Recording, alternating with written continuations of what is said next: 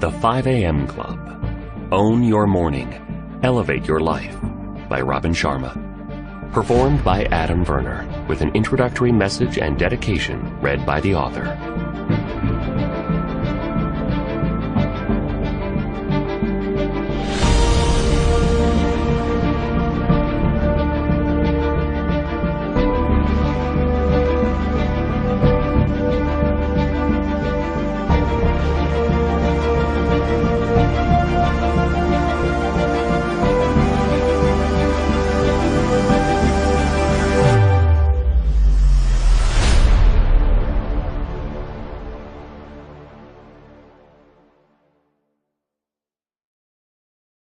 Hi, it's Robin Sharma. I'm immensely grateful that this book is in your hands. My deep hope is that it serves the full expression of your gifts and talents beautifully and causes revolutions of heroic transformation within your creativity, productivity, prosperity, and service to the world. The 5 a.m. Club is based on a concept and method that I've been teaching to celebrated entrepreneurs, CEOs of legendary companies, sports superstars, music icons, and members of royalty with extraordinary success for over 20 years. I wrote this book over a 4-year period in Italy, South Africa, Canada, Switzerland, Russia, Brazil, and Mauritius. Sometimes the words flowed effortlessly, as if a gentle summer breeze was at my back, and at other times I struggled to move ahead. Sometimes I felt like waving the white flag of creative depletion, and during other periods of this intensely spiritual process, a responsibility higher than my own needs encouraged me to continue. I've given all I have to give in the writing of this book for you, and I greatly thank all the very good people from around the planet who have stood with me to the completion of the 5 a.m. Club. And so, with a full heart, I humbly dedicate this work to you, the reader. The world needs more heroes, and why wait for them when you have it in you to become one, starting today? With love and respect, I truly hope you love this book.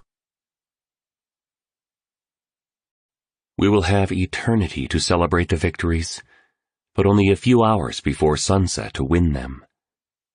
Amy Carmichael. For what it's worth, it's never too late, or, in my case, too early to be whoever you want to be. I hope you live a life you're proud of.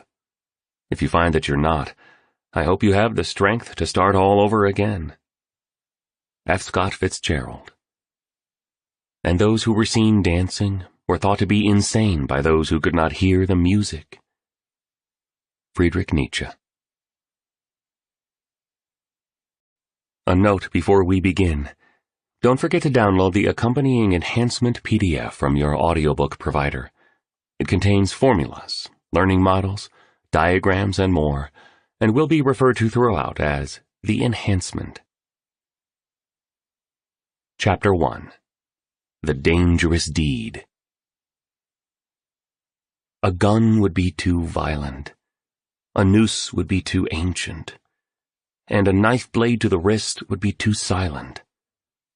So the question became, how could a once glorious life be ended swiftly and precisely, with minimum mess, yet maximum impact? Only a year ago, circumstances had been dramatically more hopeful. The entrepreneur had been widely celebrated as a titan of her industry, a leader of society and a philanthropist. She was in her late 30s, steering the technology company she founded in her dorm room in college to ever-increasing levels of marketplace dominance, while producing products that her customers revered. Yet now she was being blindsided, facing a mean-spirited and jealousy-fueled coup that would significantly dilute her ownership stake in the business she'd invested most of her life building, forcing her to find a new job. The cruelty of this remarkable turn of events was proving to be unbearable for the entrepreneur. Beneath her regularly icy exterior beat a caring, compassionate, and deeply loving heart. She felt life itself had betrayed her, and that she deserved so much better. She considered swallowing a gigantic bottle of sleeping pills. The dangerous deed would be cleaner this way. Just take them all and get the job done fast, she thought. I need to escape this pain. Then she spotted something on the stylish oak dresser in her all-white bedroom. A ticket to a personal optimization conference that her mother had given her. The entrepreneur usually laughed at people who attended such events, calling them broken-winged, and saying they were seeking the answers of a pseudo-guru, when everything they needed to live a prolific and successful life was already within them. Maybe it was time to rethink her opinion. She couldn't see many options. Either she'd go to the seminar and experience some breakthrough that would save her life, or she'd find her peace via a quick death. Chapter 2. A Daily Philosophy on Becoming Legendary. Do not allow your fire to go out. Spark by irreplaceable spark in the hopeless swamps of the not quite, the not yet, and the not at all. Do not let the hero in your soul perish in lonely frustration for the life you deserved and have never been able to reach. The world you desire can be won. It exists. It is real. It is possible. It is yours. Ayn Rand. He was a speaker of the finest kind, a genuine spellbinder.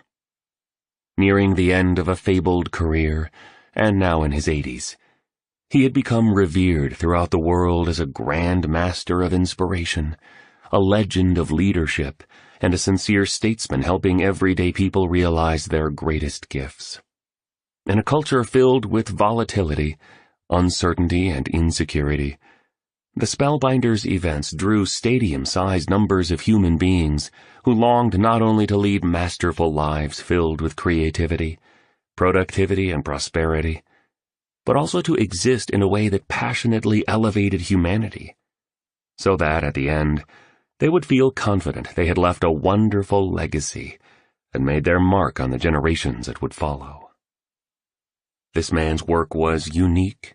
It blended insights that fortify the warrior within our characters with ideas that honor the soulful poet who resides inside the heart.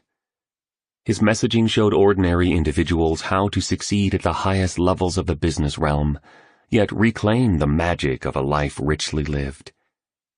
So we return to the sense of awe we once knew, before a hard and cold world placed our natural genius into bondage by an orgy of complexity, superficiality, and technological distraction. And though the spellbinder was tall, his advanced years left him slightly bent over. As he walked the platform, he stepped carefully, yet gracefully. A precisely fitted charcoal gray suit with soft white pinstripes gave him an elegant look, and a pair of blue-tinted eyeglasses added just the right amount of cool. "Life's too short to play small with your talents," the spellbinder spoke to the room of thousands. "You were born into the opportunity, as well as the responsibility to become legendary. You've been built to achieve masterwork-level projects, designed to realize unusually important pursuits, and constructed to be a force for good on this tiny planet. You have it in you to reclaim sovereignty over your primal greatness in a civilization that has become fairly uncivilized. To restore your nobility in a global community where the majority shops for nice shoes and acquires expensive things, yet rarely invests in a better self.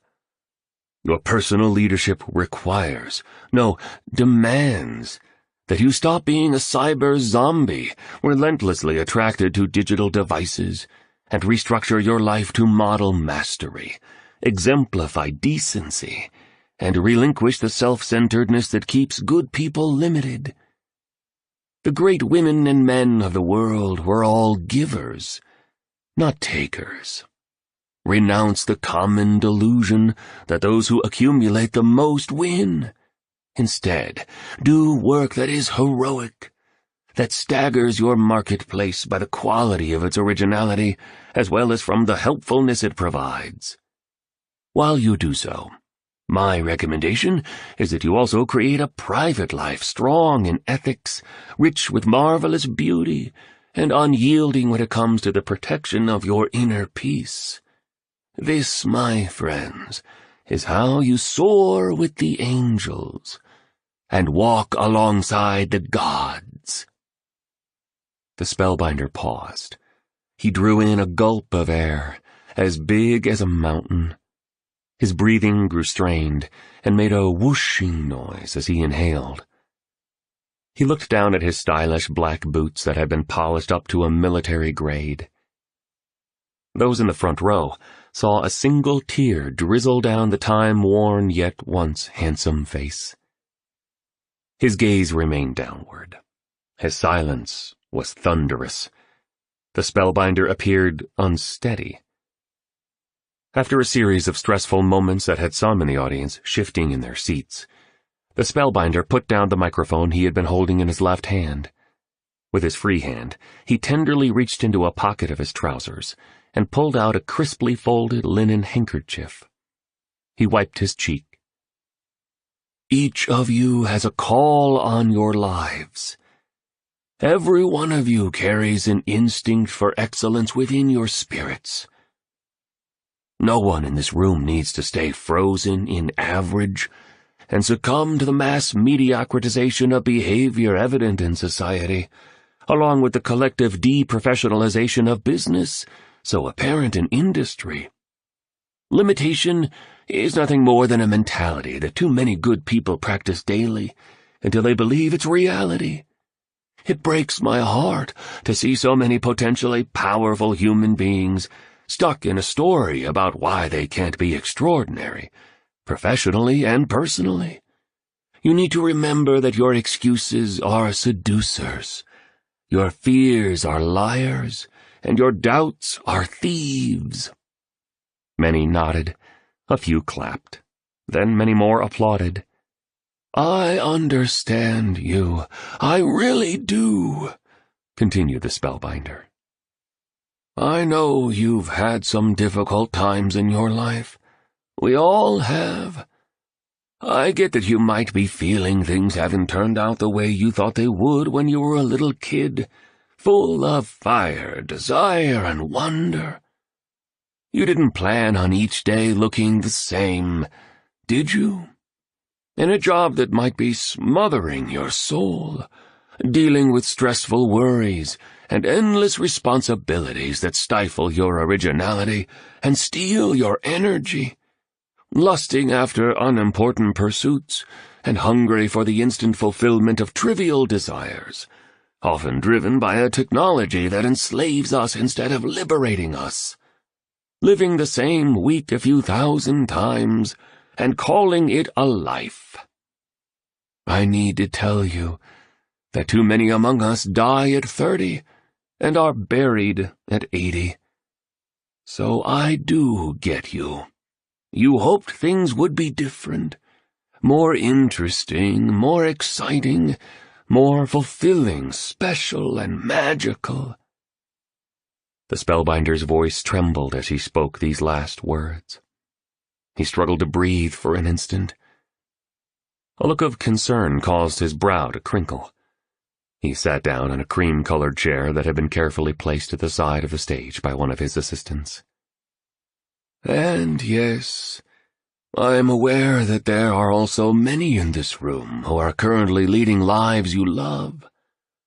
You're an epic success in the world, fully on your game and enriching your families and communities with an electricity that borders on otherworldly. Nice work, bravo! And yet you, too, have experienced seasons where you've been lost in the frigid and dangerous valley of darkness. You, too, have known the collapse of your creative magnificence, as well as your productive eminence into a tiny circle of comfortableness, fearfulness, and numbness that betrayed the mansions of mastery and reservoirs of bravery inside of you. You, too, have been disappointed by the barren winters of a life weakly lived. You, too, have been denied many of your most inspired childhood dreams. You, too, have been hurt by people you trusted. You, too, have had your ideals destroyed. You, too, have had your innocent heart devastated, leaving your life decimated, like a ruined country after ambitious foreign invaders infiltrated it. The cavernous conference hall was severely still. No matter where you are on the pathway of your life, please don't let the pain of an imperfect past hinder the glory of your fabulous future. You are so much more powerful than you may currently understand. Splendid victories and outright blessings are coming your way, and you're exactly where you need to be to receive the growth necessary for you to lead the unusually productive, extremely prodigious, and exceptionally influential life that you've earned through your harshest trials. Nothing is wrong at this moment, even if it feels like everything's falling apart. If you sense your life's a mess right now, this is simply because your fears are just a little stronger than your faith. With practice, you can turn down the volume of the voice of your scared self and increase the tone of your most triumphant side. The truth is that every challenging event you've experienced, each toxic person that you've encountered, and all the trials you've endured have been perfect preparation to make you into the person that you now are. You needed these lessons to activate the treasures, talents, and powers that are now awakening within you. Nothing was an accident. Zero was a waste. You're definitely exactly where you need to be to begin the life of your most supreme desires. One that can make you an empire builder, along with a world changer, and perhaps even a history maker. This all sounds easy, but it's a lot harder in reality, shouted a man in a red baseball cap, seated in the 5th row. He sported a gray t-shirt and ripped jeans, the type you can buy torn at your local shopping mall. Though his outburst could have seemed disrespectful, the pitch of the participant's voice and his body language displayed genuine admiration for the spellbinder. I agree with you, you wonderful human being, responded the spellbinder, his grace influencing all participants and his voice sounding somewhat stronger as he stood up from his chair. Ideas are worth nothing unless backed by application. The smallest of implementations is always worth more than the grandest of intentions. And if being an amazing person and developing a legendary life was easy, everyone would be doing it. Know what I mean?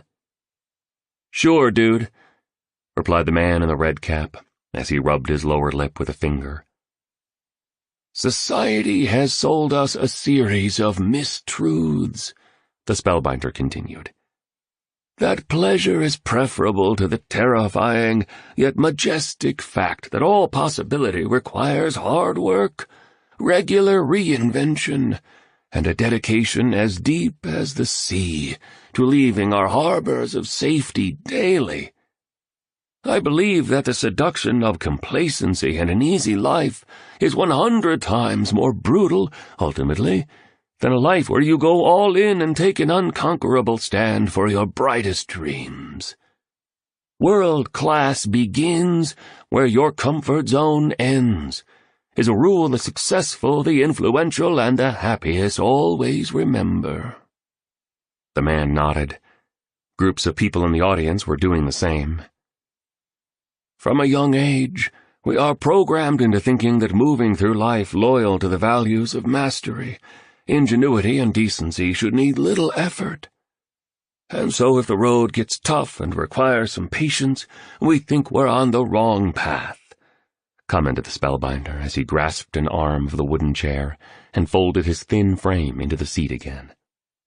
"We've encouraged a culture of soft, weak and delicate people who can't keep promises, who bail on commitments, and who quit on their aspirations the moment the smallest obstacle shows up."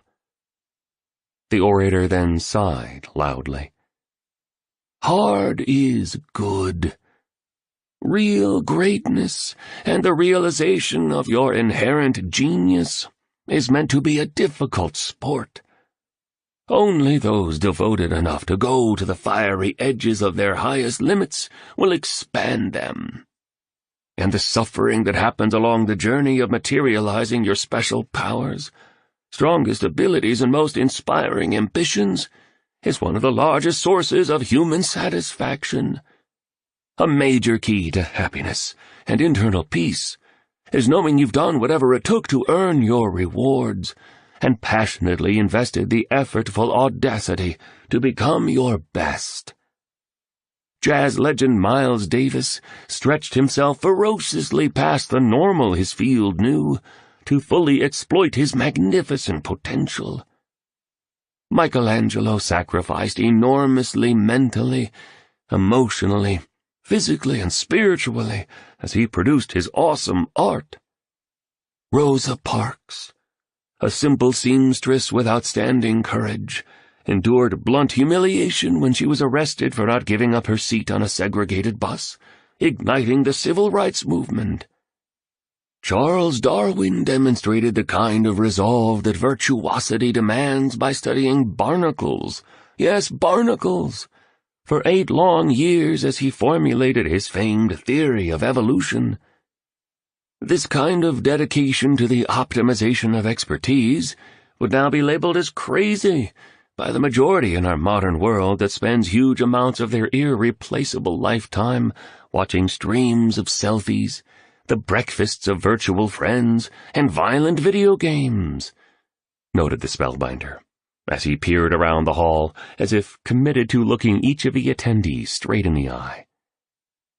Stephen King worked as a high school writing teacher and in an industrial laundry before selling Carrie, the novel that made him famous, the aging presenter continued. Oh, and please know that King was so discouraged by the rejections and denials that he threw the manuscript he wrote in his rundown trailer into the garbage, surrendering to the struggle. It was only when his wife, Tabitha, discovered the work while her husband was away, wiped off his cigarette ashes, read the book, and then told its author that it was brilliant, that King submitted it for publication. Even then, his advance for hardcover rights was a paltry $2,500. "Are you serious?" murmured a woman seated near the stage. She wore a lush green hat with a big scarlet feather sticking out of it, and was clearly content with marching to her own drumbeat. "I am," said the spellbinder. "And while Vincent van Gogh created 900 paintings and over 1,000 drawings in his lifetime, his celebrity started after his death. His drive to produce wasn't inspired by the ego fuel of popular applause, but by a wiser instinct that enticed him to see just how much of his creative power he could unlock, no matter how much hardship he had to endure. Becoming legendary is never easy, but I'd prefer that journey to the heartbreak of being stuck in ordinary that so many potentially heroic people deal with constantly," articulated the spellbinder firmly. "Anyway, let me simply say that the place where your greatest discomfort lies is also the spot where your largest opportunity lives. The beliefs that disturb you, the feelings that threaten you, the projects that unnerve you, and the unfoldments of your talents that the insecure part of you is resisting are precisely where you need to go to. Lean deeply toward these doorways into your bigness as a creative producer, seeker of personal freedom and possibilitarian, and then embrace these beliefs, feelings, and projects quickly instead of structuring your life in a way that's designed to dismiss them. Walking into the very things that scare you is how you reclaim your forgotten power, and how you get back the innocence and awe you lost after childhood." Suddenly the spellbinder started to cough, mildly at first, then violently, like he'd been possessed by a demon hell-bent on revenge. In the wings, a man in a black suit with an aggressive crew cut spoke into a mouthpiece, tucked discreetly into a shirt cuff. The lights began to flicker, then dim. A few audience members who were located near the platform stood, unsure of what to do. A uniquely pretty woman with her hair in a crisp bun, a clenched smile, and a tight black dress with an embroidered white collar, rushed up the metal staircase that the spellbinder had ascended at the beginning of his talk. She carried a phone in one hand and a well-worn notebook in another. Her red high heels made a click-clack, click-clack sound as she raced toward her employer. Yet the woman was too late. The spellbinder crumpled to the floor, like a punch-drunk boxer with a large heart, but weak skills in the final round of a once glorious career that he should have ended many years earlier. The old presenter lay still. A tiny river of blood escaped from a cut to his head, sustained on his fall. His glasses sat next to him. The handkerchief was still in his hand. His once sparkling eyes remained closed. Chapter 3. An unexpected encounter with a surprising stranger. Do not live as if you have 10,000 years left. Your fate hangs over you. While you are still living, while you still exist on this earth, strive to become a genuinely great person. Marcus Aurelius, Roman Emperor. The entrepreneur lied to the people she met at the seminar, telling them she was in the room to learn the spellbinder's fabulous formulas for exponential productivity, as well as to discover the neuroscience beneath personal mastery that he had been sharing with leaders of industry. She mused that her expectation was that the guru's methodology would give her an unmatchable edge over her firm's competition, allowing the business to swiftly scale toward indisputable dominance. You know the real reason she was there. She needed her hope restored, and her life saved. The artist had come to the event to understand how to fuel his creativity and multiply his capability so he could make an enduring mark on his field by the paintings he generated. And the homeless man appeared to have sneaked into the conference hall while no one was watching. The entrepreneur and the artist had been seated together. This was the first time they'd met. "Do you think he's dead?" she asked as the artist fidgeted with his dangling Bob Marley dreadlocks. The entrepreneur's face was angular and long. A wealth of wrinkles and weighty crevices ran along her forehead, like ruts in a farmer's fresh field. Her brown hair was medium in length and styled in an "I mean business and dare not mess with me" kind of a way. She was lean, like a long-distance runner, with thin arms and lithe legs that emerged from a sensible blue designer skirt. Her eyes looked sad, from old hurts that had never been healed, and from the current chaos that was infecting her beloved company. "Not sure. He's old. He fell hard. God, that was wild. Never seen anything like it," the artist said anxiously as he tugged on an earring. "I'm new to his work. I'm not into this sort of thing," the entrepreneur explained.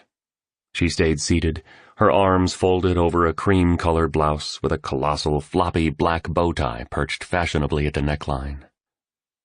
"But I liked a lot of his information on productivity in this era of devices destroying our focus and our ability to think deeply. His words made me realize I have to guard my cognitive assets in a far better way," she carried on fairly formally. She had no real interest in sharing what she was going through, and she obviously wanted to protect her facade of an illustrious businesswoman ready to rise to the next level. "Yeah, he's deaf hip. said the artist, looking nervous. "He's helped me so much. Can't believe what just went down. Surreal, right?" He was a painter. Because he wanted to elevate his craft as well as improve his personal life, he followed the spellbinder's work. But for whatever reason, the demons within him seemed to hold power over his greater nature. So he'd inevitably sabotage his Herculean ambitions and wonderfully original ideas. The artist was heavy. A goatee jutted out from under his chin. He wore a black t-shirt and long black shorts that fell below his knobby knees. Black boots with rubber soles, the kind you may have seen Australians wear, completed the creative uniform. A fascinating cascade of tattoos rolled down both arms and across his left leg. One said, "Rich people are fakers." Another stole a line from Salvador Dali, the famed Spanish artist. It read simply, "I don't do drugs, I am drugs." "Hi, guys!" The homeless man spoke inappropriately loudly from a few rows behind the entrepreneur and the artist. The auditorium was still emptying, and the audio-visual crew was noisily tearing down the staging. Event staff swept the floor. A Nightmares on Wax song played soothingly in the background. The two new acquaintances turned around to see a tangled mess of wild person hair, a face that looked like it hadn't been shaved in decades, and a tattered arrangement of terrifically stained clothing. "Yes?" asked the entrepreneur in a tone as cold as an ice cube in the Arctic. "Can I help you?" "Hey, brother, what's up?" offered the artist more compassionately. The homeless man got up, shuffled over, and sat next to the two. "Do you think the guru's croaked?" he asked, as he picked at a scab on one of his wrists. "Not sure," the artist replied as he twirled another dreadlock. "Hope not." "Did you guys like the seminar? You into what the old-timer said?" continued the scruffy stranger. "Deaf," said the artist. "I love his work. I have a hard time living it all, but what he says is profound and powerful." "I'm not so sure," the entrepreneur said cynically. "I like a lot of what I heard today, but I'm still not convinced on some other things. I'll need some time to process it all." "Well, I think he's numero uno," stated the homeless man with a burp. "I made my fortune thanks to the teachings of the spellbinder, and have enjoyed a pretty world-class life because of him, too. Most people wish for phenomenal things to happen to them. He taught me that exceptional performers make phenomenal things happen to them. And the great thing is, he not only gave me a secret philosophy to get my big dreams done, but he taught me the technology, the tactics and tools to translate the information into results. His revolutionary insights on how to install a fiercely productive morning routine alone transformed the impact I've had on my marketplace." A jagged scar ran along the homeless man's forehead, just above his right eye. His threatening beard was gray. Around his neck he sported a beaded necklace, like the ones Indian holy men wear at their temples, though his hyperbole made him sound unstable, and his visage made it appear that he'd lived on the streets for many years. His voice displayed an irregular sense of authority, and his eyes revealed the confidence of a lion. "Total crackpot," the entrepreneur whispered to the artist. "If he's got a fortune, I'm Mother Teresa." "Got you, he seems insane," the artist replied. "But check out his humongous watch."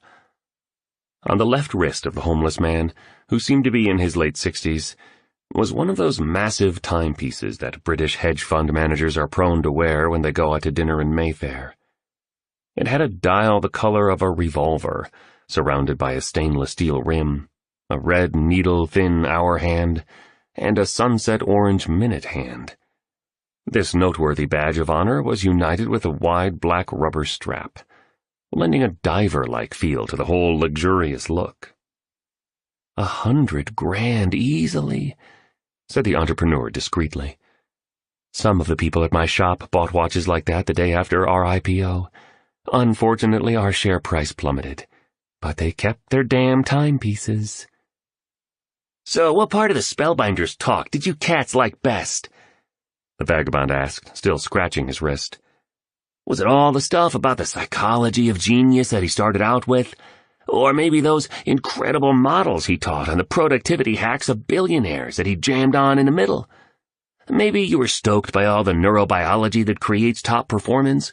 Or did you vibe with his theory on our responsibility to reach legendary, while serving as an instrument for the benefit of humanity that he walked us through before that dramatic finish? The homeless man then winked and glanced at his big watch. Hey, dudes, this has been fun. But time is one of the most precious commodities I've learned to bulletproof. Warren Buffett, the brilliant investor, said the rich invest in time, the poor invest in money. So I can't hang with the humans too long. Got a meeting with a jet and a runway, know what I mean? He seems to be delusional, thought the entrepreneur. Buffett also said, I buy expensive suits. They just look cheap on me. Maybe you'll remember that quote too. And, she continued, I really don't mean to be rude, but I'm not sure how you got in here. And I have no idea where you got that fat watch from or what jet you're talking about. And please stop speaking the way you do about what happened at the presentation. Nothing funny about it. Seriously, I'm not sure the gentleman's still breathing. Deaf true, the artist agreed as he stroked his goatee. Not cool. And why do you talk like a surfer? Hey guys, chill, said the homeless man. First, I am a surfer. I spent my teenage years on a board in Malibu. Used to ride near a point where the rad breaks are. Now I surf the smaller waves in Tamarin Bay, a spot you cats have probably never been to. Never heard of the place. You're fairly outrageous, the entrepreneur said frostily. The homeless man was unstoppable. And second, I have been very successful in the business world. I've built a bunch of companies that are extremely profitable in this age of firms making billions in income, yet nothing on their bottom line. What a joke. The world's going a little berserk. Too much greed and not enough good sense. And third, if I may, he added as his gravelly voice grew stronger, there is a plane waiting for me on a tarmac not so far from here. So before I go, I'll ask you again because I want to know, what part of the Spellbinder's presentation did you two like best? Pretty much the whole thing, the artist answered. Loved it all so much, I recorded every word the old legend said. That's illegal, cautioned the homeless man, crossing his arms firmly. You could get into serious lawyer trouble doing that.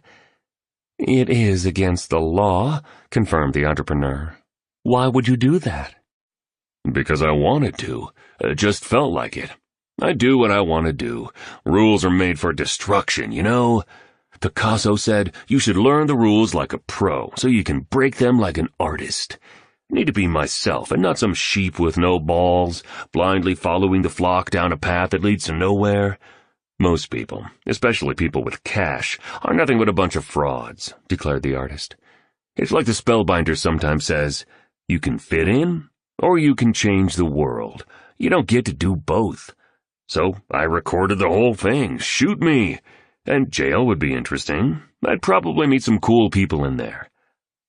Okay, said the homeless man. I don't like your decision, but I do love your passion. So go ahead, bring it on. Play the parts of the seminar that turned you on. Everything I recorded will blow your mind.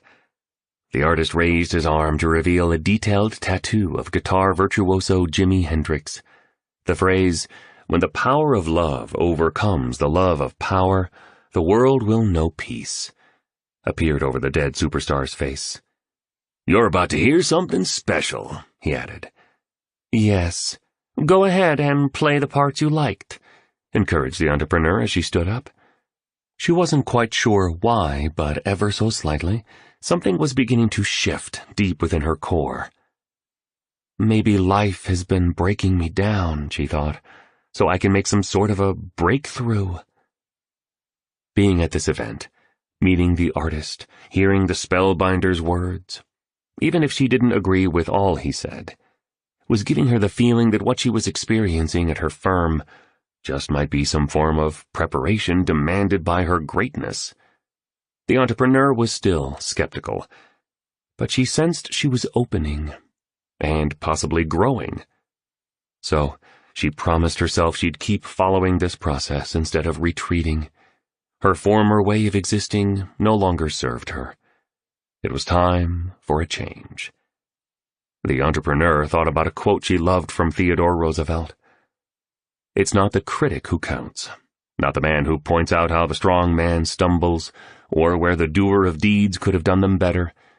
The credit belongs to the man who is actually in the arena, whose face is marred by dust and sweat and blood, who strives valiantly, who errs, who comes up short again and again because there is no effort without error and shortcoming, but who does actually strive to do the deeds, who knows great enthusiasms, the great devotions, who spends himself in a worthy cause, who at the best knows in the end that triumph of high achievement, and who at the worst, if he fails, at least fails while daring greatly, so that his place shall never be with those cold and timid souls who neither know victory nor defeat." She also recalled the phrase she'd learned from the spellbinder's address, something like, "The moment when you most feel like giving up is the instant when you must find it in you to press ahead." And so, the businesswoman reached deep within herself and made a vow to continue her quest to find her answers, solve her problems, and experience vastly better days.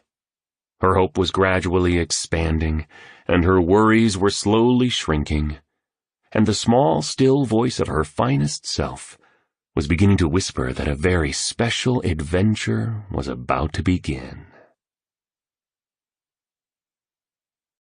Chapter 4. Letting Go of Mediocrity and All That's Ordinary. Why, sometimes I've believed as many as 6 impossible things before breakfast. Lewis Carroll, Alice in Wonderland. "You're a painter, right?" the homeless man asked as he toyed with a loose button on his shabby shirt. "Yeah," mumbled the artist. "Sort of a frustrated one. I'm good, but not great." "I have a lot of art at my flat in Zurich," said the homeless man, smiling indulgently. "Bought a place right on the Bahnhofstrasse just before the prices skyrocketed. I've learned the importance of being around only the highest quality wherever I go. That's one of the best winning moves I've made to create the life I've crafted. In my businesses, I only allow in top players, because you can't have an A-level company with C-level performers. We only release products that totally disrupt our market, and then absolutely change the field by how valuable they are. My enterprises only offer services that ethically enrich our clients, deliver a breathtaking user experience, and breed fanatical followers who couldn't imagine doing business with anyone else. And in my personal life, it's the same thing. I only eat the best food, though I don't eat a lot of it. I only read the most original and thoughtful books, spend my time in the most light-filled and inspiring of spaces, and visit the most enchanting of places. And when it comes to relationships, I only surround myself with human beings who fuel my joy, stoke my peace, and excite me to become a better man. Life's way too valuable to hang with people who don't get you, who you just don't vibe with, who have different values and lower standards than you do, who have different mindsets, heart sets, health sets, and soul sets. It's a little miracle how powerfully and profoundly our influences and environments shape our productivity as well as our impact." "Interesting," noted the entrepreneur as she stared at her phone. "He does seem to know what he's talking about," she muttered softly to the artist, her eyes still down on the screen. The spider's web of wrinkles on her face relaxed further. On one wrist dangled 2 immaculate silver bracelets. One bore the phrase, "Turn I can'ts into I cans," while the other was engraved with, "Done is better than perfect." The entrepreneur had purchased these presents for herself when her company was in its startup phase, and she'd been in a highly confident mood. "I know about mindsets," said the artist. "Never heard of heart sets, health sets, and soul sets, man."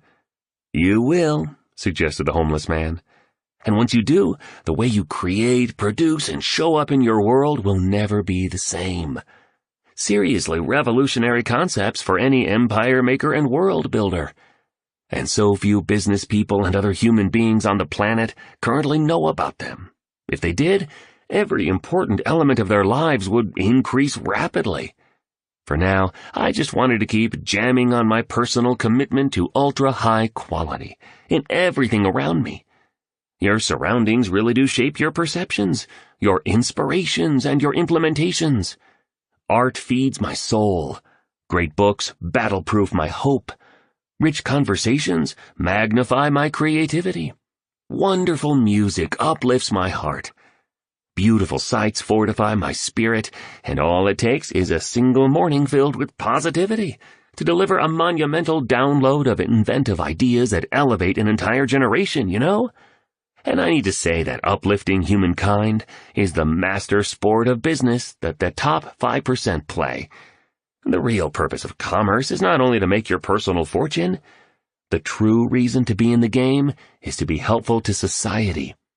My main focus in business is to serve.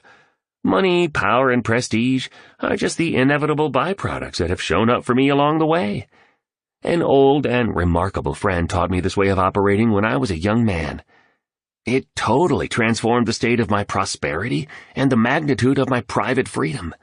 And this contrarian business philosophy has dominated my way of doing things ever since. Who knows? Maybe I'll introduce my mentor to you sometime.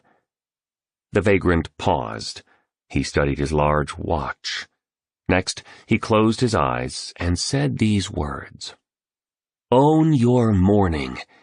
Elevate your life. As if by magic, a fairly small and quite thick piece of white paper appeared in the palm of his outstretched left hand. It was quite a trick. You would have been exceedingly impressed if you were standing there with these 3 souls. The entrepreneur and the artist both had their mouths open at this point, appearing to be both confused and mesmerized. You two each have a hero inside of you. You knew this as a child before adults told you to limit your powers, shackle your genius, and betray the truths of your heart, the homeless man told them, sounding a lot like the spellbinder. Adults are deteriorated children, he went on. When you were much younger, you understood how to live. Staring at stars filled you with delight. Running in a park made you feel alive. And chasing butterflies flooded you with joy. Oh, how I adore butterflies. Then, as you grew up, you forgot how to be human. You forgot how to be bold and enthusiastic and loving and wildly alive. Your precious reservoirs of hope faded. Being ordinary became acceptable. The lamp of your creativity, your positivity, and your intimacy with your greatness grew dim as you began to worry about fitting in, having more than others, and being popular. Well, here's what I say. Participate not in the world of numbed-out grown-ups with its scarcity, apathy, and limitation. I'm inviting you to enter a secret reality known only to the true masters, great geniuses, and genuine legends of history, and to discover primal powers within you that you never knew were there. You can create magic in your work and personal lives. I sure have, and I'm here to help you do so. Before the entrepreneur and the artist could utter even a word, the homeless man continued his discourse. Oh, I was jamming on the importance of art and the ecosystem that your life is built within. Makes me think of the awesome words of the Portuguese writer Fernando Pessoa. Art frees us through illusion from the squalor of being. While feeling the wrongs and sufferings endured by Hamlet, Prince of Denmark, we don't feel our own, which are vile because they're ours and vile because they're vile. Also reminds me of what Vincent van Gogh said, For my part, I know nothing with any certainty, but the sight of the stars makes me dream. The homeless man swallowed hard. His eyes darted away. He cleared his throat nervously. Guys, I've been through a lot. Been knocked down and kicked around a ton by life. Been sick. Been attacked. Been abused. Been misused. Hey, I'm sounding like a country song. If my gal cheated on me and my dog died, I'd have a hit single. The homeless man laughed. an odd, guttural circus clown on acid sort of laugh. He carried on. Anyway, it's all good. Pain is the doorway into deep. Know what I mean? And tragedy is nature's great purifier. It burns away the fakeness, fear, and arrogance that is of the ego, returns us to our brilliance and genius, if you have the courage to go into that which wounds you. Suffering yields many rewards, including empathy, originality, relatability, and authenticity. Jonas Salk said, I have had dreams and I've had nightmares, but I have conquered my nightmares because of my dreams. The uninvited vagabond added wistfully. He's super weird, incredibly eccentric. But there's something special to him, admitted the entrepreneur quietly to the artist, removing just a little more of the armor of cynicism that had protected her over her stellar career.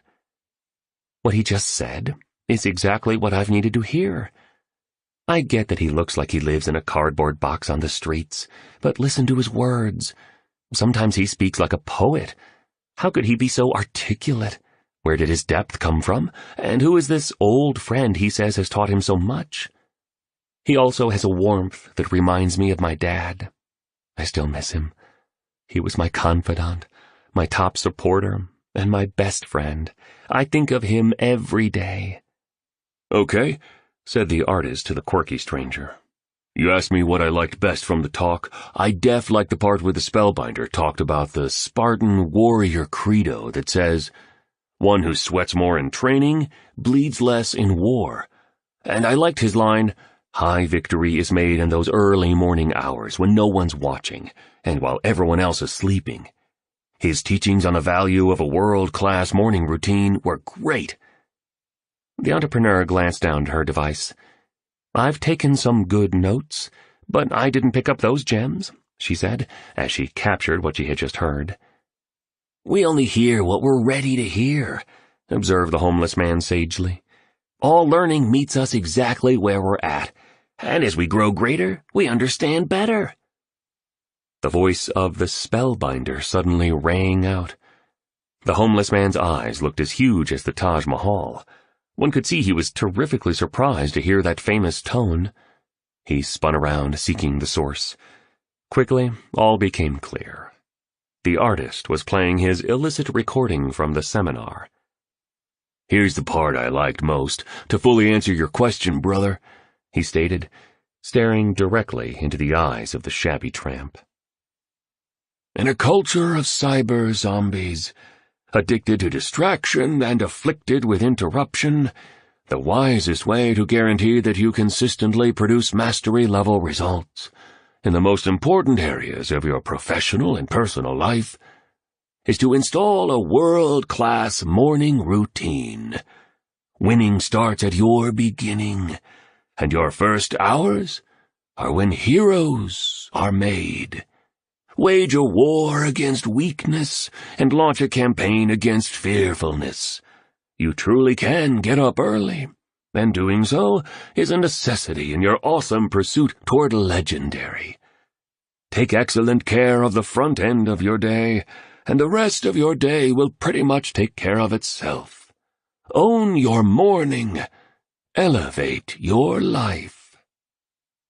The spellbinder could be heard wheezing like a novice swimmer who went too far, too fast.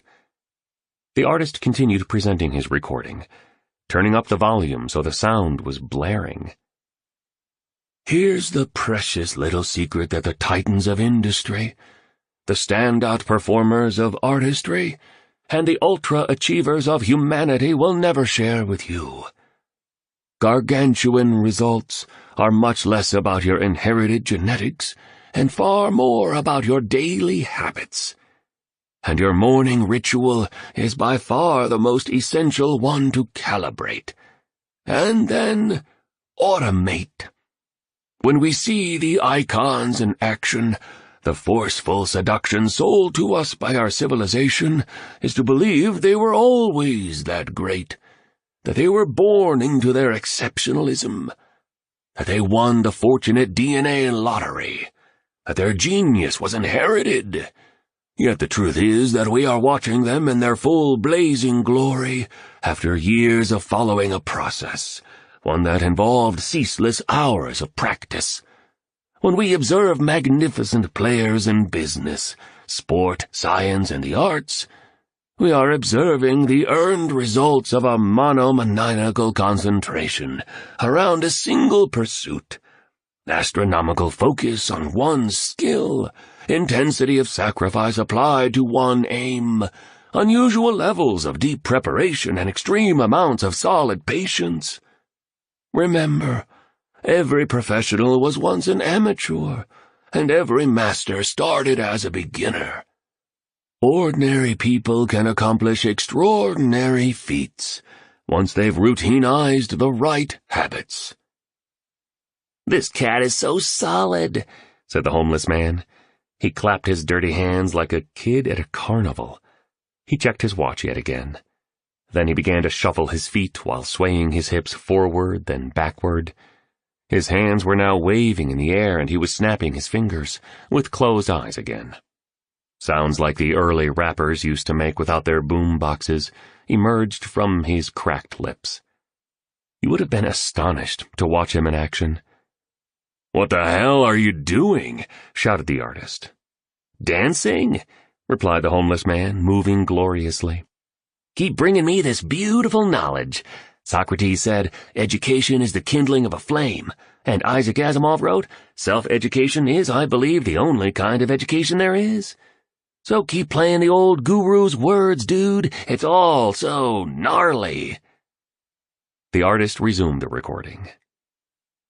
"Heavily resist all piracy of your mastery from this world, tempting you into distractibility and causing digital dementia.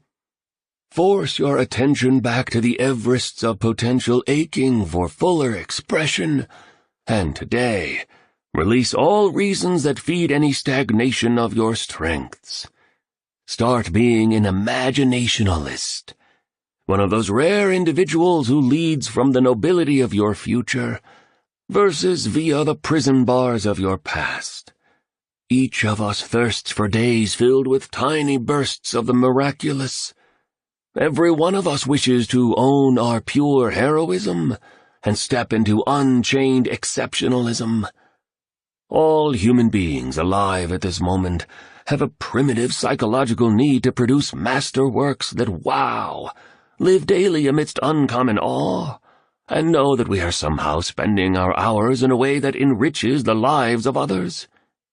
The poet Thomas Campbell said it beautifully when he observed, "To live in hearts we leave behind is not to die." Each of us, truly, has been built to make history in our own authentic way. For one, this might mean being an excellent coder or a fine teacher who lifts young minds. For another, this opportunity could mean becoming a tremendous mother or a magnificent manager. To yet another, this good fortune may mean growing a great business or being a fantastic salesperson who serves customers superbly. This chance to be remembered by future generations and lead a life that truly matters is not some platitude. This is, in fact, a truth. Yet so few of us have discovered and then installed the very mentalities, morning practices, and consistent conditions that will guarantee these results appear for us. We all want to re-access our birthright of towering talent, limitless joy, and freedom from fear. But few of us are willing to do the very things that would cause our hidden genius to present itself. Strange, right? And it's very sad. The majority of us have been hypnotized out of the luminosity that is our essence. Most of us in this age spend our most valuable hours being busy, chasing trivial pursuits and artificial amusements while neglecting living a real life. This is a formula for heartbreak at the end.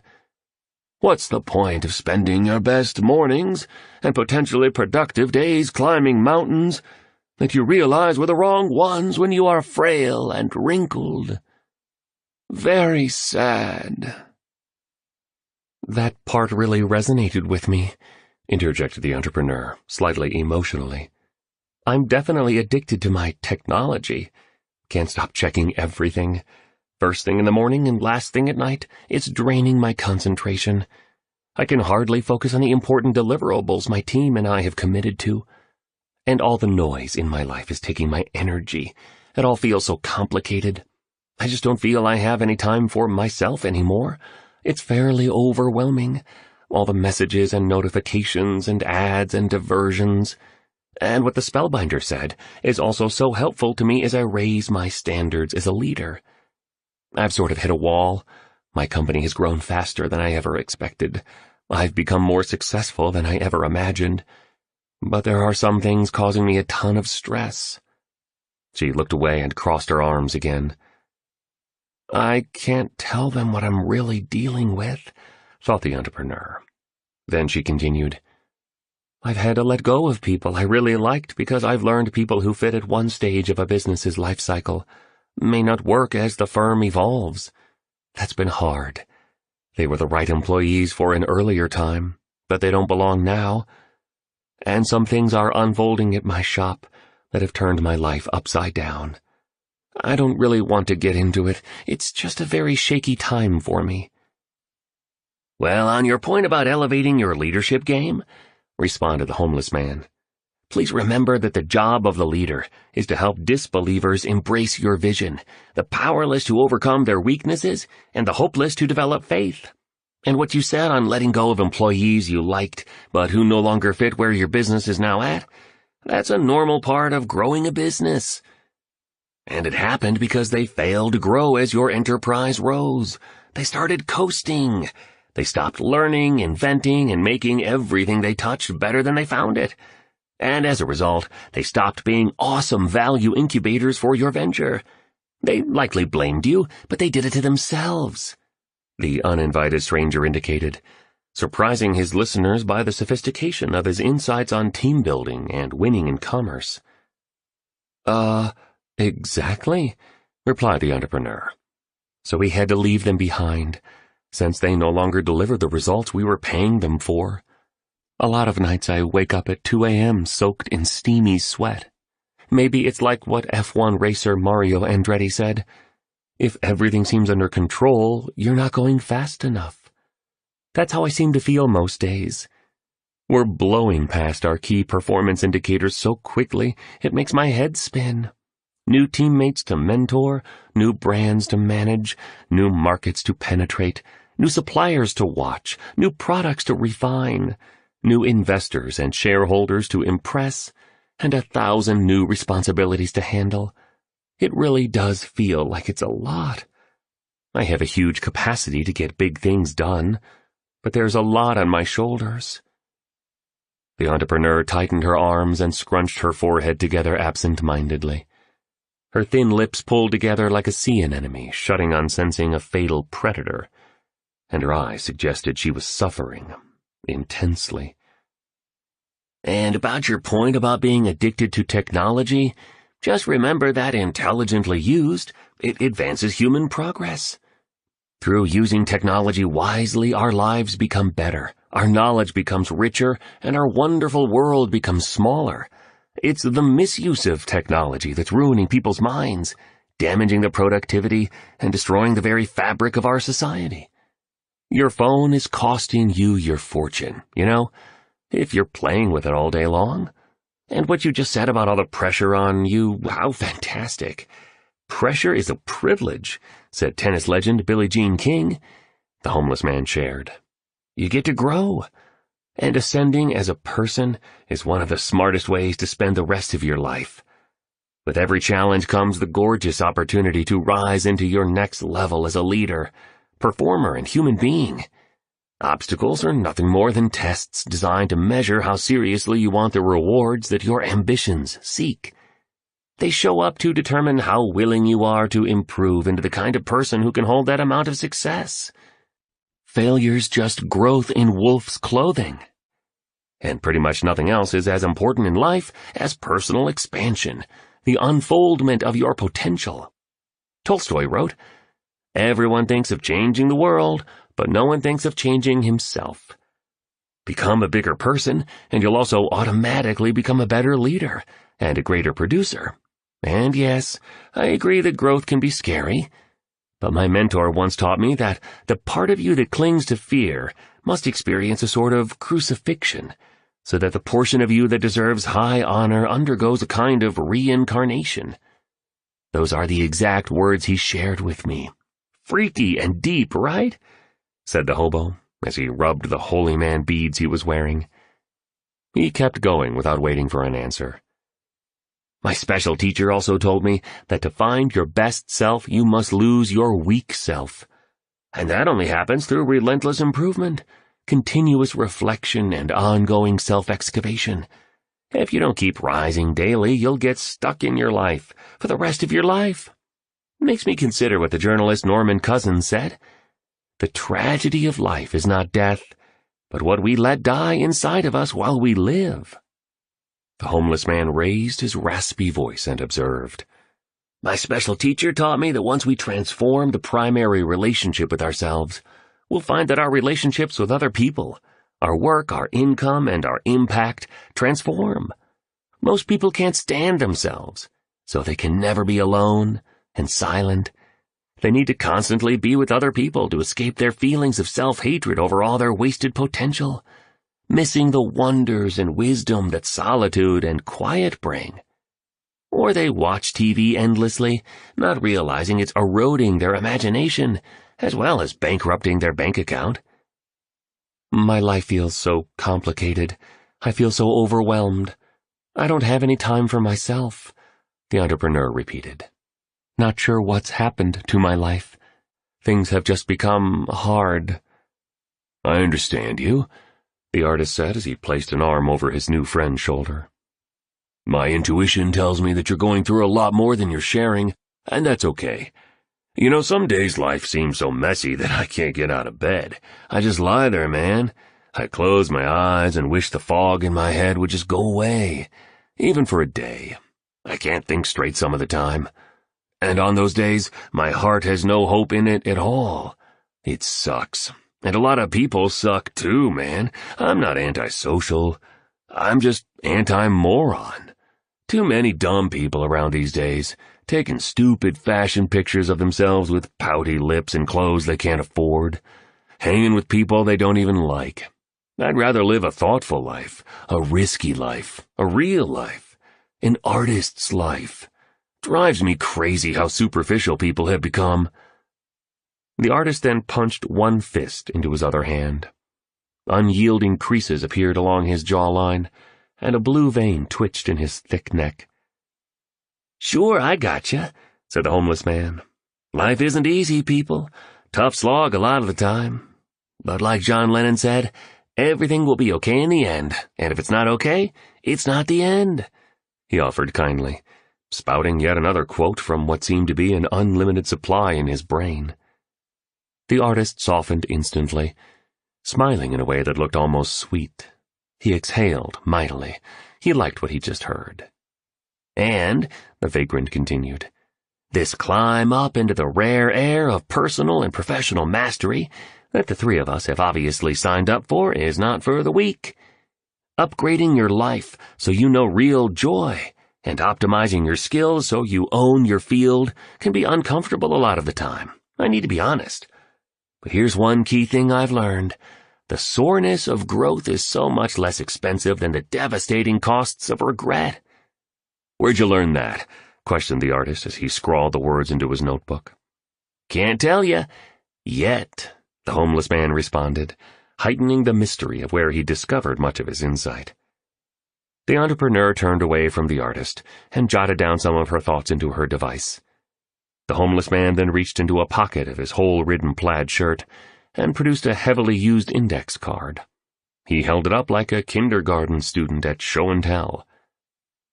A distinguished person gave this to me when I was a lot younger, as I was starting my first company. I was a lot like you cats, dripping with dreams and set to make my mark on the world, hungry to prove myself, amped to dominate the game. The first 50 years of our lives are a lot about seeking legitimacy, you know? We crave social approval. We want our peers to respect us. We hope our neighbors will like us. We buy all sorts of things we really don't need and obsess about making money we really don't enjoy." "Totally right," muttered the artist, nodding his head aggressively and shifting his posture noticeably as his dreadlocks dangled over his shoulders. The event venue was now empty. "If we have the courage to look within, we discover that we do this because we have a series of holes within us. We falsely believe that material from the outside will fill what's empty within ourselves. Yet it never will. Never will. Anywho, when many of us reach the halftime point of our lives, we make a right-angle turn. We begin to realize that we're not going to live forever and that our days are numbered. And so, we connect with our mortality. Big point here, we realize we are going to die. What's truly important comes into much sharper focus. We become more contemplative. We start to wonder if we've been true to our talents, loyal to our values, and successful on the terms that feel right to us. And we think about what those we most love will say about us when we're gone. That's when many of us make a giant shift from seeking legitimacy in society to constructing a meaningful legacy. The last 50 years then become less about me and more about we. Less about selfishness and more about service. We stop adding more things into our lives and begin to subtract and simplify. We learn to savor simple beauty, experience gratitude for small miracles, appreciate the priceless value of peace of mind, spend more time cultivating human connections, and come to understand that the one who gives the most is victorious. And what's left of your life then becomes a phenomenal dedication to loving life itself, as well as a ministry of kindness to the many, and this becomes potentially your gateway into immortality. "He's really special," whispered the entrepreneur. "I haven't felt this hopeful, energized, and grounded in months. My father used to help me navigate difficult times," she told the artist. "Ever since he passed away, I don't have anyone to lean on." "What happened to him?" quizzed the artist. "I'm a little fragile right now, even though I feel stronger now than I did when I walked in here this morning, that's for sure. But I'll simply say that he took his own life. Dad was a remarkable man, a tremendously successful business pioneer. He flew airplanes, raced fast cars, and loved superb wine. He was so alive. Then his business partner took everything away from him. Not so different from the horrible scenario I'm living right now. Anyway, the stress and shock of his world collapsing pushed him to do what we could never have imagined. He just couldn't see any way out, I guess," the entrepreneur revealed as her voice broke. "You can lean on me," the artist said tenderly. He placed a hand with a hippie ring on a pinky finger onto his heart as he spoke these words, looking both chivalrous and bohemian. The homeless man interrupted the intimate moment the two were sharing. "Here, read this," he instructed as he handed over his index card. "It'll be useful as you both rise to your next performance levels and experience everything that comes with this adventure into human leadership, personal mastery, and creating a career of uncommon productivity." In red lettering over the paper that had yellowed by the advances of time, it read, "All change is hard at first, messy in the middle, and gorgeous at the end." "That's very good," noted the entrepreneur. "A valuable piece of information for me. Thank you." The artisan resumed playing his illegal copy of the Spellbinder's presentation. "Each one of you carries a quiet genius and a triumphant hero within your hearts. Dismiss these as idealistic words of an elderly inspirationalist if you wish, but I'm proud to be an idealist. Our world needs more of us. And yet, I am also a realist. And here's the truth. Most people on the planet today don't think much of themselves, unfortunately. They secure their identity by who they are externally. They evaluate their achievement by what they've collected versus by the character they've cultivated. They compare themselves to the orchestrated and fake highlight reels presented by the people they follow. They measure their self-worth by their net worth. And they get kidnapped by the false thought that because something has never been done, it can't be done, depleting the grand and electrifying possibilities their lives are meant to become. This explains why the majority is sinking in the quicksand of uncertainty, boredom, distraction, and complexity. "Drama mamas," the homeless man interrupted again. "That's what I call men and women who've caught the virus of victimitis excusitis. All they do is complain about how bad things are for them, instead of applying their primal power to make things better. They take instead of give, criticize instead of create, and worry instead of work. Build antibodies to combat any form of average from getting anywhere near your professional days at the office and your private life at home. Never be a drama mama." The entrepreneur and the artist peeked at each other. Then they giggled, both at the terms the quirky stranger was using, and at the way he'd raised an arm and made the fingers of one hand into a peace sign as he spoke the words he'd just shared. If you were standing there with them, you would think he was weird too. The spellbinder could then be heard speaking the following words on the recording with dramatic flair. "To be clear, every day for the rest of your life, you'll be faced with the chance of showing leadership, wherever you are and in all that you do. Leadership isn't just for global icons and marketplace titans. It's an arena everyone gets to play in.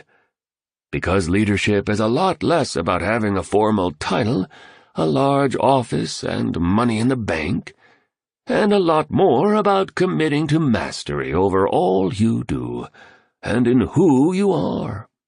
It's about resisting the tyranny of the ordinary, refusing to allow negativity to hijack your sense of awe, and preventing any form of slavery to mediocrity from infesting your life. Leadership is about making a difference right where you're planted. Real leadership is about sending out brave work that exemplifies genius, turns your whole field on its head by its scope, innovation, and execution, and is so staggeringly sublime that it stands the test of time. And never work only for the income. Labor for the impact. Make your dominant pursuit the heartfelt release of value that represents an uncommon magic that borders on the poetic. Demonstrate the full-on expression of what's possible for a human being to create.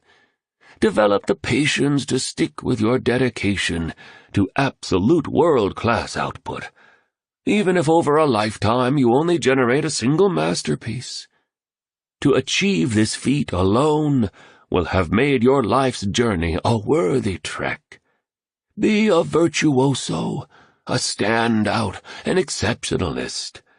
The top 5% are a lot less concerned with fame, cash, and approval, and a lot more invested in punching above their weight class within their craft, playing above their pay grade around their talents, and creating the kind of productivity that inspires and serves millions. That's often why they make millions, so never mail it in. Always bring it on. The homeless man now had his eyes closed, and was down on the floor doing a series of one-armed push-ups. All the while he was chanting, "Own your morning, elevate your life." The entrepreneur and the artist shook their heads. "One of my favorite books is The Prophet," mused the artist. "It's one of the best-selling works of poetry ever written. I read that Khalil Gibran carried the manuscript around with him for 4 long years, and refined it constantly before giving it to his publisher, just so it was pure art. I still remember the exact words he spoke when he was interviewed by a journalist about his creative process, because they guide me a lot when I'm in the studio. His words keep me reaching for a greater power as an artist, even though I battle procrastination a lot. Like I said, I'm pretty good, but I know I can be great, if I could just beat my self-sabotage and my demons." "What did he say?" asked the homeless man, now standing and twiddling with his big watch. Beads of perspiration meandered down his angular face. "Here's exactly what he said," mentioned the artist. "I wanted to be sure, very sure, that every word of it was the very best I had to offer." "Gnarly," replied the homeless man. "That's the standard that the best ones always hold themselves to." Abruptly, the spellbinder could be heard coughing in the audio. His comments that followed seemed to struggle out of him, like an unborn child, fiercely reluctant to leave the security of its loving mother's warm and safe womb. "Anyone can become an everyday leader by showing up as I'm encouraging. When it's easy, and especially when it's difficult. Starting today. And if you do so, a guaranteed victory is in your future. And I need to add that there's not one person alive today who cannot lift their thinking, performance, vitality, prosperity, and lifetime happiness magnificently by wiring in a series of profound daily rituals and then practicing them until they become your second nature. And this brings me to the single most important principle of my talk.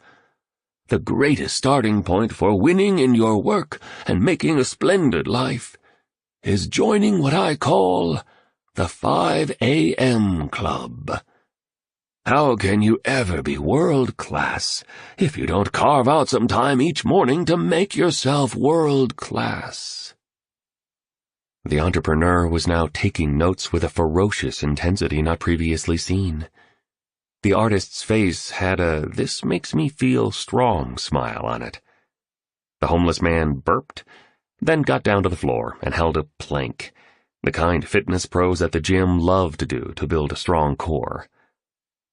You could hear the spellbinder begin to cough even more fiercely. A brutal and sustained pause followed. Next, he uttered these words, haltingly. He was wheezing audibly. His voice began to quiver like a novice telemarketer on her very first sales call. "Rising at 5 a.m. truly is the mother of all routines. Joining the 5 a.m. Club is the one behavior that raises every other human behavior.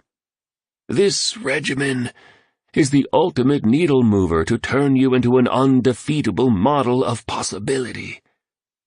The way you begin your day really does determine the extent of focus, energy, excitement, and excellence you bring to it. Each early morning is a page in the story that becomes your legacy. Each new dawn is a fresh chance to unleash your brilliance, unprison your potency, and play in the big leagues of iconic results. You have such power within you, and it reveals itself most with the first rays of daybreak. Please, do not allow past pains and present frustrations to diminish your glory, stifle your invincibility, and choke the unlimited possibilitarian that lurks within the supreme part of you. In a world that seeks to keep you down, build yourself up. In an epic that wishes you would stay in the dark, step into your light. At a time that mesmerizes you to forget your gifts, reclaim your genius. Our world requires this of each of us, to be champions of our crafts, warriors for our growth, and guardians of unconditional love for all of humankind. Display respect and compassion for all other people who occupy this tiny planet, regardless of their creed, color, or caste. Lift them up in a civilization where many get energy tearing others down. Help others sense the marvels that sleep within them. Show us the virtues we all wish more would practice. Everything I'm saying will speak to the unspoiled part of you, That side of yourself that was ferociously alive before you were taught to fear, hoard, contract, and distrust.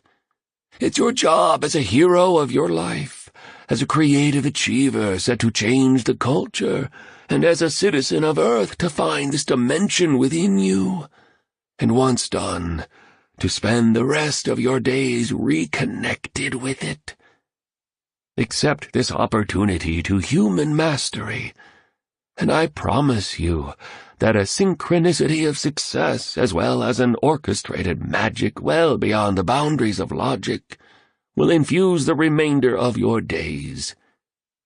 And the larger angels of your grandest potential will begin to visit you regularly. Actually, an orderly series of seemingly impossible miracles will descend onto your most genuine of dreams, causing the best of them to come true.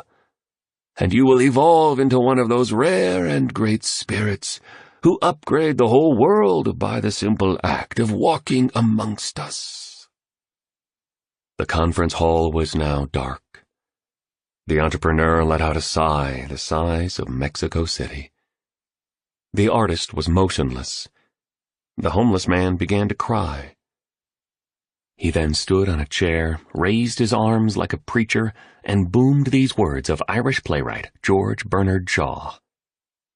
"This is the true joy in life, the being used for a purpose recognized by yourself as a mighty one, the being a force of nature instead of a feverish little clod of ailments and grievances, complaining that the world will not devote itself to making you happy. I am of the opinion that my life belongs to the whole community, and as long as I live, it is my privilege to do for it whatever I can. I want to be thoroughly used up when I die, for the harder I work, the more I live. I rejoice in life for its own sake. Life is no brief candle for me. It is a sort of splendid torch which I have got hold of for the moment, and I want to make it burn as brightly as possible before handing it on to future generations." The homeless man then fell to his knees, kissed his holy beads, and continued to weep. Chapter 5. A Bizarre Adventure into Morning Mastery. Everyone holds his fortune in his own hands. Like a sculptor, the raw material he will fashion into a figure. The skill to mold the material into what we want must be learned and attentively cultivated. Johann Wolfgang von Goethe. "If you two are interested," said the homeless man, "I'd be happy to spend a few mornings coaching you at my oceanside compound. I'll show you my private morning routine and explain why dialing in the way you run your first hour to the highest degree is essential for personal mastery and exceptional business performance. Let me do this for you, cats. Your lives will start to look glorious within a fairly short time, and the ride with me will be fun.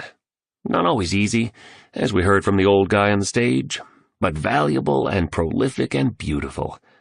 Maybe even as wonderful as the ceiling of the Sistine Chapel." "First time I saw it, I cried," the artist said, stroking the hairs of his goatee.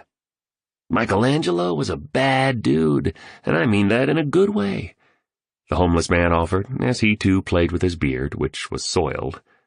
He then raised his shirt to show Greek god abdominal muscles. A long finger of a grimy hand moved along the contours, the way a raindrop zigzags down the stem of a rose after a May shower. "Hit me with a stick," shouted the artist with the enthusiasm of a cat let loose in a parrot shop. "How the heck did you get those?" "Not from some plastic ab machine I bought from a late-night TV show, that's for sure. Work is how I got all lean and chiseled up like this. Plenty of push-ups, pull-ups, planks, sit-ups, and seriously sweaty cardio sessions, often on my special beach."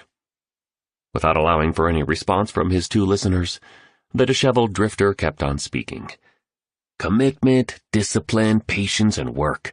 Values few believe in these days, where so many have an entitlement mentality, expecting a rich, productive, and fulfilling life to just show up one day like a sparrow at the beginning of spring, and expecting everyone around them to invest the effort they are responsible for inputting. Where's the leadership in this way of operating? A society of adults behaving like spoiled little children is how I sometimes see our world right now. Not judging, just saying. Not complaining, just reporting. Hey, cats, here's the point I'm trying to make by letting you have a peek at my sculpted abs. Nothing works for those who don't do the work. Less talk and more do is what I say. Oh, and check this out. The hobo spun around and unbuttoned his hole-ridden shirt. On his firm, striated back was a tattoo with the words, "Victims love entertainment. Victors adore education." Come hang with me at my place on a magical little island in the middle of a fantastic ocean, 5 hours from the coast of Cape Town. He handed the entrepreneur the plastic card with the seaside scene etched on it. "Those are my dolphins," he said, happily pointing to the hand-drawn image. "The trip will be so worth it," he continued. "The adventure of a lifetime for sure. Some of your most valuable and sensational moments ever will unfold there. You need to take a trust walk with me, people. I'll teach you everything I know about a world-class morning ritual. I'll help you both become members of the 5 a.m. club. You'll learn to rise early, regularly, so you'll get more done by noon than most people get done in a week. And so you'll optimize your health, happiness, and peacefulness. There's a reason so many of the great achievers of the world get up before the sun. It's the most special part of the day. I'll explain how I used this revolutionary method to build my empire. And to be clear, empires arrive in many forms. Economic is just one of them. You can also create empires of artistry, productivity, humanity, philanthropy, personal freedom, and even spirituality. I'll download pretty much everything I've been blessed to have been taught by the mentor who transformed my life. You'll discover so much. You'll be moved at the deepest level. You'll see the world through an all-new set of lenses. You'll also eat the finest food and watch the most spectacular sunsets. You guys can swim in the sea, go snorkeling with the dolphins, and fly over the sugar cane stalks that dance in the wind in the helicopter I own. And should you both accept my heartfelt invitation to visit me, I insist you stay at my home. "My God, you're kidding me, right?" boomed the artist. It was becoming increasingly evident that, like many in his field, he was acutely emotional, vigilant to the infinitesimal, and carried a sensitivity born of latent pain. Those who feel more than most people sometimes believe they have been cursed. In fact, they have been granted a gift, one that allows them to sense what others miss, experience the delights that most neglect, and notice the majesty in ordinary moments. Yes, such people get hurt more easily, yet they are also the ones who create great symphonies, architect dazzling buildings, and find cures for the sick. Tolstoy once noted that only people who are capable of loving strongly can suffer great sorrow, while the Sufi poet Rumi wrote, "You have to keep breaking your heart until it opens." The artist seemed to personify these insights. "Nope, totally serious, dudes," the homeless man said enthusiastically. "I have a house not far from a village called Solitude, and believe me, they named it accurately.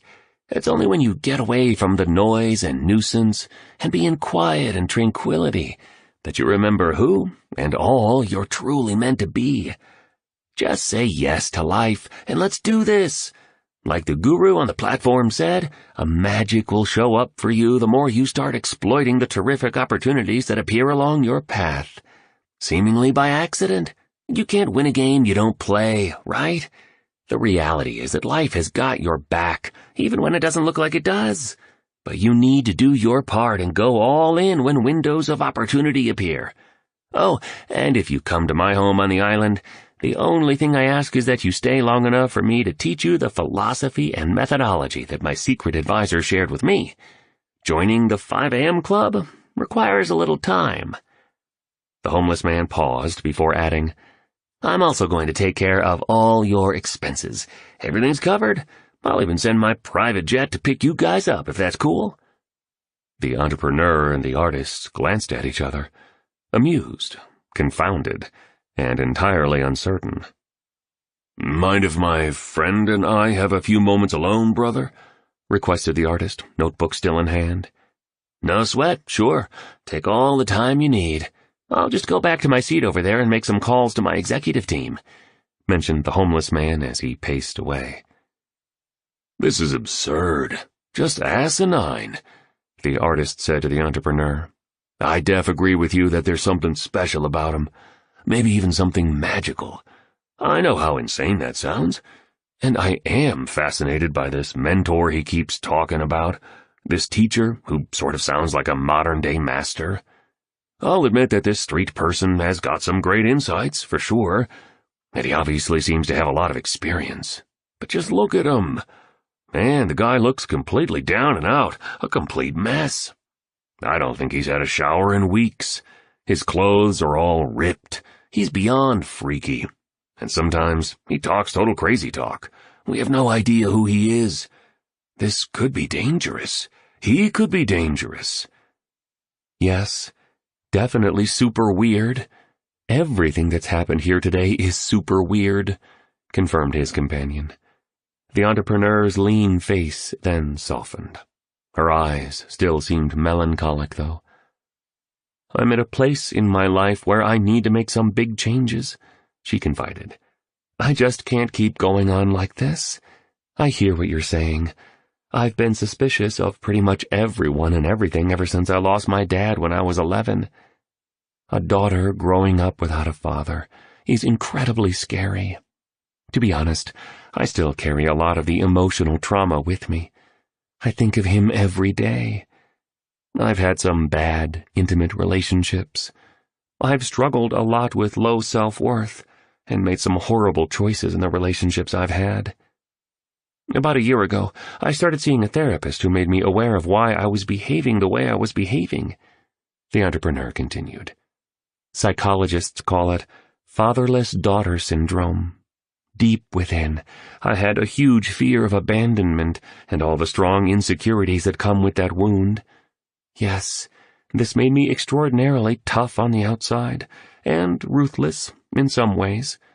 The chip on my shoulder over the loss of my father gave me my drive and my ambition, yet the loss also left me empty within. I'm learning that I've been trying to fill the void that he left, when he left, by pushing myself to exhaustion in my work with the belief that when I'm even more successful, I'll get the love I lost. I've been attempting to fill my emotional holes by chasing more money like a heroin addict needing a fix. I've been starving for social status and hungry for industry approval, escaping online for quick pleasure hits of entertainment when I could be doing things that matter. As I said, I'm realizing a lot of my behavior has been pushed from the fear created by my early challenges as a young woman. I felt inspired when the spellbinder spoke about never doing something for the money, but instead reaching for world class as a leader and a person for the meaning it provides, for the opportunity to grow it provokes, and for a shot at changing the world. His words made me feel so hopeful. I want to live in the way he spoke of, but I'm nowhere near that place now, and recently, what's happened at my company pushed me to the edge. I'm really not doing well at life right now. I only came to this meeting because my mom gave me a free ticket, and I'm so desperate for a change."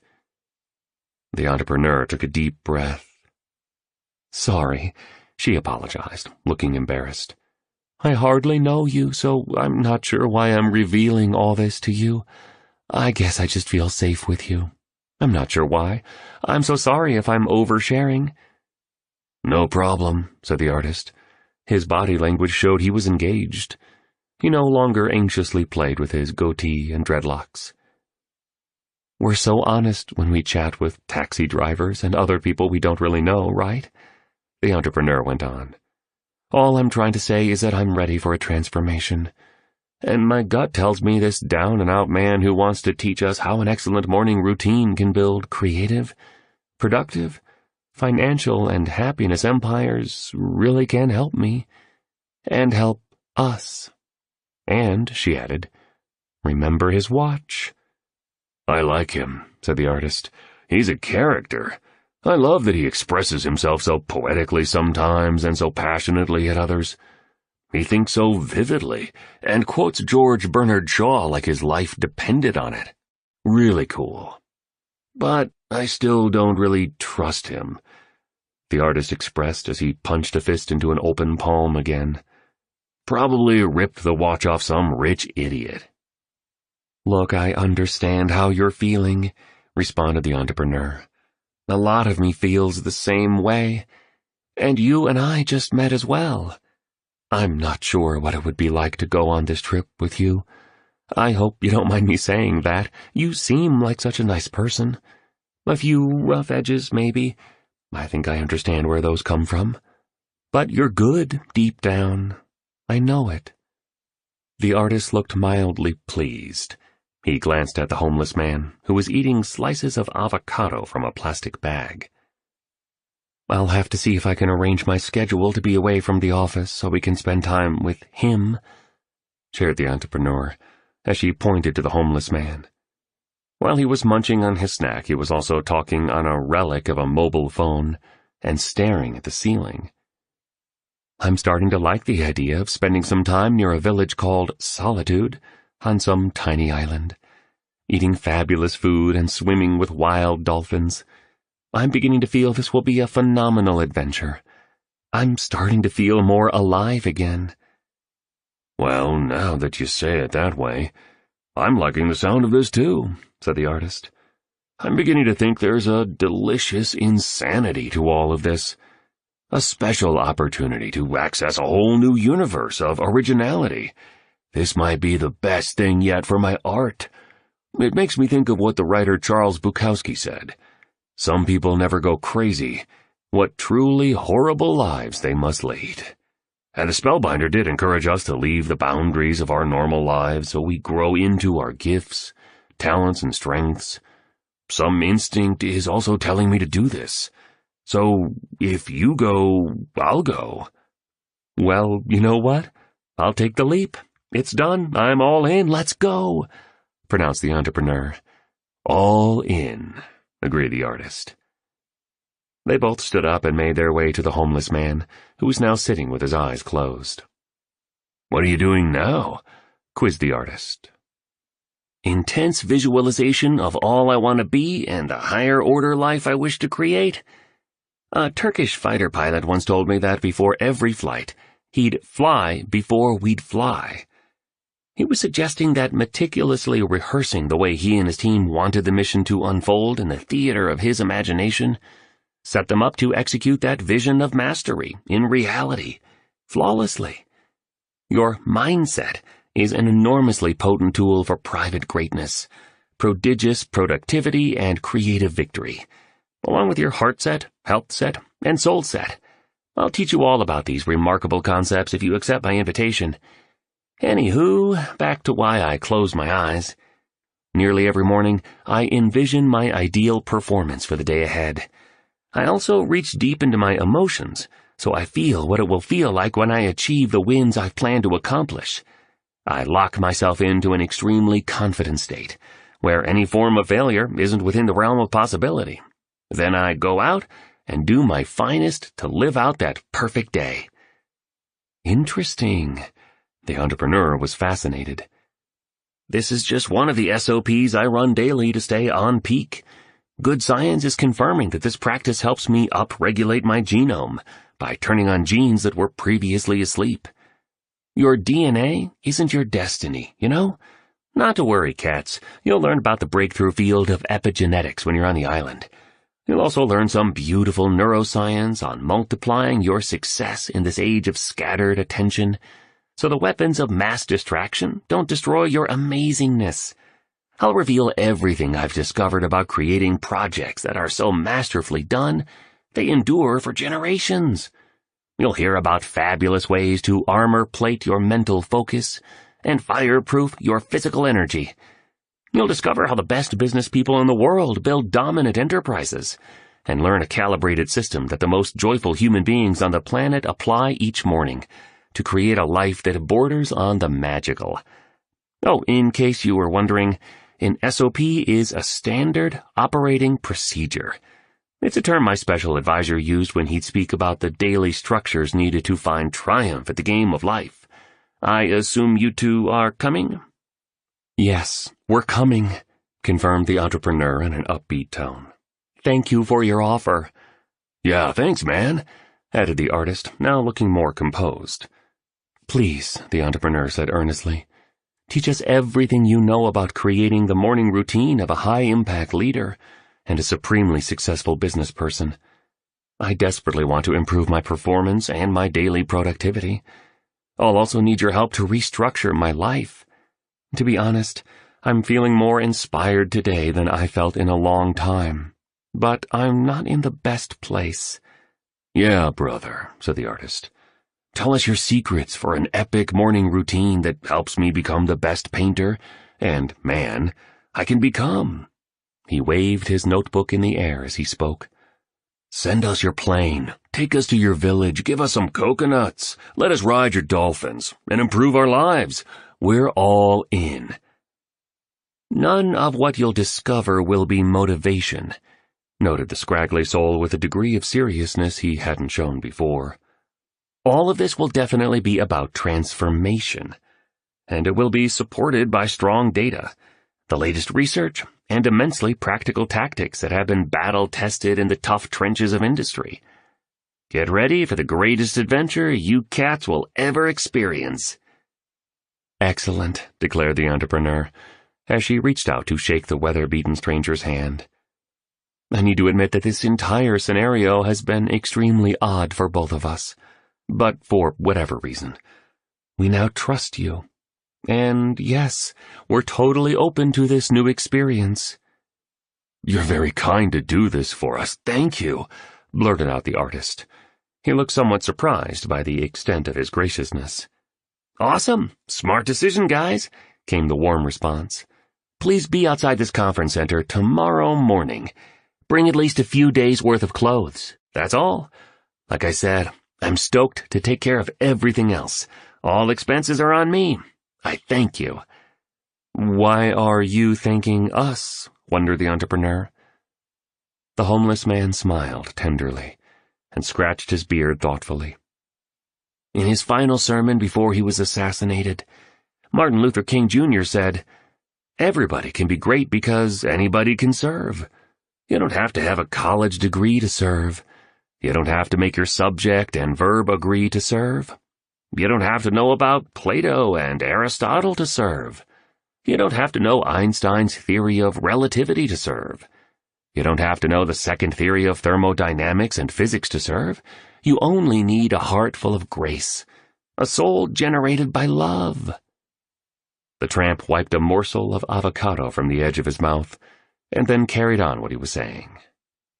One of the big lessons I've learned over the years is that giving to other people is a gift you give to yourself. Raise the joy of others, and you'll get even more joy. Increase the state of your fellow human beings, and, naturally, your own state of being ascends. Success is cool, but significance is rad. Generosity, not scarcity, is the trait of all the great men and women who have upgraded our world. And we need leaders, pure leaders, and not narcissists obsessed with their own self-interests, as never before. The homeless man looked down at his large watch one last time. You can't take your title, net worth, and fancy toys with you when you die, you know? I've yet to see a moving truck following a hearse on its way to a funeral. He chuckled. The two listeners grinned. He's a treasure, whispered the entrepreneur. Deaf is, acknowledged the artist. Stop saying deaf so much, said the entrepreneur. It's getting irritating. The artist looked a little shocked. Okay. All that matters on your last day on Earth is the potential you've leveraged, the heroism you've demonstrated, and the human lives you've graced, the homeless man said eloquently. He then grew quiet and let out a deep breath. Anywho, incredible that you're coming. We'll have a cool hang. "May I bring my paintbrushes?" the artist asked politely. "Only if you want to paint in paradise," came the homeless man's reply with a wink. "And what time should we meet outside this place tomorrow morning?" asked the entrepreneur, placing her handbag onto a thin, bony shoulder. 5 a.m., instructed the homeless man. "Own your morning. Elevate your life." Then he disappeared. Chapter 6. A flight to peak productivity, virtuosity, and undefeatability. Your time is limited, so don't waste it living someone else's life. Don't be trapped by dogma, which is living with the results of other people's thinking. Don't let the noise of others' opinions drown out your own inner voice. And most important, have the courage to follow your heart and intuition. They somehow already know what you truly want to become. Steve Jobs. "I'm so tired," the entrepreneur muttered with the energy of an ancient turtle on a vacation day, while holding a monstrous cup of coffee. "This journey might be harder than I thought. I'm starting to feel like I'm walking into a whole new world. Like I told you yesterday after the seminar, I'm definitely ready to change, set for a new beginning. But I'm also feeling uneasy about all this. I didn't sleep much last night. Such eerie and sometimes violent dreams. And yes, this experience we've agreed to might be dangerous." "Well, I feel like death, man," said the artist. "I hate being up this early. This was a terrible idea." The two brave souls were standing on the sidewalk outside the hall where the spellbinder had worked his legendary skills, and broken many hearts with his collapse, the day before. It was 4:49 a.m. "He won't show up," barked the artist roughly. He was dressed in black with a ruby-red polka-dotted bandana on his left wrist. Same boots as yesterday, those Australian ones. He hurled a mouthful of spit into the desolate street. He squinted at the sky, and then he folded his tattooed arms. The entrepreneur had a nylon duffel bag over her shoulder. She styled a silk blouse with bohemian sleeves, designer blue jeans, and a pair of sandals with high heels. The kind you see off-duty supermodels with sunglasses the size of Greek island sunsets wearing. Her lips were scrunched together, and the lines on her face were arrayed in a series of interesting intersections. "I'd bet the homeless man's a no-show," she said with a sneer. "I don't care about his watch. It doesn't matter that he could be so articulate. It means nothing to me now that he reminded me of my dad. God, I'm exhausted. He was probably at the seminar because he needed a place to rest for a few hours. He probably knew about the whole 5 a.m. club morning routine because he heard and stole that bit of the spellbinder's presentation. And the private plane he talked about was probably part of his favorite hallucination." The entrepreneur had returned to her familiar skepticism and hiding within her fortress of protection. The hopefulness of the day before had clearly dissolved. Just then, a pair of strikingly powerful halogen headlights pierced the wall of darkness. The two companions looked at each other. The entrepreneur managed to smile. "Okay, maybe instinct really is much smarter than reason," she muttered to herself. A gleaming Rolls-Royce, the color of coal, pulled up to the curb. With swift efficiency, a man in a crisp white uniform leapt out of the sedan and greeted the two with old-school civility. "Good morning to you, madam, and to you as well, sir," he enunciated in a British accent, as he placed their bags into the vehicle with one skillful swoop. "Where's the derelict?" asked the artist with the tact of a hillbilly who'd never left the woods. The driver couldn't help but laugh. Quickly he regained his composure. "So sorry, sir. Yes, Mr. Riley dresses in very unassuming attire, shall we say. He does that when he feels the need to get gritty, as he classifies the practice. He leads a remarkably exclusive life most of the time, and is a man accustomed to getting anything he wants. Everything he wants, to be more precise. So, once in a while, he does things to ensure his modesty and humility remain in check. That's part of his quirky charm, I might add. Mr. Riley asked me to give these to you." The driver pulled out 2 envelopes, made of the highest quality paper, and opening them, the entrepreneur and the artist saw these words.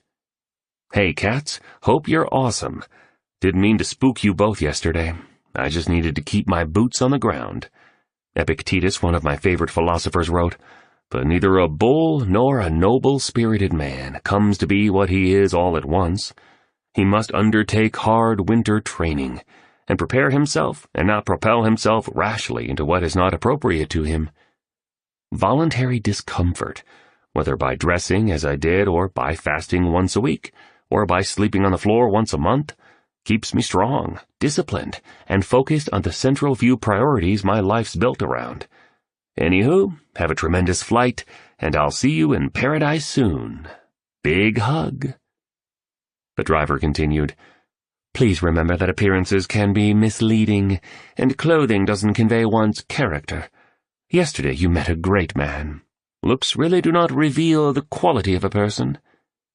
"I guess neither does shaving," proclaimed the artist, kicking a black boot against the shiny Rolls-Royce symbol at the center of one of the wheels. "Mr. Riley would never tell you what I'm about to tell you, as he's far too courteous and decent. But the gentleman you refer to as a derelict happens to be one of the wealthiest people in the world." "Are you serious?" asked the entrepreneur, her eyes widening. "I most certainly am." The driver smiled politely as he opened a door, waving a white-gloved hand to welcome both passengers into the vehicle. The seats had that marvelously musky smell of new leather. The wood paneling seemed like it had been prepared by hand, by a small family of finicky craftspeople who'd built their reputations around this singular obsession. Mr. Riley made his fortune many years ago in various commercial ventures. He was also an early investor in what has now become an internationally admired company. Discretion prevents me from mentioning the name, and if Mr. Riley found out I was speaking of financial matters with you, he'd be exceedingly disappointed. His instructions were simply to treat you with the utmost of care, along with assuring you of his sincerity and reliability, and to deliver you safely to Hangar 21. "Hangar 21?" the artist asked as he eased languidly into the opulent vehicle like a rock star accustomed to this method of transport, or a hip-hop artist ready for a weekend roll. "That's where Mr. Riley's fleet of jets are kept," stated the driver succinctly. "Fleet?" questioned the entrepreneur, her beautiful brown eyes alive with an immensely curious look. "Yes," was all the chauffeur would allow. There was silence as the driver sped through the early morning streets. The artist looked out the window while rolling a bottle of water in one hand absent-mindedly. He hadn't seen the sun rising in many years. "Very special. Truly beautiful," he admitted. "Everything so peaceful at this time of the day. No noise. Such peace. Even though I feel tired right now, I can really think. Things seem clearer. My attention isn't a mess. It feels like the rest of the world is asleep. What tranquility." A cavalry of wispy amber rays, the ethereal palette of the daybreak, and the quietude of this moment left him encouraged and awestruck. The entrepreneur studied the driver. "So tell me more about your boss," she requested, restlessly toying with her device as she spoke. "I can't tell you much more. He's worth multiple billions of dollars. He's given most of his money to charity. Mr. Riley's the most fascinating, generous, and compassionate person I know.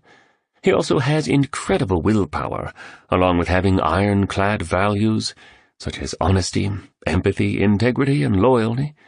And, of course, he's also a real oddball, if I may be so bold as to say so, like a lot of the very, very, very rich." "We've noticed," agreed the entrepreneur. "I'm interested, though. What makes you say he's odd?" "You'll see," was the stark response. The Rolls soon arrived at a private airport, No sign of Mr. Riley. The driver accelerated up to an ivory jet that looked immaculately kept. The only color it bore appeared on the tail, in the hue of a mandarin orange. 3 characters read 5AC. "What does 5AC stand for?" asked the entrepreneur tensely, gripping her gadget tightly. "The 5 a.m. Club. Own your morning, elevate your life. It's one of the maxims Mr. Riley has conducted his many business interests under. And now, with regret, this is where I must bid you adieu. Au revoir," he said before carrying the luggage over to the sparkling aircraft. 2 handsome crew members chatted near the metal stairway that led up to the cabin. A tastefully refined blonde flight attendant handed the entrepreneur and the artist hot towels and offered them coffee from a silver tray. "Dobro utro," she said, greeting them in Russian. "It has been a great pleasure to meet you," the driver called up to the jet as he got back into the car. "Kindly convey my best wishes to Mr. Riley once you see him, and do have fun in Mauritius." "Mauritius?" the companions exclaimed, as surprised as a vampire waking up to a garlic clove. "This is all unbelievable," the artist said as he climbed into the cabin. "Mauritius. I've always wanted to go to that island, and I've read a bit about it. It's a high-frequency place. French flavor, tremendous beauty. And from what they say, many of the warmest and happiest people on Earth live there." "I'm blown away, too," the entrepreneur said as she sipped her coffee and peeked into the cockpit. She studied the pilots as they performed their pre-flight preparation. "I've also heard Mauritius is splendid, and that the people are super friendly, helpful, and spiritually advanced." After a perfect takeoff, the first-class plane floated high into the clouds. Once at cruising altitude, premium champagne was served, caviar was recommended, and an array of fabulous main courses were suggested. The entrepreneur was feeling fairly content, and far less incited by the cruel attempt of her investors to take her company away from her. True, this might not be the ideal time to take a vacation to learn about the 5 a.m. Club philosophy and its underlying methodology that had served Mr. Riley's ascent to business titan and global philanthropist like rocket fuel. Or perhaps this was the perfect time to get away from her usual reality, to discover how the most successful, influential, and joyful people on the planet start their days. After sipping on some champagne, the entrepreneur watched a movie. She then fell into a deep sleep. The artist had a book called Michelangelo Fiorentino e Raphael da Urbino, Masters of Art in the Vatican. He read it for hours. You can just imagine how happy he felt. The jet made its trajectory over a number of vast continents and above varied terrain. The flight was meticulously conducted, and the landing was as fluid as the overall experience was fine. "Bienvenue à l'île Maurice," announced the captain over the public address system as the aircraft taxied along the freshly paved runway. "Merci beaucoup. Welcome to Mauritius, and sir, Siwasugur Ramgoolam International Airport," he continued, speaking his words with the well-earned confidence of someone who had spent most of his life in the sky. "It's been a privilege having you 2 VIPs with us. We'll see you again in several days. From what Mr. Riley's personal assistant has informed us of your itinerary, thank you once again for flying with us, and we trust that the journey was elegant, excellent, and above all else, safe." A polished black SUV glittered on the tarmac as the flight attendant escorted her special passengers off the plane and into the humming vehicle. "Your luggage will follow shortly. Not to worry, it shall be delivered to your guest rooms at Mr. Riley's seaside estates. Spasiba," she added in a graceful tone and with an earnest wave. "This is so A-list," observed the entrepreneur as she happily snapped some selfies, uncharacteristically pouting like a fashionista.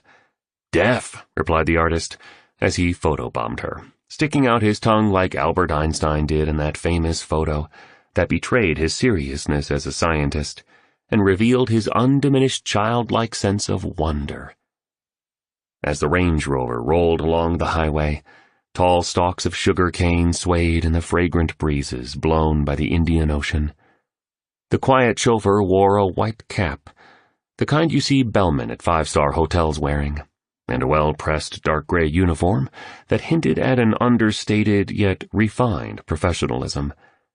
He never missed slowing down when the speed limit descended and ensuring his signal light was on whenever a turn was to be made. Though it was evident that the man was older, he moved the vehicle along the roadway with the precision of a young apprentice, dedicated to becoming the absolute best. Through the drive, his focus remained transfixed on the pavement ahead, in a sort of trance designed to keep his passengers secure, yet deliver them to their destination with a smooth efficiency. They passed through some tiny villages that had a timeless feel. Bougainvillea lined the streets. Wild dogs with king-of-the-road demeanor stood at the meridian line, confronting the SUV in a deadly game of chicken, and children played on small grassy lawns with thoughtless abandon. Roosters could be heard shrieking from time to time, and old men in basic woolen hats with tooth-missing mouths and chestnut-colored skin sat on weather-beaten wooden chairs. They looked like they had too many hours to pass in the day, at once tired from life's hardships and yet wise from days fully lived. Choirs of upbeat birds sang melodically, while colorful butterflies seemed to be fluttering everywhere. In one tiny community, the SUV snaked through. A skinny boy with legs that appeared too long for his body pedaled a banana bike with a seat that was set too high on its creaky metal frame.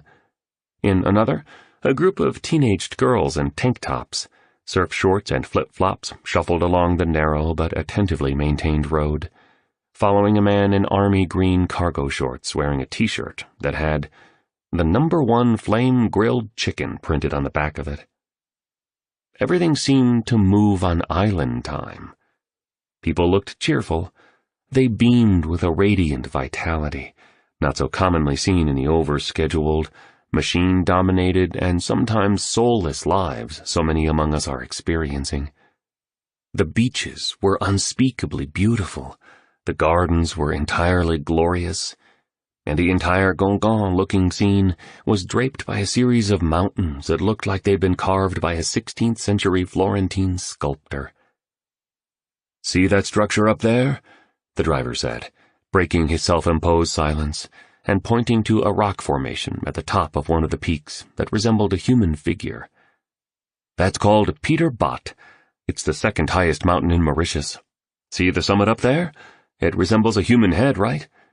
He noted with a finger pointed upward at the structure. "It definitely does," responded the artist. "When we were in elementary school," the chauffeur continued, "we were told the story of a man who fell asleep at the foot of a mountain. Hearing strange sounds, he woke up to see fairies and angels dancing all about him. These creatures instructed the man never to tell anyone what he had just seen, or he would be turned to stone. He agreed, but then, given his excitement over the mystical experience he'd witnessed, broke his commitment and told many of his good fortune. Upset, the fairies and angels turned him to rock, and his head swelled to such a degree it rose to sit at the peak of the majestic mountain you both are looking at now, reminding everyone who sees it to keep their promises and honor their word." The SUV meandered past another community. Music played from a small loudspeaker on a front porch, as 2 teenaged boys and 3 teenaged girls with white and pink flowers in their hair danced gleefully. Another dog barked modestly in the background. "Great story," noted the entrepreneur. Her window was open, and her wavy brown hair flitted in the wind. Her usually lined face now appeared completely smooth. She enunciated her words more slowly now. An unprecedented peacefulness emerged from her voice. One of her hands rested on the seat, not so far from where a hand of the artist, which bore finely etched tattoos on its middle and index fingers, lay. Mark Twain wrote, "Mauritius was made first, and then heaven, and heaven copied Mauritius," the driver shared, now warming up after being somewhat steely. He beamed as proudly as a president on Inauguration Day after saying what he'd just said. "Never seen anything like this," the artist said, his goth meets angry man hostility, now replaced with a more untroubled, carefree and relaxed demeanor. And the vibe I feel here is stirring something deeply creative inside of me. The entrepreneur glanced at the artist for a little longer than was politely acceptable. Then she looked away, out at the sea. Though reluctant, she couldn't help but smile gently.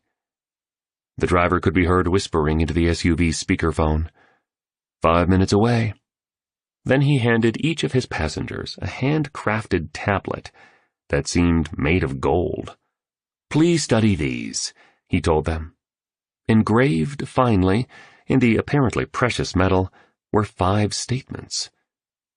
Rule number 1. An addiction to distraction is the end of your creative production. Empire makers and history creators take 1 hour for themselves before dawn, in the serenity that lies beyond the clutches of complexity, to prepare themselves for a world-class day. Rule number 2. Excuses breed no genius. Just because you haven't installed the early rising habit before doesn't mean you can't do it now. Release your rationalizations, and remember that small daily improvements, when done consistently over time, lead to stunning results. Rule number 3. All change is hard at first, messy in the middle, and gorgeous at the end. Everything you now find easy, you first found difficult. With consistent practice, getting up with the sun will become your new normal, and automatic. Rule number 4. To have the results the top 5% of producers have, you must start doing what 95% of people are unwilling to do. As you start to live like this, the majority will call you crazy. Remember that being labeled a freak is the price of greatness. Rule number 5. When you feel like surrendering, continue. Triumph loves the relentless. The vehicle slowed to a crawl as it passed an orderly row of faded white beach houses. A compact pickup truck was parked in the dusty driveway of one house. Dive gear was strewn across the front yard of another. In front of the last house, a gaggle of kids played in a yard, laughing hysterically as they enjoyed their game.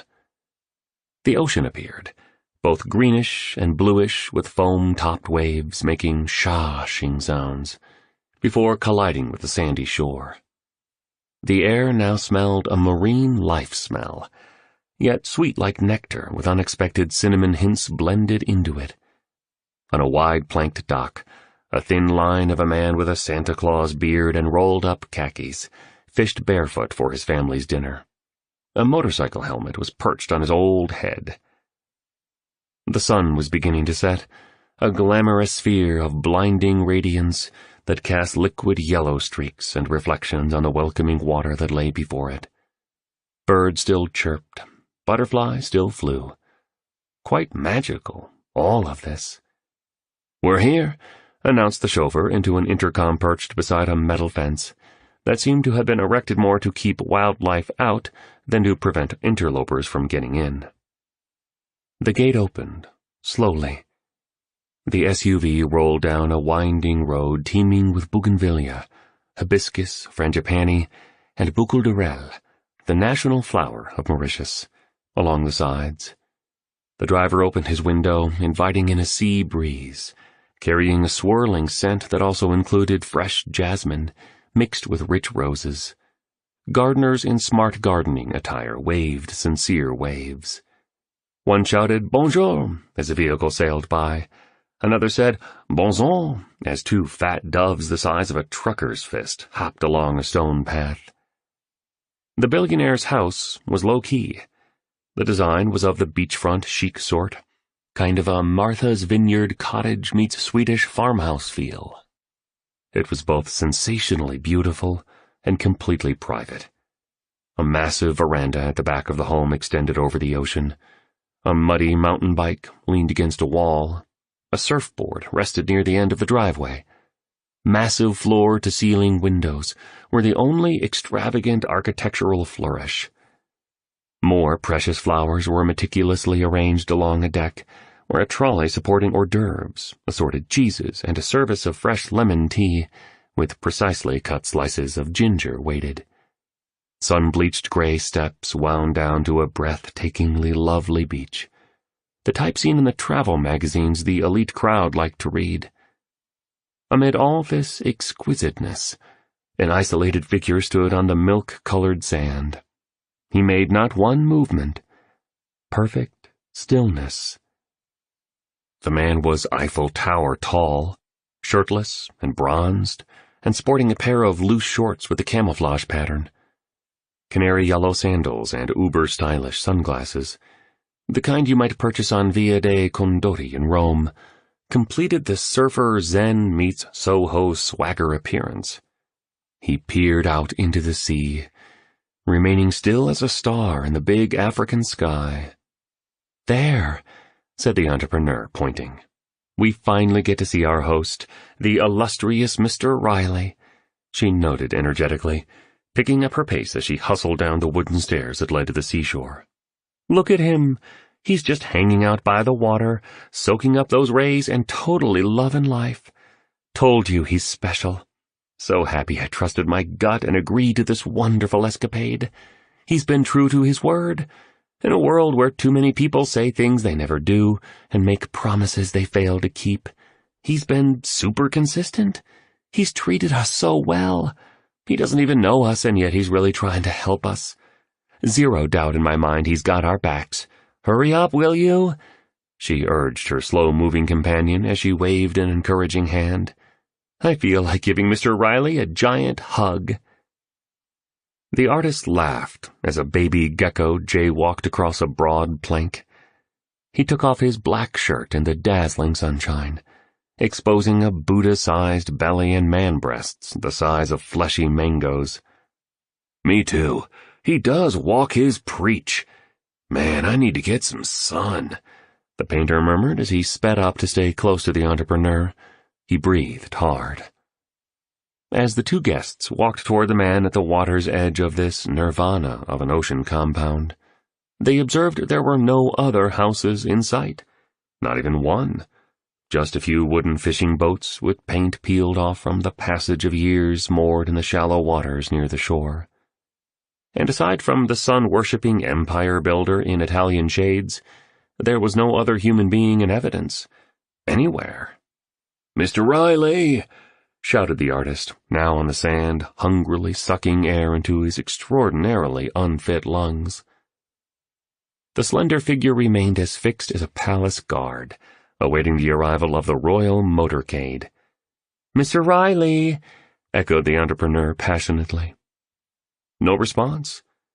The man just kept looking out at the sea, and at container ships the size of football stadiums that sat sprinkled across the horizon. The artist soon stood behind the set of intensely tanned shoulders of the figure, and tapped 3 times on the left one. Instantly, the figure spun around. The two visitors gasped. The entrepreneur put a slender hand over her mouth. The artist jerked backward instinctively, before falling to the sand. Both were stunned by what they saw. It was the spellbinder. Chapter 7. Preparation for a transformation begins in paradise. A child has no trouble believing the unbelievable, nor does the genius or the madman. It's only you and I, with our big brains and our tiny hearts, who doubt and overthink and hesitate. Stephen Pressfield. Wow, declared the entrepreneur with a crooked smile that displayed part surprise and part delight. We were at your seminar. You were brilliant up on that stage, she finally managed to express, pivoting impressively from soft shock to the master of the universe business bearing she was more accustomed to. I lead a technology company. We're what pundits in our industry call a rocket ship, because of the exponential growth we've been experiencing. Things were going phenomenally well until a little while ago. The entrepreneur's voice trailed off. She looked away from the spellbinder and stared at the artist. For a moment, she played nervously with her bracelets. The lines along her face became more vivid, and her visage gave off a heavy, tired, and injured look in that instant. On that spectacular beach. "What happened?" asked the spellbinder. "To your business?" "Some of the people who invested in my enterprise felt I had too much equity in it. They wanted more for themselves. Super greedy people. So they manipulated my executive team, convinced key employees to rally against me, and are now trying to throw me out of the firm. That place is my whole life." The entrepreneur choked up. A school of luxuriously colored tropical fish swam through the shallow water at the edge of the sand. "I was ready to take my life," she carried on, "until I showed up at your seminar. Many of your nuggets of knowledge gave me hope. A lot of your words made me feel strong again. Not sure exactly what it was, but you pushed me to believe in myself and my future. I just want to thank you." She embraced the spellbinder. "You've started me on the journey to optimizing my life." "Thank you so much for your generous words," the spellbinder replied, appearing dramatically different from the way he looked the last time the entrepreneur and the artist saw him. Not only did he have that healthy glow people get from time in the sun, he now stood steadily and had gained a little weight. "I'm grateful for what you've said," the spellbinder continued. "But the truth is that I didn't start you on the quest to improve your life. You are changing your life by starting the process of bringing application to my insights and methods, by implementing my teachings. So many people chat a good game. They tell you all the ambitions they're going to get done and all the aspirations they plan to deliver on. I'm not judging. I'm just reporting. I'm not complaining. I'm just saying, most people stay the same their entire lives. Too frightened to leave the way they operated yesterday, married to the complacency of the ordinary, and wedded to the shackles of conformity, while resisting all opportunity for growth, evolution, and personal elevation. So many good souls among us are just so scared they refuse the call on their lives to go out into the blue ocean of possibility, where mastery, the dignity of bravery, and the authenticity of audacity await them. You had the wisdom to act on some of the information I shared at my event. You're one in a tiny minority of people alive today, willing to do what it takes to become a better leader, producer, and human being. Good on you. And I know transformation isn't an easy play. Yet the life of the caterpillar must end for the glory of the butterfly to shine. The old you must die before the best you can be born. You're so smart not to wait until you have ideal conditions to step up to a work world and private life of stainless excellence. Great power is unleashed with a simple start.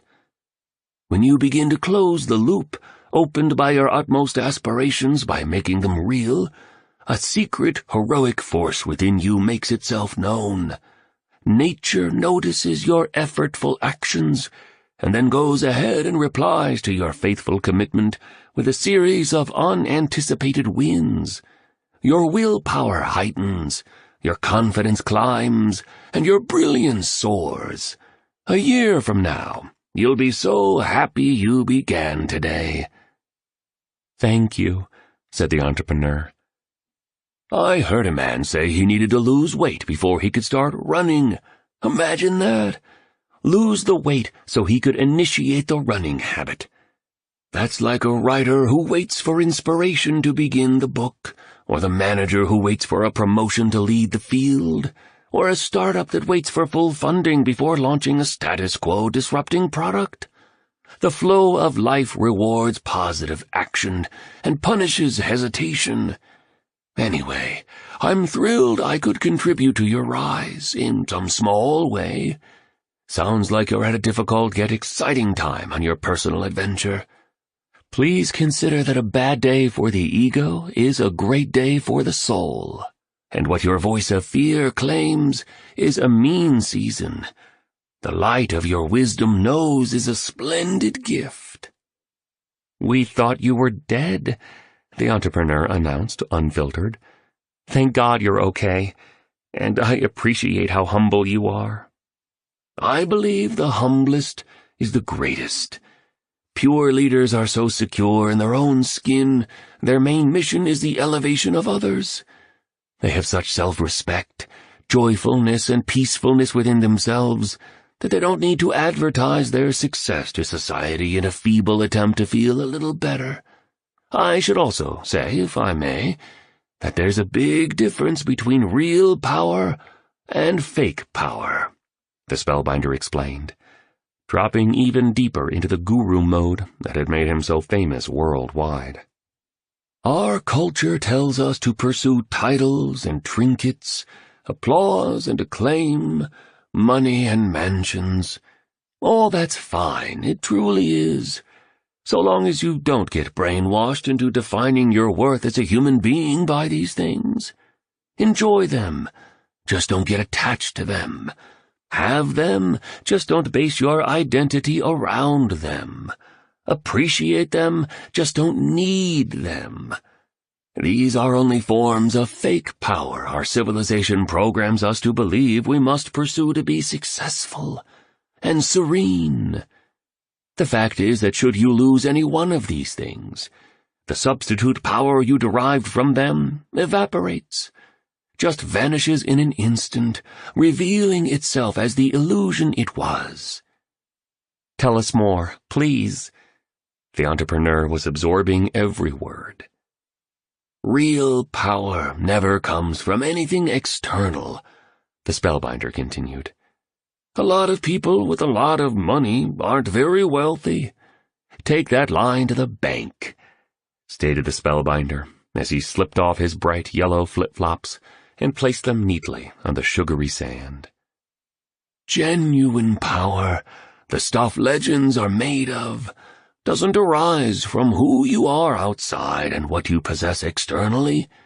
The world is lost right now. True and enduring power expresses itself when you contact your original gifts and realize your most lavish talents as a human. I should also say real riches come from living by the noble virtues of productivity, self-discipline, courage, honesty, empathy, and integrity, as well as being able to lead your days on your own terms, versus blindly following the sheep that so many in our sick society have been trained to become. Sheeple is what too many people now are. The excellent news is that this kind of power I speak of is available to anyone alive on the planet today. We might have forgotten and disowned this form of potency we have as life has hurt, disappointed, and confused us. But it's still there waiting for us to build a relationship with it and develop it. All of the great teachers of history owned very few things, you know. When Mahatma Gandhi died, he had about 10 possessions, including his sandals, a watch, his eyeglasses, and a simple bowl to eat from. Mother Teresa, so prosperous of heart and rich with the authentic power to influence millions, died in a tiny room containing almost no worldly goods. When she'd travel, she'd carry all her things in a white cloth bag. Why do so many of the heroes of humanity have so little? Asked the artist, now relaxing on the sand. Because they've reached a level of individual maturity that allowed them to see the futility of spending their days chasing objects that count for nothing at the end. And they had cultivated their characters to such a degree that they no longer had the common need of most to fill the holes within themselves with distractions, attractions, escapes, and luxuries. The more their appetite for superficial possessions dematerialized, the more hungry they became for substantial pursuits like honoring their creative vision, expressing their inherent genius, and living by a higher moral blueprint. They viscerally understood that being inspirational and masterful and fearless are all inside jobs, and once true power is accessed, external substitutes pale in comparison to the feelings of fulfillment this treasure provides. Oh, and these heavyweights of history, as they discovered their supreme natures, also came to realize that one of the primary aims of a wonderfully crafted life is contribution, impact, usefulness, helpfulness. What business builders might call unlocking stakeholder value. Like I suggested at my seminar before I fell, to lead is to serve. The philosopher Rumi made the point much more brilliantly than I ever could when he observed, "Give up the drop, become the ocean." "Thanks for sharing," offered the entrepreneur sincerely, sitting down next to the artist on the sand and placing one of her hands carefully only a short distance away from one of his. "It's good to see you're doing better," mentioned the artist, his boots now off. He was sockless.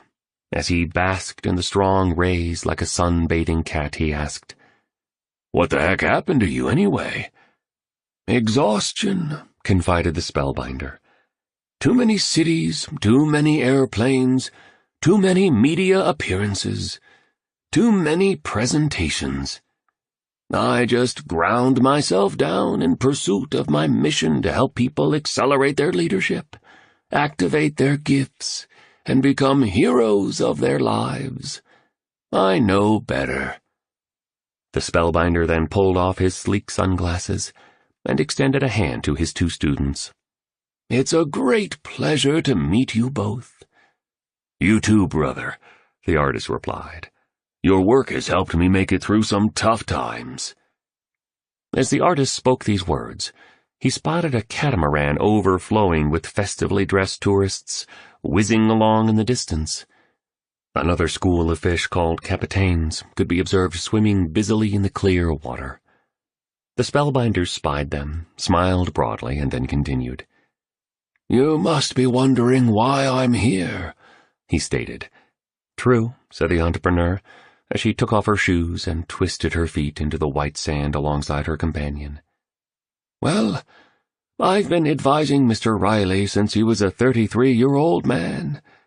All pro athletes have peak performance coaches, and so do all extraordinary business people.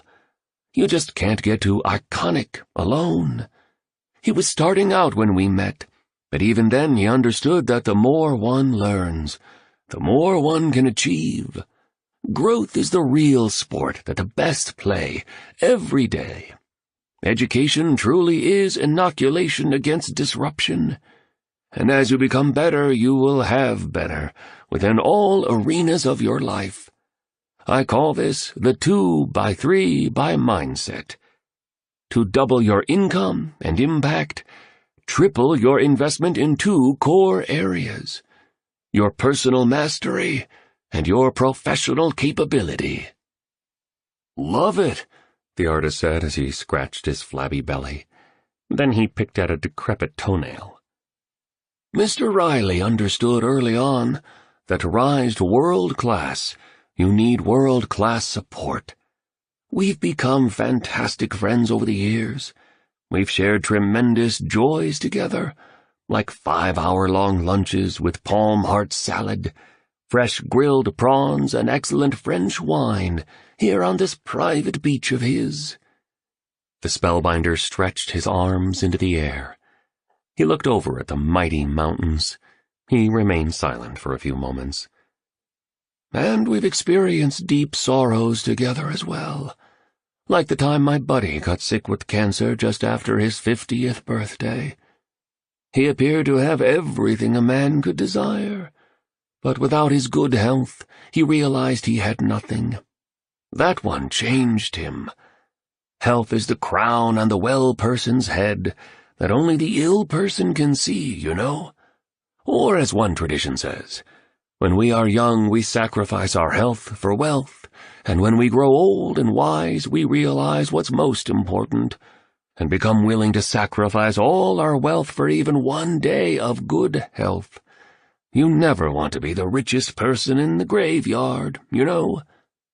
He beat it, though, the spellbinder quickly added, staring at the noisy tourists partying on the catamaran. Just like he defends himself against everything that tries to defeat his dreams. Stone's an amazing guy. I love him like a brother. Well, look, it really has been good to meet you both, the spellbinder continued. I heard you were coming. Mr. Riley's tremendously excited to share what he promised he'd share with you about reaching maximum productivity, sustaining exceptional performance, and creating a life you love by coding in a superior morning routine. I'm pleased he's paying it forward and sharing what I, as his mentor, taught him. You'll love all the insights and learning models that will soon be coming your way. The 5 a.m. Club will be revolutionary for you both. I know it sounds strange and unbelievable, but being exposed to the methodology Stone is about to teach you will cause outstanding shifts deep within you. Just being around the information will awaken something special in you. The spellbinder put on his chic sunglasses. Anyway, Mr. Riley asked me to tell you to make yourselves at home here over the next few days. You won't see a lot of me because I'll be snorkeling, sailing, and fishing most of the time. Fishing is one of the things I most love to do in life. I come down to Mauritius not only to coach the great and kind soul you'll soon meet. I show up here to regenerate and get away from this overcomplicated world of ours, flush with so many difficulties, damaged economies, saturated industries, and environmental decays, just to mention a few of the factors that threaten to bring down our creativity, energy, performance, and happiness. I show up here to renew and refuel. Elite production without quiet vacation causes lasting depletion. Rest and recovery isn't a luxury for anyone committed to mastery. It's a necessity. I've taught that principle for many years, yet I forgot it myself, and paid the price at the event. I've also learned that inspiration gets fed by isolation, away from the ceaseless digital diversion and mindless over-communication that dominates the hours of the majority these days. And know, too, that your natural genius presents itself when you're most joyful. We get our ideas that change the world when we're rested, relaxed, and filled with delight. This tiny spot in the Indian Ocean helps me re-access my best. It's also a genuine sanctuary of safety, staggering beauty, and awesome gastronomy, with affectionate people who still wear their hearts on their sleeves. I just adore the Mauritians. Most still have an appreciation for the wonders of life's simplest pleasures, like family meals or swimming with friends, followed by sharing a roast chicken dinner purchased from the Super U, washed down with a nice cold can of Phoenix. Phoenix? Asked the artist. It's the beer of Mauritius, replied the spellbinder. And I must say that I always leave the island 100 times stronger, faster, centered, and fired up. I really work hard in my everyday life. I hope this doesn't sound like vanity, but I care so much about uplifting society, and am so committed to doing my part to reduce the greed, hatred, and conflict in it. Coming here remakes me, reconnects me to what's important, so I can go back and work for the world. We all work for the world, you know. Anyway, you two have fun, okay?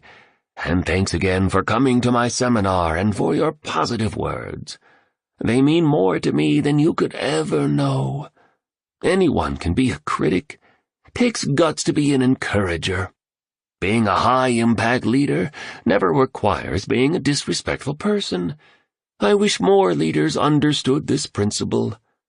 Oh, one last thing, the spellbinder added, as he flicked some sand off his camouflage-patterned surf shorts. What? Asked the entrepreneur in a respectful tone. Please be here on the beach tomorrow morning. Your training will begin then. Sure, agreed the entrepreneur. What time? 5 a.m., came the reply. Own your morning. Elevate your life. Chapter 8. The 5 a.m. Method. The morning routine of world builders. It is well to be up before daybreak, for such habits contribute to health, wealth, and wisdom. Aristotle. Welcome to the 5 a.m. Club, the billionaire bellowed as he bounded down the steps from his seaside home. Bonjour, that's Creole for good morning. You're right on time. I love it. Punctuality is the trait of royalty. At least it is in my playbook. Stone Riley's my name, he declared, as he graciously extended a hand to greet his two guests. The tattered old clothes had been replaced with a black pair of trimly cut running shorts and a pristine white t-shirt with the line, "No idea works until you do the work," emblazoned on it. He was barefoot and cleanly shaven, seemed extremely fit, and sported a wonderful suntan, all of which made him look many years younger than he had appeared at the seminar. On his head he wore a black baseball cap, turned backward. His green eyes were still uncommonly clear, and his smile was astonishingly radiant. Yes, there was something exceedingly special about this man, as the entrepreneur had sensed. A white dove hovered over the tycoon, floating in the air for about 10 seconds as if suspended by magic. Then it flew off. Can you imagine this? It was a miraculous thing to see. Let me give you two a hug, if you don't mind, the billionaire enthused, wrapping his long arms around the entrepreneur and the artist at the same time, without waiting for a reply. God, you have courage. Yes, you do, he mused. You trusted a disheveled old man, a total stranger. I know I looked like a vagrant the other day. Hey, it's not that I don't care about how I look. I just don't care that much about how I look, he said as he laughed at his own lack of self-consciousness. I just like to keep things real, nice and simple, completely authentic. Makes me think of that old insight. Having lots of money doesn't make you different. It just makes you more of who you were before you made the cash. The billionaire peered out into the ocean and allowed the early rays of a fresh dawn to wash over him. He closed his eyes and inhaled deeply. The contours of his chiseled abdominal muscles were noticeable through his t-shirt. Next, he pulled a flower from the back pocket of his black shorts.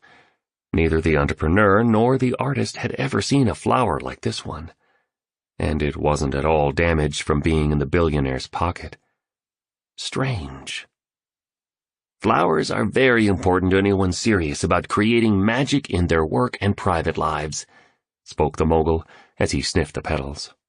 Anywho, I wanted to mention that my father was a farmer. I grew up on a farm before we moved to Southern California. We thought simple, spoke simple, ate simple, and lived simple. You can take the boy out of the country, you know, but you can't take the country out of the boy, he added, expressing an enthusiasm that was contagious while his sights were riveted on the magnificent sea. The entrepreneur and the artist thanked the billionaire profusely. They explained that their adventures so far had been phenomenal, and mentioned sincerely that the island and his exclusive beach were more beautiful than anything they had previously seen. Utopia, isn't it? Said the billionaire as he put on his sunglasses. I am blessed, that's for sure. I'm so glad you cats are here. So, was it your father who got you into the habit of getting up with the sun? Asked the artist as they strolled along the water's edge. A tiny crab raced by while 3 butterflies ascended above. Stunningly, The billionaire started twirling around like a whirling dervish. While he spun, he began to shout these words. "I would have it inscribed on the curtains of your chamber, if you do not rise early, you can make progress in nothing." What are you doing?" questioned the entrepreneur. It's an excellent quote from William Pitt, the Earl of Chatham. For some reason, I just felt the need to share it right now. Anywho, let me answer the question about my father, the billionaire said awkwardly. Yes and no. I watched him rise early every morning of my childhood. As with any good routine, he did it so many times that it became impossible for him not to do it. But like most kids, I resisted what my dad wanted me to do. I always had some form of rebel within me. I'm a bit of a pirate in a way. Rather than fight a small war with me every day for whatever reason, he just let me do what I wanted to do. So I'd sleep late. "Cool father," spoke the entrepreneur, who was dressed in yoga gear this morning and carried her device with her to make careful notes. "He was," affirmed the billionaire, warmly putting his arms around his students as they continued to walk slowly along the pristine beach. Mr. Riley continued. "It was actually the spellbinder who taught me the 5 a.m. method. I was a young man when I first met him. I just launched my first company. I needed someone to guide me, challenge me, and develop me as an entrepreneur, a peak achiever, and as a leader. Everyone said he was the best executive coach in the world by far. He had a 3-year waiting list. So I called him every day until he agreed to become my mentor. He was pretty young back then too, but his teachings had a depth of wisdom, a purity of power, and an ingenious impact that was remarkably advanced for his age." "And the early rising discipline helped?" the artist broke in. The billionaire smiled at the artist and stopped walking. "It was the one practice that changed and elevated every other practice. Researchers now call this kind of a core behavior that multiplies all your other regular patterns of performing a keystone habit. Wiring it in as a profound neural pathway took some effort, a little suffering along the way, and the strongest commitment I had in me. I'll be honest with you, there were days during the process of automating this routine that I was cranky. Days when my head pounded like a jackhammer, and mornings when I just wanted to keep sleeping. But once I locked and loaded getting up at 5 a.m. regularly, my days grew consistently and vastly better than anything I've ever experienced." "How?" both listeners wondered aloud in unison.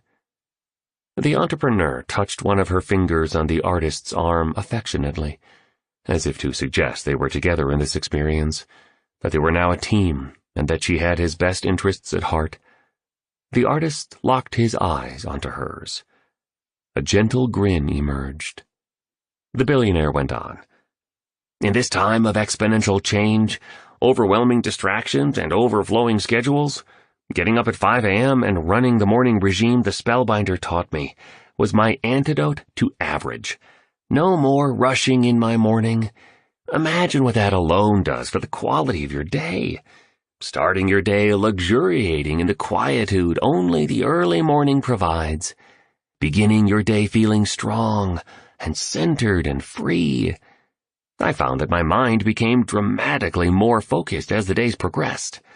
Every great performer, whether we're talking about a championship athlete, a top-tier executive, a celebrated architect, or a revered cellist, has developed the ability to concentrate on optimizing their particular skill for long, uninterrupted periods of time.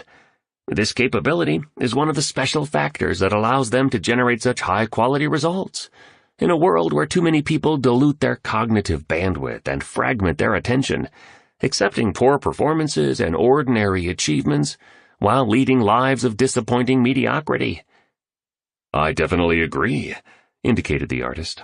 "It's rare to see someone focus on their art for many, many hours in a row these days. The spellbinder was right when at his session he called people addicted to their devices cyber zombies. I see them every day. It's like they're not real human beings anymore. More like robots, glued to their screens, not present, and half alive to life." I hear you, said the billionaire. Protection from distraction is precisely how you need to work if you're serious about dominating your field and winning at your craft. Neuroscientists call this peak mental state we're speaking of, where our perception becomes heightened and our availability to original ideas rises, and we access an all-new level of processing power, flow. And rising at 5 a.m. promotes the flow state gorgeously. Oh, and by getting up before daybreak, while almost everyone around you is asleep, my creativity also soared. My energy definitely doubled. My productivity surely tripled. You're serious? The entrepreneur interrupted, unable to contain her fascination with the idea that a simple shift toward a bespoke morning routine could reorder a human life so completely. Absolutely. Honesty has been one of my core convictions for all my years in business. Nothing beats going to sleep early each night with an unspoiled conscience and a mess-free heart. That's part of my farm boy nature, I guess, observed the billionaire. Abruptly, the entrepreneur's phone signaled the arrival of an urgent incoming message. So sorry. I told my team not to call me here. I was clear with them. I can't imagine why they're bothering me now, she said as she looked down at the screen. In all caps, the following stark words appeared. Leave the company, or else you die. The entrepreneur fumbled with her phone. Then she accidentally dropped it into the sand. Soon she was gasping for air. What happened? The artist asked quickly, sensing trouble. Seeing the blood wash out of his friend's face and her hands trembling, he repeated with greater intensity and even higher empathy, What happened? The billionaire also appeared concerned. Are you okay? Do you need some water or something? I just received a death threat from, my investors. They want my firm. They are, trying to kick me out because they think I have too big a share. They just told me that if I don't walk away, they'll, kill me. Instantly, the billionaire ripped off the sunglasses he was sporting and held them in the air, making a circling movement. Seconds later, from behind a flourish of palm trees, two large men with earpieces and rifles sprinted down to the beachfront as fast as a cyclist on steroids. Boss, you all right? The tallest of the two big men asked tensely. Yes, came the confident and calm reply to his security detail. But I need you two to check this out immediately. If it's cool for me to do this for you, he said as he looked at the entrepreneur, I can help you make this go away. The billionaire then muttered something to himself, and a flight of doves soared by. Sure, yes, I'd appreciate some help, the businesswoman replied, her voice still shaking and pearls of perspiration appearing on her forehead, in the area where all those creases were. Leave this with us, declared the billionaire. He then spoke to his protection people, politely, yet with an undeniable air of authority. Seems my guest here is being seriously harassed by some thugs hoping to take over her enterprise. Please figure out exactly what they're up to, and then present me with your solution. Don't worry, he told the entrepreneur. My guys are the best in the business. This won't be a problem. Mr. Riley articulated this last sentence in a fashion that emphasized each word, for powerful effect. Thank you very much, the entrepreneur responded, looking enormously relieved. The artist held her hand tenderly. Okay if I continue? The billionaire requested, as the sun rose higher into the glamorous tropical sky. His guests nodded. An attendant, impeccably attired, emerged from a hut that sat higher up on the beach. It was painted green with white trim. Soon, the aide was serving the richest, most delicious coffee the entrepreneur and the artist had enjoyed in their lives. Fantastic cognitive enhancer when consumed in moderation each morning, expounded the billionaire as he sipped away. And it's packed with antioxidants, so coffee also slows aging. Anywho, where were we? I was telling you about the awesome benefit that flowed to me after I joined the 5 a.m. club and ran the morning methodology the spellbinder revealed to me. It's called the 20-20-20 formula. And trust me, once you learn this concept alone and then apply it with persistency, your productivity, prosperity, performance, and impact will increase exponentially. I can't think of another ritual that has contributed to my success and well-being as much. I'm exceedingly low-key about what I've been able to accomplish in my business career. I've always viewed bragging as a major defect of character. The more powerful a person truly is, the less they need to promote it. And the stronger a leader is, the less they need to announce it. The spellbinder spoke a bit about what you've been able to achieve, offered the entrepreneur, now looking even more relaxed. And the wild way you dressed at the conference definitely confirmed it, interjected the artist, flashing a sensational smile that showcased a few broken teeth. Rising at 5 a.m. every morning was the main personal practice that made most of that happen.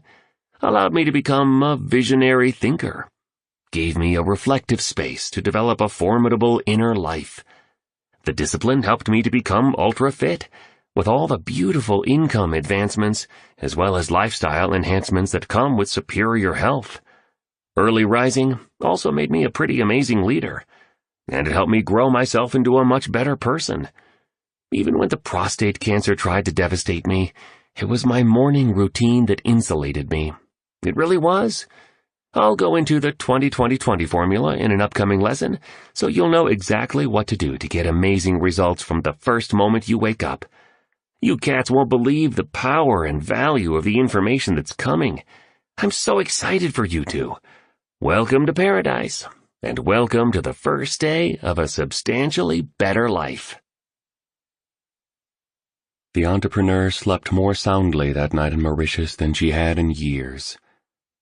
Despite the threat she had received, the combination of the billionaire's brief instruction, the magnificence of the natural setting, the purity of the clean ocean air, and her growing fondness for the artist, caused her to let go of many of her concerns, and rediscover a state of calm she'd long since forgotten. Then at precisely 3:33 a.m., she heard a thunderous bang on her door. She knew it was this time because she glanced at the alarm clock on the wooden night table in the stylish guest house her host had arranged for her to stay in. The entrepreneur assumed it was the artist, perhaps dealing with jet lag or sleepless after the excellent yet large dinner they had enjoyed together. Without asking who it was, she opened the door. No one was there. "Hello," she announced to a star-filled sky. Waves softly collided with the seashore near her cottage, and the scents of roses, incense, and sandalwood could be detected in the breeze. "Anyone here?" Silence. The entrepreneur carefully shut the door. This time she bolted the lock. As she shuffled back to her bed that was covered with Egyptian cotton and English linens, 3 mighty knocks pounded on the door. "Yes?" cried the entrepreneur, now alarmed. "Yes?" "We have the morning coffee you ordered, madam," a husky voice replied. The entrepreneur's face was crowded by crevices again. Her heart began to thump vigorously. She grew deeply distressed, and her stomach filled with knots as humongous as the Alps. "They're bringing me coffee at this nutso hour? Unbelievable." She returned to the front of the guest house, undid the lock, and opened the front door, haltingly. A stocky man with a disagreeable bald head and one eye that seemed out of joint stood there, smirking. He wore a red windbreaker and denim shorts that dropped just below his knees. Around his neck was a thin piece of blue string. Dangling from it was a plastic laminated photo of a person's face. The entrepreneur squinted to see the face more clearly in the darkness. And as she did, she saw the image of an older man. One she knew very well. One she loved very much. One she missed considerably. The picture in the plastic she was studying was of her dead father. "Who are you?" screamed the terrified entrepreneur. "How did you get this photo?" I've been sent by your business partners. We know everything there is to know about you. Everything. We've tracked all your personal data. We've hacked all your files. We've investigated your entire history." The bald man in the windbreaker reached under the front of his belt and pulled out a knife, bringing it to within a few inches of the entrepreneur's thin and particularly veiny throat. "No one can protect you now. We have an entire team focused on you. I'm not going to hurt you. Yet. This time's just about me making a point, giving you an in-person message. Leave your company, give up your equity, and say bye-bye. Or you get this blade in your neck when you least expect it, when you think you're safe, maybe with that chubby painter friend of yours." The man pulled the knife away and replaced it under his belt. "Have a good night, madam. It's been a pleasure meeting you. I know we'll see each other soon." Then he reached forward and pulled the door shut with a slam. The entrepreneur, badly shaken, fell to her knees. "Please, God, help me. I can't take this anymore. I don't want to die." 3 more strikes came to the door. These ones were gentler. "Hey, it's me. Please, open the door." The knocking startled the entrepreneur and woke her up. The tapping continued. She opened her eyes, peered around the lightless room, and realized she'd been caught in a bad dream. The businesswoman rose from her bed, shuffled across the wide planked oak floor, and opened the front door, knowing it was the artist after hearing his familiar voice. "I just had the most insane dream," said the entrepreneur. "A brutal man showed up here, had a piece of plastic hanging from his neck with a photo of my dad in it, and threatened to stab me with a knife if I didn't give my firm over to the investors." "You okay now?"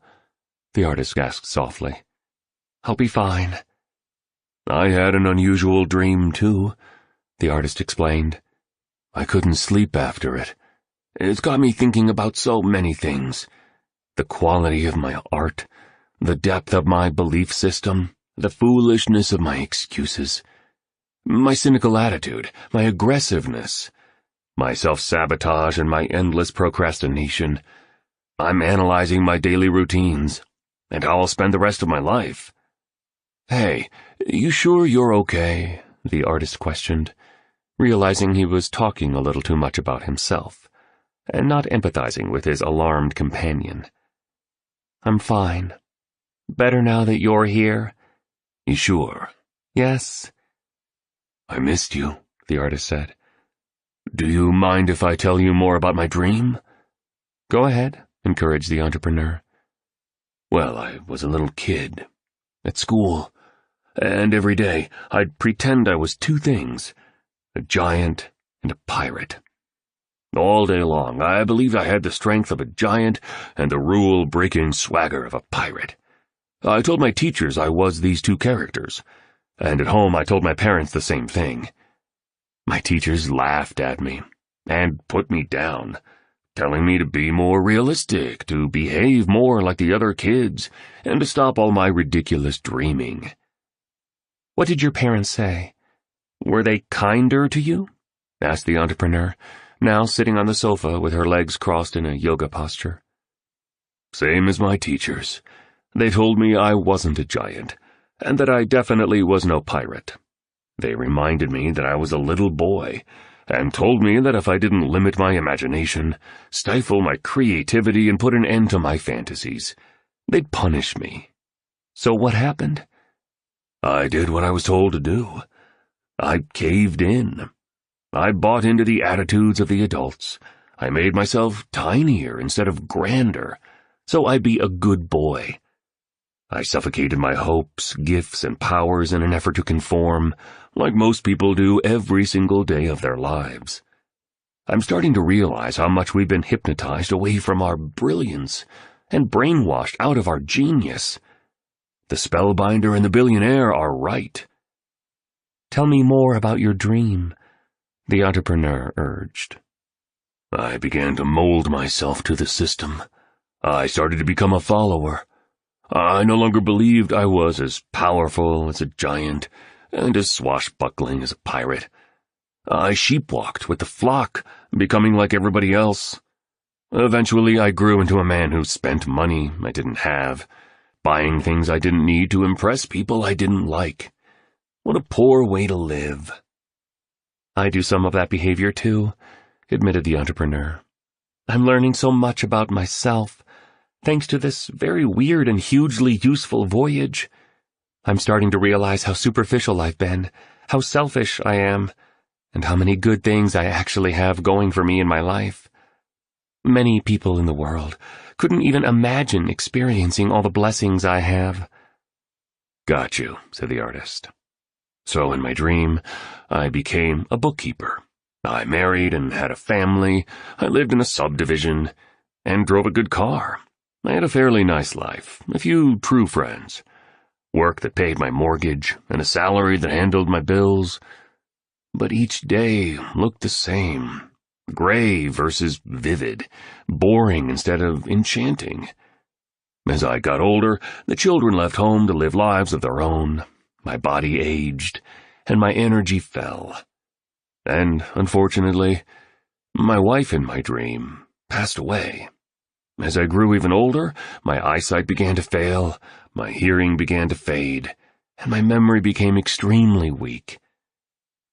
This is making me feel sad, voiced the entrepreneur, sounding vulnerable. And when I got really old, I actually forgot where I lived, couldn't remember my name, and lost all sense of who I was in the community. But get this, I began to remember who I truly was again. A giant and a pirate, right? Exactly, replied the artist. The dream made me understand that I can't postpone doing amazing work anymore, that I can't put off improving my health, my happiness, my confidence, and even my love life. Really? Wondered the entrepreneur wistfully. Really, responded the artist. He then reached forward and kissed her on the forehead. Chapter 9. A Framework for the Expression of Greatness. The men who are great live with that which is substantial, and they do not stay with that which is superficial. They abide with realities. They remain not with what is showy. The one they discard, the other they hold. Lao Tzu. Hey, cats, boomed the billionaire. You're right on time, as usual. Nice work. It was 5 a.m., and while the retreating outline of the moon remained in the sky, the rays of a new dawn greeted the three human beings standing on the perfect beach. The perfumed ocean breeze swirled with notes of red hibiscus, clove, and tuberose. A Mauritius kestrel, the rarest falcon in the world, flew overhead, and a pink pigeon, the scarcest on the planet, minded its business near a lush cluster of palm trees.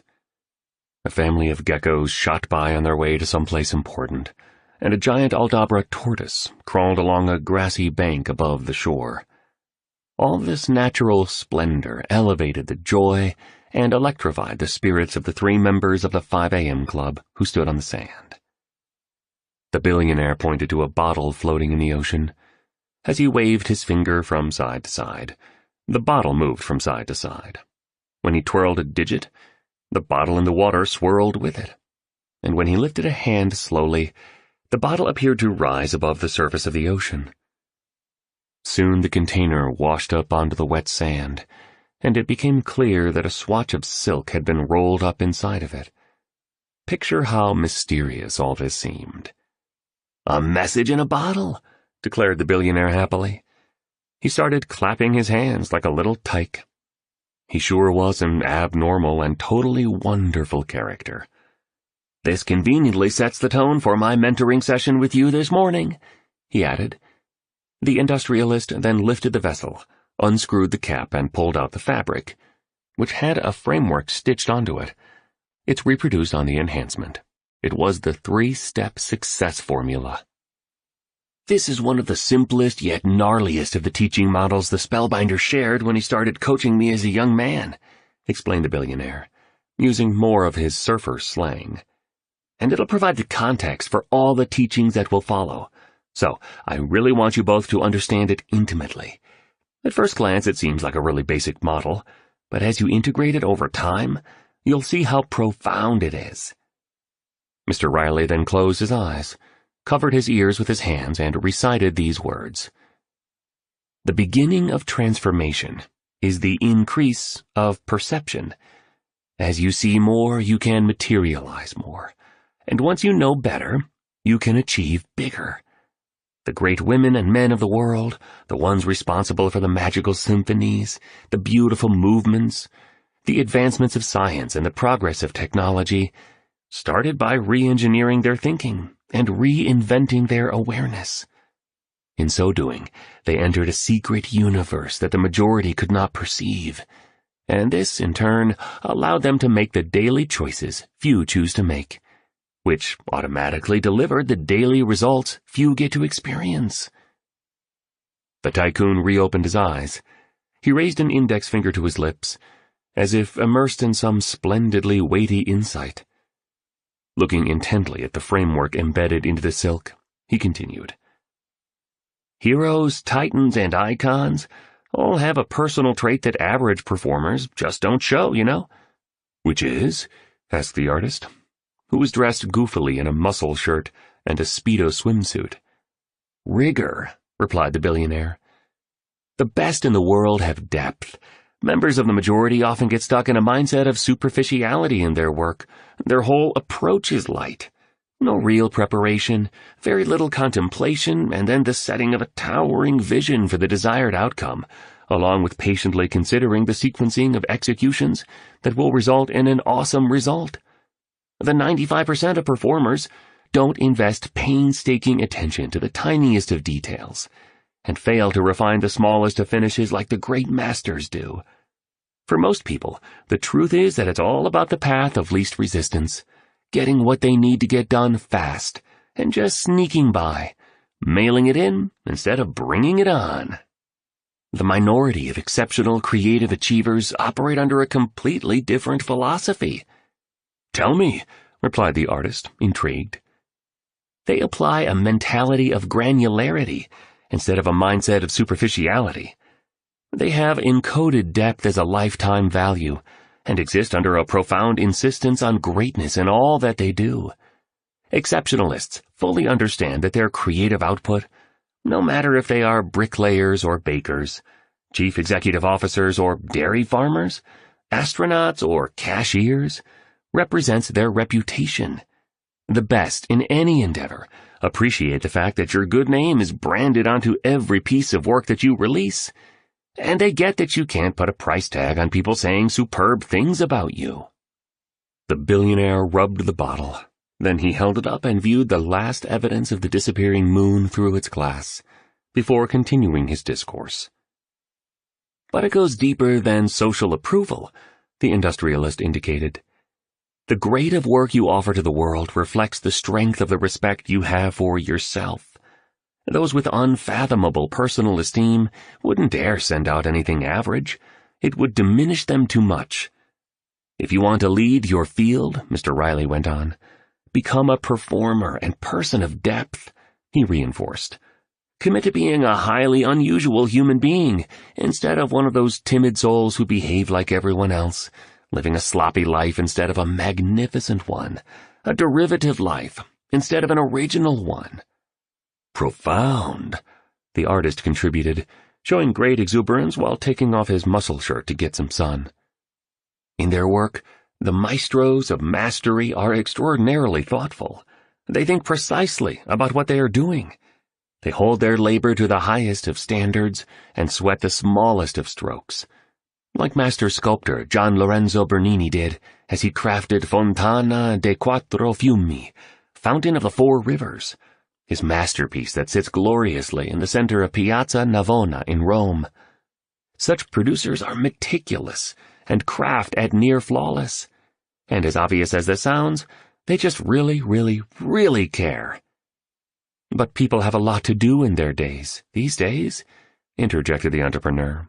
This isn't the 1600s. My inbox is full.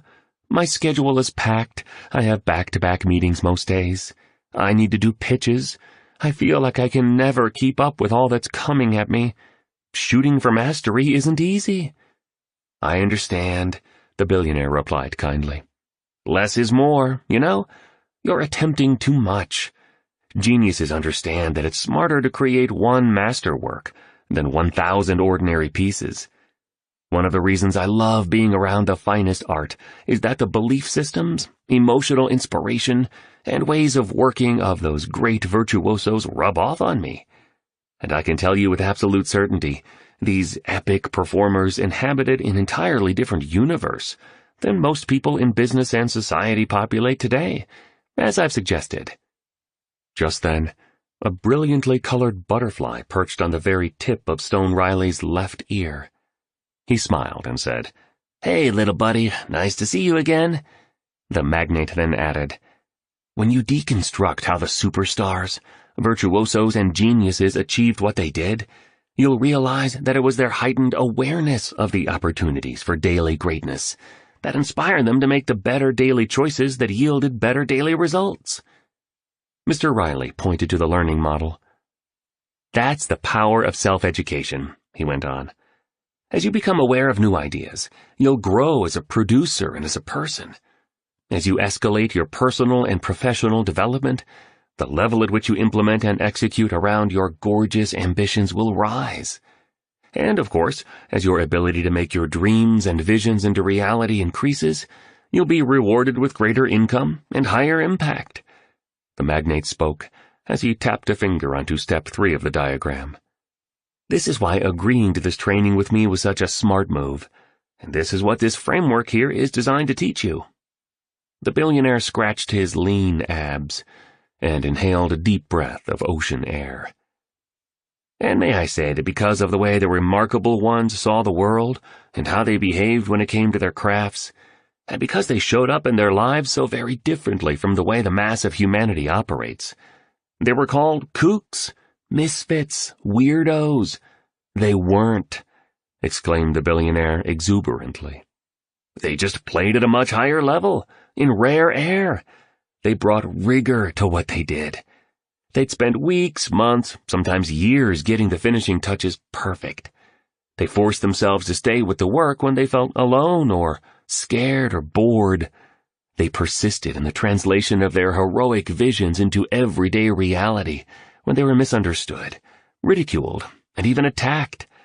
God, I admire the great geniuses of the world. I really do. The further a society drifts from the truth, the more it will hate those that speak it, offered the artist succinctly. The entrepreneur looked at him as she began to rub a bracelet on her wrist. George Orwell said that, he pronounced, and whenever you are creating beauty around you, you are restoring your own soul, the artist carried on. Alice Walker said that. The masters produce in a way that ordinary workers would label as obsessive, expounded the industrialist. But the reality of remarkability is that what the 95% of performers call picky behavior surrounding an important project, the top 5% of creators know is simply the price of admission for world class. Here, look at the model again so we can bring even more precision to your understanding around it, instructed the billionaire as he touched the diagram on the piece of silk. The majority of people on the planet today really are trapped in superficiality, he confirmed. Superficial understanding of their power to rise, superficial intimacy with the possibilities of their potential, superficial knowledge of the neurobiology of mastery, the daily routines of the world builders, and the very ambitions they wish to prioritize the remainder of their lives around. The majority is stuck in vague, imprecise thinking, and vague, imprecise thinking yields vague, imprecise results. A quick example? Ask the average person for directions, and most of the time, you'll discover their instructions are unclear. That's because the way they think is unclear, said the billionaire as he picked up a stick from the beach and pointed it toward the word granularity on the framework. legendary achievers are vastly different. They get that amateur levels of awareness will never lead to the highest grade of professional results. Another example that I hope will dial in this important insight for you two. I'm a huge fan of Formula One racing. I was invited to hang out with my favorite team in the pit area recently. Their attention to the slightest of particulars, their dedication to the demonstration of extreme excellence, and their willingness to do whatever it took to make things great was not only validating, but tremendously inspiring. Again, to the ordinary person, the suggestion of the need for an obsessive attention to the most minor of details, and the importance of a ridiculously rigorous approach in their pro and private lives, seems odd. But that F1 crew, their flawless calibration of the race car, their superhuman speed in executing pit stops, and even the way they cleaned the pit area with an industrial vacuum cleaner after the car roared away, so there wasn't even a hint of dirt anywhere, was fantastic. This is my point. The top 5% go granular, versus applying a superficial mindset to their daily attitudes, behaviors, and activities. They really sweat the fine points so much they removed the dirt from the pit area after the race car left? Questioned the artist, fascinated. Yep, remarked the billionaire. They swept and vacuumed the whole bay, and when I asked them why, they told me that if even a molecule of sediment got into the race machine's engine, it could cost them a win, or even worse, it could result in the loss of a life. Actually, any small failure of even one team member to act with precision could create a tragedy. One loose screw left by an unfocused crew member could lead to a calamity. One checklist item missed by a distracted associate might cause a catastrophe. Or one missing measurement overlooked by a squad partner leaving some of his precious attention on the phone he was playing with prior to the pit stop could cost a victory. I'm beginning to agree with you that the approach you are speaking of is important, admitted the entrepreneur. Very few business people and those in other fields like the arts, sciences, and sports think and behave like this anymore. It used to be normal, I guess. Developing high awareness around the things that we do, and having a painstaking approach to making our work perfect. Refining the details, sweating the little points. Producing with precision rather than being unprofessional and careless. Under-promising and over-delivering. Taking immense pride in our craft. Going deep and embracing, to use your words, granularity versus superficiality. I must give credit where it's due, said the billionaire humbly. This languaging and this model was taught to me by the spellbinder. But yes, small things matter when it comes to mastery. I read somewhere that the Space Shuttle Challenger disaster, which broke so many hearts, was caused by the failure of a single O-ring seal that some experts valued at 70 cents. A horrific ending of lives was caused by a flaw around what appeared to be an insignificant detail. This all makes me think of the Dutch genius Vermeer, the artist contributed. He was a painter who pursued work of the highest quality. He experimented with different techniques that would allow natural light to fall in a way that made his art look three-dimensional. There was such a depth to what he created, such attractiveness to each stroke, and such refinement in every move. So I agree too. The average artist has a really light, basic, impatient approach to their painting. Their focus is more on the cash than on the craft. Their attention is on the fame, not the finesse. I guess that because of this, they never build the higher awareness and acumen that will help them make the better choices, that will give them the better results, that will make them the legends of their fields. I'm starting to get how powerful this simple model is. I love Vermeer's Woman in Blue reading a letter. And, of course, Girl with a Pearl Earring, said the billionaire, cementing the fact that he appreciated great art. I love this insight that you're sharing with us, observed the entrepreneur as her eyes widened. She then grasped the artist's hand. Mr. Riley winked. I knew this was coming, he muttered with obvious happiness on seeing their growing romantic connection. He closed his eyes once again. The butterfly was still sitting on the ear of the eccentric tycoon as it flapped its exotic-colored wings. Mr. Riley spoke these words from the mighty poet Rumi. Gamble everything for love, if you are a true human being. If not, leave this gathering. Half-heartedness doesn't reach into majesty. Can I ask you a question? Wondered the entrepreneur. Absolutely, replied the billionaire. How does this philosophy of rigor and granularity play out in personal relationships? Not well, was the candid reply of the shirtless baron. The spellbinder schooled me on a concept called the dark side of genius. Basically, the idea is that every human gift comes with a downside, and the very quality that makes you special in one area is the same one that makes you a misfit in another. The reality is that many of the great virtuosos of the world had messy private lives. The very gifts of seeing a vision few else could see, holding themselves to the absolute highest of standards, being content alone for long stretches of time as they worked monomaniacally detailing the most minor points on their projects, behaving relentlessly in following through on their masterpieces, acting with rarely seen self-discipline, and listening to their hearts while ignoring their critics, made personal relationships hard. They were misunderstood and seen as difficult and different, rigid and unbalanced. The billionaire then fell to the sand and started doing more push-ups at a ferocious pace. Next, while staring at a white dove that glided over the roof of his oceanside home, he did 20 burpees. Then he carried on. And many of these legends of creativity, productivity, and world-class performance were out of balance, the magnate stated. They were perfectionists, mavericks, and fanatics. This is the dark side of genius. The very things that make you amazing at your craft can devastate your home life. Just telling you cats the truth, observed the billionaire as he sipped from a water bottle that had tiny lettering on it. If you looked at it closely and carefully, here's what you'd read. Philip of Macedonia, in a message to Sparta. You are advised to submit without further delay, for if I bring my army into your land, I will destroy your farms, slay your people, and raze your city. Sparta's reply, if.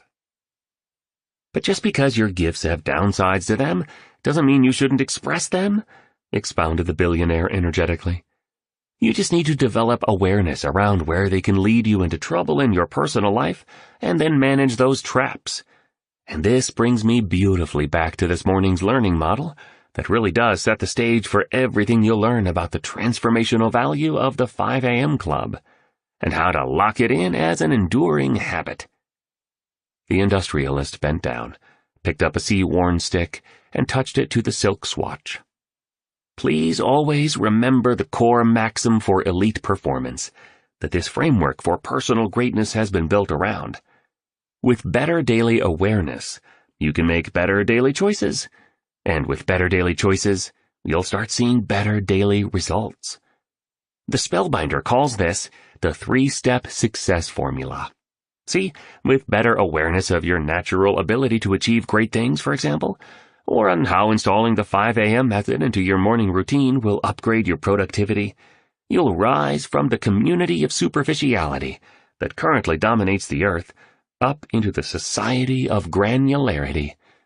This heightened level of insight and consciousness will then optimize your daily decisions. And logically, once you get your daily choices right, you'll accelerate your leadership, accomplishment, and impact dramatically. Because it's your decisions that make your results. For one of our coaching sessions, the billionaire continued, the spellbinder and I met in Lucerne, Switzerland. Such a pretty city set on a magnificent lake, surrounded by breathtaking mountains. Sort of a fairy tale kind of a place. Anywho, one morning he ordered a pot of hot water, along with some lemon wedges, so he could have the fresh lemon tea he enjoys sipping most mornings. Here's the thing. This should be interesting, the artist interrupted, as he scratched an arm with a tattoo built around an Andy Warhol quote that said, I never think that people die, they just go to department stores. The tray arrived, the billionaire went on. Perfect silverware, excellent china, everything calibrated to the highest order. And get this, whoever cut the lemons in the kitchen exercised the deep craft rigor essential to sustained mastery by actually going the extra mile and carving the seeds out of the wedges. Amazing, right? The billionaire began to do the same quirky dance that he did at the conference center. Then he stopped. The entrepreneur and the artist shook their heads. A pretty uncommon level of care and attention to detail in a world of such superficiality and performers stuck in apathy, said the entrepreneur, pretending not to be distracted by the mogul's dancing. The spellbinder calls the phenomenon pervading commerce these days the collective deprofessionalization of business, noted the billionaire. People who should be working, delighting customers, showcasing extraordinary skills, unlocking otherworldly value for their organizations so both they and their firms experience success, are watching inane videos on their phones, shopping online for shoes, or scrolling through their social feeds. I've never seen people so disengaged at work, so checked out and so exhausted, and I've never seen people making so many mistakes. The billionaire pointed the crooked stick at the 3-step success formula again. De-seeding the lemon wedges is a fine metaphor to challenge you to consistently make the shift from superficiality to granularity. Real rigor in terms of your approach to not only what you do at work, but how you operate in your private life. True depth as it relates to how you think, behave, and deliver.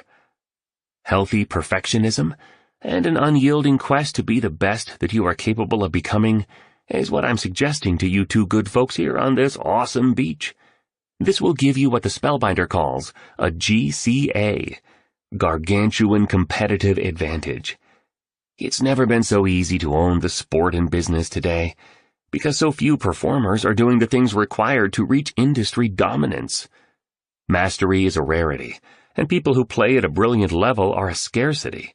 So the field is yours. If you show up the way I'm encouraging you to show up. Here's the powerful insight. There's a ton of competition at ordinary, but there's almost none at extraordinary. There's never been such a glamorous opportunity to become peerless, because so few people are dedicated to world class in this age of such scattered focus, eroded values, and deteriorated faith in ourselves along with the inherent primal power we hold. How often do you meet someone at a store or in a restaurant who is fully present, astoundingly polite, unusually knowledgeable, full of enthusiasm, incredibly hardworking, intensely imaginative, noticeably inventive, and gasp-worthily great at what they do? Almost never, right? Yes, acknowledged the entrepreneur. I'd have to interview thousands of people to find one treasure like this. So you cats have a GCA. Lucky you, shouted the billionaire. You can pretty much dominate your fields because so few are like this now. Raise your commitment, step up your standards, and then get busy on hardwiring in this way of being as your default. And that's really important. You have to optimize daily. Consistency really is the DNA of mastery. And small, daily, seemingly insignificant improvements, when done consistently over time, yield staggering results. Please remember that great companies and wonderful lives don't happen by sudden revolution. Nope, they materialize via incremental evolution. Tiny daily wins and iterations stack into outcomes of excellence over the long term. But few of us have the patience these days to endure the long game. As a result, not many of us ever become legends. All this information is fantastic, and so valuable for my art, the artist said gratefully as he put his shirt back on. Wonderful to hear, acknowledged the billionaire. Look, I know that you both have experienced a ton of learning in a very short time. I understand that getting up early is a new skill you're installing, and everything you've heard about chasing greatness, leaving the crowd, relinquishing average and renouncing ordinary is probably overwhelming. So just breathe and relax, please. Exceptionalism is a journey. Virtuosity is a voyage. Rome wasn't built in a day, right? Right, agreed the artist. Definitely, accepted the entrepreneur. And I also get that rising into the more pure reaches of your superior strengths and most sovereign human gifts is an uncomfortable and scary process. I've been through it, and the rewards that are on their way to you as you remain dedicated to learning the 5 a.m. method are worth more than any amount of money, fame, and worldly power you'll ever have. And what I've taught you today is a necessary component to the system for waking before daybreak and preparing yourself to be an elite achiever and luminous human being that we'll go much deeper into in our upcoming sessions together. I guess what I really want to say before I let you cats go for this morning, so you can go have some fun, is that while growth as a producer and as a person can be hard, it truly is the finest work a human being can ever do. And fully remember that you are most alive when your heart beats quickest, and we are most awake when our fears scream loudest. So we need to keep going ahead, right? Confirmed the entrepreneur as a lovely ocean breeze washed through her brown hair. Absolutely, said the tycoon. All shadows of insecurity dissolve in the warm glow of persistency. Okay, one last example about assuming a rigorous approach in your professional and home life and gaining a GCA by going all granular on important projects, around essential skills and during meaningful activities. After that, I'd love for you two to go swimming, snorkeling, and sunbathing. You should see the spectacular lunch my team has prepared for you. I need to head into Port Louis for a meeting, but I really hope you both will make yourselves at home. So... Mr. Riley stopped for a moment, reached down and touched his toes 4 times while muttering the following mantra. Today is a glorious day, and I'll live it at excellence. With boundless enthusiasm and limitless integrity, true to my visions and with a heart full of love. I remember reading an article, the billionaire continued, where the CEO of Moncler, the Italian fashion company, was asked what his favorite food was. He replied it was spaghetti pomodoro. And then he shared that while this dish seems strikingly simple to prepare as it's only pasta, fresh tomatoes, olive oil, and basil, the executive remarked that to get the calibration correct takes unusual expertise and uncommon prowess. That's an important word for all 3 of us to keep top of mind as we tighten up our A-games, elevate our performance, and accelerate our contribution to the world. Calibration. Dialing in the finest of attitudes and refining the littlest of details is what granularity and ascension into the orbit of your inherent genius and a life magically lived is all about. The eccentric magnate then placed a piece of silk from the bottle into a pocket of his shorts and vanished. Chapter 10. The 4 Focuses of History Makers. The life given us by nature is short, but the memory of a well-spent life is eternal. Cicero. The sunrise was dazzling as the entrepreneur and the artist walked hand in hand along the seashore to meet the billionaire at the designated meeting spot for the next morning's mentoring class. Mr. Riley was already there when they arrived, sitting on the sand, eyes closed in a deep meditation. He was shirtless, wearing camouflage-patterned shorts similar to the ones the spellbinder styled the day he appeared on the beach, and a pair of rubber diving booties with smiley face emojis scattered over them. You would have been more than amused if you saw him in them. An assistant rushed out of the billionaire's home the instant he raised a hand toward the heavens, displaying the universal victory sign. 3 crisp pages of paper were efficiently extracted from a shiny black leather satchel and handed to the titan of industry without a word being exchanged. Stone Riley simply offered a slight bow of appreciation. In turn, he gave a sheet to each of his 2 students. It was exactly 5 a.m. The billionaire then picked up a seashell and skipped it across the water. It appeared as if he had something profound on his mind this morning. Gone were the usual light-heartedness, festivity, and awkward antics. "You okay?" inquired the entrepreneur as she touched a bracelet engraved with the words, "Straight on hustle, rise and grind, I'll sleep when I'm dead." The tycoon read the words on the bangle. He placed a finger onto his lips. "Who will cry when you die?" he asked. "What?" exclaimed the artist. "What will those who know you whisper about how you lived once you're no longer here?" The billionaire articulated the question in the manner of a skilled actor.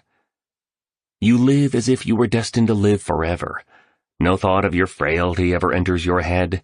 Of how much time has already gone by you take no heed. You squander time as if you drew from a full and abundant supply, though all the while that day which you bestow on some person or thing is perhaps your last." "Those are your thoughts? Brilliant," stated the artist. The billionaire looked mildly embarrassed. "I wish. No, they belong to the Stoic philosopher Seneca. They came from his treatise On the Shortness of Life." "So why are we talking about death on this beautiful morning exactly?" queried the entrepreneur, appearing a little uncomfortable. "Because most of us alive today wish we had more time. Yet we waste the time we have. Thinking about dying brings what matters most into much sharper focus. You'll stop allowing digital distraction, cyber diversions, and online nuisances to steal the irreplaceable hours of the blessing called your life.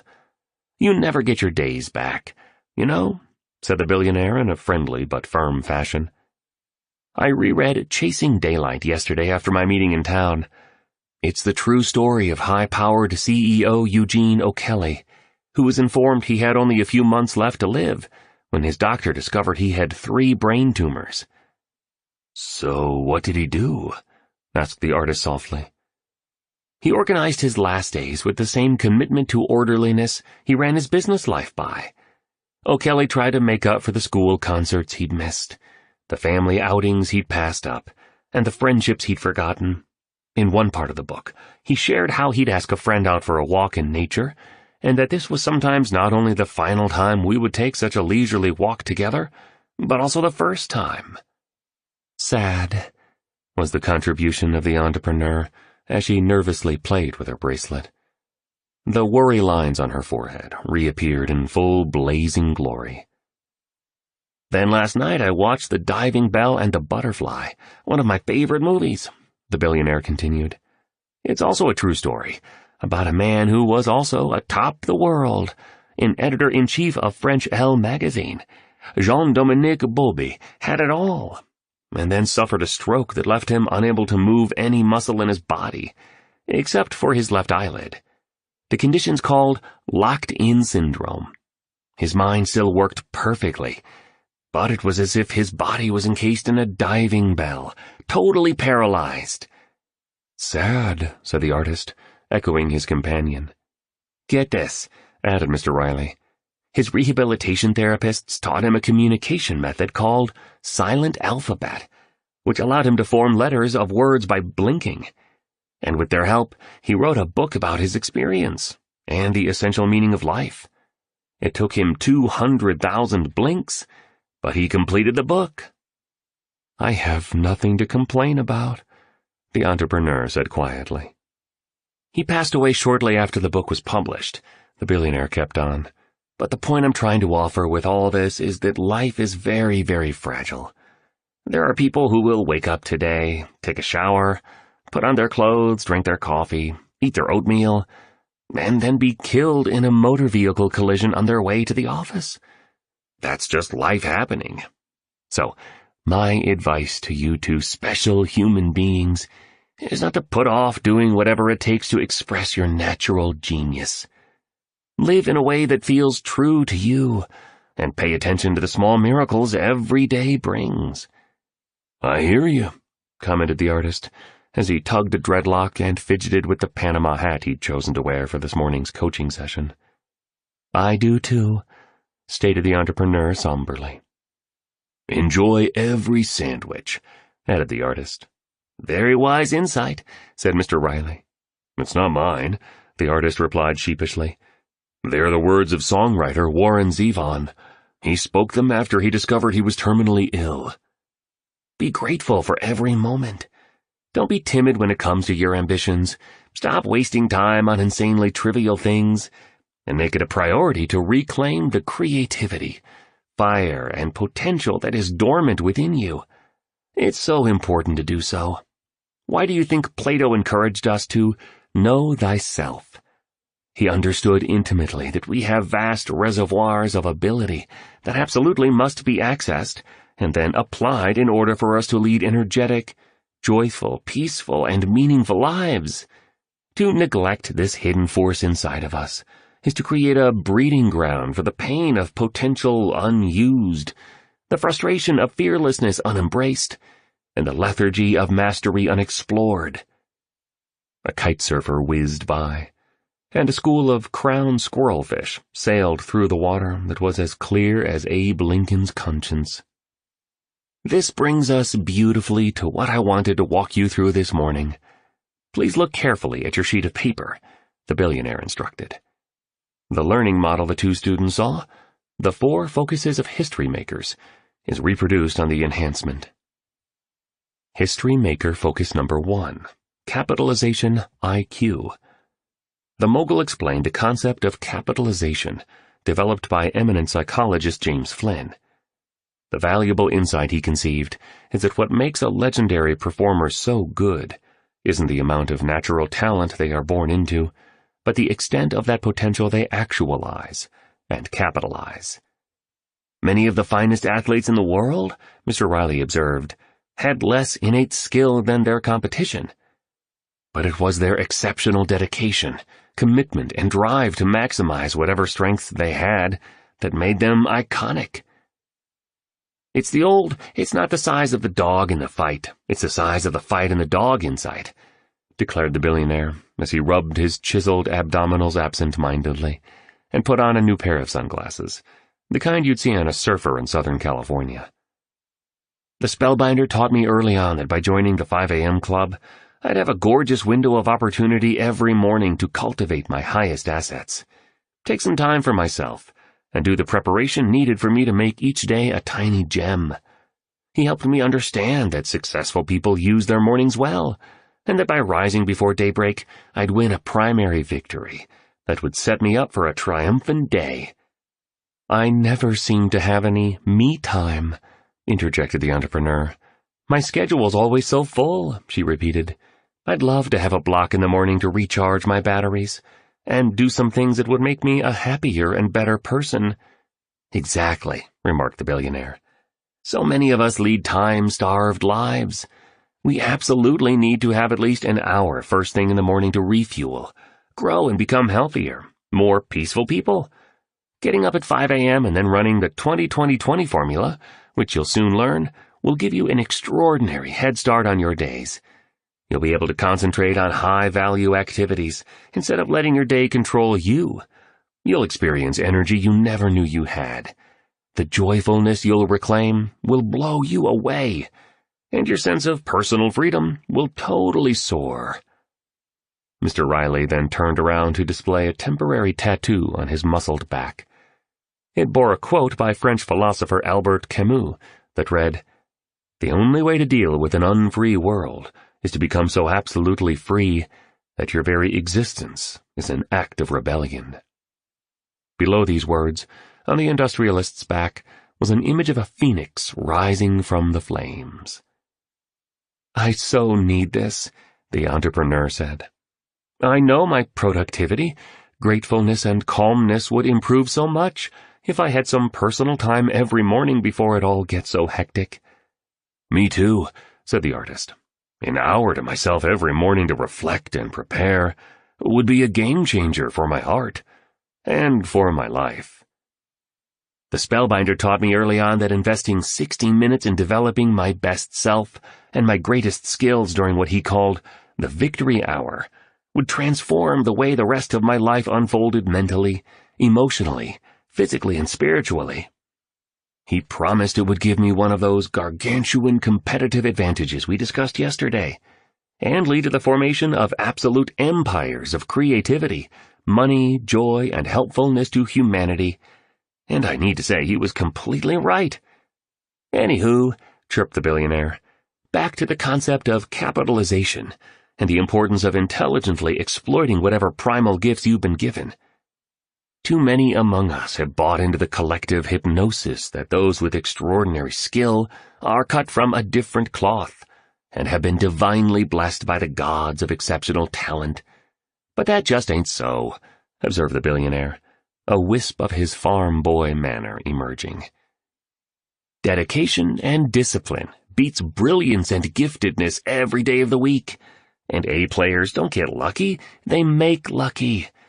Each time you resist a temptation and pursue an optimization, you invigorate your heroism. Every instant you do that which you know to be right over the thing that you feel would be easy, you facilitate your entry into the Hall of Fame of epic achievers. The billionaire stared at a gigantic seagull clutching its slimy breakfast. He then released a loud burp. "Oops, so sorry." He spoke in the tone of apology. "As I mentioned earlier, a lot of the latest research emerging on successful people is confirming that our private story about our potential is the key performance indicator on whether we actually exploit that potential." "What do you mean?" requested the entrepreneur as she stopped taking notes on her device to look into the eyes of the billionaire, who had now put on a tight t-shirt that read, "Victims have big TVs. Leaders own large libraries." "Well, if you're running a mental narrative that says that you don't have what it takes to be a superb leader in business or an acclaimed expert of your craft, then you won't even start the adventure of getting there, will you? And world class is a process, not an event. Running a limiting psychological program that says everyday people can't become great, or genius is born, not developed, will cause you to think it would be a complete waste of time to do the studying, put in the practice hours, and prioritize your days around your heartfelt desires. What would be the point of investing all that labor, vigor, and time, and making all those sacrifices when virtuoso-level results are impossible for someone like you, under your belief system? And then, because your daily behavior is always a function of your deepest beliefs, that very perception of your inability to realize victory becomes real," noted the billionaire. "Human beings are hardwired to act in alignment with our self-identity. Always. You'll never rise higher than your personal story. Important insight there."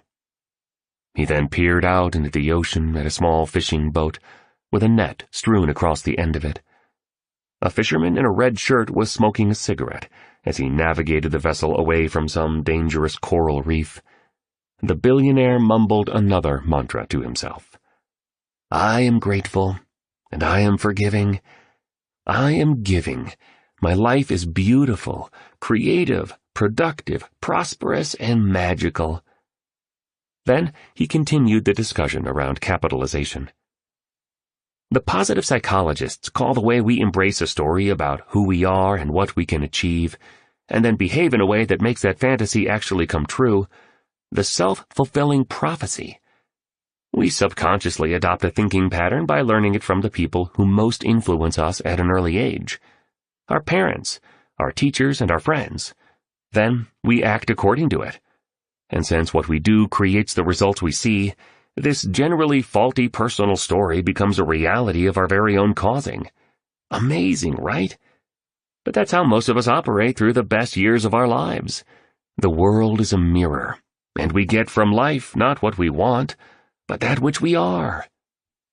"And I guess that the more we accept that core belief about our inability to produce excellent results in whatever it is we hope to do, the more we not only reinforce it so it becomes a trusted conviction, but we also deepen the behavior that's associated with it, so it becomes a daily habit," recited the artist, sounding professorish instead of bohemian in the pure morning air. "Wonderfully said," replied the billionaire excitedly. "I love the trusted conviction idea. That's good. You should share that phrase with the spellbinder if you see him today. I think he's out fishing, but knowing him, he'll be getting some sun here on this beach later in the morning." The billionaire continued. "Every human being has an instinct for greatness, a hunger for the heroic, and a psychic need to rise toward the heavens of their finest capability, whether we remember this consciously or not. A lot of us have been minimized and pushed down so much by the dark and toxic influences around us, we've forgotten all we truly are. We've become masters of compromise, slowly and steadily allowing in more aspects of mediocrity, until a point arrives where it's our standard operating system. Real leaders never negotiate their standards. They know there's always room to improve. They understand that we are most connected to our sovereign nature when we are reaching for our best. Alexander the Great once said, "I am not afraid of an army of lions led by a sheep. I am afraid of an army of sheep led by a lion." The billionaire inhaled audibly. A butterfly fluttered by, and a crab scampered past him. "I'm here to remind you," he carried on, "that each one of us holds a profound capacity for leadership within us. And as you now know, I'm not speaking of leadership in the sense of having a title, a lofty position, or needing some formal authority. What I'm referring to is so much more weighty and exquisite than that. It's the true power inside a human heart versus the transitory power delivered by a big office, a fast car, and a large bank balance. What I'm speaking of is the potency to do work that is so great, we just can't take our eyes off you. The capability to create massive value in your marketplace. The capacity to impact and disrupt an entire industry. And the power to live with honor, nobility, audacity, and integrity, so that you fulfill your opportunity to make history in your own original way. Doesn't matter if you're a CEO or a janitor, a billionaire or a ditch digger, a movie star or a student. If you are alive today, you have the ability to lead without a title and make your mark on the world, even if you don't currently believe you can due to the limits of your current perception. Your perception isn't reality. It just isn't. It's just your current perception on reality. Kindly remember that.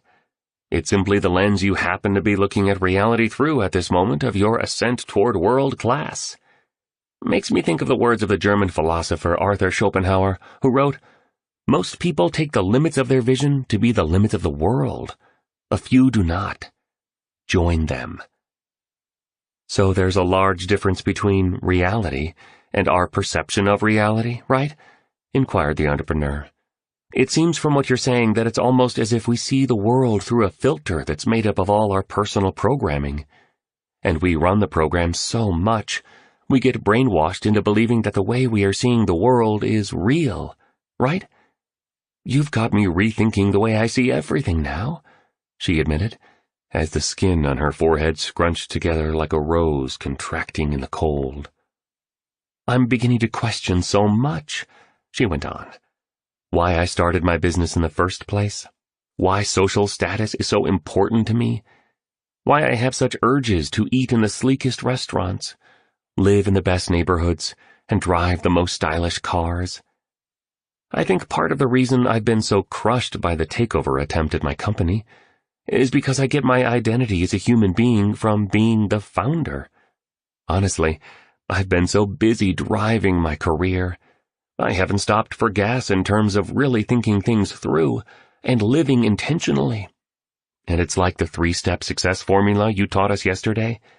As I develop a better daily awareness around myself and why it is that I do what I do, I'll make the better daily choices that will give me better daily results.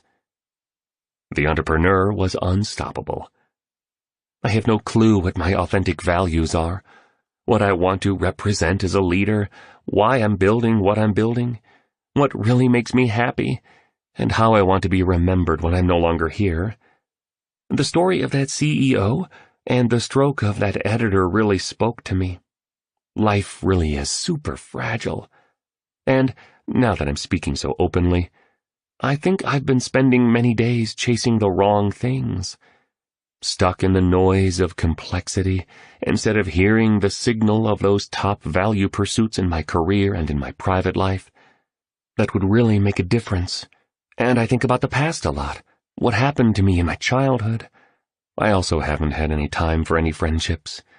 I have no real passions. I've never watched the sun rise until now, and I've never found true love, said the entrepreneur as she anxiously rubbed her bracelet. The entrepreneur looked over to the artist. Until now. Tears filled his eyes. Trillions of planets in this universe, he pronounced. Billions of people on our planet, and I was fortunate enough to meet you. The entrepreneur smiled, and then proceeded to respond in a gentle tone. I hope I never lose you. Don't be too hard on yourself, interjected the billionaire. We're all on our paths, know what I mean? We're all exactly where we need to be to receive the growth lessons we're meant to learn. And a problem will persist until you get the education it showed up to bring. And I do agree with you that human beings have a tragic habit of remembering the things it would be smart to forget, and forgetting the wonderful things it would be wise to remember. Anywho, I do understand you. Please, just trust that the highest and wisest part of you is leading you. There are no accidents on this path to legendary and the making of a life that matters. And if you ask me, there's nothing wrong with magnificent homes, fast cars, and lots of money. I really need you to hear me on that, please. We are spiritual beings having a human experience. As the old saying goes, having plenty of money is what life wants for you. Abundance is nature's way. There's no scarcity of flowers, lemon trees, and stars in the sky. Money allows you to do superb things for yourself, and for the people you care most about, and it offers you the chance to help those in need. A tourist water-skiing behind a speedboat zoomed by. You could hear him laughing with glee. I'll let you in on a little secret, the magnate continued. I've given away most of my vast liquid fortune. Yes, I still have the jets and the Zurich flat and this oceanside place. And though my business interests are still valued at an amount that makes me a billionaire, I need none of it. I'm not attached to any of this. I read a story that I think you'll like, shared the artist. Kurt Vonnegut, the writer, and Joseph Heller, the author of Catch-22, were at a party hosted by a renowned financier on Long Island. Vonnegut asked his companion how it felt to know that their host made more money in the day before the gala than he had made from all royalties of his best-selling book. Heller replied, I've got something he can never have. Vonnegut asked, What on earth could that be, Joe? Heller's reply was priceless. The knowledge that I've got enough. Brilliant, enthused the billionaire. Love it. He shouted inappropriately loudly as he high-fived the artist. He then performed the little dance he loved to do when he was happy yet again, before launching into a series of jumping jacks. His eyes were closed as he did them. Such an oddball. The artist went on talking. Anyway, I understand what you're teaching us on this point about capitalization and the self-fulfilling prophecy. No one will believe in our ability to do great things until we first believe in our greatness, and then put in the sincere and rigorous effort to realize it. You know what Pablo Picasso once said?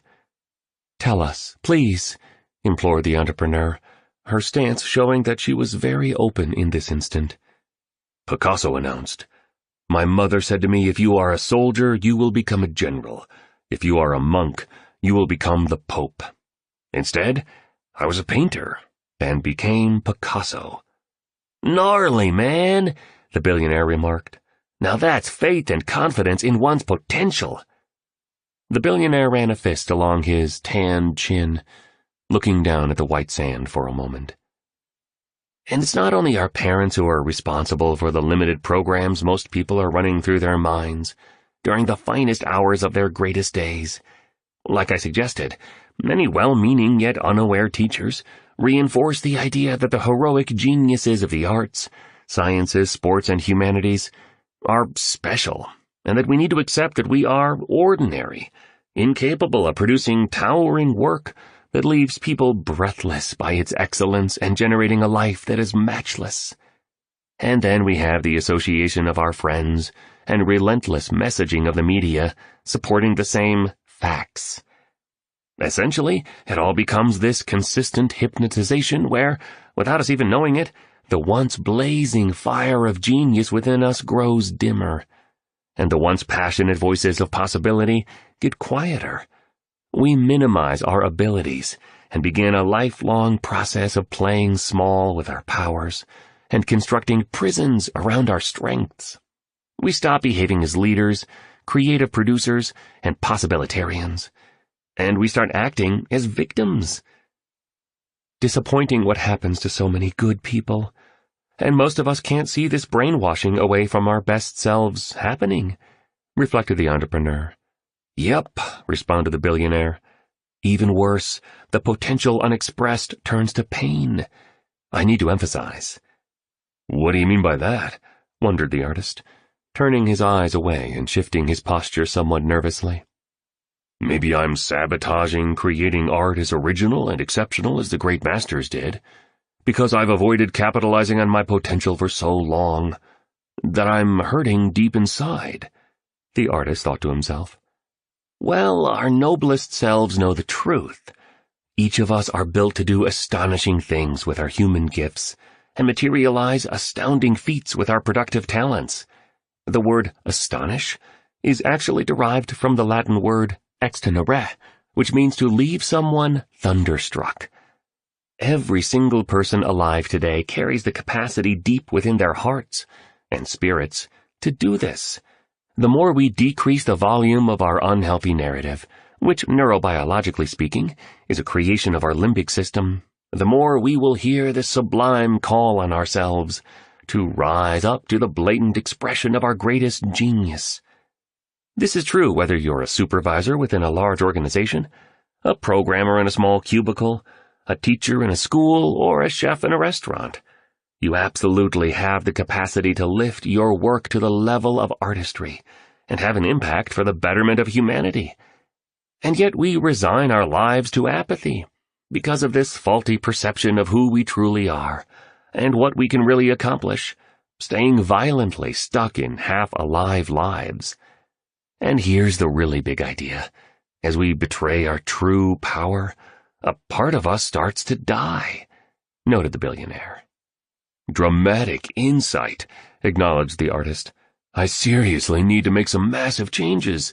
I'm tired of feeling tired and neglecting my creative abilities. I'm beginning to get that I'm special. You are, affirmed the entrepreneur. You are, she repeated, in a voice of tenderness. I'm also starting to see that I care too much about what others think. Some of my friends make fun of my paintings, and they say I'm a screwball behind my back. I'm realizing they just don't understand me and my vision for my art. Many of the great geniuses of the world were not appreciated until decades after they died, you know? The billionaire offered in a murmur. And on your point about your friends, I'm not so sure you're surrounding yourself with the right ones. And maybe now it's time to do you rather than limiting your talent and aliveness because you are seduced by the opinions of others. Kurt Cobain said it better than I ever could. I was tired of pretending that I was someone else just to get along with people, just for the sake of having friendships. Was the artist's only response. What I'm sharing is accurate. We become our associations, and you'll never have a positive influence in your field and make a beautiful life if you hang with negative people, continued the billionaire. Oh, and that pain I was just speaking of, if not attended to and released, starts to form a deep reservoir of fear and self-hatred within us. Most of us don't have the awareness or possess the tools to process through this well of suppressed anguish. Most of us are unconscious to this quiet torment created by the disrespect we have shown to our promise. And so, we deny it if someone even suggests it. We flee from it when presented with an opportunity to manifest it. And we subconsciously develop a series of soul-crushing escape routes to avoid feeling this pain generated by our talents denied. Like what? Quizzed the entrepreneur. Addictions. Like constantly checking for messages or scanning for likes. Or spending vast chunks of our daily lives watching too much television. TV shows have become so superb these days. It's so easy to get hooked. And when one episode ends, on some viewing platforms, the next one begins automatically. Many among us also make flights from their greatness by chatting and gossiping endlessly, not really understanding that there's a staggering difference between being busy and being productive. High-impact performers and genuine world builders aren't very available to whoever seeks their attention and demands their time. They're hard to reach, waste few moments, and are far more focused on doing real work versus artificial work, so they deliver the breathtaking results that advance our world. Other avoidance tactics from the pain of potential unexpressed are hours mindlessly surfing online, electronic shopping, working too much, drinking too much, eating too much, complaining too much, and sleeping too much. The tycoon sipped from his water bottle. Another fishing boat motored by. The woman who captained it waved to Mr. Riley, who bowed mightily in reply. The spellbinder calls this whole phenomenon learned victimhood. The billionaire carried on in a wonderfully exuberant way. As we leave our youth, there's a pull toward complacency. We can start to coast, settle for what's familiar, and lose the juicy desire to expand our frontiers. We adopt the paradigm of a victim. We make excuses and then recite them so many times, we train our subconscious mind to think they are true. We blame other people and outer conditions for our struggles, and we condemn past events for our private wars. We grow cynical and lose the curiosity, wonder, compassion, and innocence we knew as kids. We become apathetic, critical, hardened. Within this personal ecosystem the majority of us create for ourselves, mediocrity then becomes acceptable. And because this mindset is running within us each day, the viewpoint seems so very real to us. We truly believe that the story we are running reveals the truth because we're so close to it. So rather than showing leadership in our fields, owning our crafts by producing dazzling work and handcrafting delicious lives, we resign ourselves to average. See how it all happens? Yes, at least it's all becoming clearer. So the key is to re-script our personal story, right? Inquired the entrepreneur. Absolutely, confirmed the billionaire. Every time you become aware of yourself dropping into victim mode and make a more courageous choice, you rewrite the narrative. You raise your self-identity, elevate your self-respect, and enrich your self-confidence. Each time you vote for your superior self, you starve your weaker side and feed your inherent power. And as you do this with the consistency demanded by mastery, your capitalization IQ, that is your ability to materialize whatever gifts you've been born with, will only grow. The billionaire invited his two students to move to the terrace of his home to continue the morning's lesson on the 4 focuses of history makers. History maker focus number 2, freedom from distraction. The billionaire pointed to the model with a pinky finger. Remember that important brain tattoo of successful people? An addiction to distraction is the death of your creative production. It will guide us through this section of today's mentoring session, and I've decided to go deep into the importance of winning the war against diversion and cyber nuisances because it's an extremely serious issue in our culture. In some ways, the new technologies and social media are not only eroding the Everests of our glorious productive potential, they are also training us to be less human. We have fewer real conversations, fewer true connections, and fewer meaningful interactions. Yes, I'm realizing this more and more as the mornings pass on this beach, admitted the entrepreneur. Filling valuable hours with meaningless moves is the drug of choice for most people, the billionaire continued. Intellectually, we know we shouldn't be wasting time on zero-value activities. But emotionally, we just can't beat the temptation. We just can't fight the hook. This behavior is costing organizations billions of dollars in lost productivity and deficient quality. And as I suggested earlier, people are making more mistakes in their work than ever before because they aren't present to what they're doing.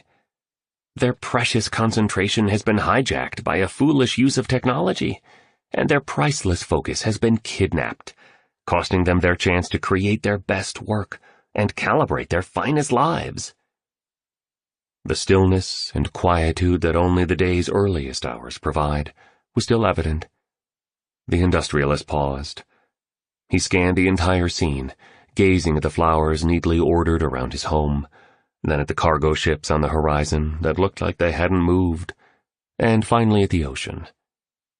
"Look, cats," he said at last. "I love the modern world. I really do. Without all the technology we have available to us, life would be a lot harder.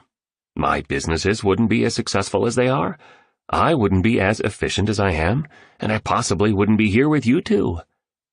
"Why?" wondered the artist, as a single dolphin swam by gracefully. Astoundingly, it then soared high out of the ocean and spun in the air 4 times, before returning to the water with a lavish splash. Mr. Riley looked delighted.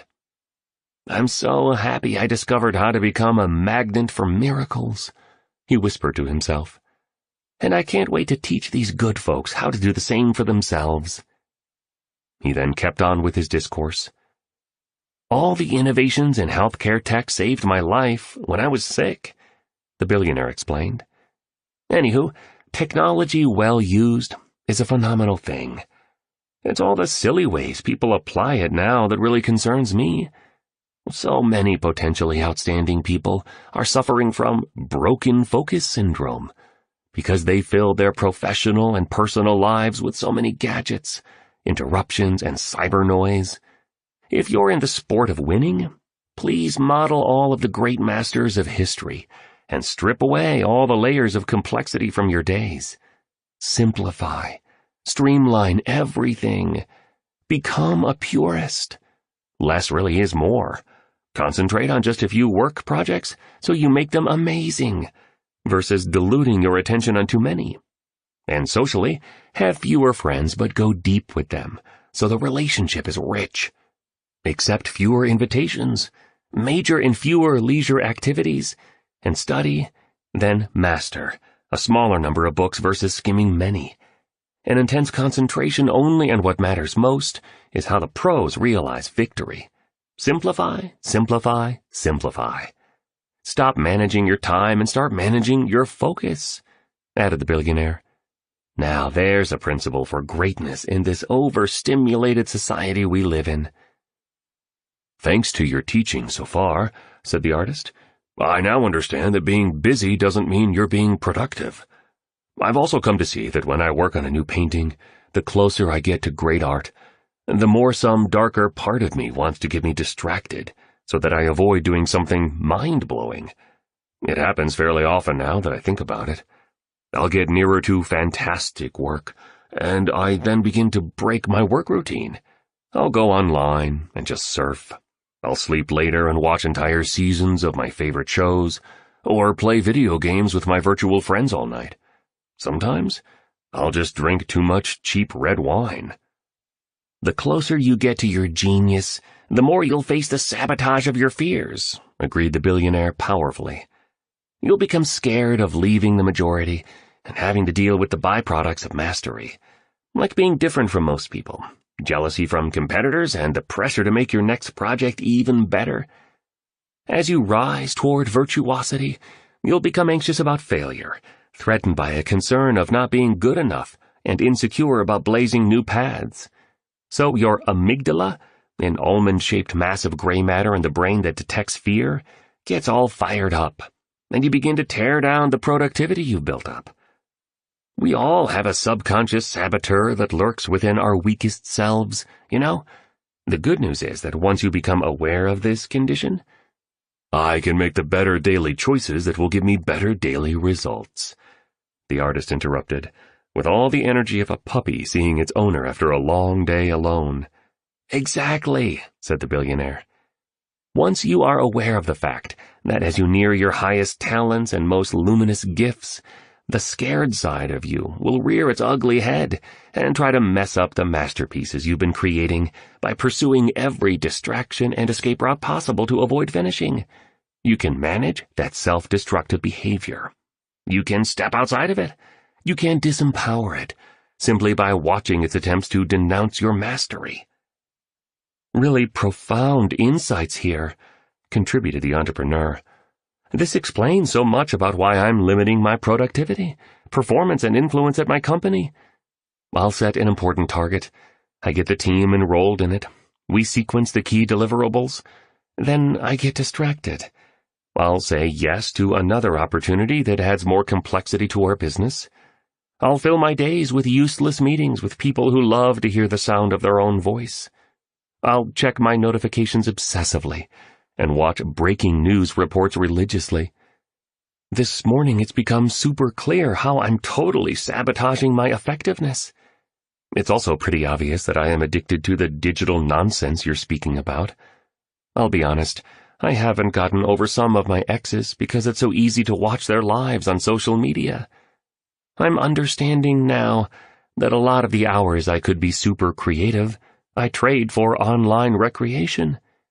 Like you said, Mr. Riley, it's a form of escape.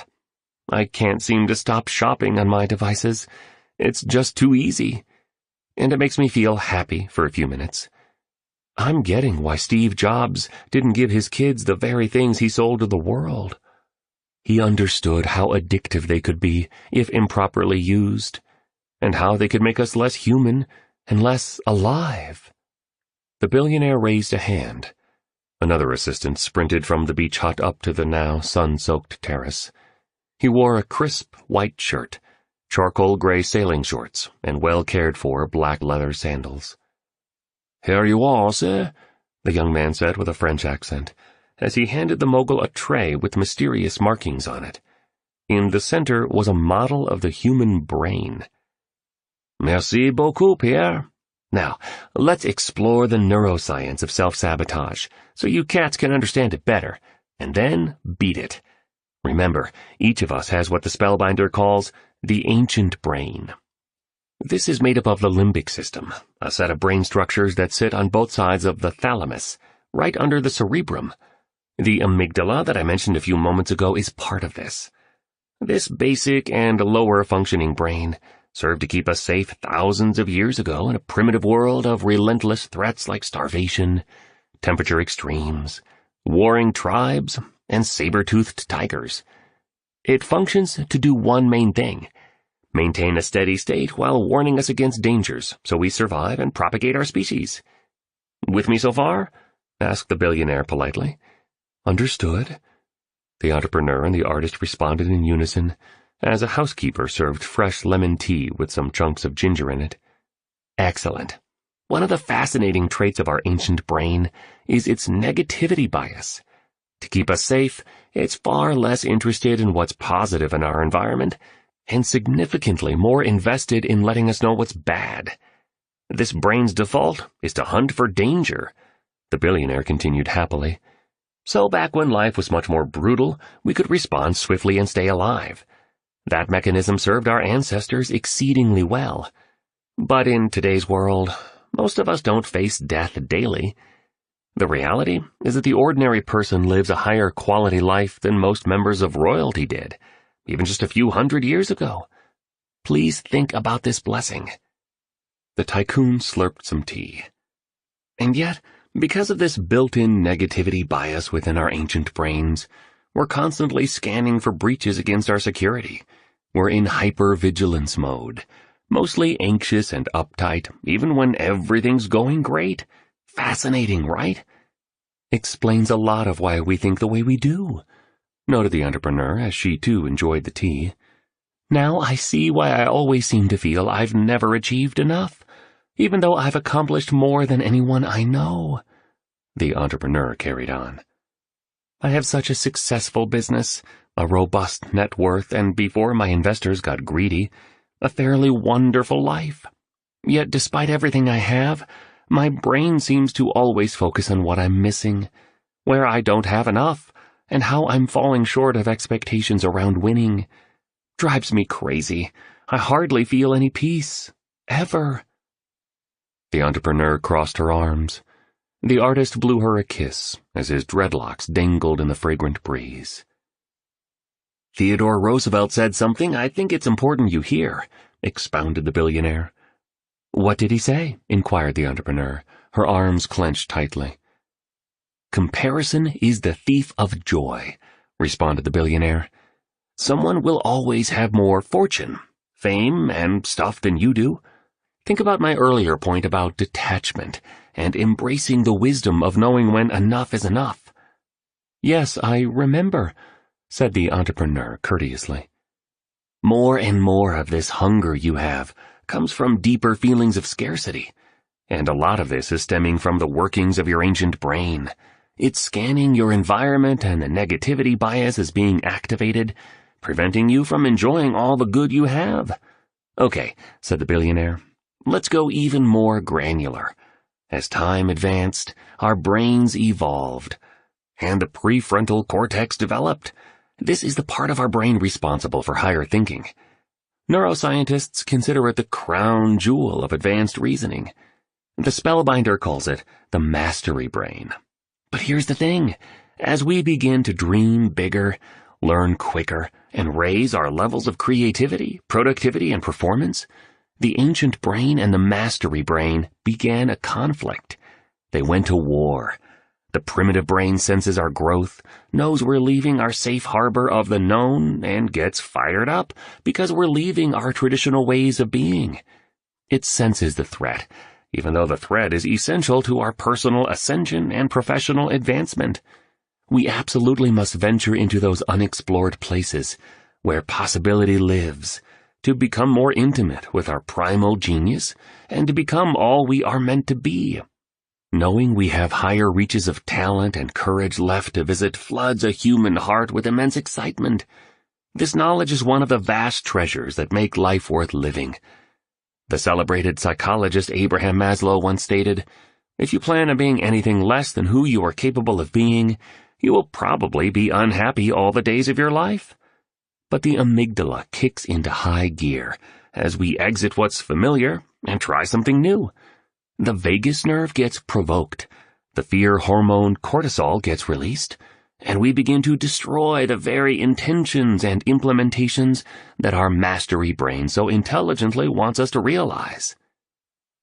This explains why so few people are highly creative and extremely productive, the artist observed.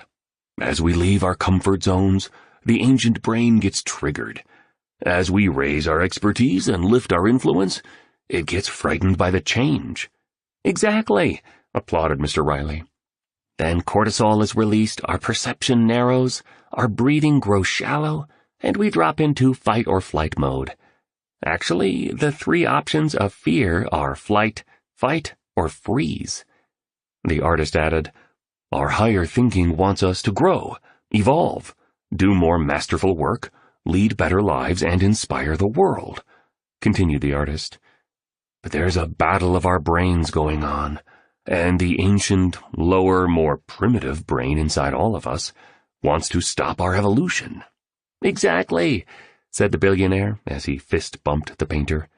And so, speaking to the second focus of history makers on the model you're walking us through, freedom from distraction, I guess it's because of this fear we face that we embrace as many diversions as possible to make us feel better, even if only for a minute, questioned the entrepreneur.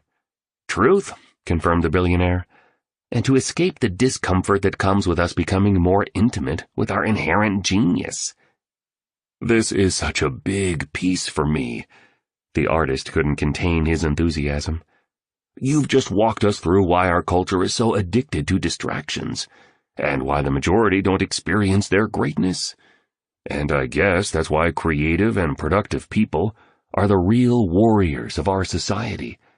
We not only have to face the insults of our naysayers and the arrows of those critics who don't understand our art, we also need to have the guts to push past the alarm bells of our ancient brains, pleading with us not to reach for our brilliance. Poetically said, my friend, exclaimed the billionaire gleefully. He did that little dance again. The housekeeper, who was sweeping the veranda, just shook her head. It takes an awesome amount of courage to feel the terror of true personal and professional growth, and to keep going, even when you sort of feel you're dying, taught the Titan. But continuing when you're frightened is how you become a legend. You two cats are makers, builders of great things, and all builders consistently break through their fear, daily, to find higher levels of prowess, impact, and human freedom.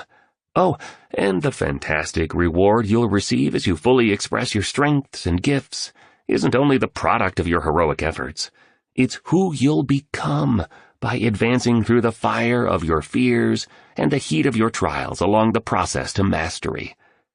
You get to know who you are. You see your abilities more clearly. Your confidence soars. You need the stroking of the crowd a lot less, and you begin to live your authentic life versus a plastic one, manufactured by a world that doesn't want you to be free. The billionaire sipped from his water bottle before continuing to explain the importance of breaking free from the death grip of device distraction and digital diversions. And that's where being a member of the 5 a.m. Club can also work its magic for you, he told his audience of 2. One of the ways the great men and women of the world avoided complexity was by incorporating tranquility and serenity into the front part of their days. This beautiful discipline gave them absolutely essential time away from overstimulation to savor life itself, replenish their creative reservoirs, develop their supreme selves, count their blessings, and ground the virtues that they would then live out their days under. Many of the people who fueled the progress of our civilization shared the habit of rising before daybreak. Could you name a few of those people? Quizzed the entrepreneur. John Grisham, the famous novelist, for one, replied the billionaire. Other celebrated early risers include Wolfgang Amadeus Mozart, Georgia O'Keeffe, Frank Lloyd Wright, and Ernest Hemingway, who said that early in the morning there is no one to disturb you, and it is cool or cold, and you come to your work and warm as you write. Beethoven rose at dawn, said the artist. The great ones all spent a lot of time alone, offered the billionaire. Solitude, the kind that you can access before the sun comes up, is a force multiplier around your power, expertise, and connection to being human. And your escalation requires your isolation. See, you can be in the world all day long chatting endlessly on your phone about 1,000 senseless things. Or you can change the world by exploiting your talent, refining your skills, and being a light of upliftment that raises us all. But you can't do both. Princeton psychologist Eldar Shafir has used the term cognitive bandwidth to explain the point that we have a limited amount of mental capacity when we rise each morning. And as we give our attention to numerous influences, ranging from the news, messages, and online platforms to our families, our work, our fitness, and our spiritual lives, we leave bits of our focus on each activity we pursue. Massively important insight to consider. No wonder most of us have trouble concentrating on important tasks by noon. We've spent our bandwidth. Sophie Leroy, a business professor at the University of Minnesota, calls the concentration we deposit on distraction and other stimuli attention residue. She's found that people are far less productive when they are constantly interrupting themselves by shifting from one task to another throughout the day, because they leave valuable pieces of their attention on too many different pursuits. The solution is exactly what I'm suggesting. Work on one high-value activity at a time, instead of relentlessly multitasking, and do so in a quiet environment. Albert Einstein made the point exquisitely when he wrote, "Only one who devotes himself to a cause with his whole strength and soul can be a true master." For this reason, mastery demands all of a person. This really is one of the most closely guarded secrets of the virtuosos and history makers. They don't diffuse their cognitive bandwidth. They don't dilute their creative gifts, chasing every shiny diversion and every attractive opportunity that comes their way. No, instead, they exercise the fierce discipline required to do only a few things, but at an absolutely world-class level. It's like I said before, the great ones understand that it's far smarter to create one piece of art, a genuine masterpiece, that endures for generations, rather than thousands of projects that express no genius. And please also remember, the hours that the 95% waste, the top 5% treasure. 5 a.m. is the time of least distraction, highest human glory, and greatest peace. So, leverage the victory hour well. You'll make quantum leaps in your productivity, as well as in your personal mastery. I don't want to get too much further into the neuroscience I've shared this morning, and I have an amazing surprise planned. But there is one more concept that I'd love to share with you two. It's called transient hypofrontality. Transient what-a? Queried the artist as he laughed. The billionaire walked over to a towering palm tree with a thick trunk revealing its vast age. A sun-bleached wooden table with a wide circular top sat under it. A model had been meticulously carved into the wood. You would have been most impressed and fascinated if you saw it. The magnate cleared his throat and chugged some of the lemon tea.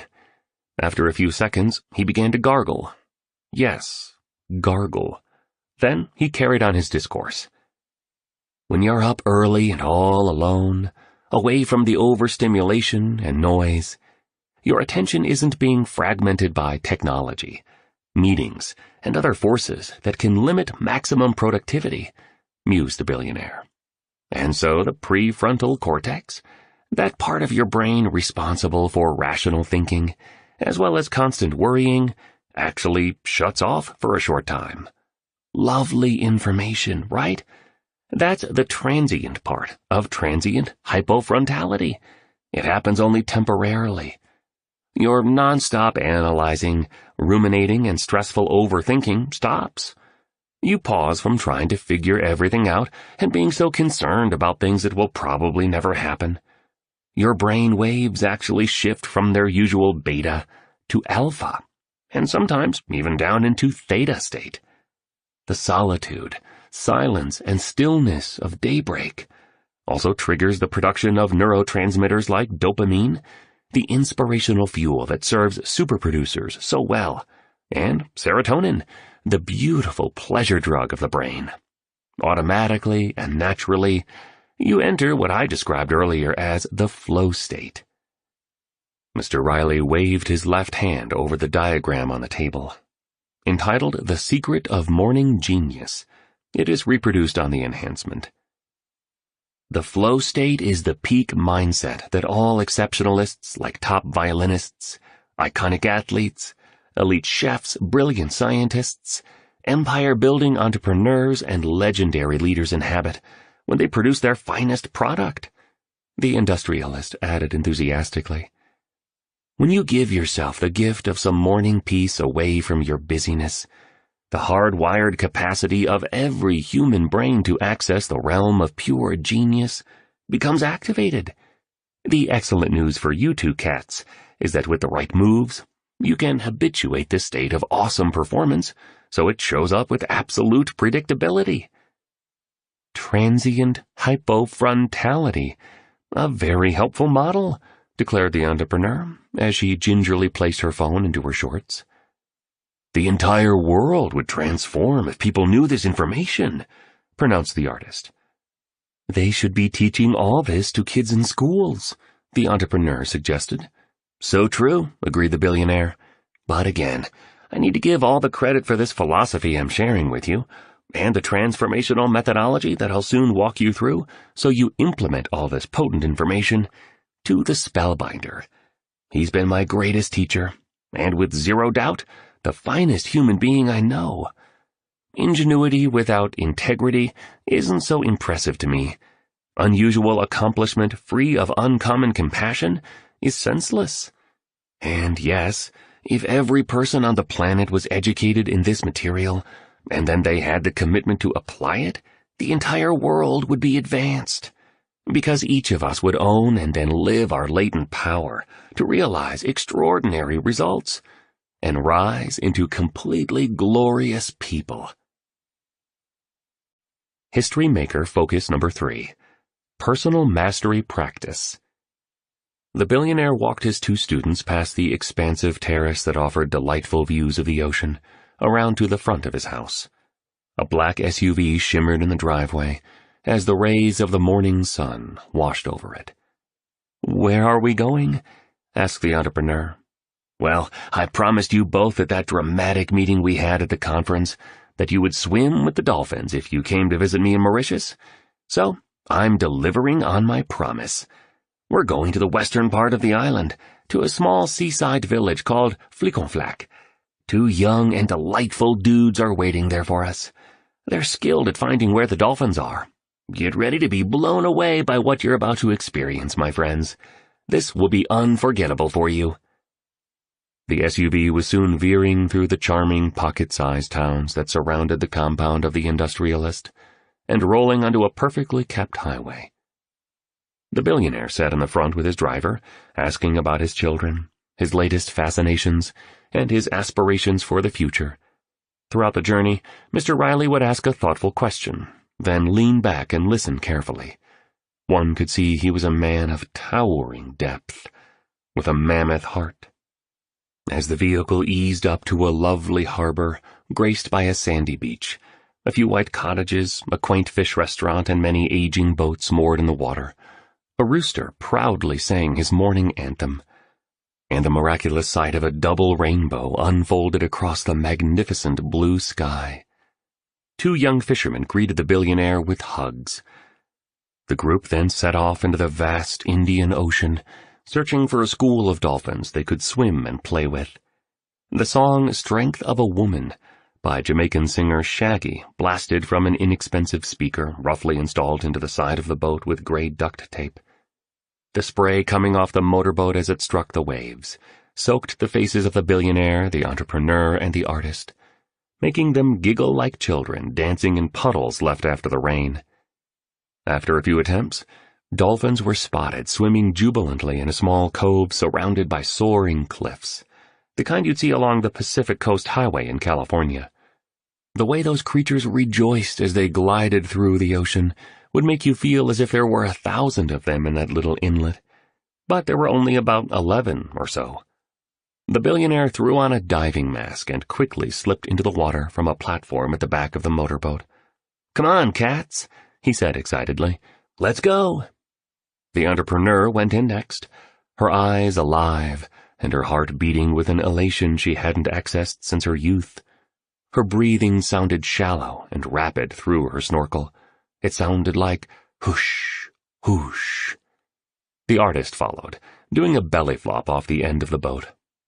Guided by one of the young fishermen, who was wearing surf shorts with a colorful tropical print and sporting rubber shoes, the 3 adventurers frolicked with the dolphins as they swam smoothly just below the water's surface. When the dolphins descended, so did their 3 euphoric companions. When they would twirl around, so would the members of the 5 a.m. club. When they would flirt with one another, so would the entrepreneur and the artist. The experience only lasted about 15 minutes, but it was miraculous. "That was unbelievable," exuded the artist breathlessly as he emerged from the water and struggled to get back into the boat from the small stage near the motor. "One of the most amazing experiences of my life," gushed the entrepreneur as she kissed him lavishly. The billionaire soon surfaced. He was hooting with laughter. "Boy, that was a blast!" On returning to the harbor, the morning mentoring class resumed on the beach, next to a pile of stones that locals used for barbecuing fish. The double rainbow remained extended across the sweeping sky.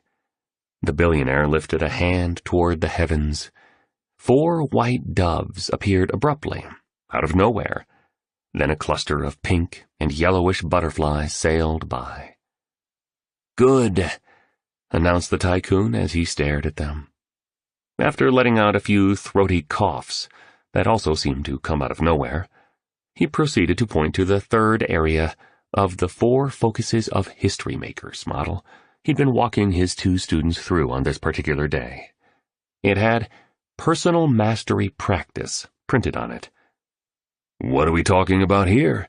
wondered the artist, his dreadlocks dripping and his thick tattooed arms around the entrepreneur to keep her warm. She was shivering. "Training the best parts of you," was the straightforward reply. "Remember the Spartan warrior credo that the spellbinder shared at the seminar? Sweat more in practice, bleed less in war. Well, the quality of your morning practice determines the caliber of your daily performance. Battles are won in the early light of intense training, when no one's watching. Victories occur before warriors walk onto the field. Triumph belongs to the one who prepares the most. It's obvious that if you want to be the best in the world at business or art or chess, or as a designer, or as a mechanic or as a manager, you need to put in enormous amounts of practice time to advance your expertise. Specifically, a performer must invest at least 2 hours and 44 minutes of daily improvement on their chosen skill for 10 years, as preeminent psychologist Anders Ericsson of Florida State University has taught us through his groundbreaking research. This is the minimum viable amount of practice required for the first signs of genius to appear within any domain. Yet so few of us think of the importance of putting what amounts to 10,000 hours of training into becoming better human beings. And that's why so few among us unlock that code, which, once cracked, liberates our sovereign selves with all the wisdom, creativity, bravery, love, and inner peace that comes with that manifestation. It's only when we improve that our lives improve. Know what I mean? What I'm suggesting to you two is that you need to practice advancing toward personal mastery daily, just as we must dedicate ourselves to any other skill we seek to be world-class at. Fortify and bulletproof, and nourish the core dimensions of your inner life, and trust me, you'll times 100 your life. Everything you do in your outer world is an absolute consequence of what's happening within you. This is where you need to do the real morning preparation. Then you'll walk out in the world every day thinking, feeling, and producing at levels that make you unconquerable. You owe this gift to yourself. "I've never believed much in self-improvement before the Spellbinders Conference," stated the entrepreneur flatly. "It's never seemed real to me." "Have you ever tried it? I mean, seriously practiced it over an extended period of time?" asked the billionaire firmly. Yet another dove flew overhead, and when the mogul glanced up at the sun, it almost appeared that the clouds parted. "Not really," admitted the entrepreneur. "Until now, until I joined the 5 a.m. club." "Okay, good. So let's keep going. Here's the key," said the billionaire. "During your victory hour, from 5 to 6 a.m. each morning, concentrate on upgrading what the Spellbinder calls the 4 interior empires. This will be the smartest and sometimes the most difficult work you will ever do in your life, deeply working on you. Cultivating the 4 central inner arenas that I'll walk you through in a moment is your golden key to transformation. It won't be easy, I need to reinforce that, but it will be totally worth it." "Why?" wondered the entrepreneur. She'd stopped shaking from the cold water of the Indian Ocean, but the artist still held her. His dreadlocks still dripped, and the renegade rooster still crowed. "Because inner empires need to be unfolded up to world class before you'll ever see outer ones, and your fortune always follows your fearlessness. Powerful insight, cats. Your influence in the world mirrors the glory, nobility, vitality, and luminosity you've accessed in yourself. Very few people in this time of superficiality and human creatures behaving like artificial machines remember this essential life truth. External always expresses internal. Without always reflects within. Your creativity, productivity, prosperity, performance, and impact on the planet are always a sublime expression of what's going on inside of you. For example, if you lack faith in your ability to get your ambitions done, you'll never achieve them. If you don't feel deserving of abundance, you'll never do what's required to realize it. And if your drive to capitalize on your genius is weak, your fire to train is dim, and your stamina to optimize is low, it's clear you'll never take flight into the rare air of outright mastery and realize domain dominance. External always expresses internal. And to experience empires in your outer life, you need to develop your inner ones first, reinforced the billionaire. He started to sip from a bottle of green-colored liquid that one of the fishermen had given him when he hopped out of the motorboat. If you looked very closely at the text printed on the glass, you'd read these words of Mahatma Gandhi. "The only devils in the world are those running in our own hearts. That is where the battle should be fought." As you consistently increase the inherent power inside you, Mr. Riley continued, you'll actually begin to see an alternate reality, flush with gorgeous opportunity and luxurious possibility. You'll play in a universe of the marvelous that members of the majority can't even perceive, because their eyes are blinded by doubt, disbelief, and fear. Greatness is an inside game, the billionaire affirmed, as he drew yet another learning model into the sand. You'll find the 4 interior empires diagram reproduced on the enhancement. Okay, let's go granular on this framework so you cats have a high and ultra-clear awareness of what aspects of your inner life to improve during your victory hour. I'll provide you with the complete morning routine to run soon, when I teach the 20-20-20 formula. For now, please just know that there are 4 interior empires to train, cultivate, and iterate before the sun comes up. Mindset, heart set, health set, and soul set. Together, these 4 private arenas form the foundation of the true primal power that rests inside every human being alive today. Most of us have disowned and discredited this formidable force as we've spent our days pursuing things outside ourselves. But we all have this profound and illustrious capacity within us. And the best time to optimize your 4 interior empires is from 5 to 6 a.m. That's the most special time of the day. Own your morning, and you'll elevate your life, encouraged the tycoon. Oh, a question? What if I only want to do this 5 days a week and take weekends off? How strict is this whole 5 a.m. method? Asked the entrepreneur. An ancient dog shuffled by, and the song Occhi by Italian music legend Zucchero could be heard playing from the fish restaurant. You would probably have found that part of the scene quite strange, but it really did happen this way. It's your life. Do what fits you best and feels right to you. What I'm revealing is the information the spellbinder shared with me.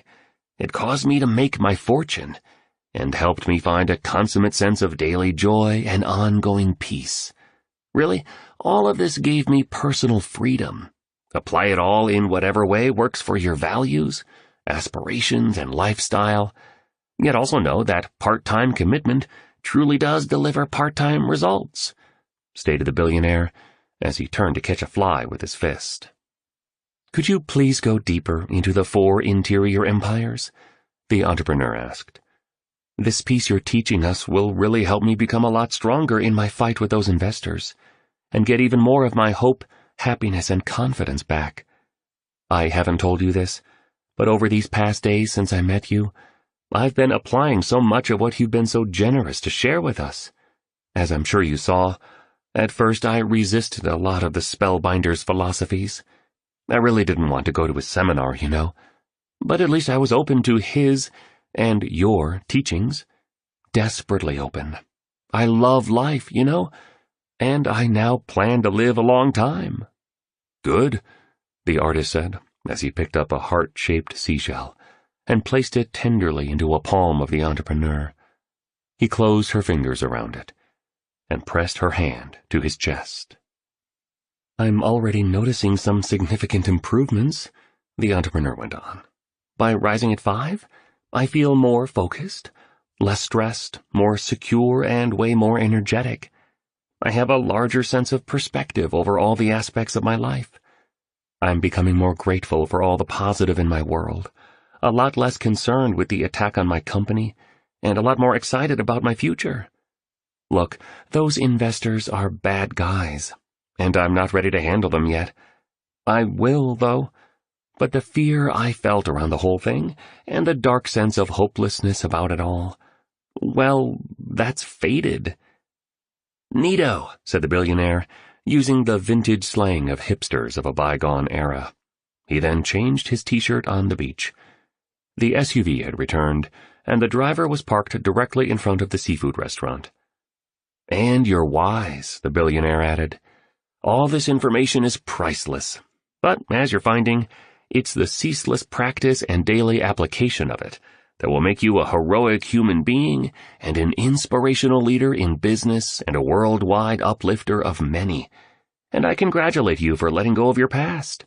No one's suggesting you act irresponsibly and not deal with the issue you're facing at your firm. But your past is a place to be learned from, not a home to be lived in. The three friends climbed into the waiting vehicle, and it pushed ahead to return to the estate of the eclectic host. So, let's talk more about this learning model, because it is so crucial to your success and happiness, the billionaire commented as the SUV sailed along. Many gurus speak of mindset. They teach the importance of installing the psychology of possibility. To use Harvard psychologist Ellen Langer's phrase, they coach you to think optimistic thoughts every day. These teachers tell you that your thinking forms your reality, and that by improving your mind, you'll improve your life. For sure, calibrating your mindset is an essential move to make toward the personal mastery that will then lead to a legendary outer reality. Yet, the billionaire continued, and it's incredibly important that you two understand this because most people don't. The Spellbinder taught me that elevating your mindset, the first of the 4 interior empires, is only 25% of the personal mastery equation. Seriously? The artist asked. I always thought that our thinking determines everything, that there wasn't much more to it than that. The whole change your thinking and you'll change your life, and your attitude determines your altitude kind of thing. Look, said the billionaire, it's definitely true that your deepest beliefs drive your daily behavior. You know I believe that.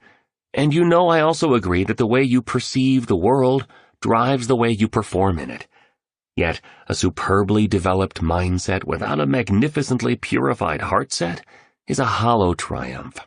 Just working on your mindset will never deliver the fullness of your sovereignty and fully express your resident genius, the industrialist said with great clarity. I think I'm getting you, noted the artist with a grin the size of Mount Kilimanjaro. Charles Bukowski said, stop insisting on clearing your head. Clear your heart instead.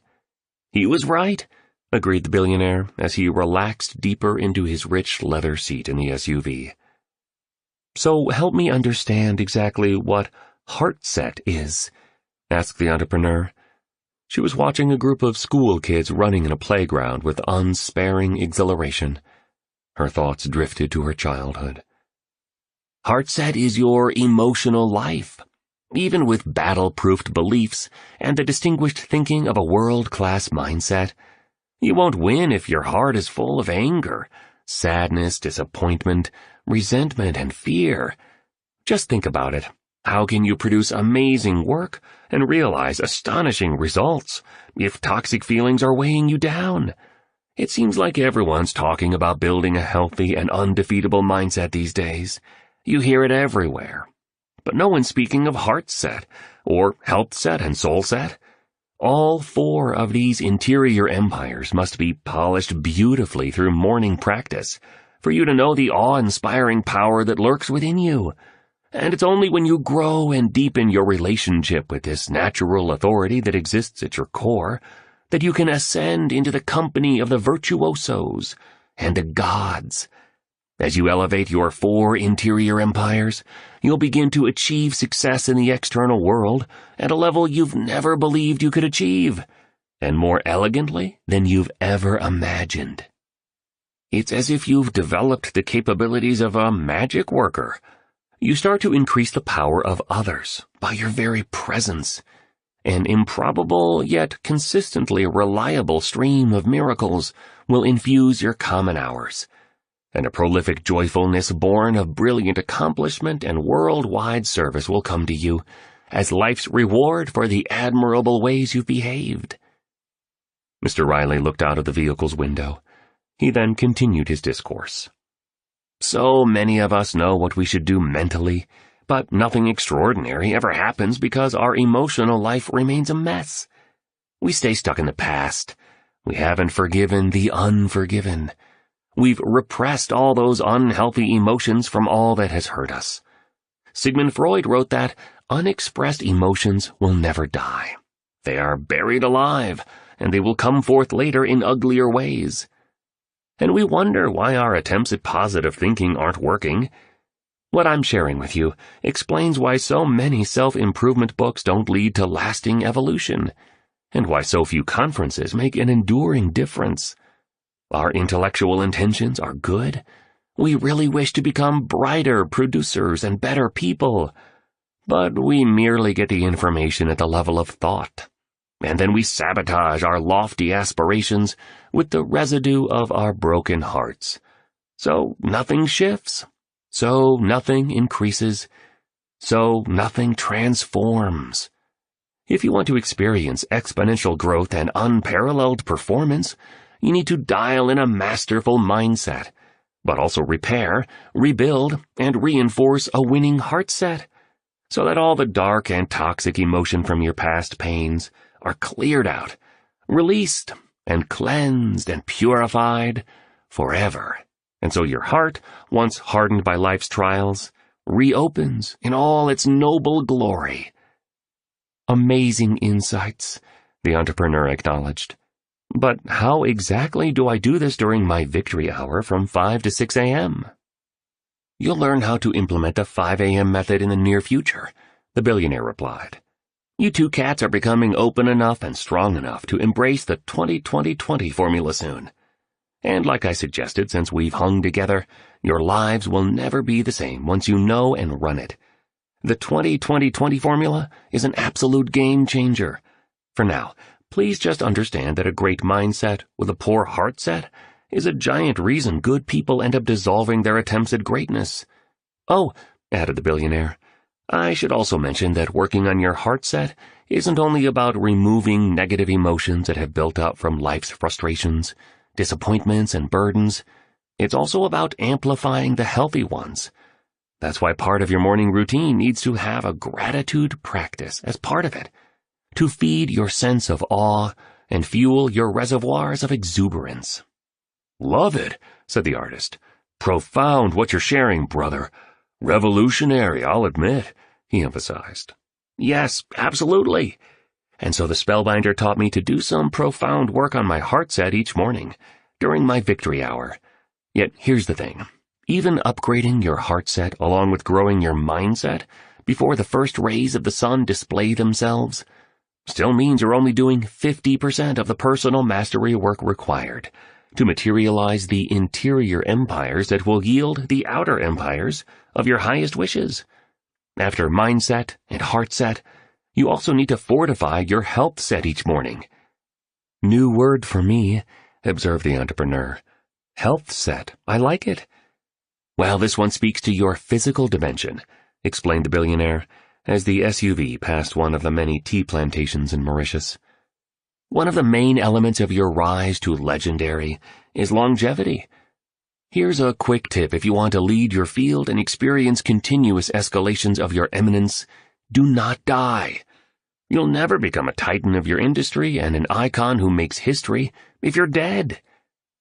Both the entrepreneur and the artist grinned as the billionaire began to clap vigorously, apparently as happy as a family of squirrels playing in a forest on hearing his own words. But I am being serious. Beautiful things happen once you commit seriously to peak fitness and go hard on cheating aging. Just imagine living an extra few decades and staying ultra-healthy as you do so. That's another few decades to refine your craft, to grow into an even more influential leader, to produce work that's radical artistry, to compound your prosperity and to build a luminous legacy that will enrich all of humanity. Epic producers and great leaders understand that you just can't rise to mastery without leveraging and then armor-plating your vitality. Every day's just dramatically better with some exercise in it. I need to say that again because it's so essential to a life amazingly lived. Every day is just dramatically better with some exercise in it. And few things feel as good as getting uber fit. I guess what I'm offering to you is that Health Set is all about dialing in your physical dimension so your brain is operating at its highest level of cognition, and so your energy is igniting, and so your stress is dissolving, and so your joy is expanding. Getting really healthy and ultra-fit worked wonders for my business, you know? The billionaire paused. He drew his hands together, as is the custom in India, where people say namaste, which is Sanskrit for, I bow to the divine in you. And that brings me to Soul Set, lady and gentlemen. I have learned that every single one of us has an unstained spirit and spotless soulfulness that rests at our very center. Most of the world is uninterested in whispers from and the requirements of the soul. As a race, we've neglected that portion of ourselves that is most wise, wonderful, and eternal. The majority, programmed by society, is all about getting the goods that will boost popularity, gaining validation and social currency from their selfies, and accomplishing popular results that will give them legitimacy. However, feeding your spirit daily is the activity of genuine leadership royalty. And tell me, Mr. Riley, when you refer to Soul Set, what exactly are you speaking of? Inquired the entrepreneur, clearly making steady progress as a student of the spellbinder's teachings. She also appeared more present, strong and free than at any time since the artist had met her. Yeah, I'm not clear either, brother, mentioned the artist sincerely, as he too reclined in his seat, as the chauffeur navigated the vehicle up the winding driveway of the tycoon's home. More butterflies floated by. The double rainbow remained transfixed in the sky. The billionaire peered at it, and then went on. There is no exquisite beauty without some strangeness in the proportions, observed the billionaire, as he waved to his gardeners and stuck his tongue out at a frog. The English poet Christopher Marlowe said that, and dude, he was speaking some truth there. Anywho, to help you understand the Fourth Interior Empire, please allow me to bring this learning all together by simply saying that since mindset is all about your psychology, and heart set is all about your emotionality, and health set relates to your physiology, soul set refers to your spirituality. That's it. Nothing mystical, really, nothing religious, nothing voodoo or freaky. Go deeper, please, pressed the entrepreneur. You're reordering my perception with all of these points. Well, it's all the spellbinder's work, not mine. Kindly remember that. Anywho, my encouragement is to become a devout spiritualist. And just so that term doesn't spook you and shut you down to this education, all I mean to say is spend some time in the quietude of the early morning to make the return to the courage, conviction, and compassion within you. All I'm encouraging is that you soar with the angels of your highest nature and dance with the gods of your most precious talents for a little time before sunrise, as a tribute to what's most wise and true within you. Only then will you begin to know and understand the Shangri-Las of greatness and nirvanas of light that inhabit your sovereign self. Soul Set is all about remembering who you truly are. The sages, saints, and seers of history all rose at dawn to forge even weightier bonds with the hero we all have at our cores. Insecurity, scarcity, selfishness, and unhappiness are all children of fear. These characteristics were taught to you. They sure aren't your natural state. After we are born, we begin the departure from our spiritual power and descend into more of what this damaged world wants us to be. We become more about acquiring, hoarding, and comparing instead of creating, helping, and adventuring. Awake human beings work on elevating their soul set in the serene hours before daybreak, in the sanctuary of solitude, silence, and stillness. Through hope-filled contemplation of the finest version of yourself, without errors in your character, by marvelous meditation on how you wish to show up during the day ahead, by thoughtful consideration of the quickness of life and the suddenness of the exit, and by rich reflections on what gifts you aim to materialize, so you leave the world in better shape than you encountered it on your birth. These are some of the ways you can raise your soul set game. Yes, continued the billionaire, the vulnerability of his open-hearted delivery displaying itself even more potently in his now soft voice. "You too have a brave, loving, and wildly powerful hero at your foundation. I know to most people this idea sounds crazy, but it is truth that I speak, and by spending some time on your soul set during your victory hour, you'll improve your awareness of, and relationship with, this most magnificent part of you. So you are consistently serving society instead of gratifying the ego hungers of your smaller self. And with better daily awareness of our mindset, heart set, health set, and soul set, we'll make the better daily choices that will guarantee better daily results, right?" pronounced the entrepreneur, reciting the 3-step success formula she discovered in an earlier mentoring session. "Precisely," applauded the billionaire. "Exactly," he added, nodding his head. "And please, always stay sincere to what's most important in a life greatly lived," pleaded the billionaire.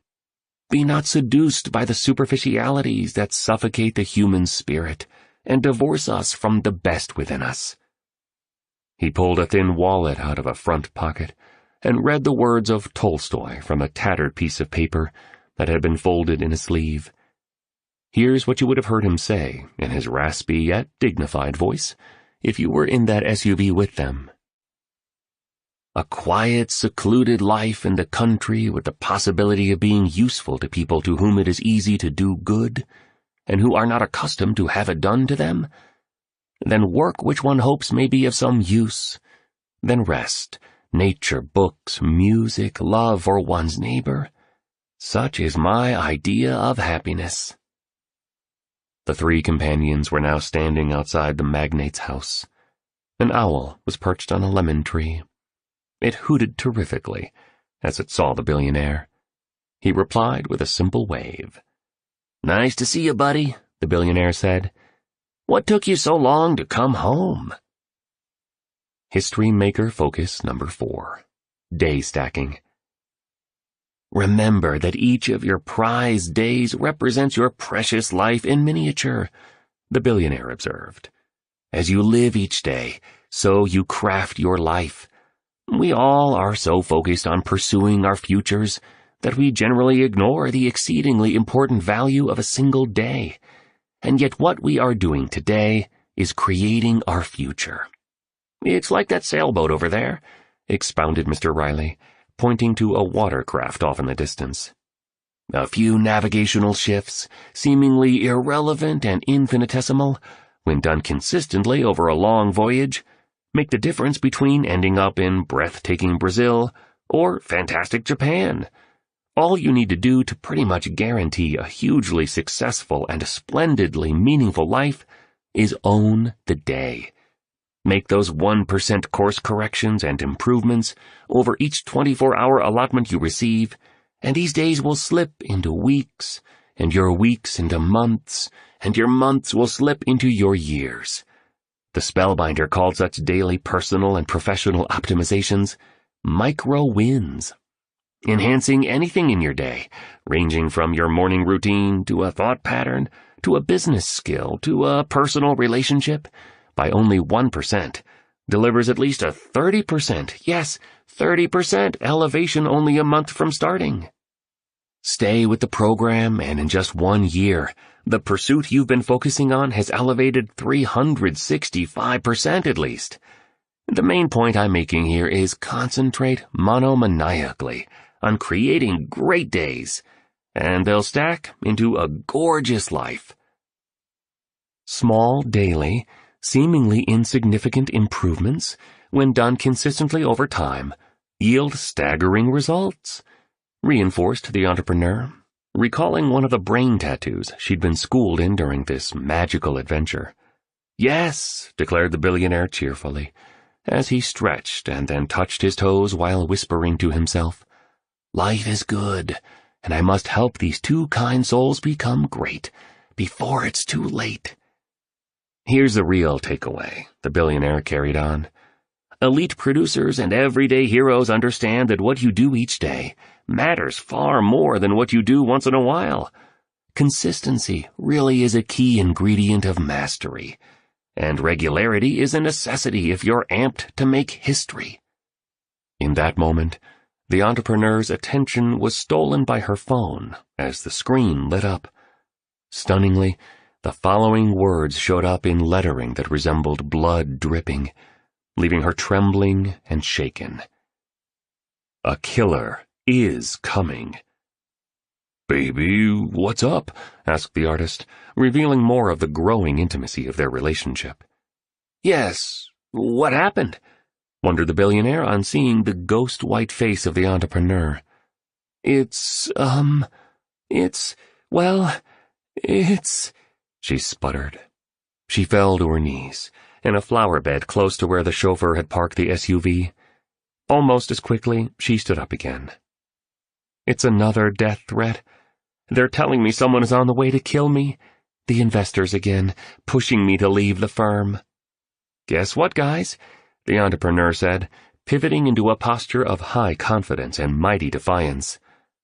"I'm not leaving. I built this company. I love what I do. I would do anything for my team. Our products are incredible, and growing the enterprise has given me great fulfillment. I'm ready to fight them. Let's go. Bring it on, I say." "It's being handled," murmured the billionaire, echoing what he'd said at his beach on first learning about the situation. "Just stay fully present to the teaching you're learning and this special opportunity of being a new member of the 5 a.m. club. Keep having a blast here with me in Mauritius.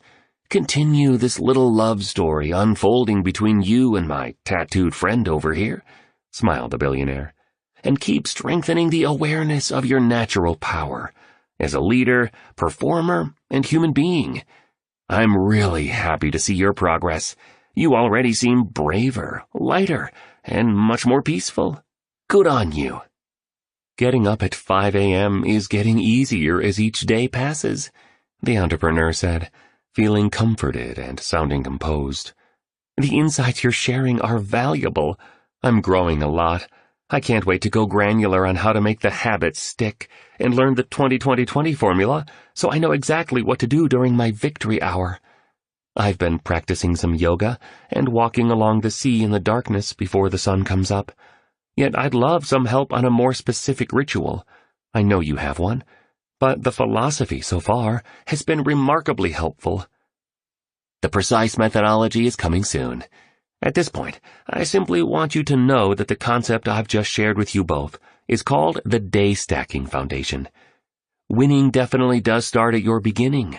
Own your morning, and the quality of your day rises exponentially, which in turn upgrades the caliber of your life exceptionally.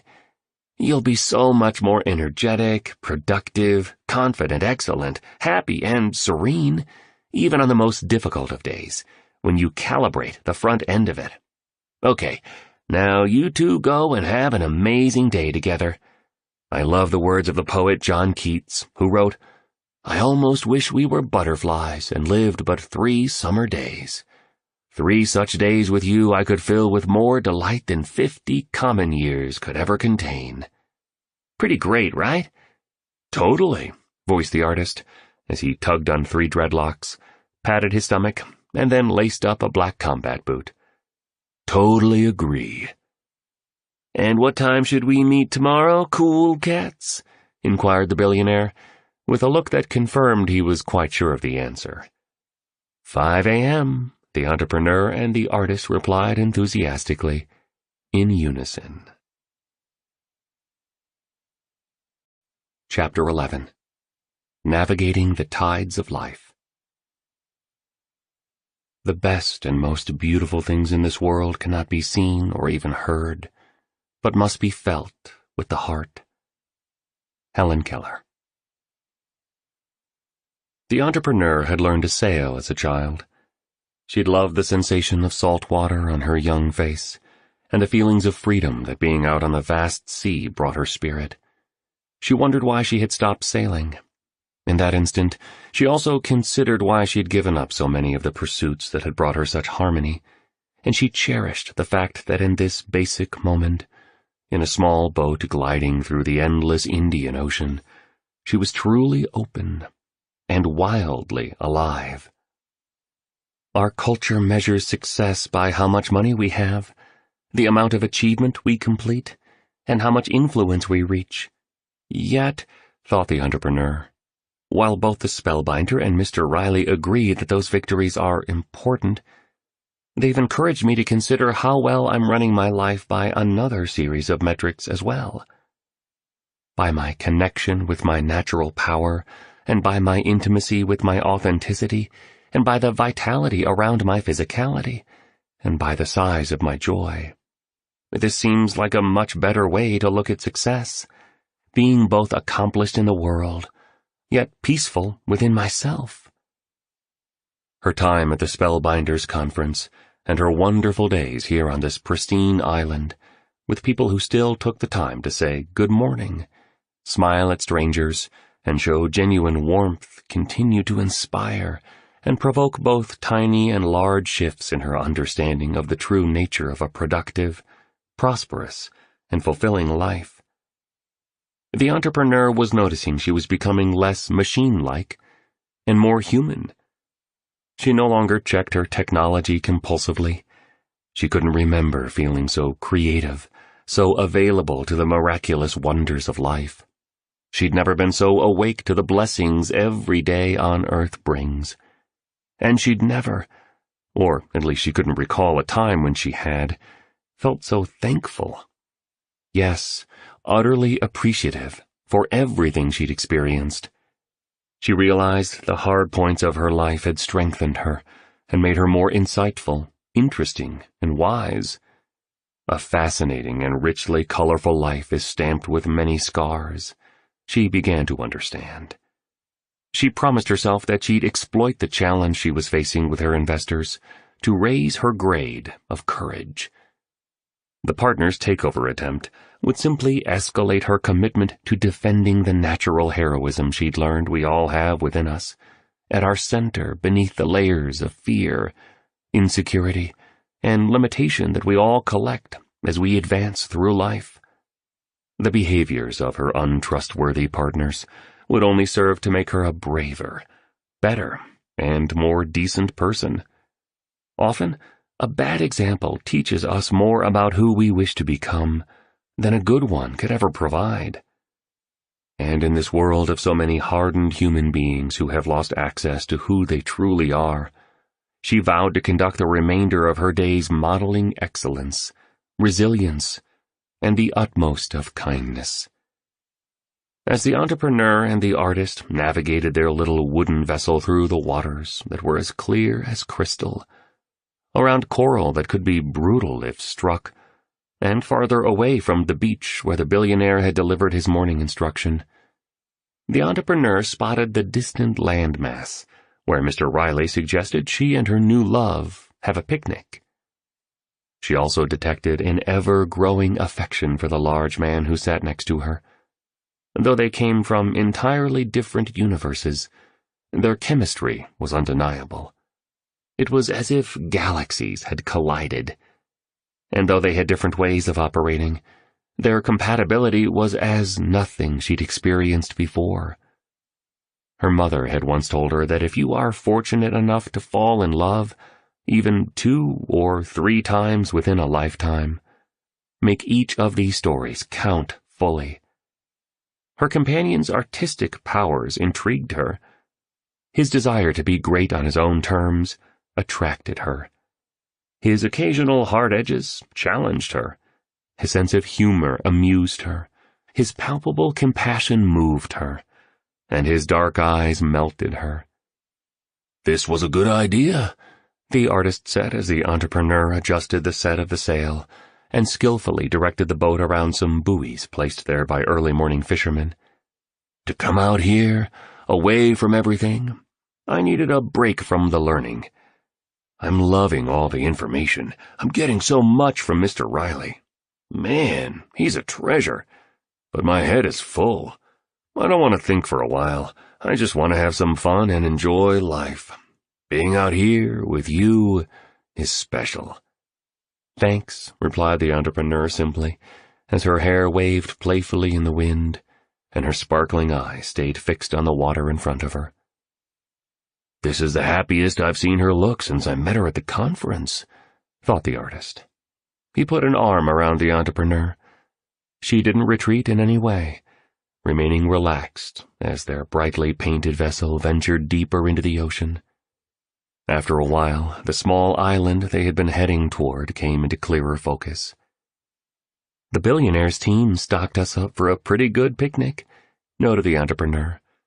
"How about we drop anchor in the shallow area over there and have lunch on the white sand part of the beach?" The island looked deserted aside from the well-fed seagulls, some with live fish dangling from their skinny yellow beaks that soared overhead, and the gigantic turtle ambling along the damp shoreline as though he ruled it. "Cool," the artist replied. "I'm good with that," he added as he took off his shirt unselfconsciously and dove into the water with a wide splash. The delightful meal the two enjoyed consisted of grilled spicy prawn and a fresh mango salad, along with a humongous chunk of pecorino cheese flown in that morning from Italy. Watermelon mixed with pineapple and kiwi had been provided for dessert. The entrepreneur shared her longing to build one of the world's greatest companies as they savored the food and relaxed in that sanctuary of peaceful isolation. She spoke of her desire to build a genuine empire, and then, perhaps, to retire in style to the rustic side of Ibiza. She also confided even more of her pained childhood, from the terrible divorce of her parents to the depth of her trauma around the violent passage of her beloved father. She spoke in further detail of the series of failed relationships that had caused her to concentrate most of her time on her work, and the loneliness she felt when she wasn't in the process of advancing her business. "Those weren't failed relationships," mused the artist as he munched joyfully on a chunk of watermelon. "They made you who you are, right? And I really like who you are. Actually," said the artist candidly, "I love who you are." He leaned over and kissed the entrepreneur. "What took you so long to say that?" she asked. "I don't know. My confidence has been low for a long time," confessed the artist. "But hearing the spellbinder at the seminar, and meeting you and feeling our amazing vibe, and then being on this totally insane yet incredible adventure, I don't know. It's making me believe more in myself again. This is all helping me to trust life again, I guess. To open up to someone again is great. I should paint later today. Something special is going to show up. I just know it." "Yes, you should," encouraged the entrepreneur. "I sense it too. You're going to be a hugely successful and truly legendary painter." And then, after a lengthy pause, she added, "I love you too, by the way." The romance of that moment being shared by the two new members of the 5 a.m. club was suddenly broken by the sound of loud hip-hop music. A figure could be seen in the water moving dazzlingly fast, zigzagging and then racing along straightaways. It soon became evident who this noisy and uninvited intruder was. Stone Riley, riding on a souped-up jet ski and wearing a top hat that had been strapped to his chin. Yes, a top hat. And if you looked closely, you would see a skull and crossbone symbol on it, the sort that sits on pirate flags. Soon he, too, was up on the unspoiled beach with the two lovers. Soon he, too, was eating the prawns and mango salad and wolfing down large pieces of the fresh fruit dessert. And soon he was holding hands with the entrepreneur and the artist. This man was a pure oddball and a most human hero. The entrepreneur and the artist looked at each other as the billionaire did his thing. They shook their heads, clapped their hands, and laughed easy laughs. "Dudes!" shouted the billionaire above the volume of the thumping music as his jet ski bobbed in the shallow water. "Missed you two. Hope you don't mind me crashing your picnic," he communicated with food in his mouth. Without waiting for an answer, he turned up the decibel level of the song and sang along to the words. "Gnarly tune, right?" he asked with all the energy of a power plant. "Def," replied the artist instinctively. "I mean, definitely," he corrected. The three companions spent the rest of that unforgettable afternoon swimming, singing, dancing, and talking. That evening, the billionaire hosted a magnificent dinner out on his beach, which was lit with tiki torches, cream-colored lanterns, and what you would have guessed were thousands of candles. A long wooden table, draped with the finest of linens, supported platters of exquisitely prepared food. The spellbinder also appeared at the banquet, swapping stories with the billionaire while a few of Mr. Riley's other friends showed up later to play the bongos, share in the fabulous meal, and sip some fine wine. Even the ultra-professional and exceptionally hospitable attendants were encouraged to join the festivities. It was all surreal and special. For an instant, the entrepreneur reflected on the preciousness of the evening and recalled a quote her father had placed on the door of the family fridge. It was from Dale Carnegie, the self-help author, and it read, "One of the most tragic things I know about human nature is that all of us tend to put off living. We are all dreaming of some magical rose garden over the horizon, instead of enjoying the roses that are blooming outside our windows today." The entrepreneur smiled to herself. She realized she would postpone living fully no more. She'd not only fallen in love with a good man, she was beginning to experience a lavish lust for life itself. At 5 a.m. the next morning, the sound of a helicopter pierced the sereneness that only presents itself at that hour of the day. The entrepreneur and the artist waited on the beach as they'd promised the billionaire they would. They held hands, tightly, and awaited the next lesson he told them he'd share. But the billionaire was nowhere to be found. An assistant wearing a crisp shirt the color of the sky and pressed Bermuda shorts the hue of a tomato, with red leather sandals, ran down from the home of the titan of industry. "Bonjour," she said in a highly polished way. "Mr. Riley has requested that I escort you to his helipad. He has a huge gift for you both, but you'll need to hurry, please. We're on a strict timeline." The three of them scampered along the beach, up a groomed trail through lush trees, past an herb garden with wooden signs containing quotes from famous leaders, as well as one that said, "Trespassers will be composted," and finally to an expansive manicured meadow. At the center of it sat a gleaming helicopter with its rotors whirring against the radiance of the early morning lightfall. Inside the aircraft, a single pilot could be seen.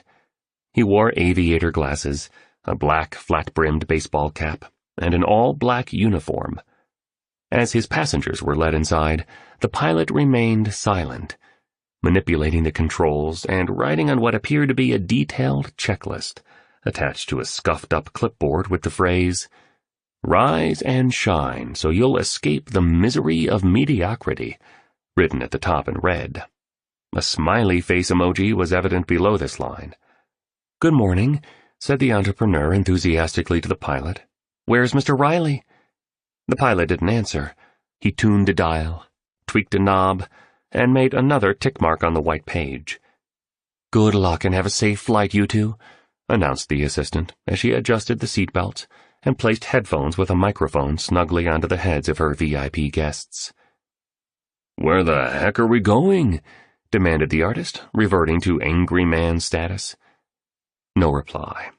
The door shut with a thud, then locked with a click. The engine noise grew louder, and the propeller accelerated its rotations. Whoosh, whoosh, whoosh went the sound. The pilot, seemingly in some sort of imperturbable trance, and certainly not at all friendly, pushed the control stick. The helicopter began to rise above the grassy field. Unexpectedly, the aircraft tilted to the left dramatically. Then it descended aggressively toward the earth in a freefall, before jerking upward again. "Total disaster!" shouted the artist. "This pilot is incompetent. I hate him!" "Just breathe, all will be well," reasoned the entrepreneur. She looked relaxed, secure, and in complete control. Her morning training was working. She pulled the artist closer to her. "I'm here. We'll be safe. This will end well." Soon, the helicopter was high in the sky and moving steadily, efficiently and gracefully, The quiet pilot fiddled with the dials and tinkered with the controls, seemingly oblivious to the fact he carried 2 passengers. "I've seen that watch before," observed the artist as he spied the big timepiece on the pilot's lean wrist. "Same one Stone had on at the Spellbinders presentation. This is nuts," he stated in a quivering voice. The painter was sweating like a polar bear in a heat wave. "Own your morning, elevate your life," came the singing voice from the front of the helicopter. "Hi, cats, bonjour. Enjoying being members of the 5 a.m. club this morning?" he questioned in a raspy tone. "Boy, oh boy, you're gonna love the surprise that's coming. Another country for another lesson on the morning routine of legendary leaders, creative geniuses, and the great women and men of the world." The pilot turned his head around radically and whipped off his sunglasses intensely. Then he let out a monumental burp. It was the billionaire. "Hey, people, I didn't mean to scare you 2 glorious human beings. I do have my helicopter pilot's license, you know," said Mr. Riley sincerely, almost apologetically. "Sure," remarked the artist, still clinging to the entrepreneur like a gambler holding his last chip. "Got it years ago," the billionaire continued. "Helicopters are uber cool. But with all my business ventures these days, I don't get any airtime I used to. Sorry for the rough liftoff. I guess I need more practice." "So where are we going?" the entrepreneur asked as she eased into her supple leather seat. "Agra," was the billionaire's one-word answer. "What does that mean?" asked the artist. "What's in Agra?" "I'm taking you guys back to the airport," said the billionaire. "Gotta keep us moving on this once-in-a-lifetime adventure we're on." "We're leaving Mauritius?" wondered the entrepreneur with disappointment. Her bracelets dangled and knocked against each other as she said this. "What about everything you still have to share with us?" the artist asked. "We still haven't learned the 20-20-20 formula you say will revolutionize our lives. You told us that it's pretty much the foundation of the 5 a.m. method. I've been waiting to learn it," argued the artist, punching a fist into a hand again. "And I really, really love Mauritius. I wasn't ready to leave." "So do I," agreed the entrepreneur. "I thought you promised us you'd get into the detailed tactics around what to do after we get up at 5 a.m. And at the Spellbinders conference, you promised that you'd share practical productivity hacks so I could scale up my business and some key techniques to build my own fortune. And me and my man only had one picnic together, and you crashed it with your loud music and your pimped-up jet ski." No one spoke for a moment. Then, slowly, everyone in the helicopter began to giggle. "Relax, guys," hollered the billionaire. "My home is your home. You can come back to Mauritius any time you want. I'll send the same drivers and the same jet, and I'll make sure you feel the same love from me and my awesome team. No sweat. Happy to be helpful, always." He adjusted another dial before adding, "I've got a plane waiting for us on the runway right now.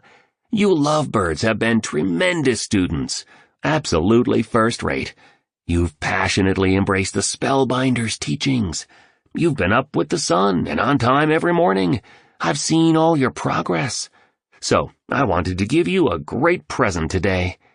"A present?" the artist queried. "I'll need to get back to my studio at home pretty soon. I've got some serious restructuring of my craft and fixing of my life to do after all this." "And I'll need to be at my company soon, too," the entrepreneur said. Some of the worry lines returned to her forehead as she pronounced these words, though there were many fewer than before she had joined the 5 a.m. club. "Well, not yet, guys. Not yet, please," pleaded the billionaire. "We're going to Agra." "I have no idea where that is," admitted the entrepreneur. "Agra is in India," the billionaire explained.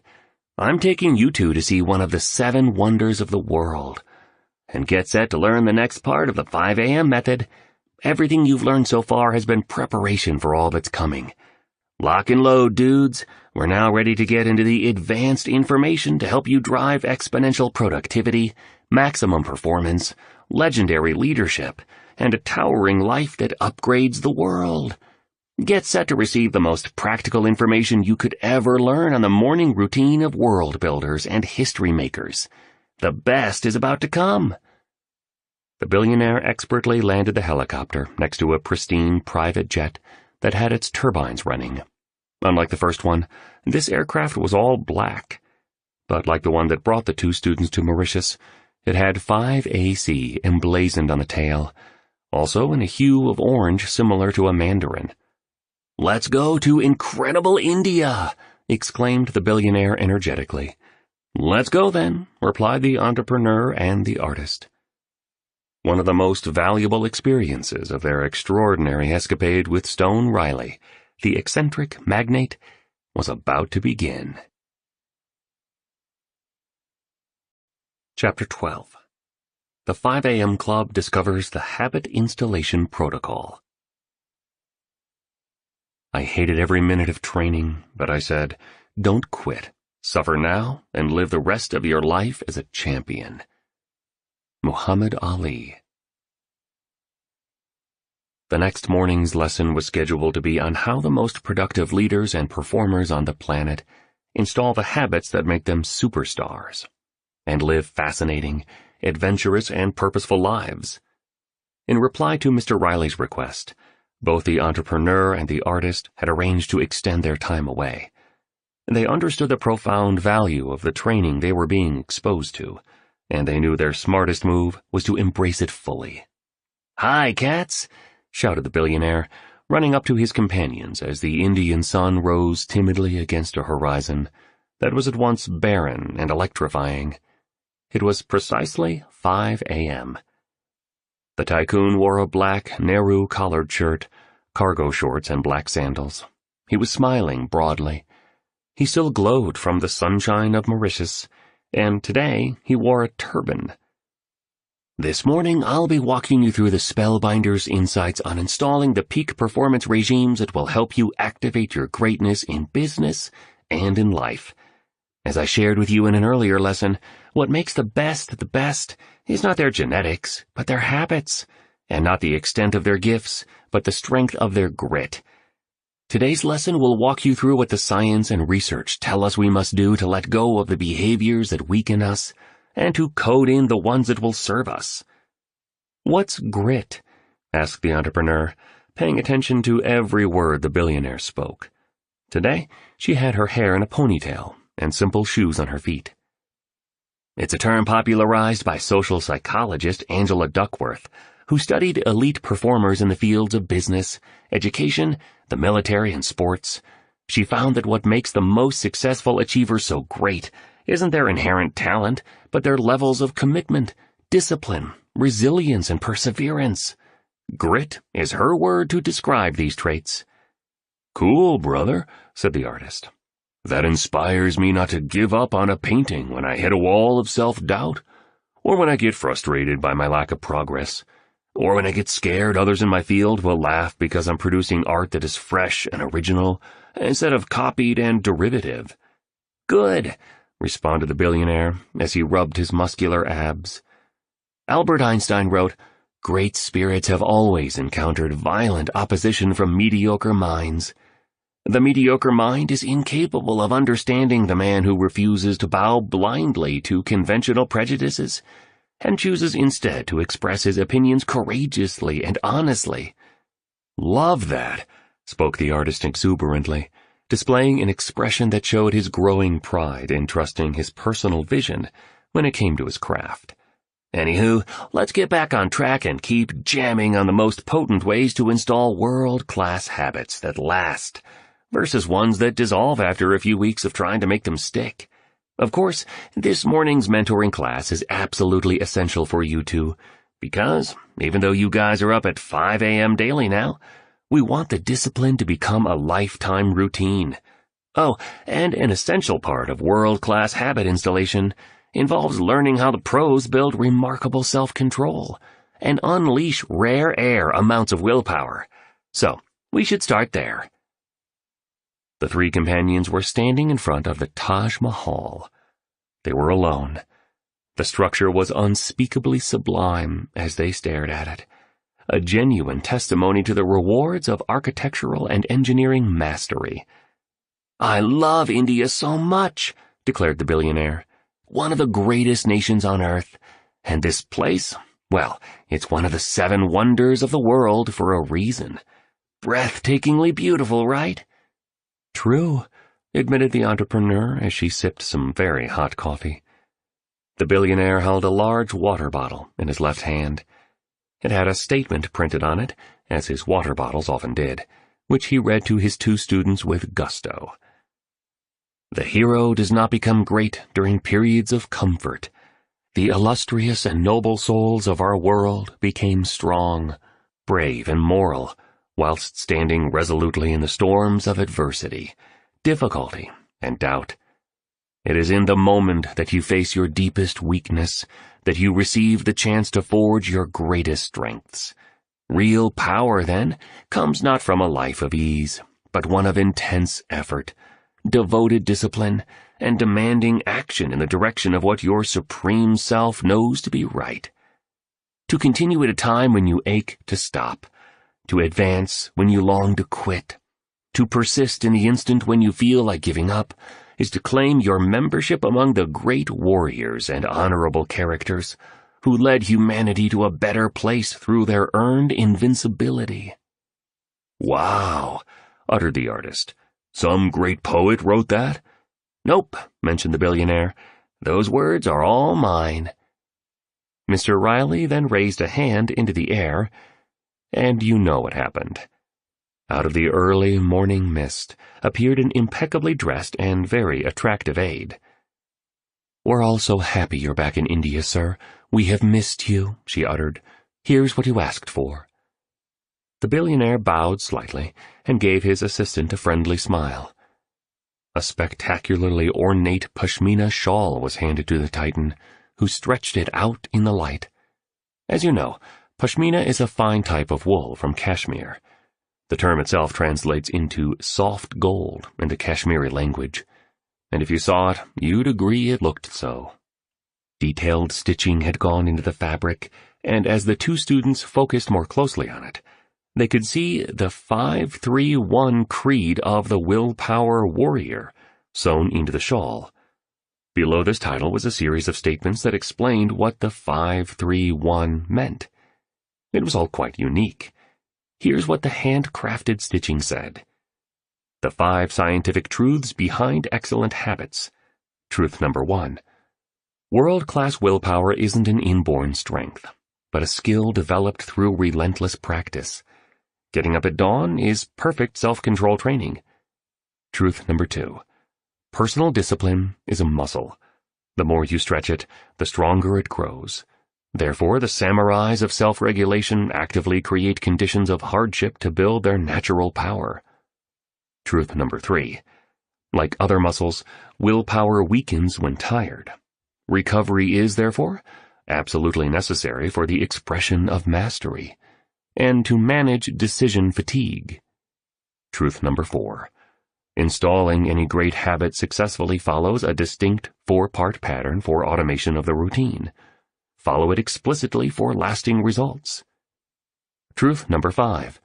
Increasing self-control in one area of your life elevates self-control in all areas of your life. This is why joining the 5 a.m. club is the game-changing habit that will lift everything else that you do. The 3 values of heroic habit makers. Value number 1. Victory demands consistency and persistency. Value number 2. Following through on what is started determines the size of the personal respect that will be generated. Value number 3. The way you practice in private is precisely the way you'll perform once you're in public.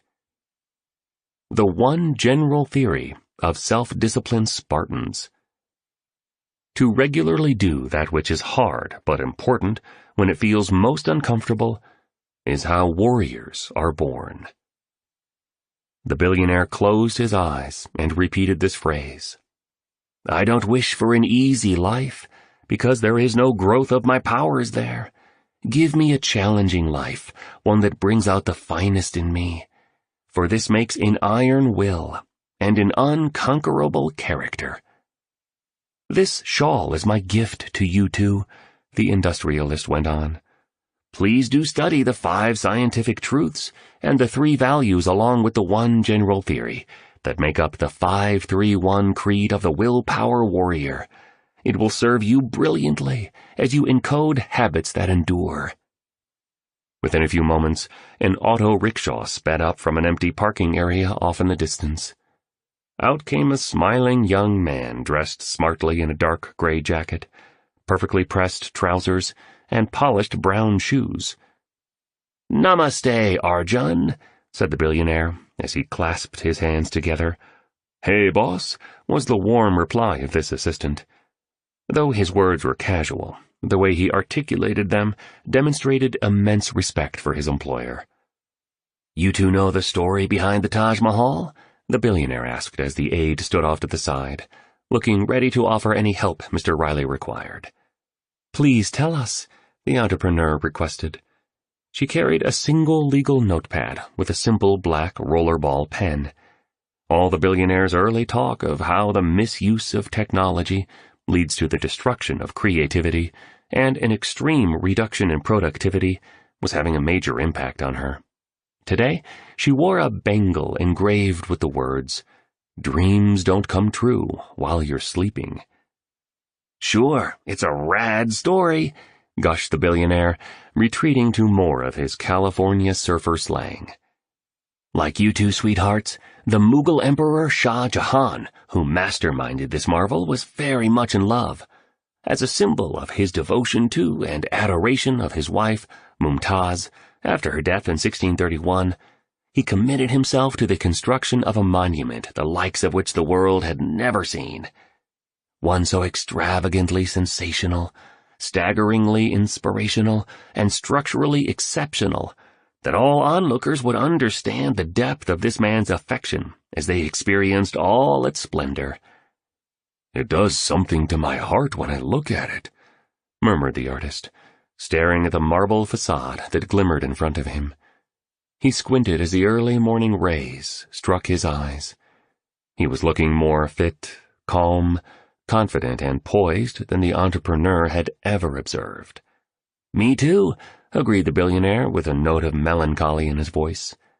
"Seeing the Taj Mahal isn't just an excursion of the intellect, it's also a resurrection of the spirit. It wakes even the numbest person up to what we, as human creatures, are capable of producing." But to continue, once the Maharaja set his bold intention, his workers started the process of translating that lofty vision into a definite reality. Because, as you both now know, ambition without implementation is a ridiculous delusion. You two are now much more fluent in the insight that anything legendary requires generous amounts of industry, artistry, and persistency. Mastery isn't a sudden event. It really is a ceaseless process that may take years of painstaking craftsmanship, practice, sacrifice, and suffering before the finished project intensifies to a level that moves the world.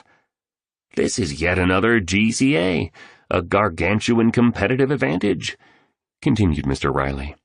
To remain loyal to your noble ideal, not only during the weeks after you thought up the dream, but over the long months and perhaps extended years in the parched desert of creative implementation, while you endure rejection, exhaustion, the stones of jealous peers, the skepticism of your loved ones, being diverted by other attractive opportunities, and finding your way through the isolated winters of self-doubt. This is what separates the also-rans from the icons. Anyone can be great for a minute. The sport of icons is sustaining genius-grade performance over a lifetime, and that takes unusual grit and patience uncommon in these superficial times, the kind that the majority of society today has sadly failed to develop. Know what I mean?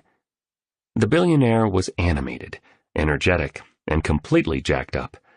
He threw an arm into the air and flashed the universal victory sign with 2 fingers. It seemed he did so just to protect his inspiration, and to insulate the fire that had been activated within his heart.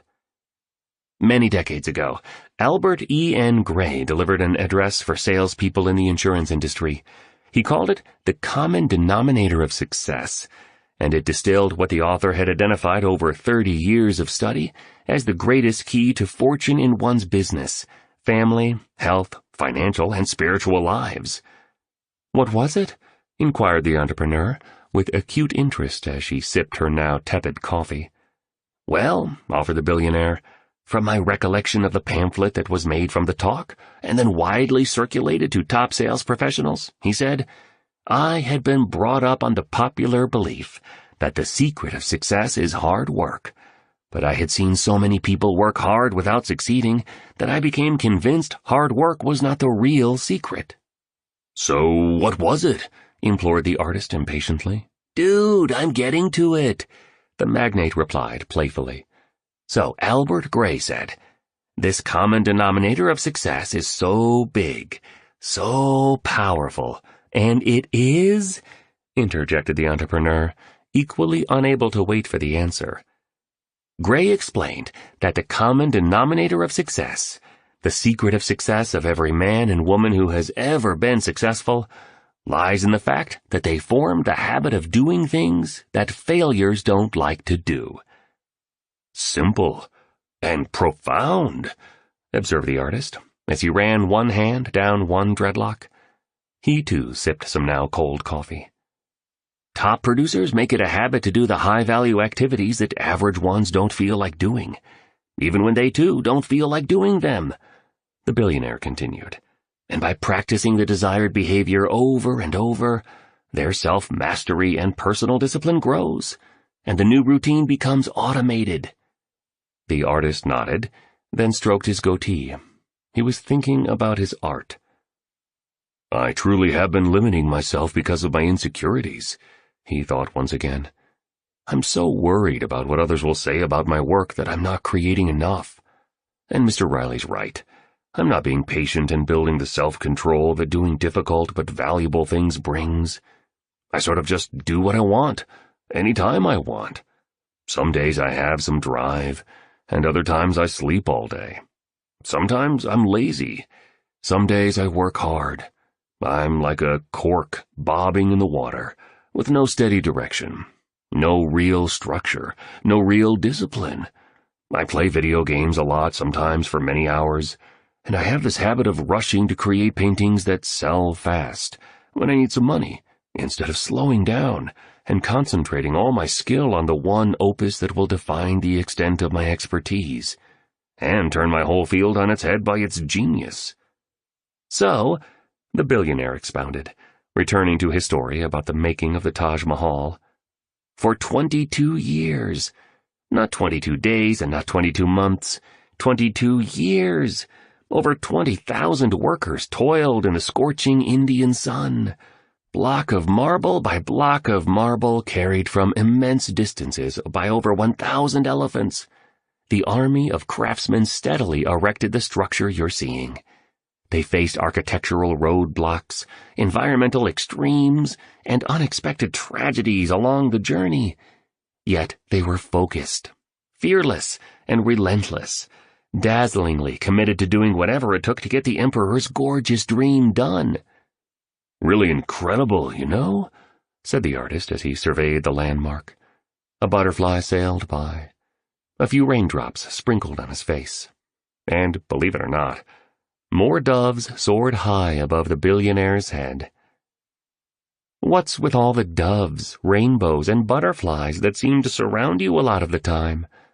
Pressed the entrepreneur as she adjusted the t-shirt she was wearing. It had a quote from Oscar Wilde on it that seemed to fit the newfound awareness of the businesswoman. It read, "Be yourself. Everyone else is already taken." We all have the magic. Most of us don't know how to use it, was the Baron's brief and mysterious reply. So, getting back to the Taj Mahal, after 2 decades, this mausoleum was complete, he remarked in a hushed tone, and humankind was given one of the greatest products of poetic audacity it has ever received. I'm beyond inspired, confided the entrepreneur. Thank you so much for bringing us here to Agra. I'm ever so grateful. The emperor must have really cared for his wife, mused the artist, delivering a penetrating reveal of the wonderfully obvious. He then looked intently at the entrepreneur. Her radiance went far beyond the basic beauty of starlets, models, and women of high glamour. Hers was a quieter, more profound loveliness, the kind that makes sunrises special and moonbeams enchanting. He thought to himself that this woman's magnetism comes from a place deeper than merely an attractive face. It was a charm born of struggle, an electricity emanating from hurt, an energy emitting through a formidable intellect, and a prettiness formed by her robust resolve to step into a person of true power, wisdom, and love. The Taj Mahal is such a direct metaphor for you cats to consider on the subject of staying with the commitment to a new habit through whatever hardships show up, and remaining sincere to your ideals, not only in the seasons of comfort, but especially when it all gets terrifically difficult. And that's why this morning's coaching is so exceedingly important. What you're about to learn will help you implement so much of the philosophies I've shared with you up until now. The Spellbinder has carefully developed the model I'm about to reveal over many, many years working with business builders, masterful achievers, and changemakers like myself. Today's session isn't so much about why you should embrace the morning ritual of rising before the sun. It's much more about how you can get this routine done as a lifetime regime, explained the industrialist as he rubbed an earlobe like an imaginative child rubbing a magic lamp. Awesome, said the artist. I need this. The practical ways to make sure I don't stop getting up at 5 a.m. after this adventure ends. Cool, indicated the billionaire. Then let's go. Two burly security guards then led the billionaire, the entrepreneur, and the artist through a private entrance into the complex, usually reserved for heads of state, members of royalty, and other global leaders. Once inside the monument, which was dark and still, the billionaire began his discourse. This is a fascinating, riveting, confusing, and exciting period in the lifeline of the world. For those showing up as victims each morning and every day, the future will be very hard, dangerous, and frightening because they won't know what hit them. And they'll be absolutely unprotected to deal with the environmental, economic, and societal upheaval that is coming.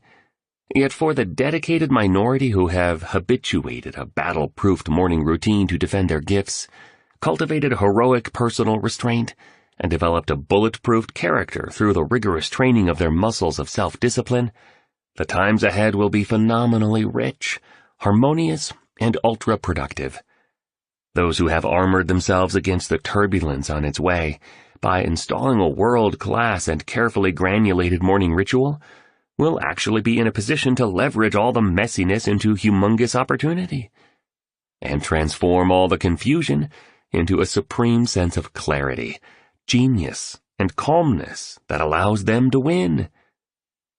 The billionaire rubbed his turban, and then, for some reason unknown to his two students, began to whisper. The first insight I'll offer you here is that your brain is constructed for expansion. Yes, I'll agree those who are stuck in their pro and personal lives, and those who are working under a mentality of can't versus running a psychology of possibility, will argue that there's no way they can make the improvements they need to make by wiring in great habits, like being members of the 5 a.m. club. They'll fight to the death on the reality of why it's impossible for them to accelerate their creativity, productivity, prosperity, performance, and impact. They'll totally try to get you to believe their rationalizations for being unable to materialize an amazing career and manifest an exquisite private life. They've given away their power to make change for so long. They've come to believe their powerlessness represents the truth. Neglect your power long enough, and you'll eventually believe you don't have any. But the reality of their conditions is a very different story. The fact is that such people, good, well-intentioned, talent-filled people, have allowed the forces of their sovereign selves to become corrupted so often they've succumbed to a state of acute passivity. Yes, most people are passive instead of active builders of the ambitions within them. And then unconsciously, they've manufactured a series of excuses about why they can't show up as leaders in their work and capable creators of their lives, because they're so scared to leave the safety of their stuckedness and make the very improvements that would bring them to glory. The billionaire stopped to draw in a giant gulp of air. A ray of golden sunlight peeked into the Taj Mahal. Then he carried on. Science now confirms that our brains can continue to grow throughout our lives. This beautiful phenomenon is called neuroplasticity, and it speaks to the fact that the human brain, like personal willpower, is a lot more like a muscle than previously understood. It's plastic, in a way. Push it and it'll expand. Flex it and it'll extend, and become more potent for your use in the tallest expression of your most radiant gifts. So, you want to make sure you exercise your brain aggressively to make new habits like getting up early your new normal. Neurons that fire together, wire together, you know? As you repeat the routine you wish to add to your lifestyle, it becomes easier and more familiar. That's a really important point to contemplate and then act on. I've never been aware that we actually have the ability to grow our brains, noted the entrepreneur excitedly. And I guess what you're saying is, the more we practice a fresh habit, the more our brains will work with us and evolve to make it part of who we are, right? Yep, responded the billionaire. He loved seeing how the two human beings he was mentoring were improving through his sharing. Real leaders always feel great joy when they shine a light on the talents of others. Powerful idea, he went on with his finger now on the wall of the wonder of the world. You don't have the brain you want, you have the brain you've earned. Or to put it another way, you don't have the brain you desire, you have the brain you deserve, based on how you've been operating it. Spend your days diverted by your devices, tethered to television, and majoring in mindless pursuits, and your brain will be weak and flabby through your mistreatment of it. Just like other muscles, it will atrophy, and this will result in weaker cognition, slower learning, and lower processing power. Your competition will destroy you and your targets will elude you. On the other hand, when you use your brain intelligently by expanding its limits and running it like a titan, it will expand and increase its connectivity, causing important gains in your productivity, performance, and influence. The brains of London taxi drivers were studied, and the area responsible for spatial reasoning, the hippocampus, was found to be significantly larger in them compared to the brains of ordinary people. Guess why? Because of the complexity of the street system in London, the artist responded confidently. You got it, applauded the billionaire. So just as you develop your biceps in the gym by lifting dumbbells or doing push-ups, the cabbies in London flexed their hippocampi as they drove each day. And like I said, given that the brain is a lot more like a muscle than neuroanatomists previously understood, that part of it grew stronger. See how powerful we human beings are? This is a superb example of the neuroplasticity we all have at our disposal. The brain can be strengthened, sculpted, and optimized, if we choose to make it so. When you guys get home, study this phenomenon as well as the awesome process of neurogenesis, which describes the brain's natural ability to actually breed new neurons. The emerging neuroscience explaining the availability of mastery to every single person alive today, no matter where they live or how old they are or what they do or how hard their pasts have been, is so incredibly exciting. The tycoon gushed. Anywho, he added, for now, please just know that the brain has a malleability and a muscularity to it.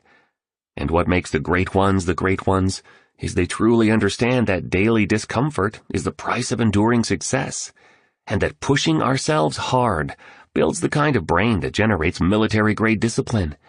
It's such a myth that the super producers had easy lives. The billionaire reached into a pocket, pulled out a sealed envelope, and handed it to the entrepreneur.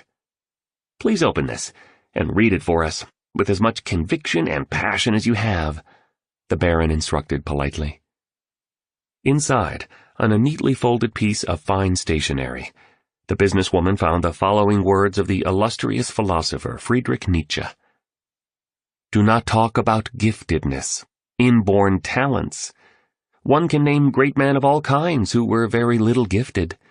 They acquired greatness, became geniuses, as we put it, through qualities the lack of which no one who knew what they were would boast of.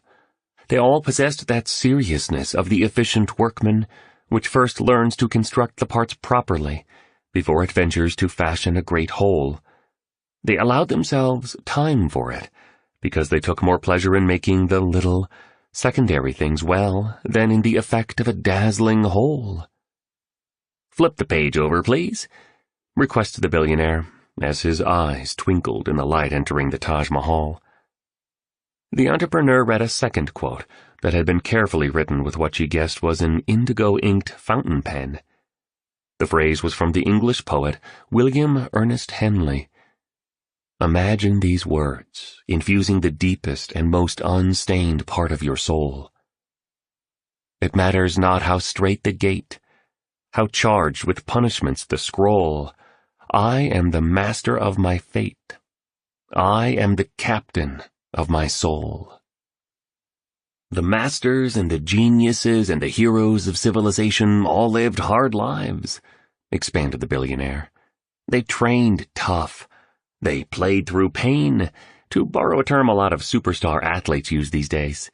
They pushed their potential fiercely. They were ambitious, ceaseless, and ferocious when it came to the complete capitalization of their grandest potential. The Latin root of the word passion means to suffer. These women and men suffered for their visions, ideals, and aspirations. They suffered for the increase of their skill and sacrificed for the realization of their prowess. They endured enormous anguish as they advanced their crafts and abandoned their temptations. And I must tell you, these illustrious performers also suffered for the state of the world. Playing small with your promise demotes our world, you know, because the planet becomes a poorer place without your greatness in it. Suddenly the billionaire fell to his knees. He lay flat on the floor and closed his eyes, folding his arms over his heart. The tycoon then began to snore loudly. "What the heck are you doing now, brother?" asked the artist, appearing both confused and amused. "Voluntary discomfort," was the speedy reply. More snoring. "I want my teddy bear," he cried, "and my jammies." Stone Riley then began to suck his thumb. "He's unreal," laughed the entrepreneur, clearly entertained by yet another stunt of this maverick industrialist.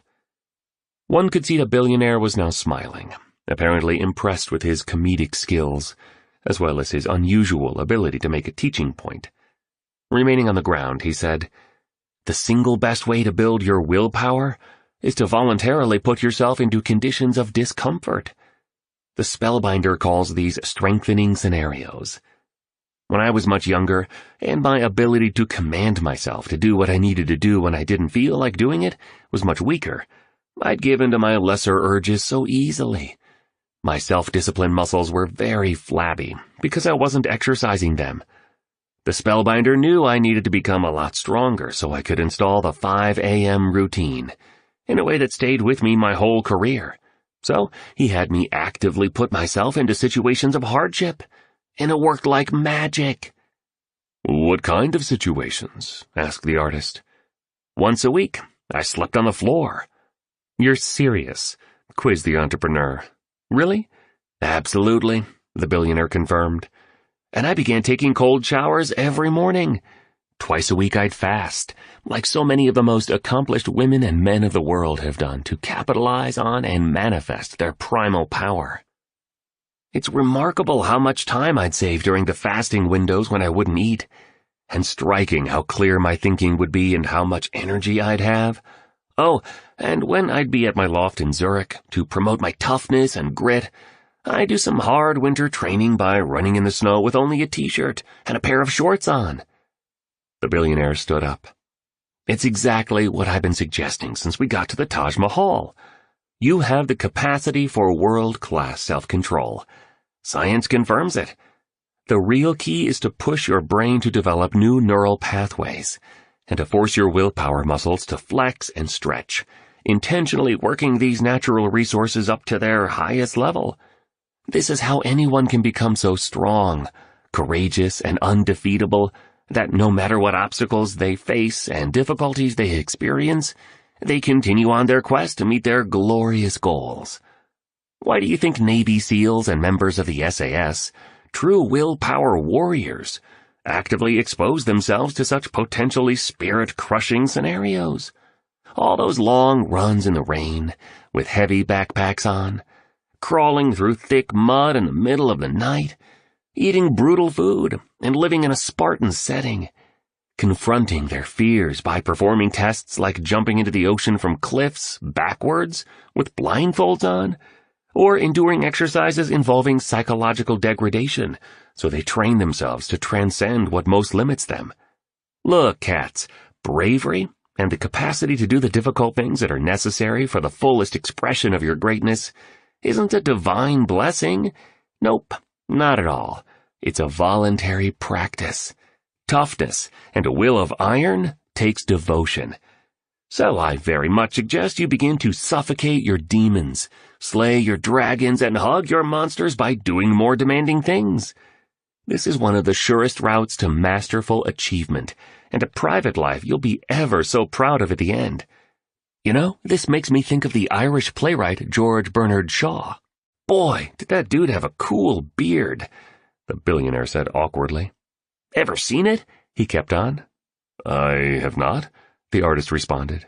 You should. It's gnarly, the mogul noted. He then snapped his fingers 8 times.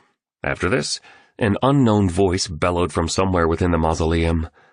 The reasonable man adapts himself to the world. The unreasonable one persists in trying to adapt the world to himself. Therefore, all progress depends on the unreasonable man. The voice grew silent. George Bernard Shaw wrote that in his play Man and Superman, a 4-act drama that he produced in 1903. All I'm trying to say is this.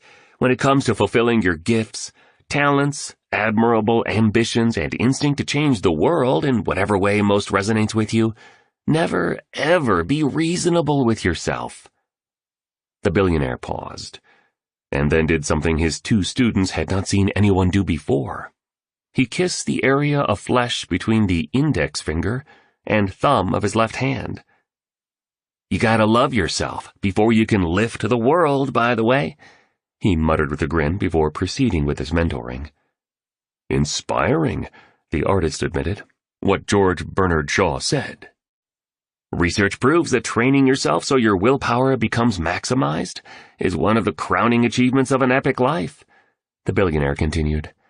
The Welsh explorer Henry Morton Stanley observed that self-control is more indispensable than gunpowder. Definitely inspiring, the entrepreneur echoed. Look, said the billionaire, it's such a myth that celebrated athletes and legendary artists and revered statesmen and stateswomen had more natural willpower than the rest of us. That's just a big lie. What's real, he declared, is that these exceptionalists began as ordinary people, and through relentless practice and constant drilling to wire in excellent daily habits, their power to manage themselves against their cravings and temptations grew stronger, until the culture perceived them as superhumans.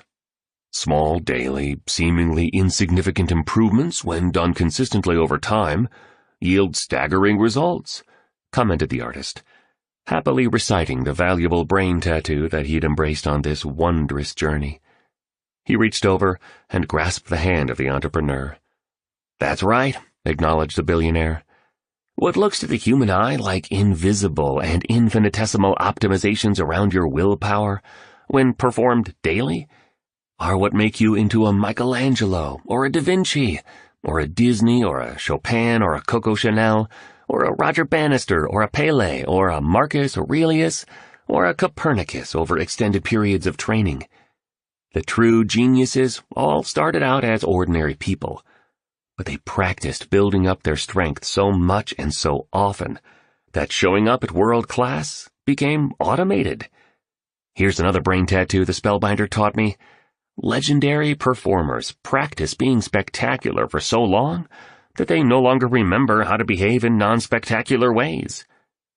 So, practically speaking, where do we start? The entrepreneur asked. Because I know both of us want a lot more self-discipline and to have excellent habits that last a lifetime, especially getting up at 5 a.m. Follow me, instructed the industrialist. Mr. Riley led them down a corridor of the monument, past a series of dim rooms and into a small chamber. In one corner sat a blackboard. The billionaire picked up a piece of chalk and proceeded to draw this diagram, which is found on the enhancement. This simple model is based on the latest studies on how habits are formed, he began. Your starting point is to create some kind of a trigger, to embed the early rising ritual into your mornings. This could be as simple as having an old-school alarm clock next to your bed that goes off at 5 a.m. When we get to Rome, I'll explain why you shouldn't have any technology in your bedroom. Rome? The entrepreneur and the artist exclaimed at the same time. The billionaire ignored them. Once you've got the trigger of your alarm clock in place, the next step, as you can see from my diagram, is to run the routine you want to encode. So we just get out of bed, right? Queried the entrepreneur. Yep, said the billionaire. It sounds obvious, but jump straight out of bed before your reasoning mind, the prefrontal cortex, can give you a bunch of excuses about why you should go back to sleep.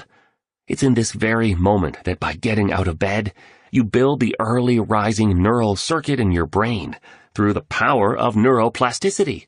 And remember, brain pathways that fire together wire together into a potent neural highway over time.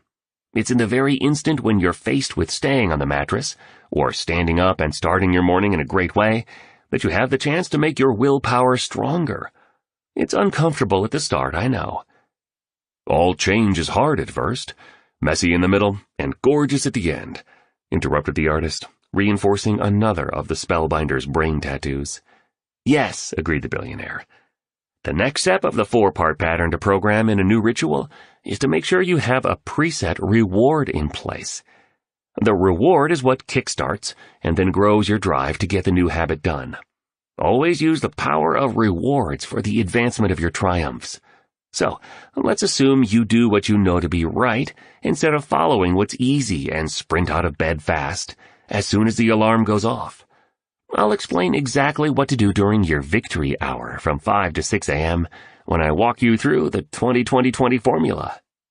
Man, are you ever going to teach it to us? The artist interrupted again. He wasn't being rude. If you were in that chamber with those three, you'd sense that he only spoke that way because he was so interested in the 5 a.m. method. That's all. The 20-20-20 formula is the subject of tomorrow morning's coaching session, the billionaire offered with the utmost grace. For now, let's stay centered on the third step. You need to set up a reward. That's what the eminent researchers on willpower tell us is essential to create behaviors that stick. Your reward for rising with the sun could be a nice piece of dark chocolate for dessert at lunch. It could be taking a nap later in the day, another favorite rite of the planet's greatest creatives. It could be treating yourself to the book you've been wanting to buy for your library. You can figure out what feels right for you. Got it, said the entrepreneur. She was now sure that all this information would significantly elevate her business game and dramatically uplift her mindset, heart set, health set, and soul set, leading her into a truly excellent life. Good. That brings us to the final point in the pattern, said the billionaire as he touched the piece of chalk to the word repetition on the blackboard in that room of the Taj Mahal. The way to annihilate the weakest impulses of your lower self and to free yourself of the cravings and temptations that are blocking your best is through ceaseless repetition of the new behavior you're working hard to install. The word that comes to mind here is steadfast. Be steadfast in your commitment to remaining a lifelong member of the 5 a.m. club. Be absolutely dedicated and excuseless in following through on this life-altering self-promise. Each time you follow through, you'll deepen the relationship with your sovereign self. Each time you rise at dawn, you'll purify your character, fortify your willpower, and magnify the fires of your soul. I guess what I'm trying to help you two wonderful people appreciate is that the real measure of your majesty is shown not in your outer moments before an audience, but in the soft and early light of lonely practice. You become undefeatable in the world by what you do when no one's watching. I've read a fair amount about championship sports teams, said the entrepreneur. Really helped me build superb squads at my company. And if there's one thing I've learned, it's that what took the winning team to victory was less how they played in the last seconds of a close final game, and more how disciplined they were at practice. Exactly, agreed the billionaire. The brilliant moves in the last seconds of the championship match were automatic, the result of tireless hours of repetition of those splendid moves during training. Cool point, the artist thought to himself. I want to get to one remaining learning model this morning before I let you cats go, one that will make it incredibly clear how installing a habit follows a 66-day process. Yet before I do, I did want to share a few more fast, practical points on self-discipline. Great, the artist replied. Today's lesson has been big for me. I know it'll help me beat procrastination, and I'm sure it'll improve the quality of my art, and I've already been making progress on calibrating my physical fitness. He has, agreed the entrepreneur with a wink. Well, just remember that willpower weakens once it gets tired. Scientists call the condition ego depletion. See, you wake up each morning with a full battery of self-control. That's why I want you to do the activities that are most important to the rise of your inner empires at the time when your capacity is strongest, at 5 a.m. Here's the thing. As you go through your day, going to meetings, checking messages and performing tasks, your ability to self-regulate decreases, and so does your capability to handle temptations and manage weak impulses. The fact that human discipline muscles get tired from all the decision fatigue explains why so many massively successful people end up doing something foolish that destroys their careers. They gave in to the urge that causes their downfall, because all day long they were making important decisions. By the time it was evening, they had no willpower left in their battery to manage the craving. Super fascinating, remarked the entrepreneur. This explains a lot. So the key is rest and recovery of the self-control muscle, explained the billionaire. Never allow it to get too tired. Your willpower really is weakest when you are most tired. Key awareness to build on here. We make our worst decisions and our lowest choices when we're exhausted. So don't allow yourself to get exhausted. Period. I have a powerful mentoring session on how the best in the world protect priceless assets like their willpower through the lost art of personal regeneration planned for you later. Mr. Riley began to cough. A concerning, throaty cough, not an insignificant one. Oh, he added, regaining his composure. Please also know the research also supports the idea that external order increases your discipline. That's why Steve Jobs made sure the workplace at Next was minimalist and painted all white when he was there. Mess lowers your self-control as well as steals your cognitive bandwidth. Maybe that's why so many so-called geniuses wear the same uniform every day, the artist commented. They want to keep order and structure in their lives. And they understand that each morning we wake up with a limited amount of willpower as well as mental focus. So, rather than wasting these valuable gifts by spreading them over many trivial choices like what to wear and what to eat, they automate as many basic things as possible, so they can concentrate their highest powers on just a few important activities. Now I'm getting how geniuses become geniuses even more. If all I did every day was my art and only a handful of other things, I wouldn't suffer from decision fatigue, as you call it, and that would mean I wouldn't waste so much time in the evening and make so many bad choices as the day ends, like watching stupid TV shows, eating too much junk food, and sipping too much tequila. Okay, declared the billionaire. You folks clearly now know all change is hard at first, messy in the middle, and gorgeous at the end. That insight should be well on its way to settling in as a default belief of your mindset. Now, let's deconstruct that powerful brain tattoo of the spellbinder into a potent model which explains the 3 phases every habit installation goes through. so you have even more firepower to lock in the regime of rising at dawn. You'll absolutely love what you're about to learn. Promise me you'll turn up the volume of your listening as we go through this? Then we'll call it a morning." "We promise," the entrepreneur and the artist expressed together. "Pinky promise?" asked the billionaire, putting out a little finger. "Yes," responded the entrepreneur, as she locked pinkies with her mentor. "Yes," agreed the artist, as he did the same. "Terrific," enthused the magnate. One of the security guards who had led the three companions into the structure walked in and pulled a chart out of a backpack.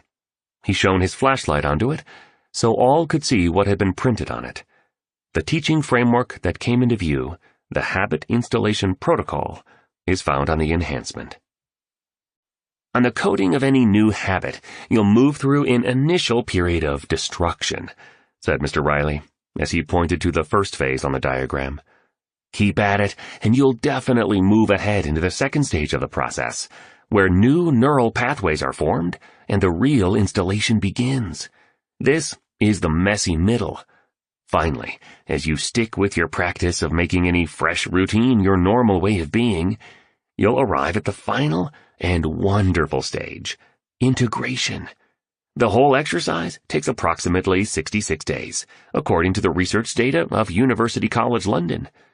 The spellbinder in his teachings calls this powerful fact the 66-day minimum. 66 days of training to make a new habit yours. So don't quit after a few days or a few weeks, or even after 2 months. As it relates to becoming a member of the 5 a.m. club, stick with your self-promise for at least 66 days, no matter what. Do this one thing, and the remainder of your life will be exponentially better. This I promise you from my heart, said the billionaire. See, all change is hard at first. That's why the spellbinder named Stage 1 Destruction. If it wasn't difficult at the start, it wouldn't be real change. It's supposed to be hard because you're rewriting the past patterns of your mind and destroying old ways of operating, and rewiring past programs of your heart and emotions. Do you know why the space shuttle uses more fuel in the 60 seconds after liftoff than it uses over the entire orbit around the Earth?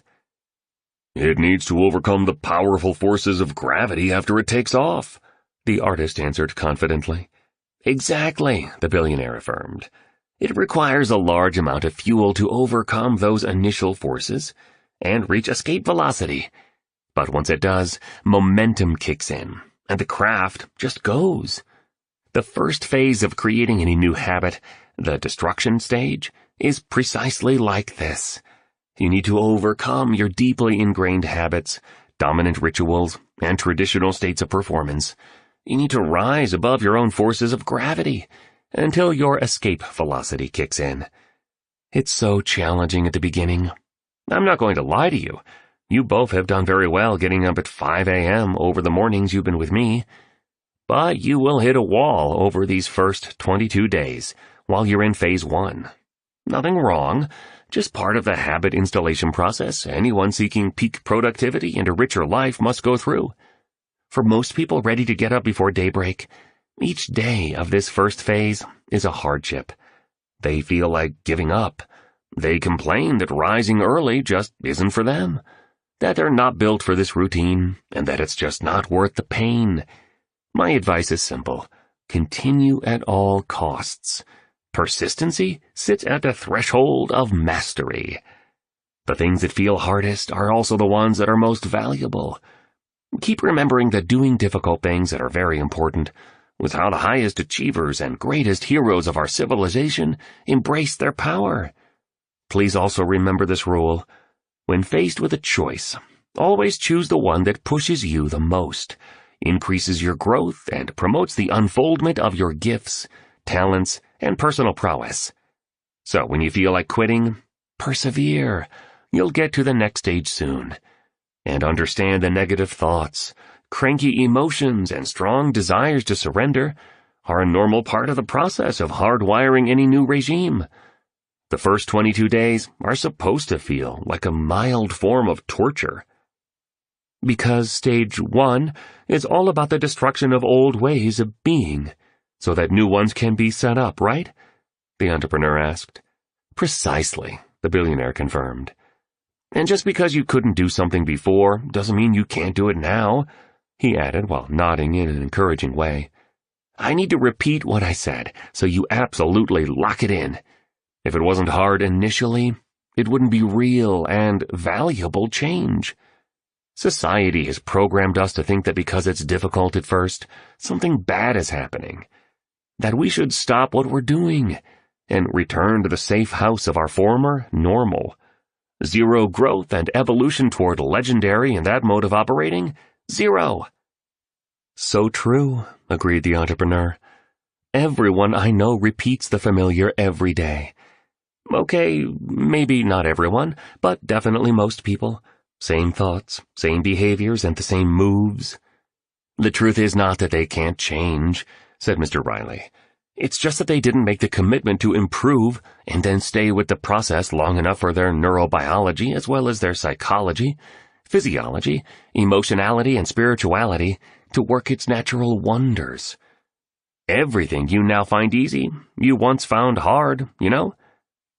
The billionaire then asked for the security guard's flashlight and focused it onto the part of the learning model related to the second stage of routinization. Thanks, Krishna, he added.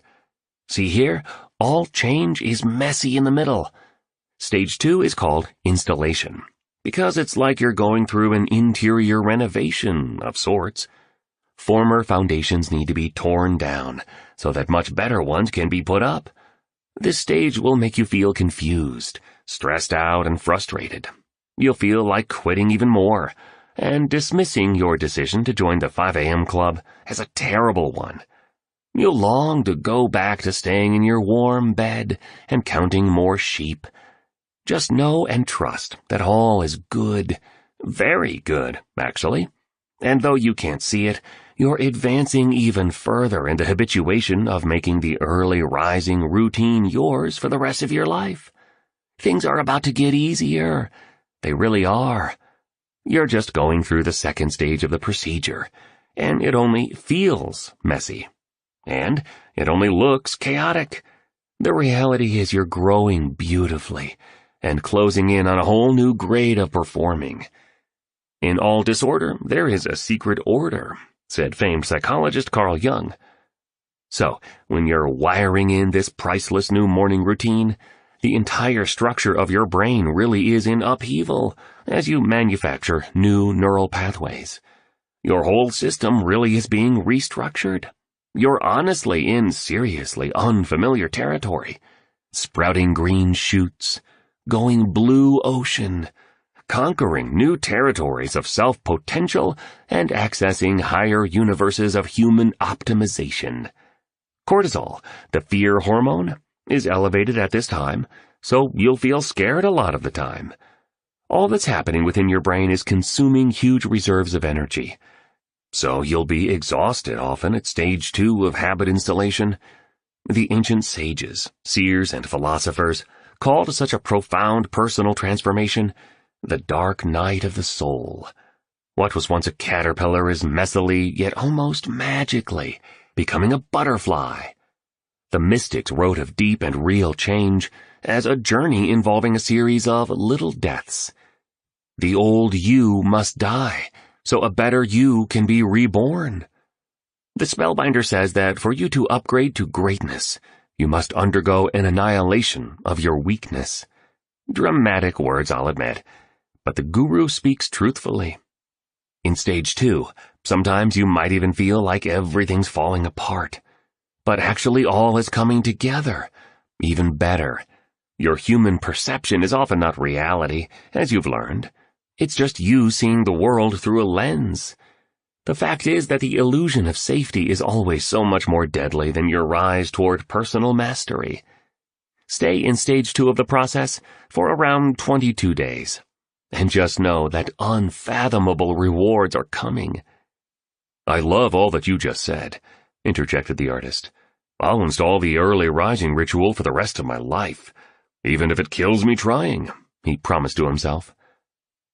The billionaire grew quiet. I've been through this shedding and transforming process many, many times. Each time I go for a new habit, or greater skill, or even a more evolved core belief, I go into this death and rebirth cycle. And I need to tell you that it does feel like the end. You'll be so scared at times, tired a lot for a while, and confused by what the dark voice of your ego will say. You'll even feel like you're going crazy sometimes.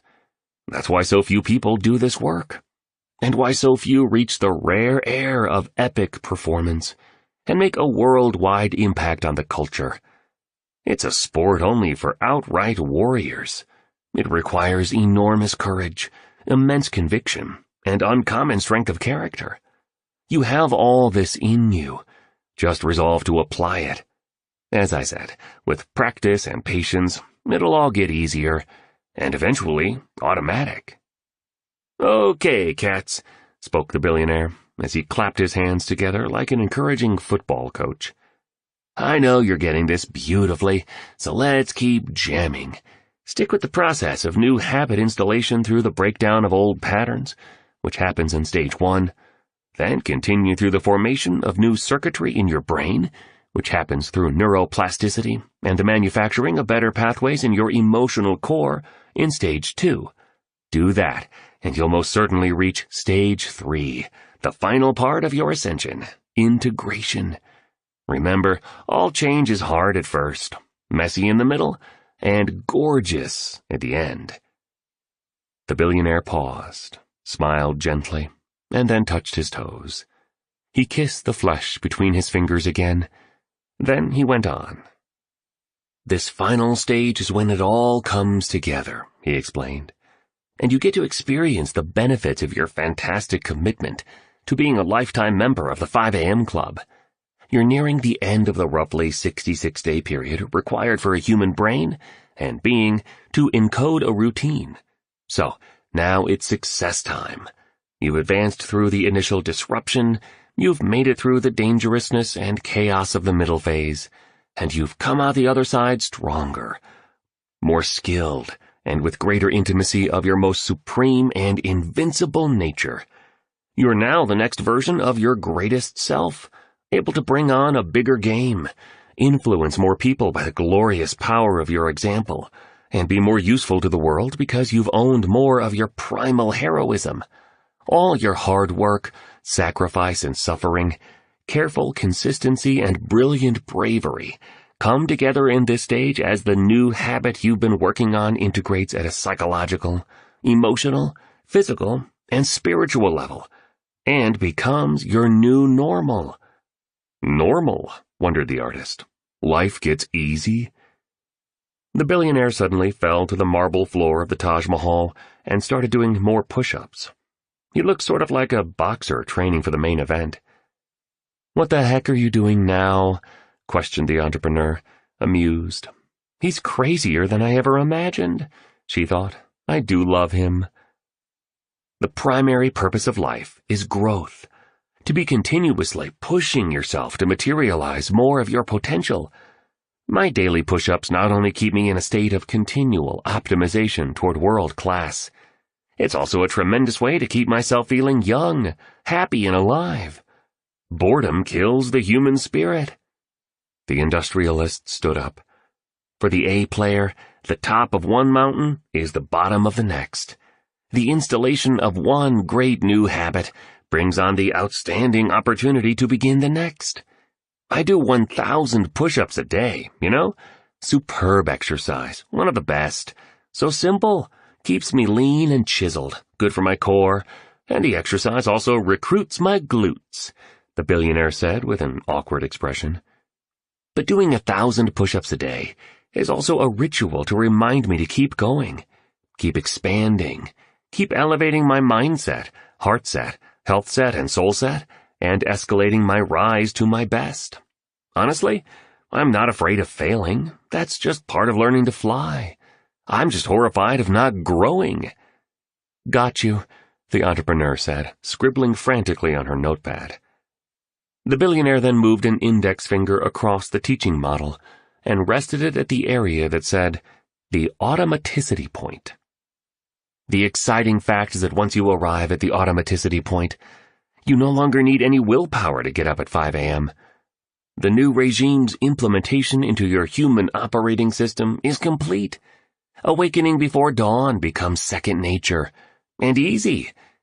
Here's the real gift from your excellence and devotion over the 66 or so days. The willpower you were using to lay down the early rising habit is now freed up for another world-class behavior. So you have the chance to grow even more productive, prosperous, joyful, and successful. This is the hidden secret of all pro athletes, for example. It's not that they have more self-discipline than the average person. It's just that they capitalized on whatever impulse control they had for 66 days, until the game-winning routines got installed. After that, they redirected their willpower to something else that would improve their expertise. Another practice that would help them lead their field and achieve victory. One habit installation after another habit installation is how the pros play. Over time, their winning behaviors became automated, systematized, institutionalized. Absolutely no effort was required to run them once they got hardwired, and these superstars practice their habits of victory so often, they've arrived at a place where they forgot how to not do them. They got to a point where it was easier to run them than not to run them, right?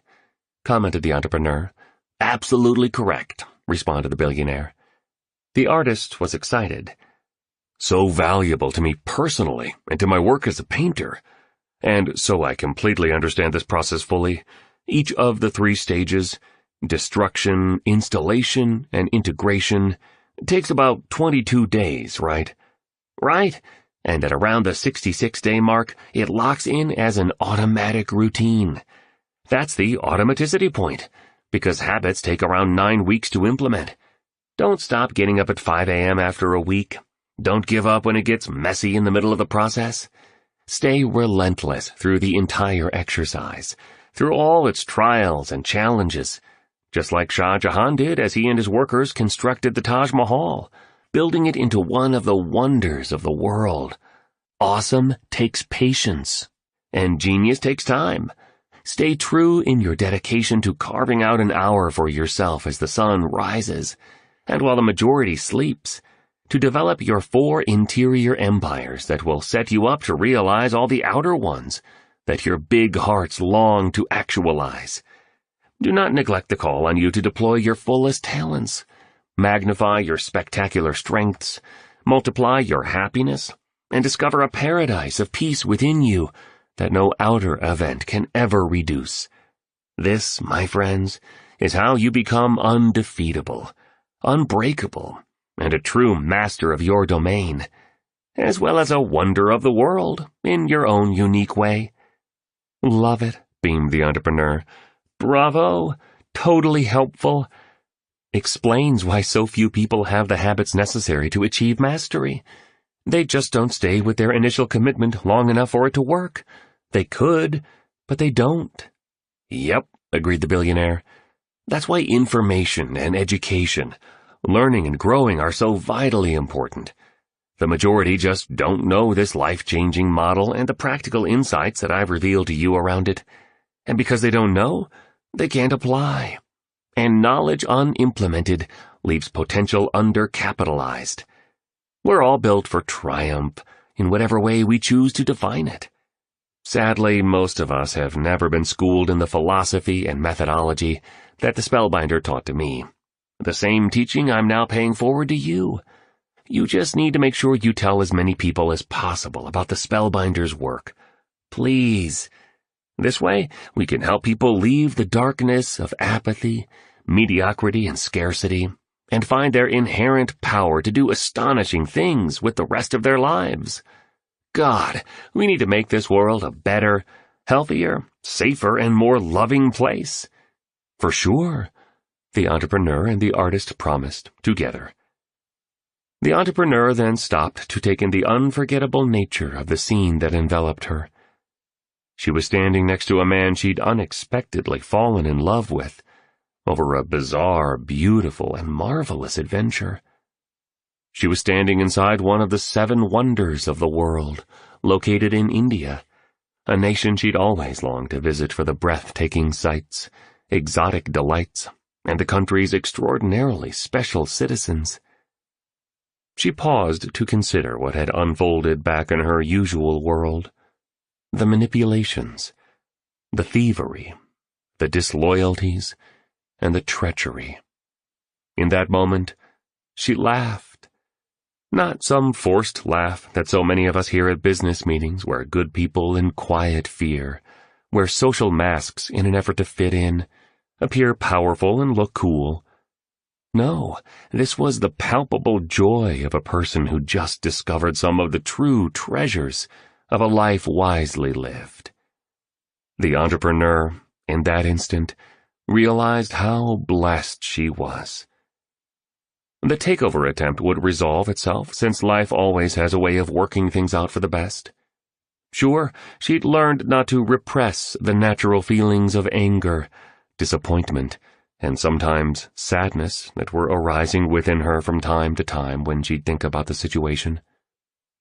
That was just her being human and real, and even brave, not weak. Yet, she also now understood there were things more important than wealth, acclaim, and fame, and that many financially rich people are actually desperately poor. Nothing's as valuable as my happiness. Nothing's as priceless as my peace of mind, the businesswoman thought. She'd found love. She was still in excellent health. She had so many things to be grateful for. 2 eyes to see the splendors of this wonderful world. 2 legs to explore it all. Food on her table each night, at a time when billions have empty bellies. And a roof over her head for ample shelter. She had wise books to read in her library, work that fed her creativity, and as the billionaire said so often, an opportunity to achieve outright mastery, not only to benefit herself, but also in service of society. And so, inside that majestic mausoleum that has electrified the inspiration of so many visitors from across the earth, and as the sun rose into the abundant Indian sky, the entrepreneur found it in her heart to do something we all need to do more of. She forgave. She let go of her hostility toward her investors. She released her resentments for her detractors. And she let go of every single one of her weighty disappointments. Life is too short to take things too seriously.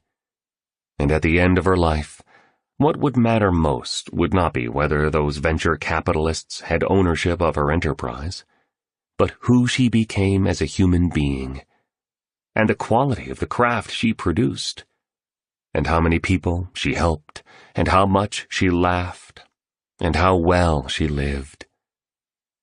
The billionaire was right.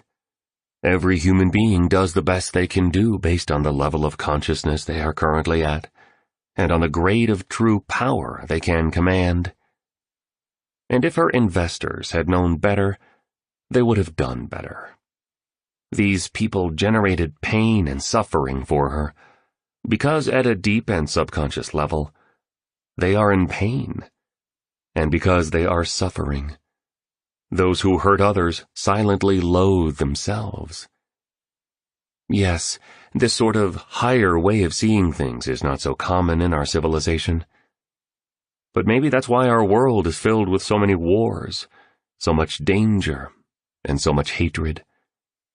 Just maybe, she considered, these corporate bandits were her teachers, sent by life's better nature to push her to the edge so she would reach such a place of disheartenment and despair that she'd have to change and learn to soar.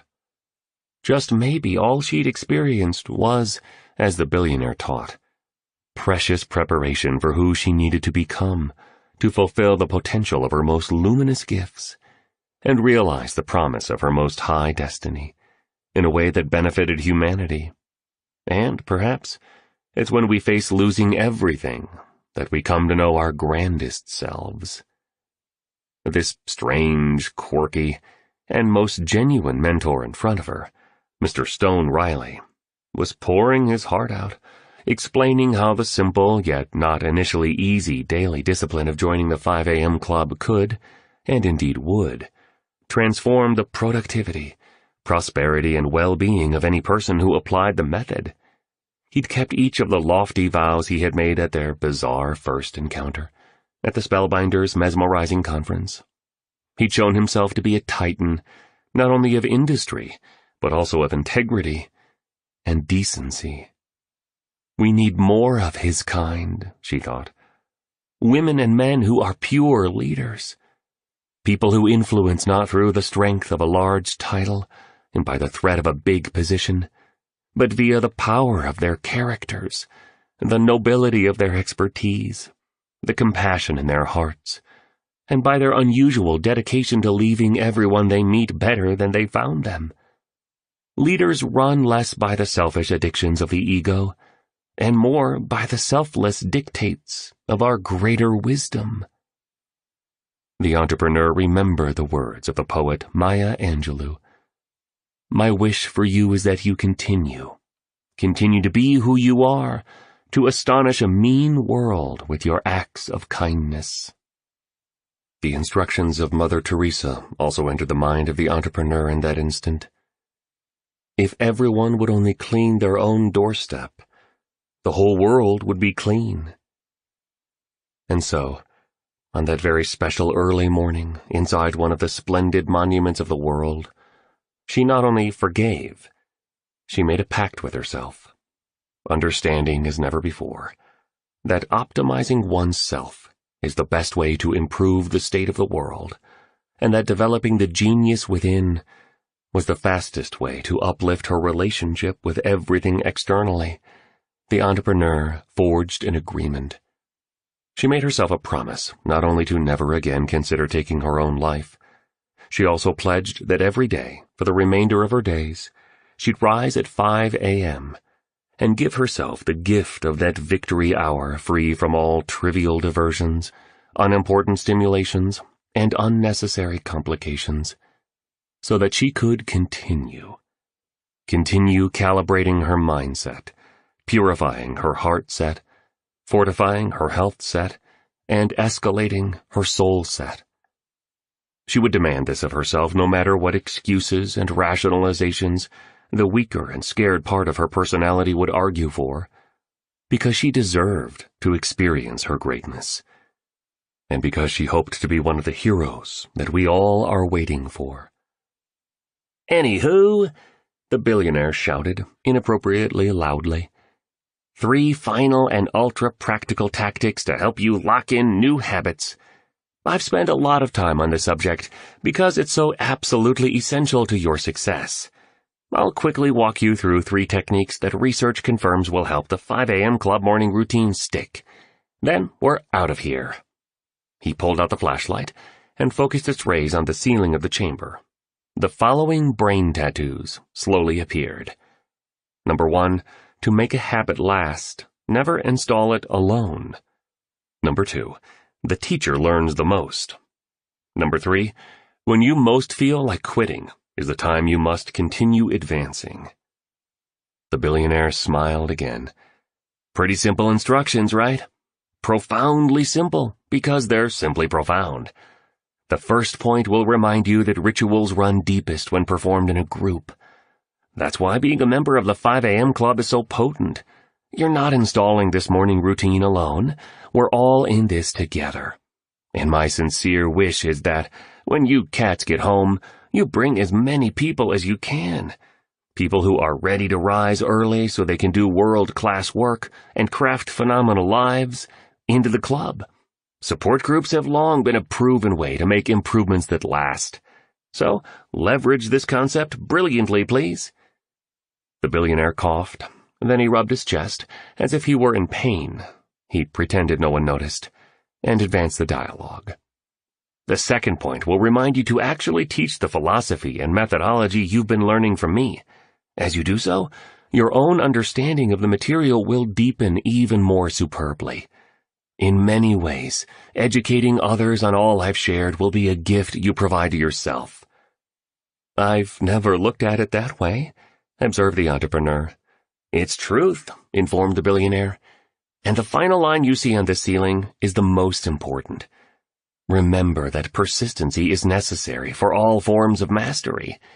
In that moment you feel you can't go further lies an enormous opportunity to forge an entirely new level of willpower.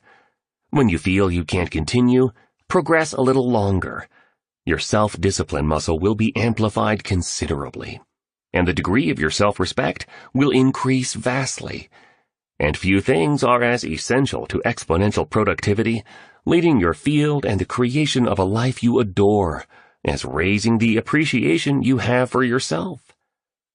Stunningly, and without any clue about what was coming, the billionaire flipped over and held a headstand.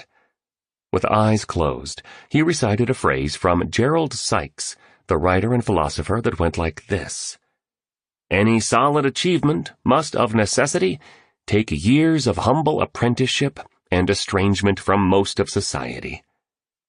You two amazing humans deserve to materialize your best selves and realize epic achievements," the billionaire said as he returned to earth. "Do not betray the powers that sleep within you by staying too late in a soft bed that keeps you sedated.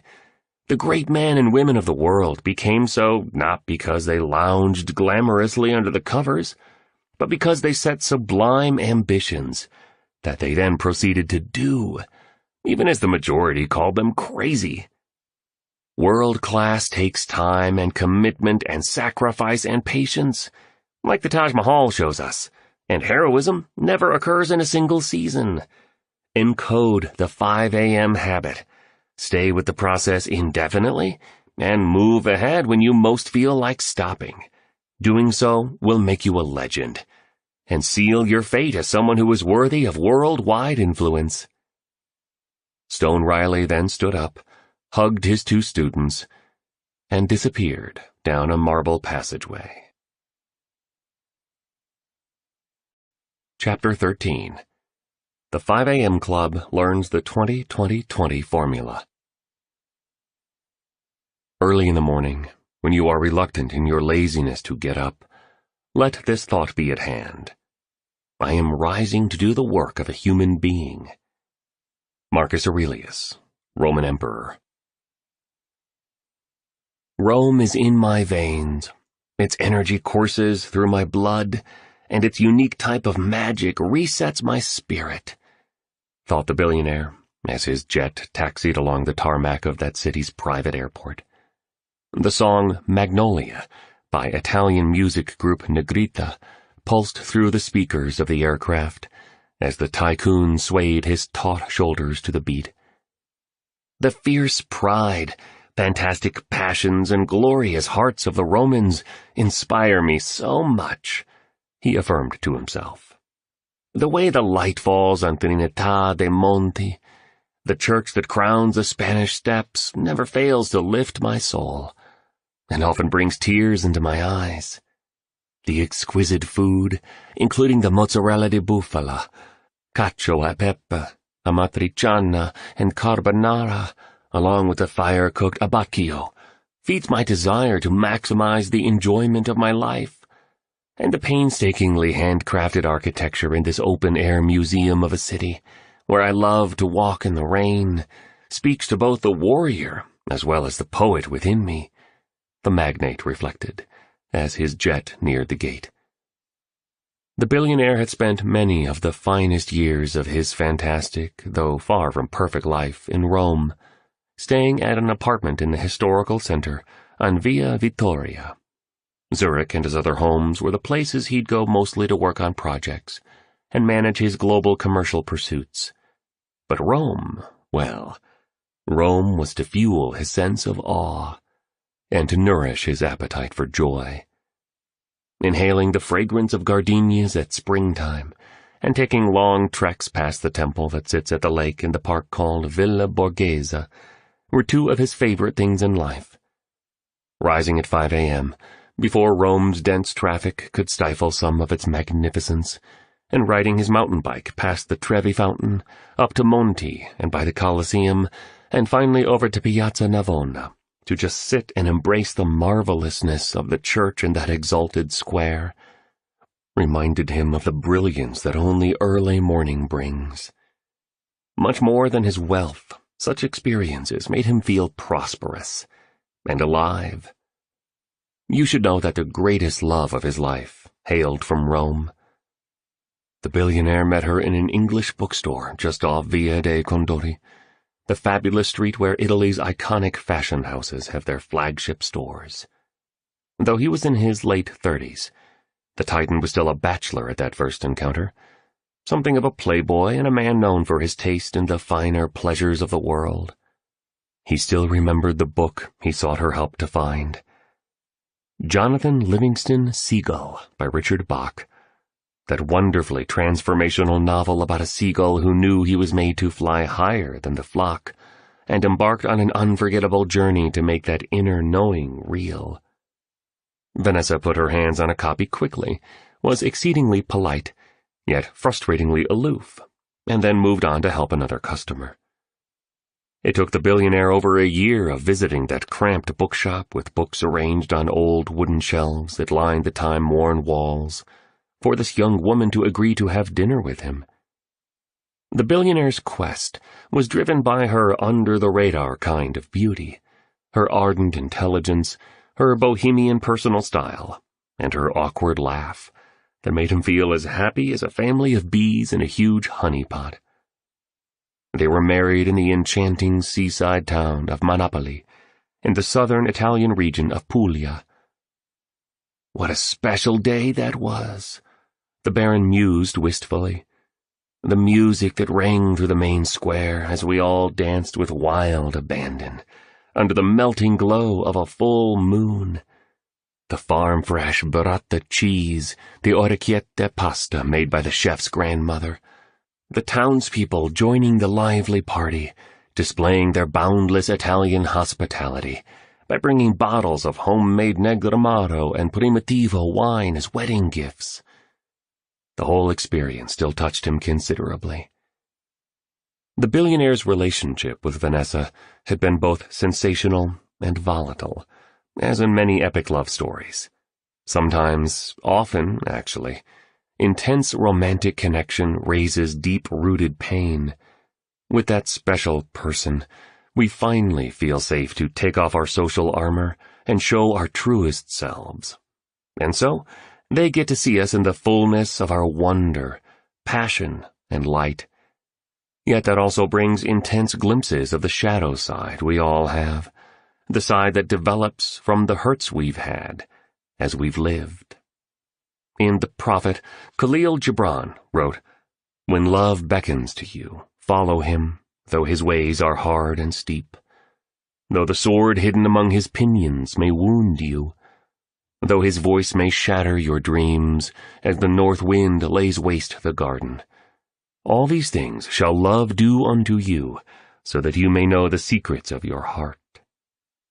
Yet, despite the turbulent nature of their marriage, the billionaire and his statuesque wife made it work for decades. Though she had passed away suddenly, many years earlier, he never remarried.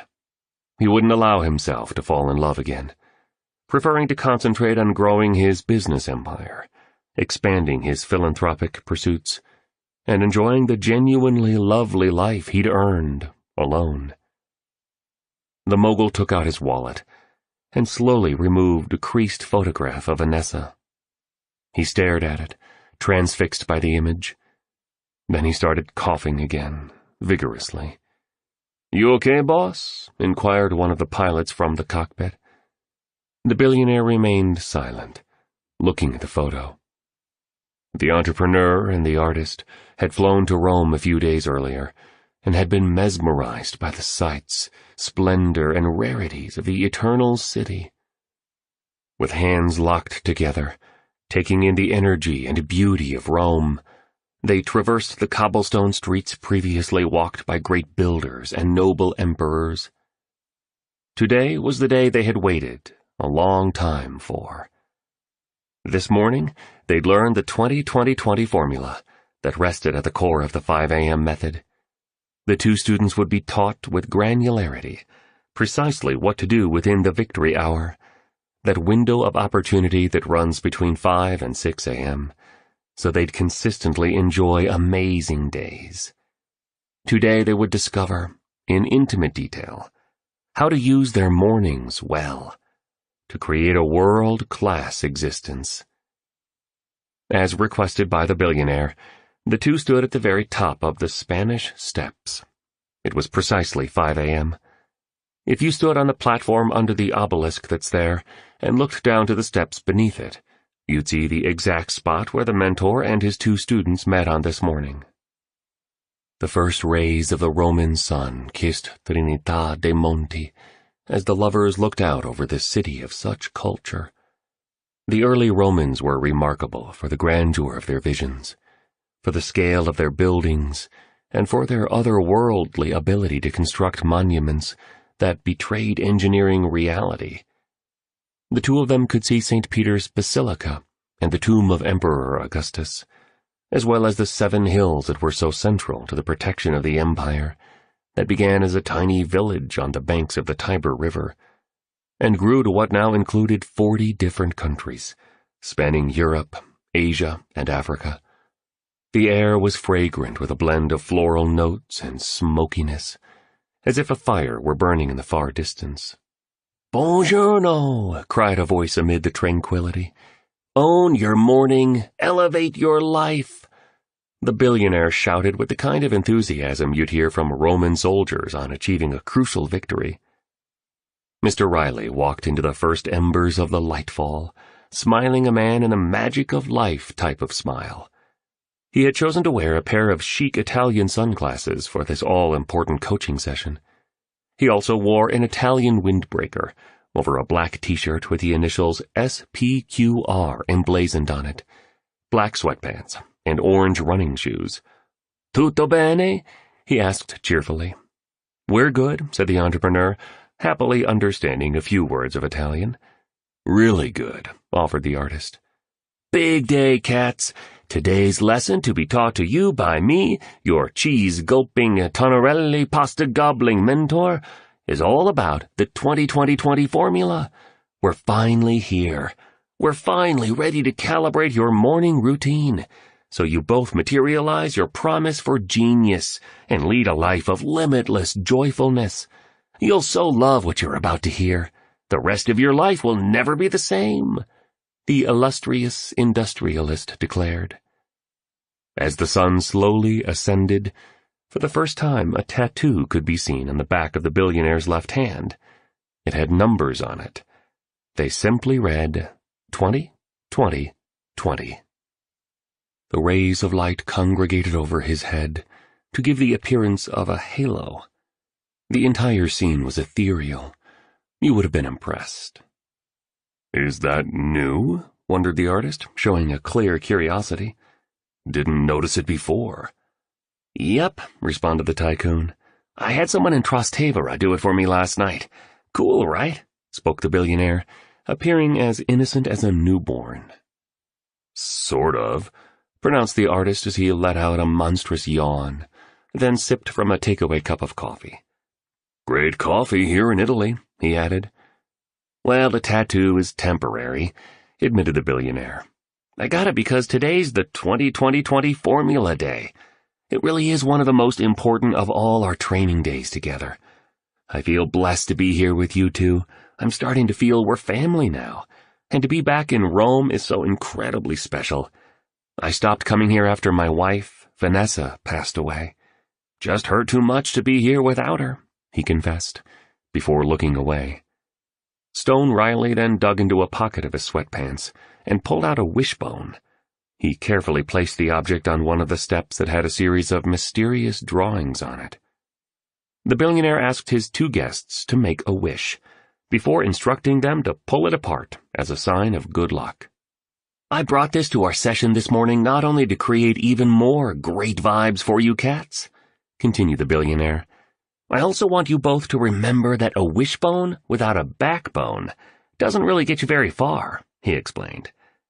Sort of the part-time commitment delivers part-time results insight we learned earlier? Queried the artist. And the no idea works without doing the work insight, reinforced the entrepreneur as she did a yoga stretch into the increasing sun. Sort of, replied the billionaire. I know you both long to lead productive, excellent, happy, and meaningful lives. Being a member of the 5 a.m. Club truly is the one habit of all possible habits that will guarantee this mighty ambition comes true. It's the single finest practice I've ever encountered to translate the intentions of living gloriously into an everyday reality. Yes, dreams and desires are just wishbones. Rising before daybreak is your backbone to get them done. The power of getting up early really comes from the daily application of the 20-20-20 formula, the magnate continued. And you're now just a few seconds away from being exposed to this astonishingly potent morning routine. It really is about time, said the artist as he put on his own green-lensed sunglasses to shield his eyes from the light which was now beginning to wash into the empty spaces around the Spanish Steps and down onto the cobblestoned square that features a famous fountain built around Bernini's sculpture of an old boat. "Give me a hug before we get going, people," bellowed the billionaire affectionately as he embraced the artist and entrepreneur. "Welcome to my beloved Roma," he added as the song Come un pittore by the group Moda began to play from an open window of a nearby apartment. A curtain hung out of it, flirting with the soft breeze. "Okay, let's rock this piece. Please know that your creativity, productivity, prosperity, performance, and usefulness to the world, as well as the quality of your private life, won't transform by simply rising at 5 a.m. alone. It's not just rising early that makes this regime so powerful. It's what you do over the 60 minutes after you wake up that makes the 5 a.m. Club so game-changing. Remember this. Your victory hour gives you one of life's greatest windows of opportunity. As you now know, the way you start your day dramatically influences how it unfolds. Some people get up early, but destroy the value of their morning routine by watching the news, surfing online, scanning social feeds, and checking messages. I'm sure you both understand that such behavior comes from the need for a quick pleasure rush of dopamine, an escape from what is truly important. This way of acting causes members of the majority to miss out on doing the things that would allow them to leverage the quietude of this special time, to help them maximize greatness, so awesome days show up consistently. And as we create each day, so we craft our life, right? Asserted the artist, confirming a key piece of information he'd learned on the beach of the billionaire's oceanfront compound. That's the day-stacking foundation. And it's one of the 4 focuses of history makers that you explained to us. I still remember that model. Absolutely correct, applauded the billionaire. And I need to say that beginning your day intelligently, healthily, and peacefully isn't only about optimizing your public and private success, it's also about protecting it. Suddenly, a man driving a horse carriage and dressed as a gladiator rolled through the square known as Piazza di Spagna and shouted, "Buongiorno, Mr. Riley," and then continued on his way. "A dopo," replied the billionaire loud enough for the man to hear. "Gnarly costume, right?" he said to his students. The billionaire rubbed his fake tattoo and looked toward the Colosseum. "That man we just saw makes me think of the Auriga, a type of slave in ancient Rome, who would transport important Roman leaders and was chosen for his trustworthiness. Here's the neat thing. Another key job of the Auriga was to stand behind the military general known as the Dux and whisper the words, 'Memento Homo,' carefully into his ear as he placed the laurel crown on his head." "What does that mean?" asked the entrepreneur. Today she dressed in faded jeans, a bright red t-shirt with a V-neck, and white running shoes. Her hair was styled in the ponytail that she liked. She had her bracelets on, and she absolutely radiated optimism. "Memento homo is Latin for, 'Remember you are only a man,'" the billionaire answered. The Auriga did this to keep the leader's arrogance in check and to help the leader manage the inevitable invitation to egotism that all great success inescapably brings. The ritual was a profound discipline to ensure the ducks remained monomaniacally focused on his true mission of making himself and the empire he ruled even better, and not diluting all his energies on the amusements and excess that caused dynasties to fall. "You know what?" indicated the artist. "I've seen some artistic geniuses blow up their creative empires and destroy their good reputations because they didn't manage their success properly. So I hear you." "Deaf," said the entrepreneur. "I mean, definitely," she quickly corrected, as she clasped the hand of her new boyfriend. "I've seen so many rocket ship companies lose their market share because they fell in love with their winning formula. They lost their fire.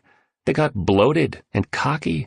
They bought into the faulty belief that because there were long lineups for their excellent products, there would always be long lineups, even without iterating their goods, improving customer service, and ensuring that every single employee continued to raise their leadership performance.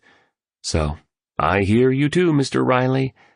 "Awesome," was his one-word reply.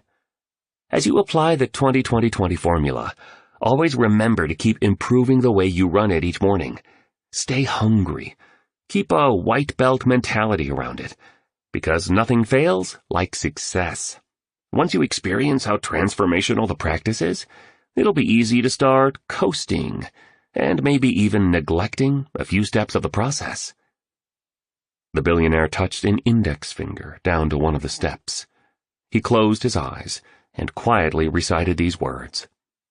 "It's time to stop being a fugitive from your highest self and accept membership into a new order of ability, bravery, and understanding of the call on your lives to inspire humanity." He then walked across the stone platform atop the Spanish steps and raised 2 fingers of his right hand to show the universal sign for peace. Next, he waved an arm in the direction of a man on a seat heating up chestnuts in Piazza di Spagna, near the foot of Via dei Condori. The man wore a gray shirt that had wrinkles over the chest area, navy blue trousers, and yellow running shoes. On seeing the sign, the man immediately stood up and darted through the square, up the steps 3 at a time, all the way to the peak where the billionaire was stationed. He lifted his rumpled shirt, revealing a bulletproof vest, and pulled out a laminated sheet of paper from beneath it. "Here you go, Grande. Good to see you back in Rome, my boss." The man spoke with a rich Italian accent and a voice as gritty as sandpaper. "Grazie mille, molto gentile, Adriano," the billionaire said as he kissed the palm of a hand before extending it for a handshake. "Adriano's on my security team," noted Mr. Riley while studying the page that had been presented to him. "He's one of my best. He grew up in the town of Alba in the Piemonte region of this exceptional nation. You cats like Tartufo?" "What's that?" queried the artist, looking a little confused by the scenario that had just played out. "Truffles, baby!" enthused the billionaire. "My goodness, they taste incredible. On tagliolini pasta with melted butter drizzled over it, or when grated over jiggly fried eggs. My, oh my, food of the emperors it is." The billionaire's eyes were as wide as a prairie while he imagined the meal he was describing. A razor-thin line of drool meandered out of the right corner of his mouth. Yes, a line of drool. Beyond weird, right? Adriano, who had remained in position, discreetly handed his employer a handkerchief. He looked at the entrepreneur and the artist with a glance that seemed to say, "I know he's strange, but we love him too." And then all 4 people, perched upon that overwhelmingly alluring sight, started to laugh. Together. "Have a great morning, boss," Adriano said as he prepared to leave.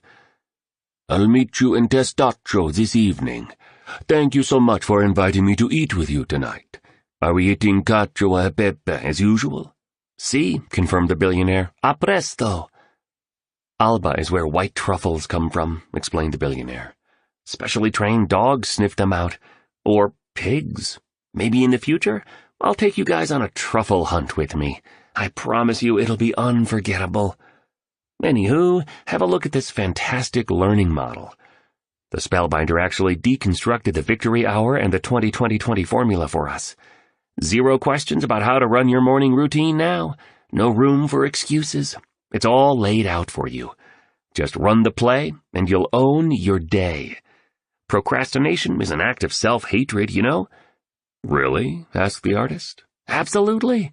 If you really loved yourself, you'd relinquish all your feelings of not being good enough to be great and renounce all slavery to your weakness. You'd stop focusing on your deficiencies and celebrate your amazing qualities. Just think about it.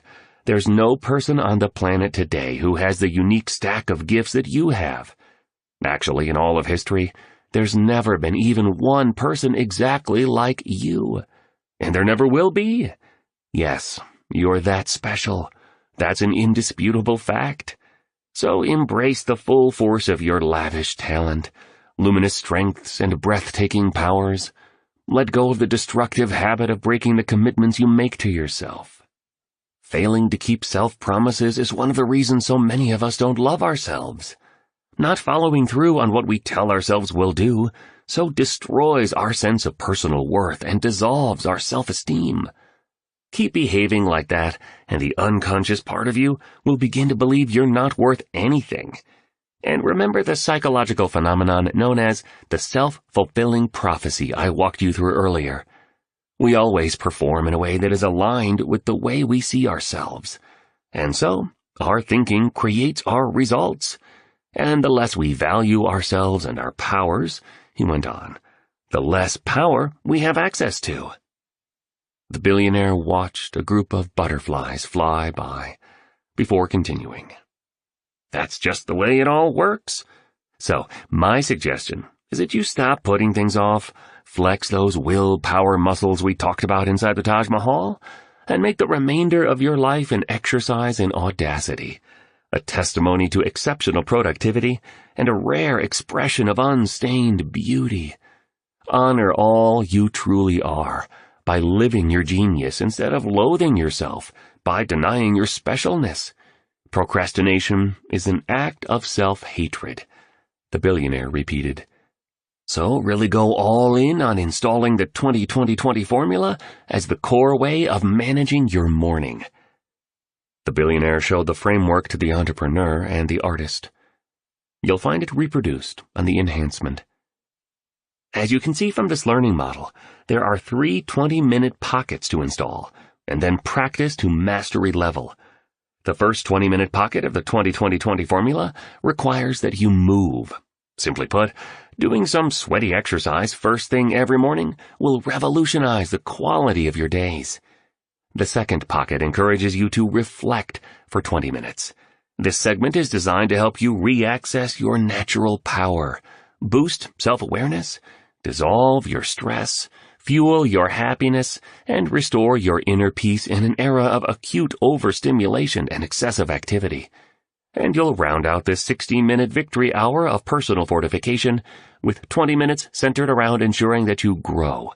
Whether that means investing some time reading a book that will improve your understanding of how the best lives were made, or an article that will refine your professional prowess, or listening to an audio session on how the virtuosos accomplish their unusual results, or watching an educational video that will show you how to lift your relationships or increase your finances or deepen your spirituality. As you cats now know, the leader who learns the most wins. One of the most helpful things I've ever learned from the Spellbinder was that starting my mornings with a strong workout, pretty much right after I jumped out of bed, was of the utmost importance. I still remember his actual words, and they were firm. You must begin your day with intense exercise. This is a non-negotiable. Otherwise, the 20-20-20 formula won't work, and I'll take back your membership in the 5 a.m. club. 3 doves flew over the billionaire. He eyed them with a giant grin, blew a kiss to one, and then advanced his discourse on the morning routine of history makers. Training rigorously first thing in the morning is a total game changer. Moving vigorously shortly after you get up will generate an alchemy in your brain, based on its neurobiology, which will not only wake you up fully, but electrify your focus and energy, amplify your self-discipline, and launch your day in a way that makes you feel on fire. Now, to be ultra-practical for you two, I'll say that your workout could mean taking a spinning class, or performing a bunch of jumping jacks and burpees, or skipping like the pro boxers love to do, or doing wind sprints. Not sure what will work best for you. The real key here, though, is to make sure you sweat. Why? Asked the artist, now taking copious notes. For the reason you'll see on the diagram. As you now know, cortisol is the hormone of fear. It's made in the cortex of the adrenal glands and is then released into the blood. Cortisol is one of the main materials that stunts your genius and devastates your implicit opportunity to make history. Very good scientific data confirms that your cortisol levels are highest in the morning. Fascinating information, observed the entrepreneur as she performed another stretch in the Roman sunshine. Yes, it is. So exercising from 5 to 5:20 a.m. for just 20 minutes will significantly lower your cortisol and therefore dial you into your top performance. Fantastic way to start a morning, right? Science has also shown there's a vital link between physical fitness and cognitive ability. The sweating from a powerful workout releases BDNF, brain-derived neurotrophic factor, which supercharges that organ for a winning day. Wow, said the entrepreneur, also taking notes at a furious pace. BDNF has been shown to repair brain cells damaged by stress and accelerate the formation of neural connections, so you think better and process faster, expounded the billionaire. Another gargantuan competitive advantage for sure. Oh, and it also promotes neurogenesis, so you'll actually grow new brain cells. What's that alone worth to you? Wow times 2, shouted the artist, sounding very corny versus displaying any hint of cool. My business will be untouchable, and I personally will become unbeatable as I execute on all these ideas you're so generously sharing with us, offered the entrepreneur. Modeling what she'd seen Mr. Riley do when others had been kind to him, she performed a slight bow to show her appreciation. Absolutely, agreed the billionaire. And by exercising intensely during the first 20-minute pocket of the 20-20-20 formula, you'll also release dopamine, which you well know is the neurotransmitter of drive, along with elevating your amounts of serotonin, the wonderful chemical that regulates happiness. This means that by 5:20 a.m., while your competitors are counting sheep, you're already amped to lead your field, achieve excellent results, and make the day ahead epic. Would it be possible for you to be specific about what we need to do in order to make sure we're up with the sun? Requested the entrepreneur. I mean, can you get into a little bit of detail about what behaviors we must perform so we actually get out of bed when that alarm clock goes off? I hope that's not a dumb question. Is that too basic? It's a great question, said the artist as he stroked his girlfriend's back. It's a fabulous question, exclaimed the tycoon. And sure, like I've suggested, buy an old-school alarm clock. That's what I use. As I said in Agra, you never want to sleep with any technology in your bedroom. I'll explain why soon. Once you have your alarm clock, advance the time on it from the actual time to 30 minutes ahead. Then set the alarm for 5:30 a.m. Really? Indicated the artist. That seems odd. I know, admitted the billionaire, but it works like magic. You trick yourself into thinking you're getting up later, but you're actually rising at 5 a.m. This tactic just works, so do it. Next, and this sounds obvious, but it's another key hack, as soon as the alarm goes off, bolt out of bed before your weaker self sucks you into all the reasons to stay in bed. Before your rational mind can come up with reasons to remain under the covers. You just need to make it through that 66-day habit installation process, so that waking up at 5 a.m. reaches the automaticity point, and it becomes easier to get up early than sleep later. When I first joined the 5 a.m. club, I slept in my workout clothes.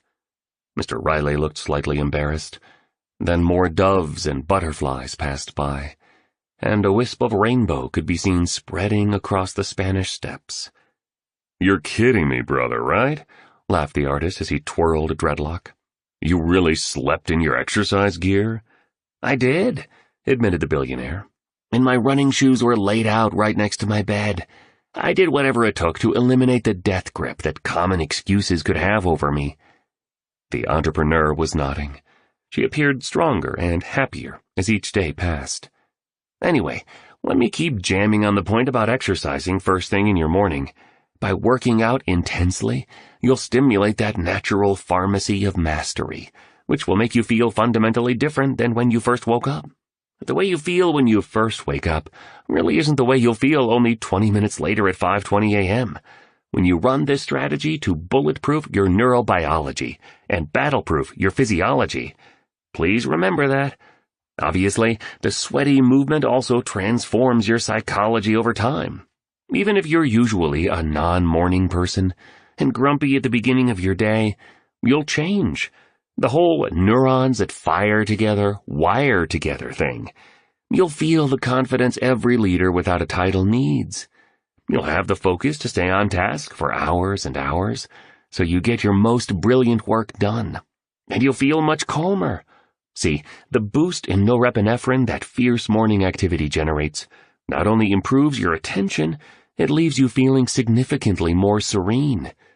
And more good research proves that exercise regulates the amygdala in the limbic system, the ancient brain we discussed in an earlier class at my beach in Mauritius, so that your responses to stimuli ranging from a hard project or a difficult client to a rude driver or a screaming baby are much more graceful instead of hysterical. "Pretty marvelous benefits," remarked the entrepreneur. "You're right, Mr. Riley. I couldn't put a price tag on having all these weapons of mass productivity in my arsenal." "Precisely," said the billionaire as he hugged the entrepreneur. "I do love you two," he added. "I'll miss you both." In that moment, the mentor's usual hopefulness shifted into some unknown sadness.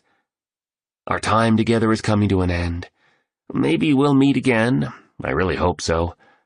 But I don't know." His voice trailed off, and he looked away again, up at the white church that stood behind where they had gathered, a glorious tribute to the brightest examples of visionary architecture. The billionaire reached into a pocket of his black sweatpants and pulled out a pill, popping it into his mouth like a child consuming a tiny piece of candy. "Anywho, as you can also see on the deconstruction," he went on, holding up the model, "working out first thing in the morning also elevates your metabolism, and it fuels the fat-burning engine of your body, so you burn any excess more efficiently and lean out more quickly. Another valuable triumph, right? Oh, and as you optimize your fitness, you'll set yourself up to stay healthy your entire lifetime. Train harder, live longer is a smart motto I built my empires by. You now know that one of the keys to legendary is longevity. Do not die. You can't own your game and change the world if you're pushing up daisies in a cemetery," the titan of industry articulated energetically. "The primary point that I'm trying to offer on the first part of this calibrated versus superficial morning protocol is essentially this. Your life will feel and work 100 times better when you're in the finest physical condition you've ever been in.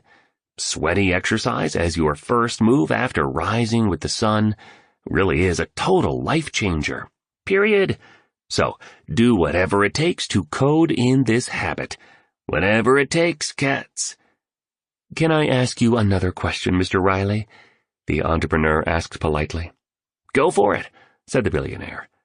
"What if I want to exercise for longer than 20 minutes? "Totally cool," noted the billionaire. "This morning routine isn't written in stone like those words carved into that obelisk up there," he added as he pointed up to the monument sitting on a small platform just above the Spanish Steps. "Take all I'm sharing and then make it yours. Customize it to fit your preferences and make it bespoke to suit your lifestyle." The billionaire inhaled a fresh breath of Roman air, the same air the emperors, gladiators, statesmen and craftspeople breathed 1,000 years ago. Just imagine breathing that air and standing there with these 3 fascinating members of the 5 a.m. Club. This brings me to the second 20-minute pocket of the 20-20-20 formula that you need to run over your victory hour. The time between 5:20 and 5:40 a.m. is when you reflect. "What exactly do you mean by reflect?" asked the artist, exemplifying his newfound confidence in being a great student. He rubbed his goatee as he voiced the question. His arm rested around the entrepreneur's shoulder. "As I've been suggesting during our time together, managing your morning well is a main skill of exceptionalists. Using the front end of your day expertly is such a key determinant of business eminence and personal magnificence. And one element of a cleverly granulated morning routine is a period of deep peace, some quietude and solitude for yourself before the complexity starts arriving, and your family needs your energy, and all your other responsibilities take over. Tranquility is the new luxury of our society. So during this segment of your victory hour, savor some stillness. Contemplate how you're living and on who you hope to become. Be thoughtful and intentional on the values you want to be loyal to over the hours ahead of you, and how you wish to behave. Consider what needs to happen for this to be a great day amid the construction of a legendary life. "This pocket will be super important to me," remarked the entrepreneur as her bracelets clinked together. One of them was shiny and new. It bore the phrase, "All these early mornings will make me an icon someday." "I agree with you," expressed the billionaire. "Reflecting on what's most important to a life beautifully lived will leave you with what the spellbinder calls residual wisdom throughout the rest of the day. For example, thinking quietly about the weighty value of purely producing work that represents mastery, or remembering your commitment to treating people kindly and respectfully during the second pocket, re-anchors those virtues within your awareness. And so, as you experience the remainder of your day, the residue of your reconnection with this wisdom stays in focus, infusing every single moment and guiding each one of your choices." Another butterfly flitted by. 3 more soon followed the first, almost poetically. The billionaire decided to deepen his explanation on reflection, but first popped another pill. He put his hand on his heart and looked at the sensational view of Rome. "The way the light falls here really is like nowhere else," he thought. "I'll miss my Roma." The billionaire stared down the steps at the white boat sculpted by Pietro Bernini, and then glanced at the flower shop, also in the square below. "In so many ways, reflection is a main source of transformation because once you know better, you definitely can do better. During this 20-minute segment of the victory hour, all you need to do is get serene, stay silent, and enter the stillness. What a gift you'll give yourself in this era of such scattered attention, worry, and noisiness." "That would be a giant gift to give to myself and to my business," acknowledged the entrepreneur. "I'm realizing I spend so much of my time doing and reacting, and so little of my time deliberating and planning. You've talked about how the great ones leverage periods of isolation.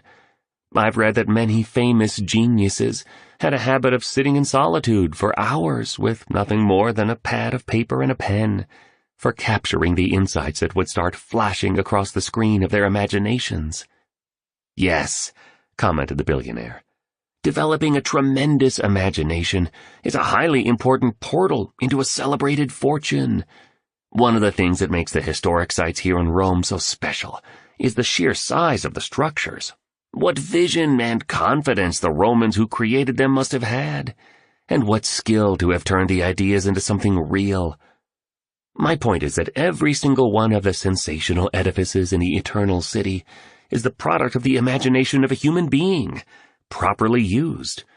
So, yes, you should also use the reflection pocket to invent, visualize, and dream.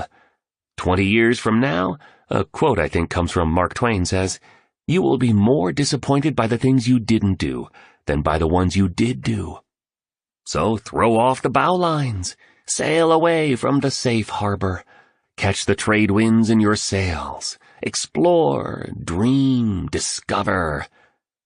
All great artists dream about a future few believe is possible, stated the artist sagely. Yep, nodded the billionaire. Another tactic you can practice at this time is to write out what the spellbinder calls a pre-performance blueprint.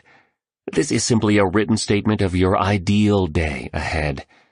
Researchers confirm that pre-commitment strategies work beautifully to increase your focus and discipline to get things done. You'll have a clear and calibrated script for your day ahead, so it unfolds the way you want it to. Of course, nothing in business and life is perfect. Still, that doesn't mean we shouldn't do our best to pursue it. The heroic women and men of the world were all perfectionists. They were maximizers, immensely obsessed with being remarkable at all they did. So, take at least 10 minutes to write out your perfect day. The mogul peered over at the flower shop again. He raised his left index finger up to the Roman sky. A volcanically attractive young woman with high cheekbones, tortoiseshell glasses, a gray linen blouse and fashionable trousers stood up, holding a metal attaché case. She then sprinted up the steps, like a cheetah chasing its dinner. "Hi, Vienna," said the billionaire as she arrived. "Salve, Mr. Riley," replied the young woman respectfully. "We are delighted to see you back in Rome. Sir, I have your items." The aide entered a code into the lock, and the case sprung open. Inside were 3 luxuriously crafted journals, bound by the most supple Italian leather. The billionaire handed one to the entrepreneur and one to the artist. He lifted the last one, clutched it close to his heart, and licked it. Yes, he actually licked his journal.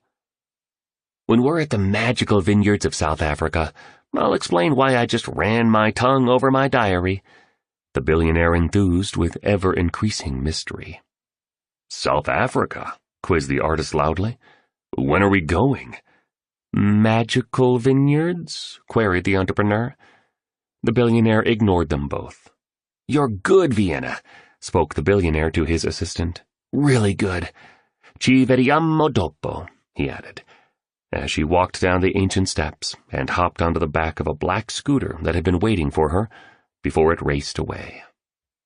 As the entrepreneur and the artist opened their journals, they saw a carefully detailed framework on the first page. "Another learning diagram for us?" asked the artist in a grateful tone. "See," noted the billionaire. "Brother, I love these models," the artist said. "Priceless teaching tools to make confusing concepts incredibly clear." "And super relevant," added the entrepreneur. "Clarity breeds mastery, right?" "Truth," affirmed the industrialist. "And you're welcome, Katz. But it's been the spellbinder who has invested decades of his rich life creating these frameworks to explain the philosophy and methodology of the 5 a.m. Club. They look simple because it's taken him his entire professional lifetime to handcraft them. It takes long years of extreme attention and ardent isolation to strip away the complexities of any work, to reach the simplicity that sits at the touchstone of genuine genius.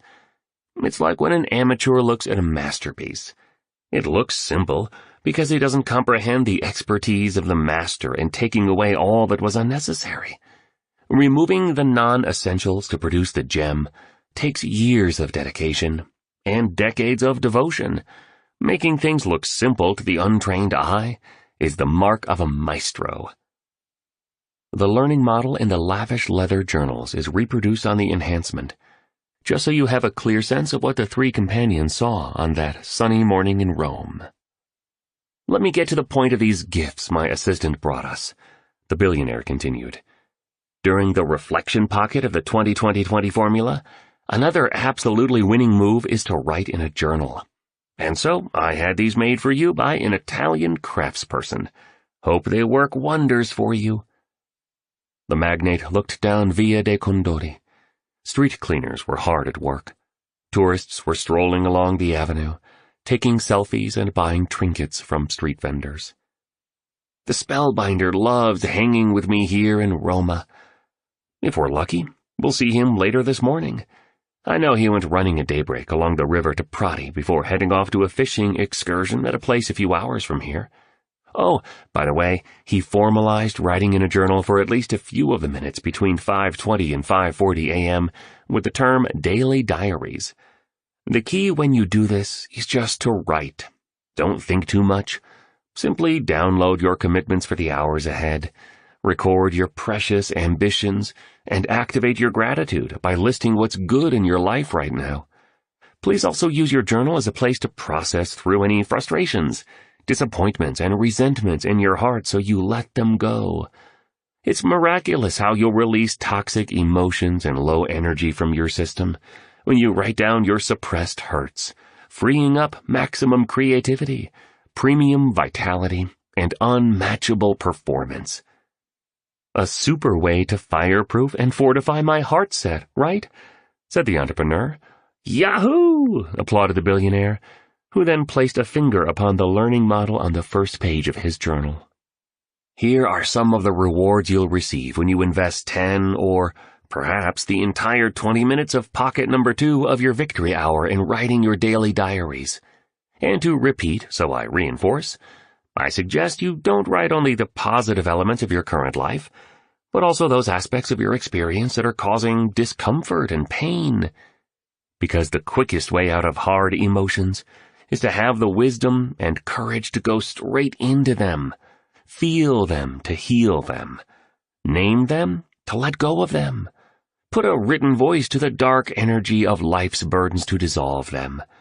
These are breakthrough insights I'm revealing to you two here, because once you reclaim the power blocked by layers of toxic emotions and the wounds of the past, your mindset, heart set, health set, and soul set will all soar exponentially. And when your 4 interior empires escalate through your effortful self-purification, your supreme self begins to assume command. This then yields the external empires you both hope to see more of. What I'm trying to explain is this. Difficult feelings that you don't find a healthy way to remove become repressed, which creates stress, poor productivity, and even disease. Cool diagram, acknowledged the artist. Are you saying that if I don't feel the uncomfortable feelings, they build up and get stuck inside me to the point where I could get sick? Yes, what you just said is pretty much what I'm suggesting, Mr. Riley confirmed. Those stuck toxic emotions layer over your gifts, talents, and higher wisdom. This is one of the primary reasons most people on the planet have forgotten the heroes they are.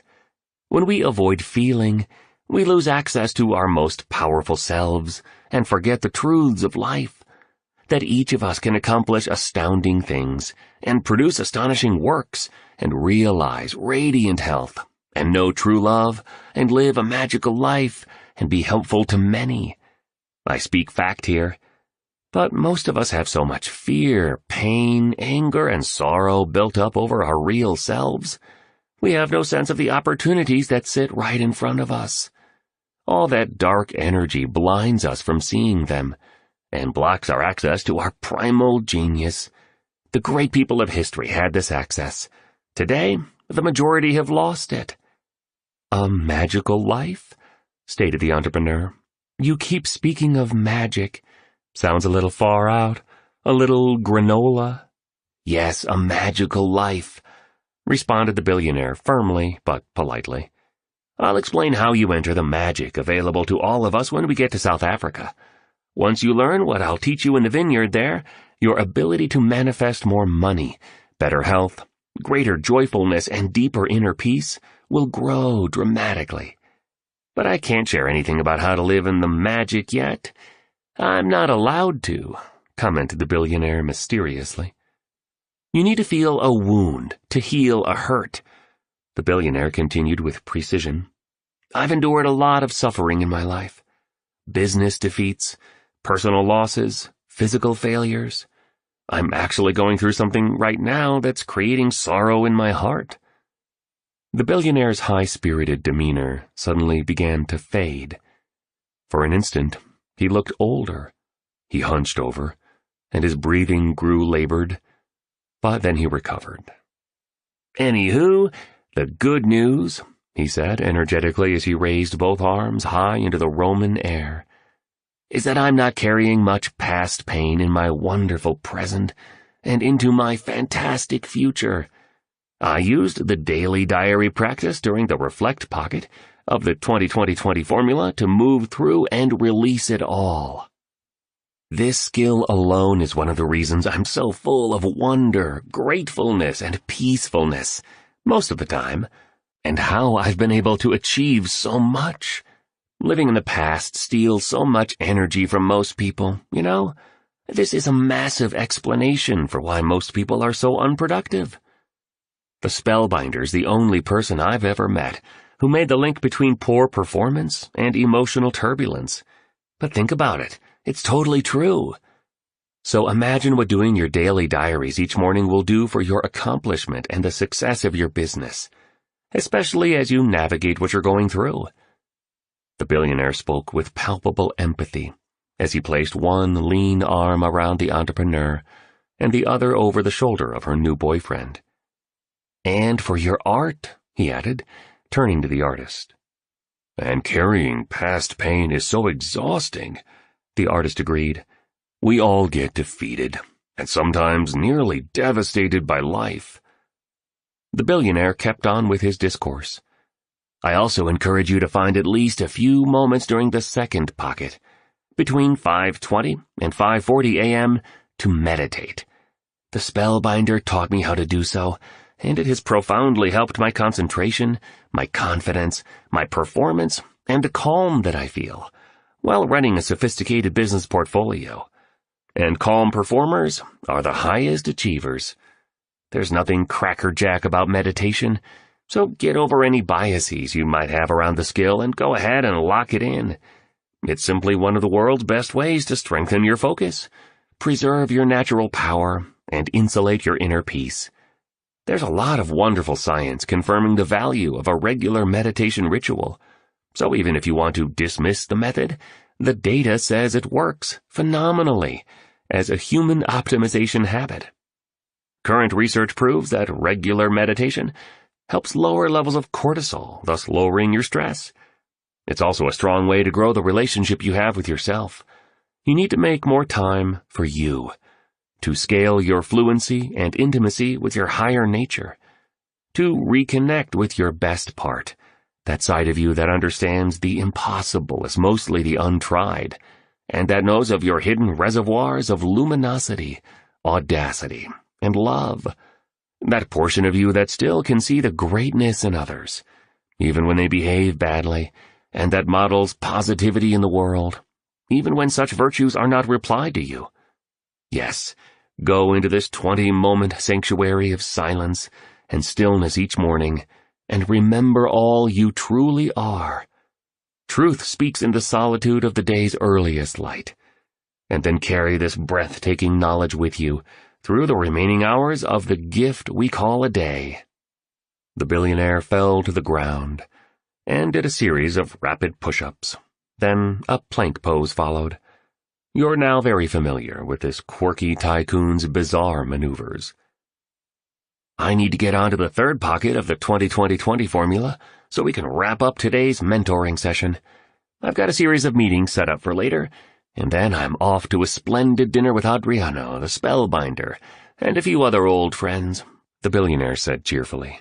"Sure," said the artist. "No sweat." "Of course," said the entrepreneur. "We heard about a restaurant close to Campo di Fiore that makes great carbonara. We're trying it tonight." "Yummy," acknowledged the billionaire, sounding more like a 5-year-old than a captain of commerce.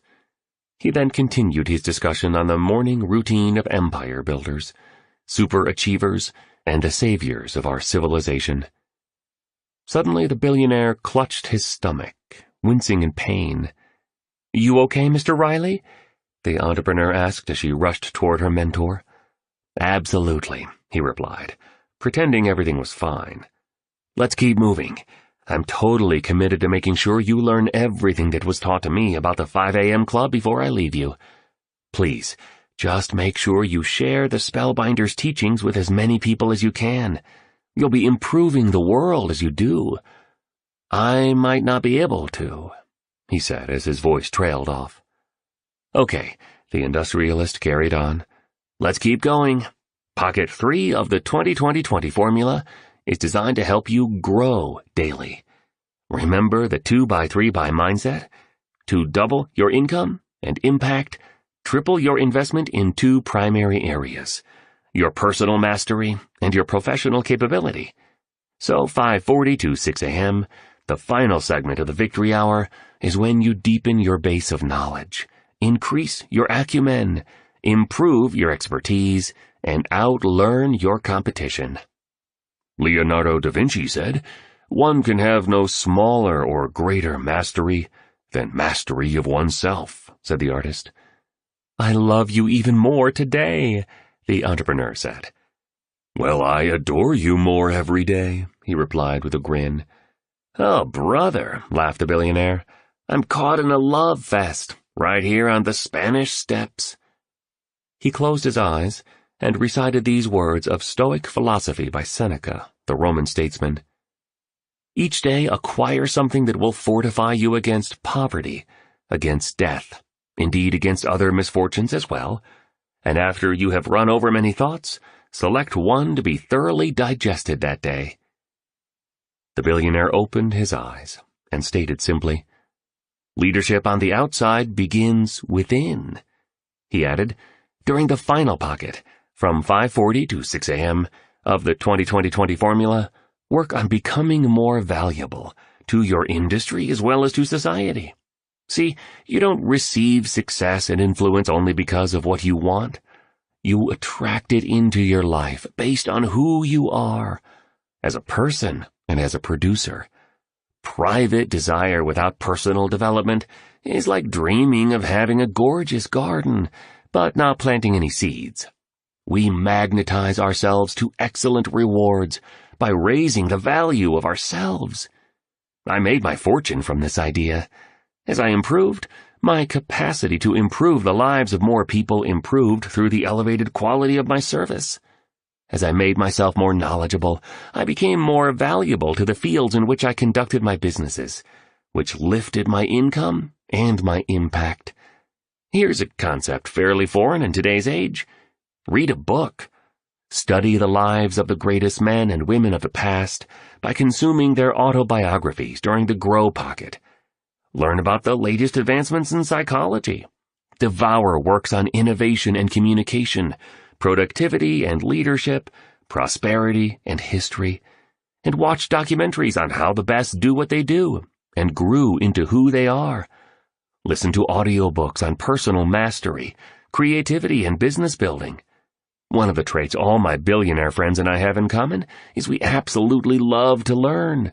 We grow and capitalize on our gifts and talents relentlessly. We invest in expanding ourselves and our pro games constantly. We are all totally into reading, improving, and feeding our limitless curiosity. Fun for us is going to a conference together. We go to at least one every 3 months, so we stay inspired, excellent, and absolutely switched on. We don't spend much time on meaningless entertainment because we're just too invested in endless education. Life is very equitable, you know, said the mogul, sounding quite philosophical and now looking much stronger. You'll receive from it what you give to it. Key natural law there. So give a lot more by becoming a lot better. Okay, so now you have it, Mr. Riley summed up exuberantly. A beautifully engineered, flawlessly calibrated morning routine for a world-class business and personal life. Embrace it fully, run it daily, or at least 5 days a week, and your productivity, prosperity, sense of joy, and serenity will accelerate potently along with the value you are able to deliver to our world. What's next? Inquired the artist. We'll now go visit the dead, was the billionaire's only reply. Chapter 14. The 5 a.m. Club grasps the essentialness of sleep. You cannot imagine the craving for rest I feel, a hunger and thirst. For 6 long days since my work was done, My mind has been a whirlpool, swift, unprogressive, and incessant, a torrent of thoughts leading nowhere, spinning round swift and steady. H.G. Wells. The Roman sun rose even higher as the three companions gazed over the rooftops and at the Vatican. The streets were now noisy. The eternal city had come to life. Again, the Titan's hand went up into the air. Again, one could see another assistant appearing out of nowhere. This time a man who appeared to be in his early 40s ran across the square, stood in its center, and pulled out a device that he spoke into, quickly and loudly. Within a minute, three women with scarves over their hair, like you would see in those wonderful Italian films of the 50s, appeared on three sparkling red Vespas. They parked them at the foot of the Spanish Steps, right by the sculpture of the boat, before disappearing down Via delle Carrozze. "Let's go, people," exclaimed the billionaire. "It's time to ride." "But what's this about visiting the dead?" asked the entrepreneur. The creases on her forehead reawakened, and her arms now crossed. "Trust me. Hop on your scooter and follow me," the billionaire instructed. The three companions wound their way through the ancient streets of Rome. Even the most unknown church or innocuous obelisk left them in a dreamy state of awe. The sunshine was dazzling now, as both the Romans and the tourists filled the boulevards. The city felt so alive. In one square they passed, a remarkably talented opera singer with a man standing next to her to collect money, touched the hearts of bystanders by singing like she had no tomorrow. As the billionaire, the entrepreneur, and the artist continued their trek along the roads of Rome, they saw yet another surreal sight, the Pyramid of Cestius, built between 18 and 12 B.C. as a tomb. An Egyptian-style pyramid in the heart of the Eternal City. Unbelievable, thought the artist, as he tried to keep his eyes on the avenues. Soon they were out of the city walls. The billionaire was still leading.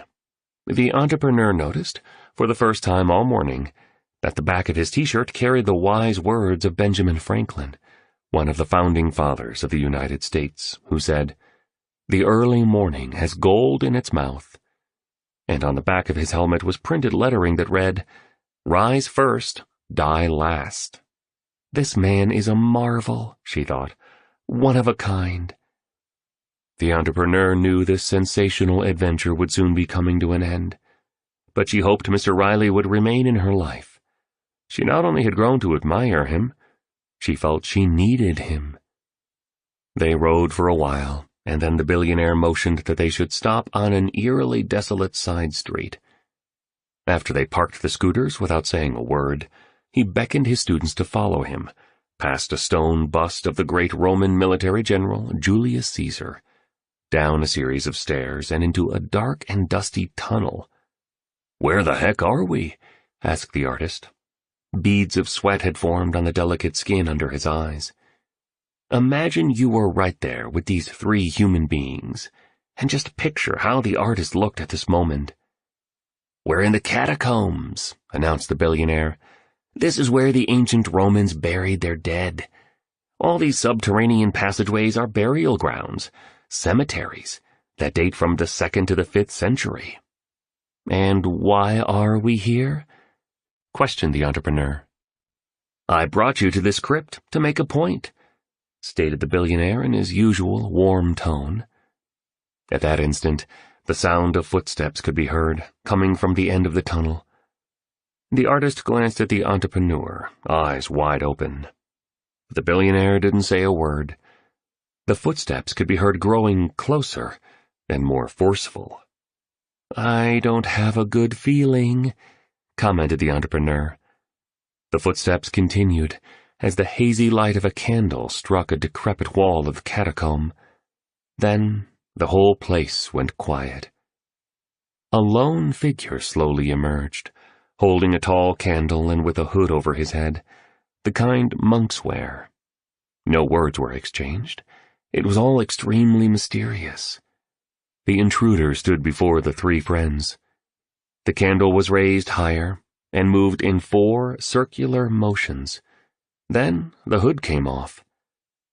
The face that was revealed was a familiar one, a face that had appeared at stadiums across the planet, and one that had inspired many millions to do amazing work, accomplish epic dreams, and lead legendary lives.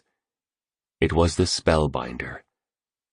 "My God, you scared me," the artist said, still sweating profusely. "Sorry. Stone told me to come down here. I got a little lost," apologized the Spellbinder.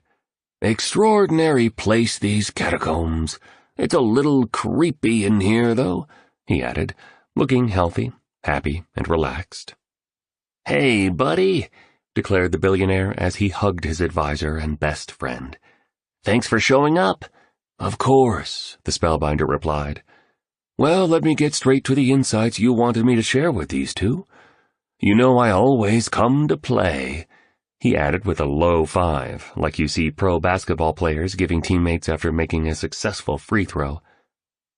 "Mr. Riley asked me to share my thoughts on the value of deep sleep as an element of sustained elite creativity, peak productivity, and rare air performance with you.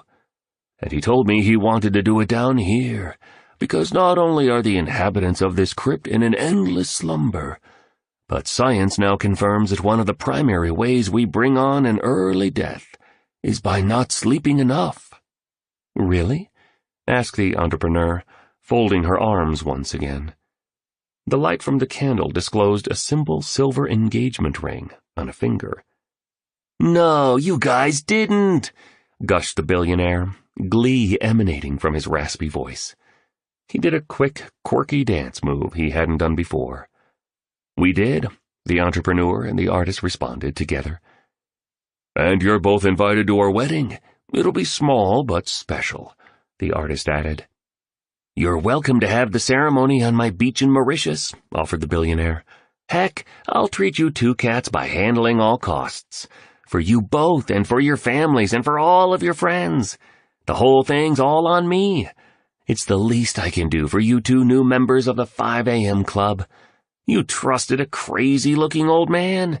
You came on this wild odyssey. You've been open to all the teachings. You've been doing the work. You two are my heroes." The billionaire let out an urgent cough. Perhaps it was from the dust of the passageway. He then placed 3 fingers against his chest, right where his heart sat, and coughed again. "You okay?" asked the entrepreneur, unfolding her arms and touching one of his muscular shoulders. "Yes." "So," said the Spellbinder, "let me offer some insights on why it's not only the calibration of the first hour of your day that's mission essential for leadership excellence and exponential productivity, but also the management of the last hour of your evening, if you're truly serious about experiencing premium results." He held the candle under his face, creating a near mystical effect. "What makes genius-level performance is a delicate balance between the mastery of your morning routine and the optimization of your nightly ritual. You won't be able to orchestrate the 20-20-20 formula Stone walked you through this morning if you don't sleep properly." "I'm almost always sleep-deprived," acknowledged the entrepreneur. "Sometimes I struggle to function. My memory is off, and I feel exhausted." "Yeah," agreed the artist. "My sleep's a mess. I'm up a bunch of times through the night, but since I've been on this trip, I've slept good each night."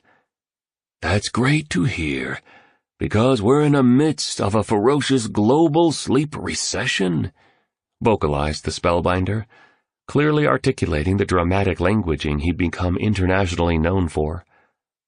"The internet and social media and the widespread absorption with our devices are fueling much of it. Research is now confirming that the blue light emitted from our tools of technology reduces the amount of melatonin within us.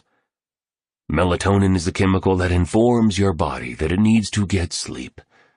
There's zero doubt that checking your gadgets all day long impairs cognitive function, as you've learned. And there's no question at all that being in front of your screens before bedtime causes sleep dysfunction. I could go deeper and explain how the light of your devices activates photoreceptors called intrinsically photosensitive retinal ganglion cells that limit melatonin production and negatively affect your circadian rhythm, which hurts your sleep. But you get my point here. I do, confirmed the entrepreneur. I really do. I'll restructure my pre-sleep routine so that I wake up at 5 a.m. feeling better and full of energy. I promise to do this so I rest well, and so I can implement the 20-20-20 formula flawlessly. For the 66-day minimum, until it becomes an automatic habit, interjected the artist. And then for the rest of my life, so it actually becomes easier to run the 5 a.m. method than to stay in bed sleeping. When we don't sleep enough, the spellbinder picked up, not only is it fiercely difficult to get up early, but a number of other highly damaging things impair your productivity and minimize your performance, along with reducing your happiness and eroding your health. Tell us, requested the entrepreneur. Yes, tell them, encouraged the billionaire, now squatting in the catacomb. This posture's really good for your lower back as well as for your digestion, he added, oddly. Well, when you sleep, and the key here is not only the quantity of sleep, but the quality of your sleep states, your neurons shrink by 60% as cerebral spinal fluid washes through your brain. It's also been discovered that the lymphatic system, which was previously believed to be only in your body, is in your skull too. All this means that we, as human beings, have evolutionarily architected a powerful process to essentially wash the brain so it stays in optimum condition, and this cleansing mechanism only happens while we sleep. Unbelievably interesting, the entrepreneur noted.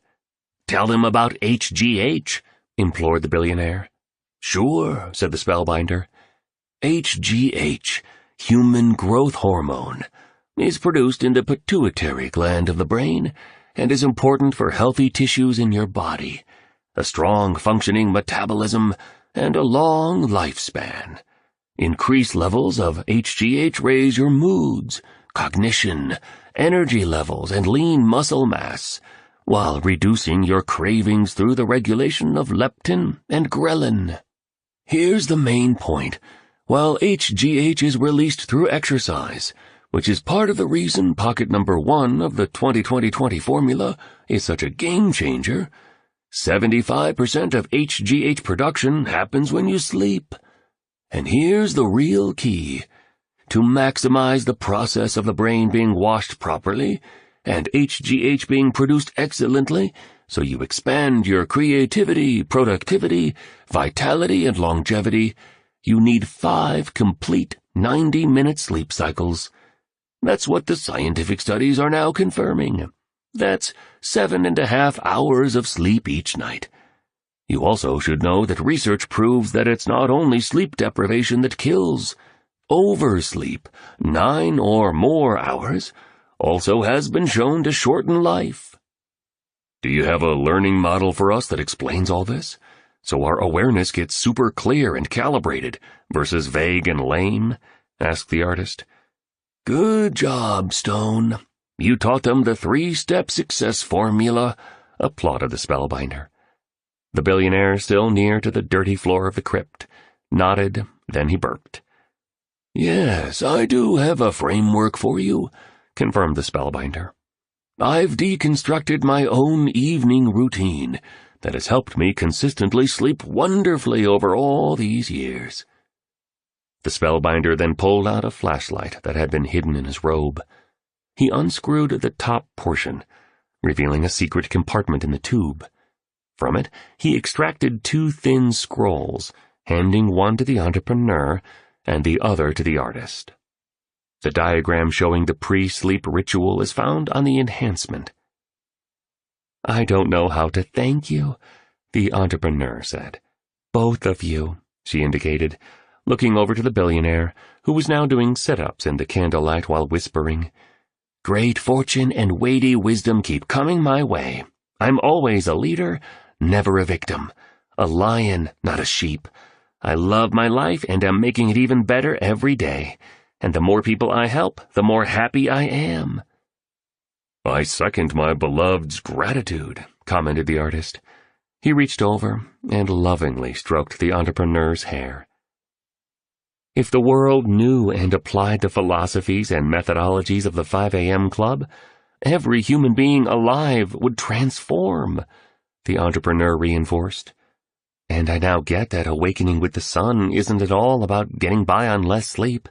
It's more the old early to bed, early to rise point. "And as each of us does our part to make our personal revolutions, every relationship in our life, from the one we have with our craft to the connections we share with each other, improves with us," offered the artist. Sort of like Mahatma Gandhi's words, "Be the change you wish to see in the world," added the entrepreneur, her face glowing in the soft light of the candle as she rubbed her new ring. "I read a little about his life before I went to sleep last night." "With all due respect," pronounced the spellbinder compassionately, "Mahatma Gandhi's actual words have been adjusted over the years to become a soundbite that suits a culture experiencing a collective deficit of attention." "What he actually said," interrupted the billionaire, "was if we could change ourselves, the tendencies in the world would also change. As a man changes his own nature, so does the attitude of the world change toward him. We need not wait to see what others do." "Awesome job, Stone," remarked the spellbinder, smiling. "But I do appreciate your larger point," he said kindly to the entrepreneur. "And, of course, you're right. My personal ask of both of you is that you'll share as many of the principles and mental models as you can with as many people as possible. Because, yes, if every business leader, commercial worker, scientist, artist, architect, political influencer, sports performer, teacher, mother, firefighter, father, taxi driver, daughter, and son simply install the morning routine and nightly ritual we've shared with you, we'd have a whole new world. A lot less sadness, rudeness, mediocrity, and hate, and so much more creativity, beauty, peacefulness, and love." "And now I need to leave," announced the spellbinder. "See you tonight at dinner, Stone. Cacio e pepe's on the menu, right?" "Of course," replied the billionaire as he stood up. He began to cough again and appeared unsteady for a moment. His left hand trembled. A leg wobbled. The spellbinder quickly looked away. "I need to go," was all he said before dissolving into the darkness of the tomb. The three who remained made their way out of the crypt, back up the stairs, and into the blinding Roman sunlight. The billionaire started his scooter and waved for his guests to follow. They ventured down a maze of narrow streets, past an antiquated aqueduct, and back through city walls. Soon they were navigating the congested streets of the historical center and traveling down Via dei Condotti. After parking their scooters, the entrepreneur and the artist followed the billionaire up the Spanish steps. "Well," he declared, "this brings us full circle to where we began this morning's mentoring session at 5 a.m. Before I let you cats go for today, I have one last super gnarly model for you two. The spellbinder taught it to me when I was much younger, and it proved itself to be priceless. I know it'll wrap up this morning's teachings with a very neat bow." The billionaire clapped his hands with a thunderous whap. A whirring noise could be heard in the distance, emanating from Villa Borghese. Soon the sound grew louder and closer. An object hovered above the heads of the billionaire, the entrepreneur, and the artist. Tourists sitting on the Spanish steps, sipping espresso and eating gelato, turned their eyes toward the heavens, trying to figure out what was going on. You would have enjoyed being there at that fabulous moment. "Mamma mia!" cried an elderly woman in a free-flowing, flowery dress. She was holding a baby in one arm and a bouquet of glamorously colored tulips in the other. "It's a drone!" yelled a teenage boy sporting a snapback cap, a denim jacket with "Doubt is not an option" stitched into the back of it, and ripped jeans with humongous holes at the knees. For some unknown reason, he was barefoot. The billionaire began to expertly pilot the little aircraft to a precise landing as smooth as the surface of a lake on a sweltering summer afternoon. He winked at his two students. "Still got the gift," he beamed. The drone carried a wooden box that, when opened, contained a thin sheet of glass with a learning model on it. The Amazing Day Deconstruction can be found on the enhancement. "I thought you guys would find this very detailed step-by-step game plan for an amazing day valuable. Of course, this is just one possible way to carve it out. You'll notice the evening regime is a little different from the Spellbinders. As usual, how you apply all these tactics we've shared is completely up to you. It's your life. Live it as you choose. And yet, this particular framework helped me tremendously, because it took many of the powerful elements of the 20-20-20 formula I walked you through earlier this morning, along with key aspects of a world-class pre-sleep process, and built them into an immensely specific daily map that anyone, and I do mean anyone, can run to experience amazing days consistently. It's like a food recipe. Follow the steps, and you'll get the results. And amazing days create an upward spiral into amazing weeks, and amazing weeks morph into amazing months," stated the artist, closing his journal. "And amazing months become amazing quarters, and amazing quarters yield amazing years and decades, and ultimately," added the entrepreneur, closing her journal, "an amazing lifetime," the three said together. "Day by day, step by step, an epic existence gets handcrafted," summed up the billionaire, wearing his fashionable shades, the kind the in-the-know Romans sport in their effortlessly stylish way, that displays an "I don't try too hard to look this phenomenally cool" kind of attitude. More seagulls flapped their wings and made those annoying sounds seagulls seem to enjoy making. The billionaire was clearly an exceedingly loving soul, not just rich in money, but also wealthy of heart. But he did detest seagulls, and the way they had done a takeover of many of the rooftops in the core of Rome over the past few years. "Need to do something about those feathered creatures," he ruminated, displaying uncharacteristic irritation. "Anywho, now you know why I brought you to the Spanish Steps. Generating explosive productivity, elite health, exceptional prosperity, sustained joy, and boundless inner peace really is a step-by-step game. Small, daily, seemingly insignificant improvements, when done consistently over time, do yield staggering results. Daily micro-wins and infinitesimal optimizations really are the surest way to a life that you'll be ever so proud of at the end. This truly is one of my favorite places in the world, you know? I wanted you two to be with me to not only teach you the transformational process of the 20-20-20 formula, but also to reinforce the reality that living remarkably is indeed an upward spiral to the top of a staircase of success and significance. And as you take this journey toward the fullest experience of your highest greatness, step by step, a magic and beauty as obvious as you now witness here will infuse your days and only accelerate over your years. Of this, you can be sure. After carefully scanning the learning model on the glass, the entrepreneur wondered aloud, "What's the 90-91 rule? And the 60-10 method? And I don't understand some of these other notations." "And what do 2WW and 2MP on the framework stand for?" asked the artist. "You'll learn soon enough," the billionaire responded, generating suspense. "You both should know I've saved the best and most valuable teachings for the end of our time together." The billionaire then hugged the entrepreneur and the artist, tighter than ever before. They could see tears slowly filling his eyes, big whales of water. "I love you two," he said. "Ci vediamo." And then he vanished. Chapter 15. The 5 a.m. Club is mentored on the 10 tactics of lifelong genius. If you knew how much work went into it, you would not call it genius. Michelangelo.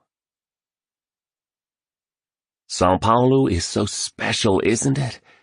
Said the billionaire as the unmarked and economy-class car, navigated by a driver in short sleeves, stopped and started through the thick traffic of this city of many millions. As in Mauritius, he sat in the front passenger seat. The 3 companions had just landed at the jetport and were heading to a boutique hotel in the center of this financial capital of Latin America.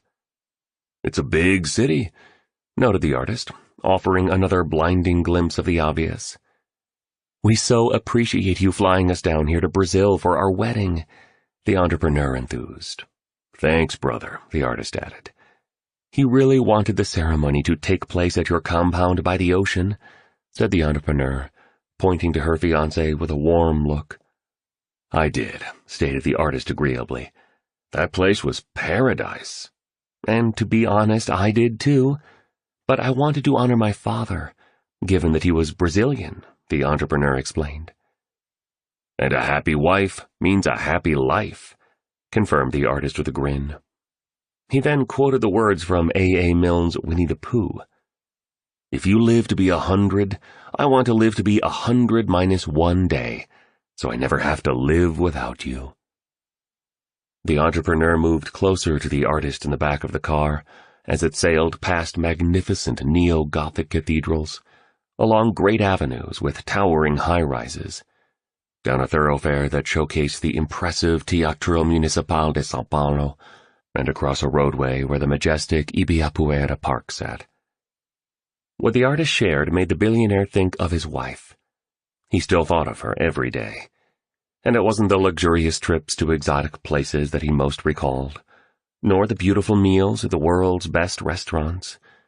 His mind drifted to the simplest and most apparently ordinary of moments in her company, sharing a cheap but excellent pizza with olive oil drizzled over it, reading books in silence in front of a dazzling fire, nature walks and movie nights, and trips to the grocery store, dancing in their bedroom to music that reminded them of how much they adored each other, and things like how patiently she taught him Italian, the way she'd snort when she'd laugh really hard, and how utterly devoted she was to their only child.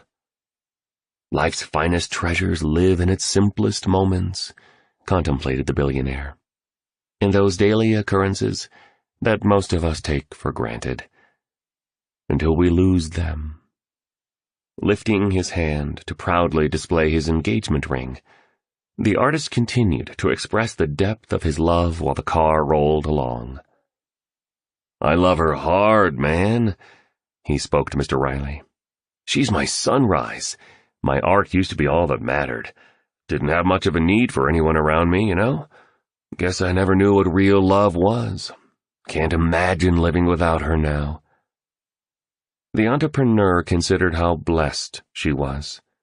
In the period since she attended the Spellbinders event, her mindset, heart set, health set, and soul set were being reordered and upgraded, radically and irrevocably. She was releasing the limiting beliefs that had been forged from her tumultuous childhood and letting go of the toxic emotions that grew out of her past traumas, as well as from the current predicament with her investors. The billionaire was quite right. She was realizing to an even deeper degree. We each do the best we can based on the level of awareness, maturity, and personal security we are at. People who hurt others really are hurting within themselves. They are behaving in the wisest way they know how to behave. If they were capable of conducting themselves with greater leadership, generosity, and humanity, they would have done so.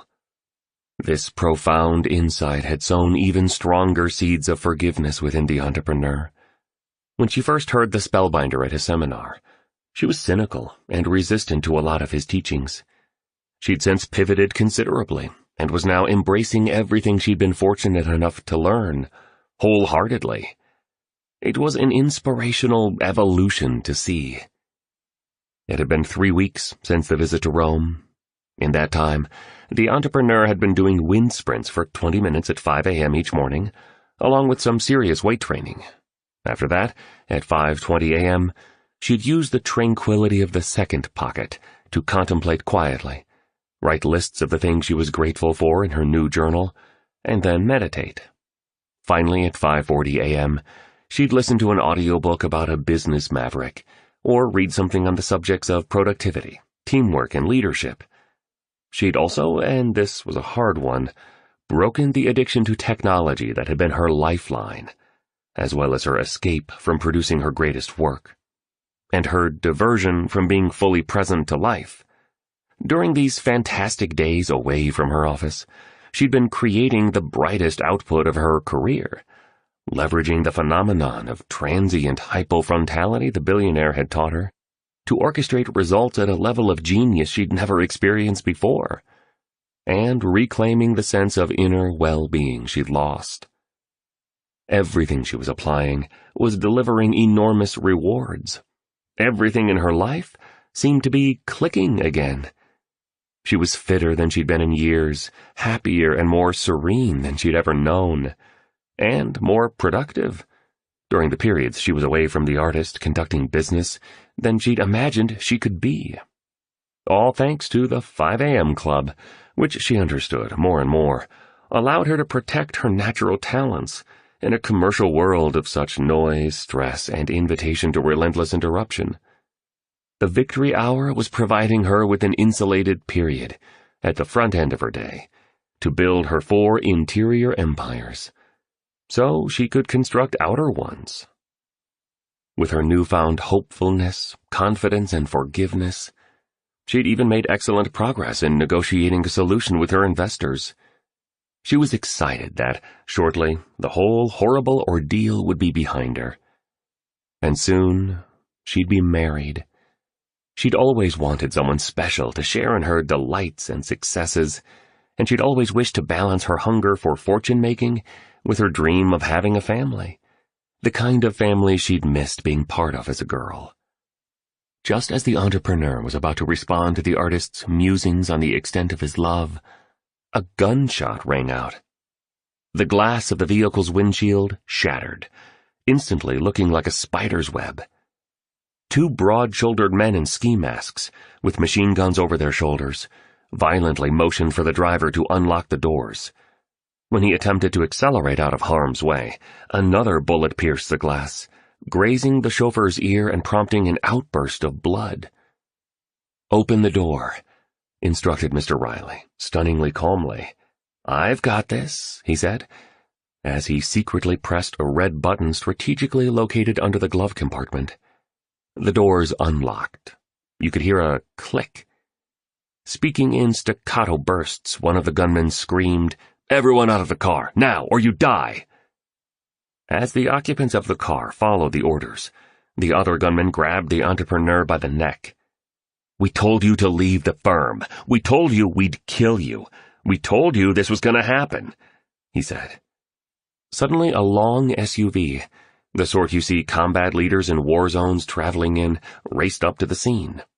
4 more people, 2 men and 2 women in flak jackets with pistols, raced up on sleek motorcycles. The billionaire's protection team had arrived. Fighting broke out in the street. Knives were pulled and more shots were fired. The billionaire was whisked away with an efficiency that was striking. He still appeared unruffled, and as if he were a general leading a military mission, said simply, "Save my passengers. They are my family members." A helicopter was now floating overhead. Yes, a helicopter. It had 5AC in large orange letters on the side of it, over white paint. The magnate's security squad quickly disarmed the larger of the 2 gunmen, the one who had threatened the entrepreneur, and removed her to the safety of the waiting SUV. But the artist, well, sadly, he was gone. "I need to find him," the entrepreneur screamed at the personnel in the armored vehicle. "I need to find my husband," she added, clearly in a state of acute shock over the entire scenario. "Stay here," ordered one of the security agents, firmly, holding her by the arm. But the entrepreneur, in her newly created state of mental toughness, physical fitness, emotional resilience, and spiritual fearlessness, thanks to her new morning routine, broke free from the burly guard, kicked open the door that had been left slightly ajar, and started to run. Like an elite athlete, she sprinted deftly across a highway with traffic speeding down 4 lanes. Horns blared, and some passionate Brazilians shouted words in Portuguese, concerned for her welfare. But she kept running, as fast as a gazelle. She ducked into a cafe, no sign of her man, then into a restaurant. Next, she raced along a street renowned for its steakhouses. The artist was nowhere in sight. Then the entrepreneur spotted his notebook, the one in which he had made all his notes from the lessons of the spellbinder and the billionaire. The same notebook she saw him clutching tightly when they first met, seemingly randomly in the conference hall, when she was at the darkest place of her life. And he, as an angel of sorts, made her feel safer, calmer, and happier by his loving presence. What happened next was tragic. As the entrepreneur slowed down to a walk and turned onto a thin slice of an avenue, she saw blood. Not a pool of blood, but drops and specks of fresh blood. Oh, God, please, no!" she cried out. Frantically, she continued following the trail, pushing past a series of parked cars, a mother with a baby in a stroller, and a line of elegant houses. "Please don't let him die," the businesswoman prayed. "Please, God." "I'm here! Over here!" a squeaky voice rang out. The entrepreneur darted in the direction of the artist's calls. Growing closer, she spied the gunman holding a revolver directly to the head of her fiancé. The thug had removed his ski mask. One could see that he was young and looked extremely scared. "Look," declared the entrepreneur, behaving courageously and slowly walking over to the 2 men. "Look," she repeated. "I know you don't want to hurt him. I know you don't want to spend the rest of your life in a prison cell. Just give me the gun and you can go. I won't say a word to anyone about you. Just give me the gun." The gunman was frozen, speechless and shaking. Slowly he turned the gun away from the head of the artist and aimed it squarely at the chest of the entrepreneur.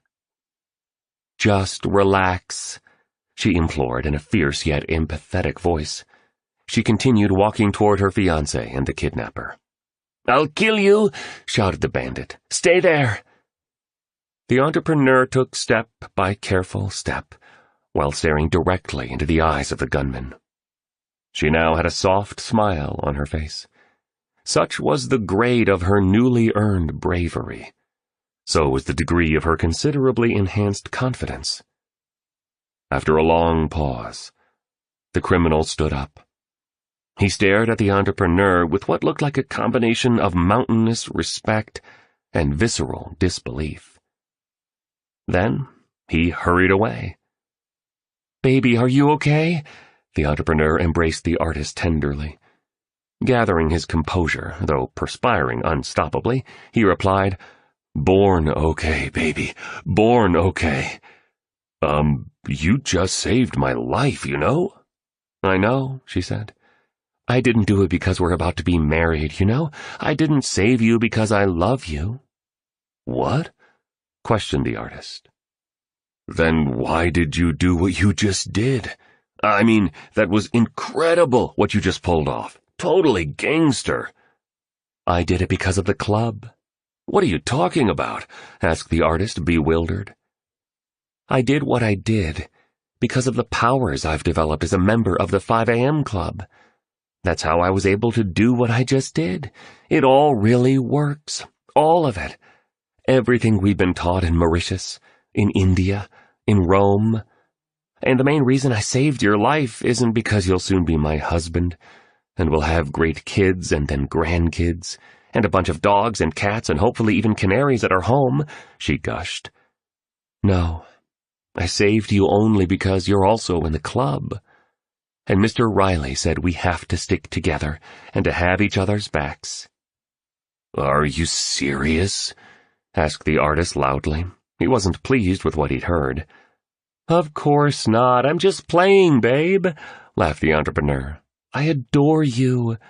I'd give my life for you any day of the week. Now let's go find Mr. Riley. Let's make sure he's okay." The next day, after they had recovered from their dramatic experience, they met in the billionaire's penthouse at the chic hotel. Mr. Riley looked lean, focused, and very happy. "Quite the spree yesterday, cats," he stated in a way that suggested that what they'd endured was nothing more than a brisk walk through a flower-filled park. "That was brutal," the artist replied. "You talk about trauma. That was traumatic." "You, my friend, were quite the hero yesterday," declared the billionaire proudly while focusing on the entrepreneur. "You, young lady, are a miracle on two legs." "Thanks," she said, shifting her feet a bit and making sure the artist was okay. "I watched you roll. I saw you're cool. I noticed your concentration under extreme pressure and your superhuman levels of performance. This goddess of a woman here saved my life," the artist acknowledged enthusiastically. "You two love cats are just beginning to get a taste of the benefits of joining the 5 a.m. club. Just imagine you two after applying the 66-day minimum. Then after 6 months of running the world-class morning routine you've now discovered. Consider the way you'll capitalize on your potential, optimize your performance, and be useful to our world in a year. Always remember that the greatest of leaders were all servant leaders. The less you make it all about you, and the more your obsession focuses on the upliftment of others, the more you'll increase your identity as a genuine empire builder and grow into a history maker." "Got you," confirmed the entrepreneur as she sipped from a water bottle, making sure she was well hydrated to stay at her energetic best. "I want to reward you for the heroism you showed yesterday," the billionaire offered. "I have some news that I think will make you love your life even more." "Tell me, please," the entrepreneur said. "Though I really don't need anything, you know. I did what I did out of love. Simple as that." "Well, are you ready?" the tycoon asked. "Yes, ready." "Well, this morning, I had my people buy up all of the equity those nasty investors owned. Let's just say I made them an offer they couldn't refuse. And my legal team had them sign an agreement promising they will never go near your company again, and are not permitted to come anywhere near you, or the man who will be your husband in a few short hours. Gnarly, right?"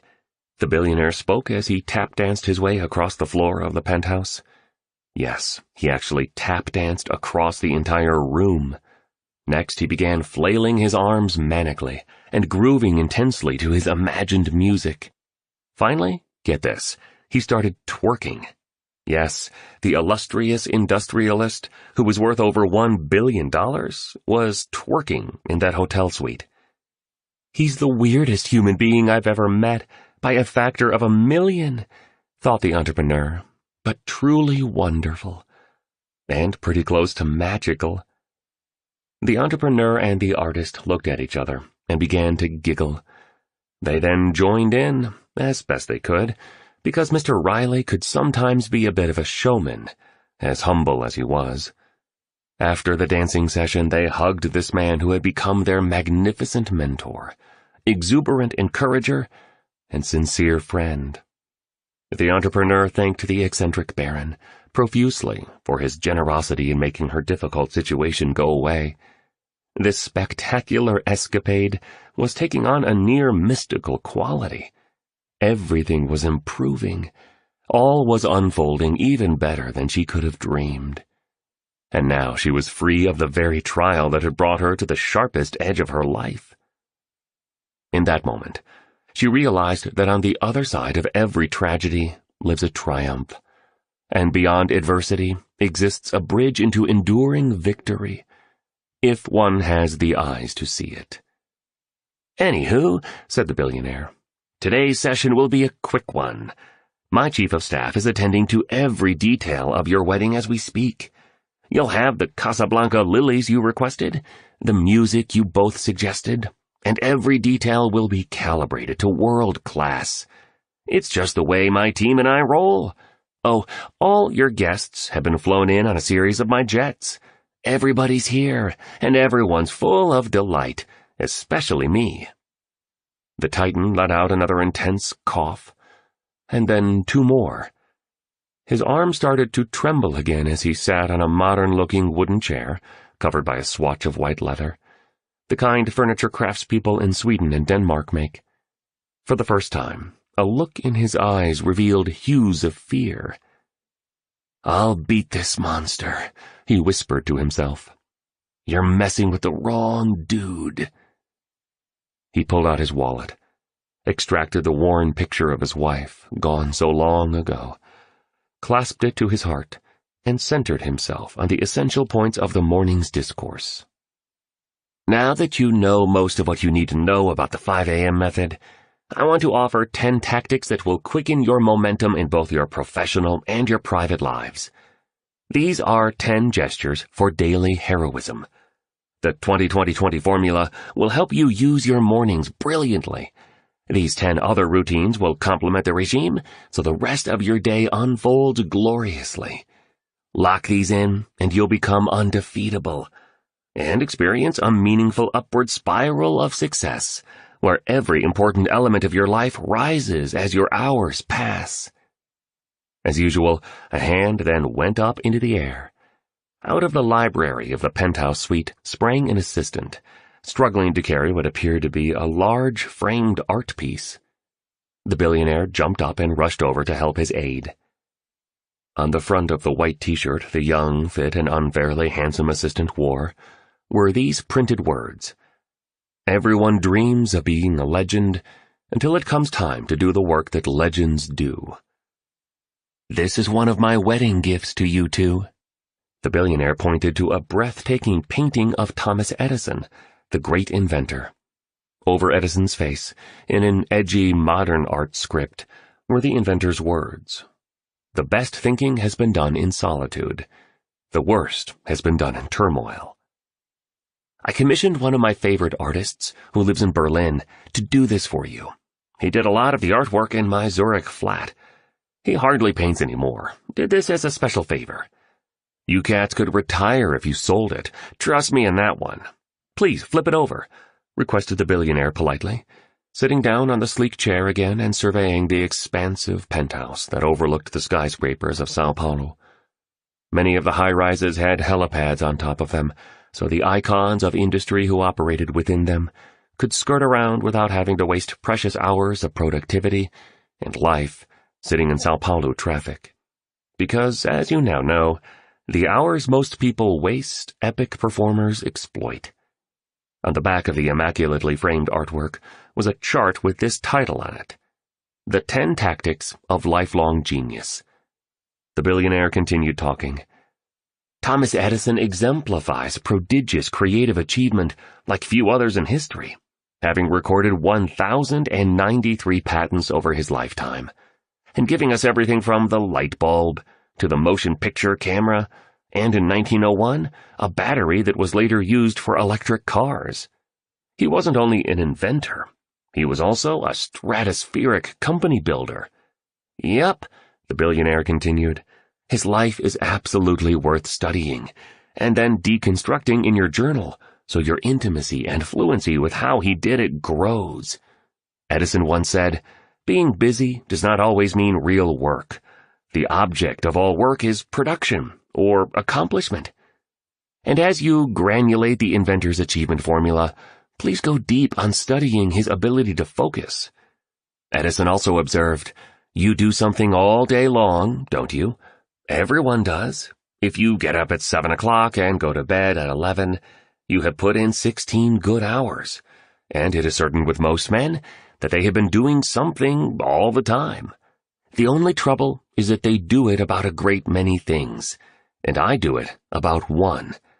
If they took the time in question and applied it in one direction to one object, they would succeed." "That's on point," observed the artist, who was dressed in black gear this morning and wearing his standard-issue combat boots. He'd shaved off his trademark goatee. It goes to the point you made in Mauritius about us waking up with a limited amount of cognitive bandwidth, and every distraction that steals our attention lowers our chance to do masterful work. Because we leave attention residue on every diversion that we allow into our workplace and life space. And if we're not really careful, we'll end up with the digital dementia referred to on the last diagram you shared with us in Rome. I'm getting this piece in a pretty big way today. When I get back home to my studio, I'm definitely going to set up my environment so it's totally quiet. 0 devices. I also plan to do a big-time technology detox. No social media and no cyber surfing for at least a few weeks, so I get my concentration back.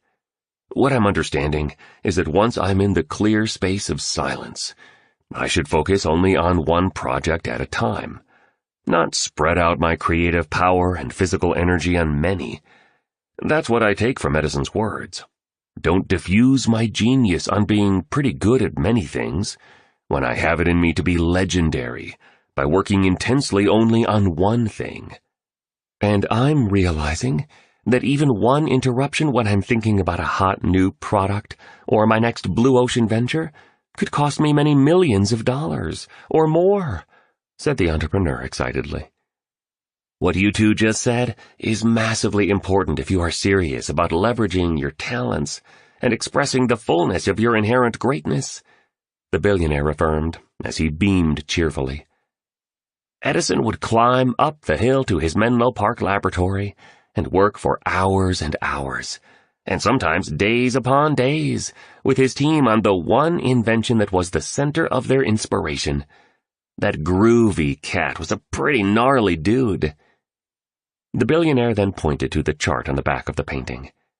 I know you both need to get going, so you can get ready for the ceremony. Kindly take this gift with you. But first, read what it says here on the back, so you start the process of wiring in these 10 tactics that will accelerate your progress in the 5 a.m. club and set your gifts, talents, and powers ablaze. Rising at dawn and running the 20-20-20 formula is your main move to lead your field and upgrade your personal life. These 10 calibrated habits are your amplifiers. They'll ensure that you go from seeing results that are linear to rewards that are exponential. The learning model is reproduced on the enhancement. Under the 10 Tactics of Lifelong Genius model, the entrepreneur and the artist read the following list of strategies, along with precise explanations about what they mean, and how one was to apply them. Tactic number 1, the tight bubble of total focus, TBTF. The insight: an addiction to distraction is the death of your creative production. Your attraction to digital interruption is costing you your fortune, financially, cognitively, energetically, physically, and spiritually. To have the income and impact only a few people currently have, you need to run your days like very few performers currently do. The tight bubble of total focus is a metaphorical moat that you build around your assets of genius, so they not only stay strong, they increase. The 5 primary assets that all super producers defend are mental focus, physical energy, personal willpower, original talent, and daily time. Your bubble has a porous membrane that encircles it so that you decide what information, which people, and the nature of the activities that enter your orbit. Anything negative, toxic, and impure gets blocked at the gate. Essentially, this way of being in the world is your bulletproof defense system to reject any stimuli that would decry your greatness. The implementation.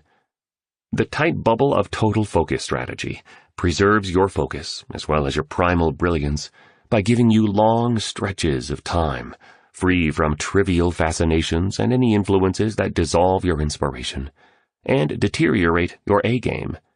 Each morning, you enter this invisible bubble of your own making that is completely empty of other people's superficial messages, spam, fake news, advertisements, silly videos, irrelevant chatting, and other forms of cyber hooking that will destroy your life of monumental potential. Part of this philosophical construct is your personal Menlo Park, the place where, like Thomas Edison, you get lost from the world and go to generate the masterworks that will raise you to industry dominance and global eminence. The real key here is solitude for a scheduled period each day, in a positive environment that floods you with creativity, energy, happiness, and the feeling the work you're doing is for the upliftment of humanity. The spaces you inhabit shape the output you produce. This concept can and should also be applied beyond your professional routine. So your private time is free of negativity, energy vampires, and soul-hurting pursuits.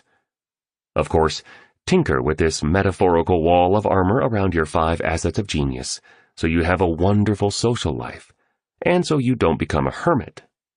Using the TBTF in your personal life means you live your days in an alternate universe of your own joyous creation. Remember, the bubble has a porous membrane, so you can carefully choose who you allow into your private reality, as well as the elements of beauty, wonder, and peace. Specific application ideas include selling your television, avoiding the news for the remainder of your days, staying out of noisy shopping malls where you buy things you don't need, unfriending energy-draining people you follow on social platforms, turning off all notifications while you're in the TBTF, and deleting apps with constant announcements. Tactic number 2, the 90-90-1 rule. The insight. Doing real work versus artificial work, daily and with absolute consistency, will give you a gargantuan competitive advantage born of mastery. Productivity of virtuoso-level quality is rare, and the marketplace pays most for something that is scarce. Legendary achievers concentrate all their attention and effort on one core project at a time, so they harness the fullness of their cognitive capacity and their precious energy on releasing glorious products that turn their industry on their head.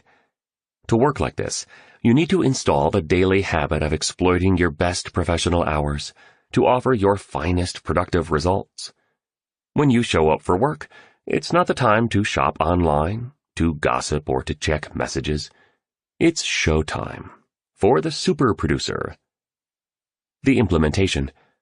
For the next 90 days, schedule yourself to invest the first 90 minutes of your workday on the one activity that, when completed at world class, will cause you to own your field. This 90-minute period must be completely free of any noise and interruptions. Place your devices in a bag marked "For my 90-91 period," and then leave that bag in another room. Installing clear boundary fences that block access to temptations is a potent tactic to decrease them. Tactic number 3, the 60-10 method. The insight. Research supports that the greatest performers don't work in a linear way, working harder and longer with the hope of arriving at stronger and better results. Instead, the way elite creatives do what they do is by understanding the power of oscillation.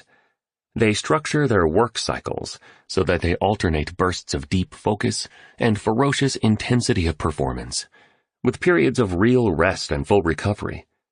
In other words, they work in a balance and cycle awesome output with times to refuel their assets of genius so they don't deplete them. Armed with data concluding that human beings do their most astonishing work when they are fresh and relaxed versus exhausted and stressed, genuine pros dedicated to the glorification of their genius operate in a mode of pulsation, operating more like sprinters than marathoners. The implementation.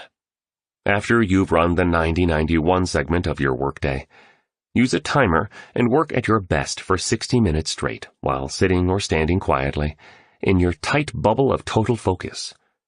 Train yourself not to move, just concentrate, and create the highest results you can possibly make.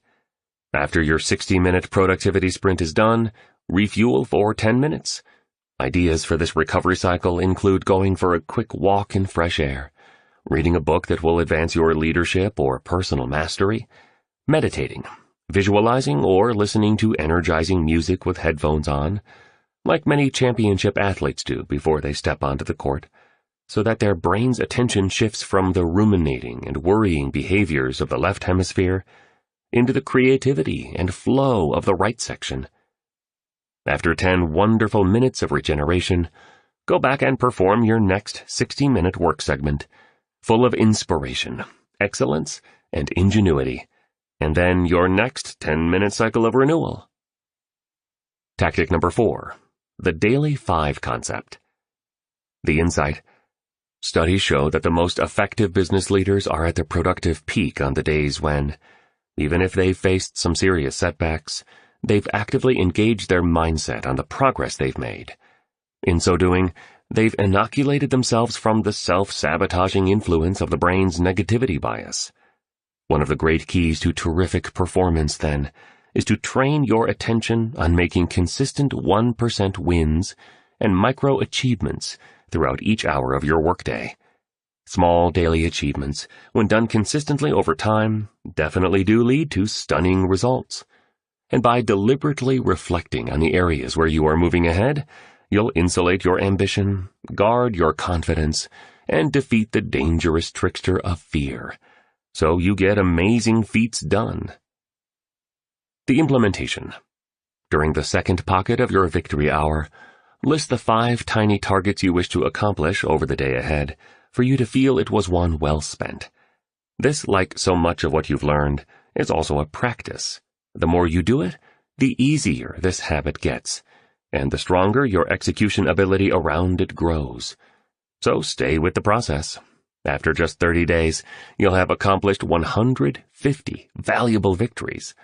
And after a year, this strategy alone will be responsible for you achieving 1,825 high-value targets, guaranteeing that the next 12 months are the single most productive 12 months you've had yet. Tactic number 5, the second wind workout, 2WW. The insight. You've now discovered the beautiful neuroscience behind daily exercise. Moving the body regularly lifts your concentration, speeds up the processing potency of your brain, as well as accelerating its learning capacity, raises your energy, elevates your optimism, helps you sleep better via the production of more melatonin, and promotes longevity through the release of human growth hormone, HGH, along with the lengthening of your telomeres. Telomeres keep the ends of our chromosomes from fraying. They're like plastic caps at the tips of shoelaces. Aging shortens our telomeres, which is why they are sometimes compared to a bomb fuse. The powerful point here is that it's well documented that exercise slows this shortening, helping you stay healthy longer. You should also note that meditation, a diet rich in whole foods, proper sleep quality, and intermittent fasting, which the Spellbinder calls the 16-8 dividend, because you don't eat during a 16-hour fasting window, and then break the fast over an 8-hour period, have all proven to protect our telomeres from degenerating. Given the empirically based facts substantiating the absolutely transformative power of exercise, why would you do only one workout a day? Why not use this regimen to increase your vitality massively, so you not only outlive your industry peers, but hack aging, as you enjoy an astoundingly happy and productive life? The implementation. To execute the 2WW practice, schedule a second workout at the end of your workday to give you a second wind for a great evening. You'll beat the exhaustion most people feel after work, re-energize your willpower batteries so you improve your evening choices, and even find your cravings for sugar in the nighttime are significantly lower. One of the finest activities you could possibly do at this time is a 1-hour nature walk. You'll gain another block of time free from digital interruption, letting you do more deep thinking and downloading of valuable ideas. You'll also be rewarded with the benefits that walking within natural surroundings, with sunlight and fresh air bring to your mindset, heart set, health set, and soul set. Naturalist John Muir expressed it well when he said, "In every walk with nature one receives far more than he seeks." Other ideas for your 2WW include going for a 60-minute mountain bike ride, having a long swim, or attending a yoga class. In running this routine, you'll also burn even more calories and speed up your metabolic rate, reducing body fat. The 2WW is a game changer. Tactic number 6. The 2 Massage Protocol, 2MP. The insight. Studies have demonstrated that massage therapy is a modality that generates significant improvements in brain performance, mood, your ability to fight stress, and in terms of your general wellness.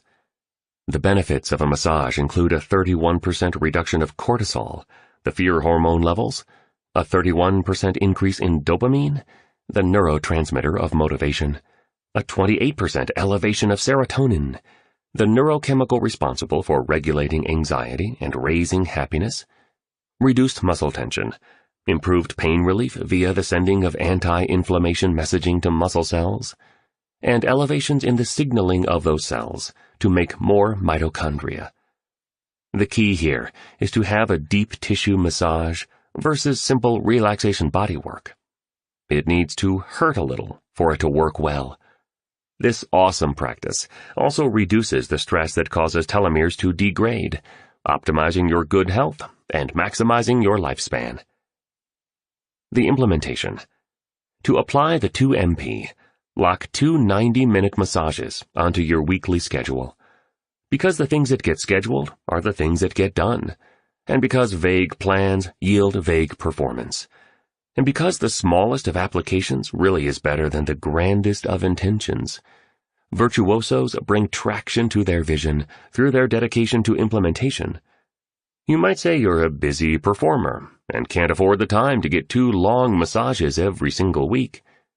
In fact, given the proven and marvelous benefits of this protocol for your mental state, cognition, joyfulness, health, and longevity, the truth is you can't afford not to install this habit. Yes, 2 90-minute massages a week will cost a lot of money. Death will cost you more. Tactic number 7. Traffic University. The insight. People who commute a total of 60 minutes to and from work each day spend approximately 1,200 days of their lives doing so, if they live an average human lifetime. That's over 3 years spent in traffic, or on a bus or in a train, and with the rise of the mega commute, that time period is only growing. Most people sitting bumper to bumper are infecting themselves with toxic news, superficial banter on the radio, and other negative stimulation that erodes production and dissolves inner peace. People on commuter trains or buses often sleep, daydream, or play with their technology in a chronic state of apathy. Be different. The implementation. Participating in Traffic University is all about leveraging your traveling time, whether to and from work or grocery shopping and errand running, to learn, expanding your professional prowess and personal knowledge. Specific ideas to help you do so include listening to audiobooks and consuming valuable podcasts. The fact is, even one new idea you learn in a book or online course could make you millions or even billions of dollars. Or multiply your creativity, productivity, vitality, and spirituality exponentially. There is simply no other investment vehicle available today that will yield a higher return than investing in your education and growth. Tactic number 8. The Dream Team Technique. The insight. Professional athletes structure a full team to support their rise to best in world, BIW. In this way, they are freed up to marshal their 5 assets of genius around the development of the expertise and powers that will cause them to become dominant at their sport. Michael Jordan wasn't his own sports doctor, and Muhammad Ali wasn't his own boxing trainer. Super producers outsource and then automate all activities except those within the realm of their mastery, allowing for purity of focus and freeing up huge amounts of time. The implementation. Delegate tasks that not only are a poor use of your hours, but also diminish your happiness. Ideally, restructure your entire life so you're doing only the things you're great at and love to do. With such a setup, you'll not only escalate in your performance because you're prioritized around just a few things, but you'll enjoy significantly more personal freedom and serenity. As well, because you have people on your dream team who are leaders at what they do, your rise to legendary will be swifter since you have great people in your corner. Specific members of your dream team could include a fitness trainer who you work with regularly, a nutritionist, a massage therapist, a financial coach to fortify your fortune, a relationship advisor to help you maintain rich bonds with the important people in your life, and a spiritual counselor to assist you in staying grounded on the eternal laws of a life well lived. Tactic number 9. The Weekly Design System, WDS. The insight. You now know that things that get scheduled are the things that get done. Designing a week without a granulated game plan for the 7 days ahead of you is like attempting to summit Mount Blanc without a climb strategy, or hiking into the deep woods without a compass. Yes, spontaneity and room for unexpected miracles are exceptionally important. Yet this doesn't mean you shouldn't show personal responsibility and human maturity by habituating a practice to architect a thoughtful and clear weekly script that amplifies your energy, organizes your choices, and ensures balance. The implementation. Carve out and then ritualize 30 minutes early each Sunday morning to create your blueprint for a beautiful week. Start the process by writing a story in your journal about the highlights from the 7 days you just lived. Then record your lessons learned and optimizations for making the coming week even better.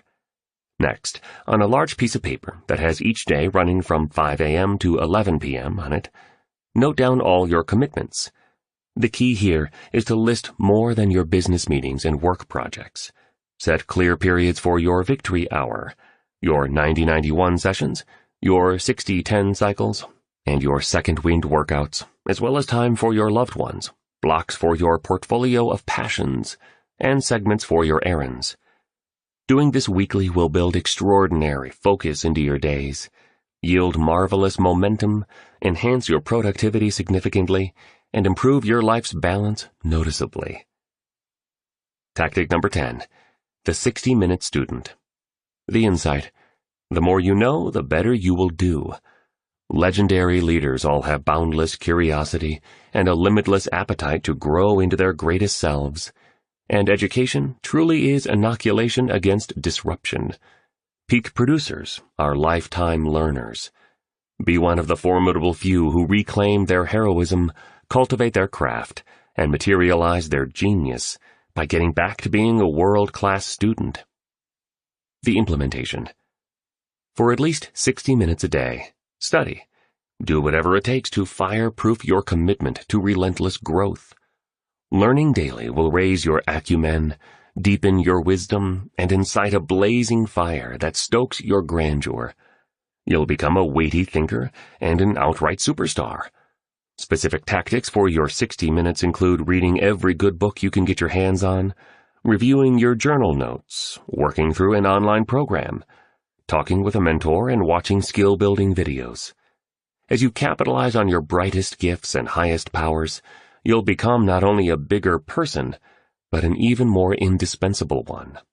You'll be so exquisite at what you do that your organization and marketplace will not be able to operate without you. You'll evolve into an exceptionally valuable leader in your field, and you'll be able to deliver remarkable streams of values to the teammates, customers, and communities you are blessed to serve. The results will be generous rewards returned to you in the form of income, eminence, and the psychic joy that comes with being a noble person, doing world-class work, and fulfilling a mighty purpose. "I have another present to honor you two as we go off to your wedding," exclaimed the billionaire. "It's a verse I memorized for my Vanessa." He was clutching her picture as he said this. "Every Valentine's Day, it was our tradition for me to present her with 108 red roses, some terrific chocolates, and one other thing over dinner at our favorite restaurant. After that, I'd get down on a knee and recite the poem." "What was the other thing?" asked the artist. The billionaire looked a little embarrassed. His gaze fell to the floor of the penthouse. "Lingerie," was his one-word answer, spoken with a wink. He then stood up on the sprawling oak dining table that sat in one section of the gigantic hotel suite. Like a child playing hide-and-go-seek, he covered each of his eyes with a hand. Next, he recited an old poem by Spencer Michael Free with thunderous passion. "'Tis the human touch in this world that counts, the touch of your hand and mine, which means far more to the fainting heart than shelter and bread and wine. For shelter is gone when the night is o'er, and bread lasts only a day. But the touch of the hand and the sound of the voice sing on in the soul always." "That's so beautiful," said the artist, visibly moved. It was growing clearer to Mr. Riley that though this bohemian painter had rough edges, he had a soft heart. And though it might appear to an uninformed onlooker that the artist was the more passive half of the romantic couple, this was in fact untrue. The reality was that the depth of his great love for the entrepreneur overrode the immature needs of his ego. All his kindness wasn't to be confused with weakness. The artist was a powerful man. "I've written a poem myself," the artist added. "It's for you, my beloved." "Read it to me, please," said the entrepreneur gracefully as she fixed his collar. "Okay," said the artist with a gulp. "It's called May We Never Say Goodbye. And it goes like this. May we never say goodbye. A chance encounter and that very first glance. Your beauty moved me, and your strength calmed me. Life's unexpected windows of opportunity, sent by a knowing intelligence, asking us to do our part, by taking a risk. Only those who dare will win. Only those willing to face rejection will find their salvation. Only those who reclaim their power will experience a resurrection. I've never known true love. I've never believed in double rainbows, romantic walks and holding hands at sunrise. I never imagined that first kiss would lead to this. When you fall, I will support you. Should you be scared, I will hold you. When you are in doubt, I will stand by you. When you enjoy success, I will raise my glass to you. And when you feel like leaving, I won't let you go. I think of you constantly. I feel you deep within me. I'm not sure what I've done to deserve you, but my dream now is to grow old with you. May we never say goodbye."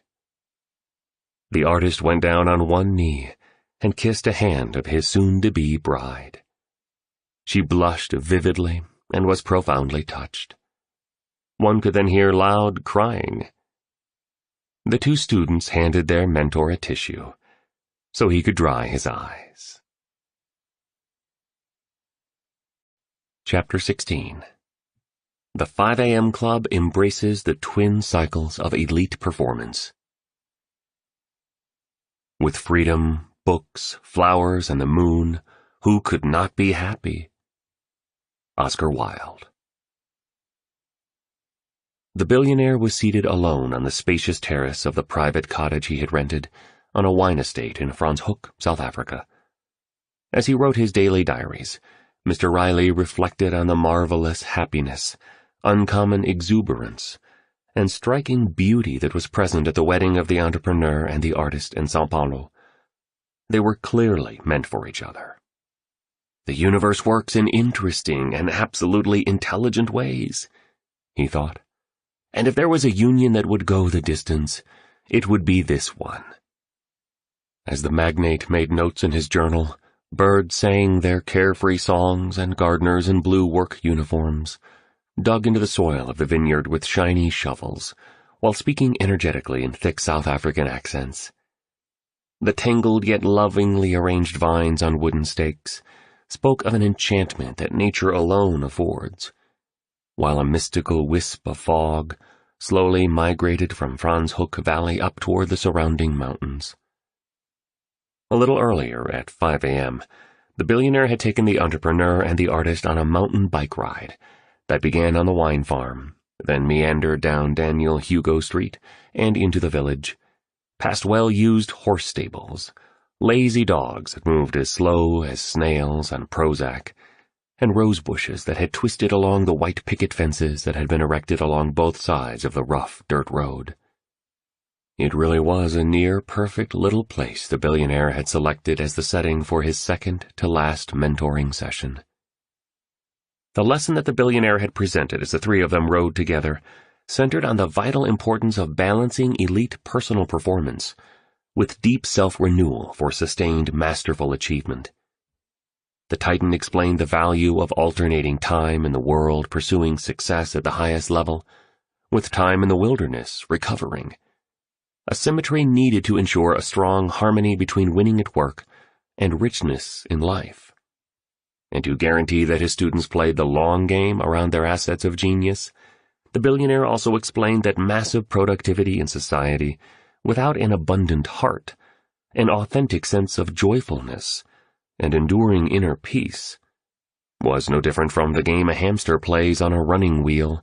It thinks it's moving, yet it remains in a cage. As the early morning rays melted into the lush greenery, the mogul pedaled his shiny red bicycle, talked excitedly, and laughed festive, optimistic, truthful laughs. The kind of laughs we all long to experience more of in our lives. He also continued to cough a lot. One time, he even spat up some blood. Yet because the billionaire seemed vibrant and unusually healthy, the entrepreneur and the artist remained only somewhat concerned for their generous mentor's well-being.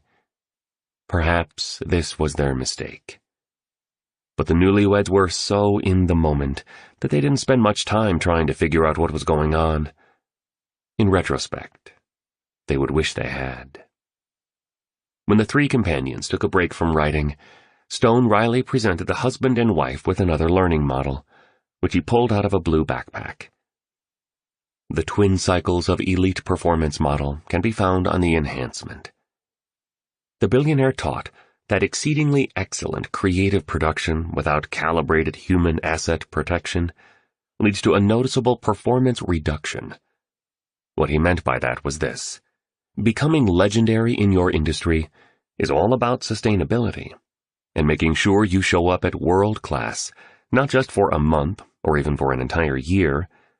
The real sport of the captains of commerce, the great masters of the arts, the visionaries of the sciences, the heroes of the humanities, and the giants of athletics, is preserving your A-game over a lifetime.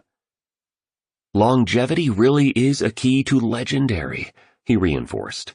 This, he told his two appreciative students, is one of the main keys to your rise to iconic. You really must learn how to balance working intensely and brilliantly with deep rest and recovery, so you can remain fresh and strong over a long career. As you do this, you won't blow out your gifts by hyperextending them, in the same way that some pro athletes blow out their knees, preventing them from ever playing again. The geniuses all know and apply this remarkably important principle. As the billionaire sipped sweet, dark coffee, he explained that what makes the great men and women of the world exceptional, in part, is their implementation of a phenomenon known as supercompensation. Just as a muscle tears when you stress it to the edge of its capacity and then actually grows during the pause of recovery, your 5 assets of genius surge when you actively push them past their usual limits and then allow for a period of regeneration. Mr. Riley pointed to the framework on the paper and said, "See, cats? The little-known key to terrific success over the long term lies in a simple word: oscillation. I mentioned it in Sao Paulo, but you're both ready to go deeper." "We definitely are," declared the entrepreneur. "Get this," the billionaire said.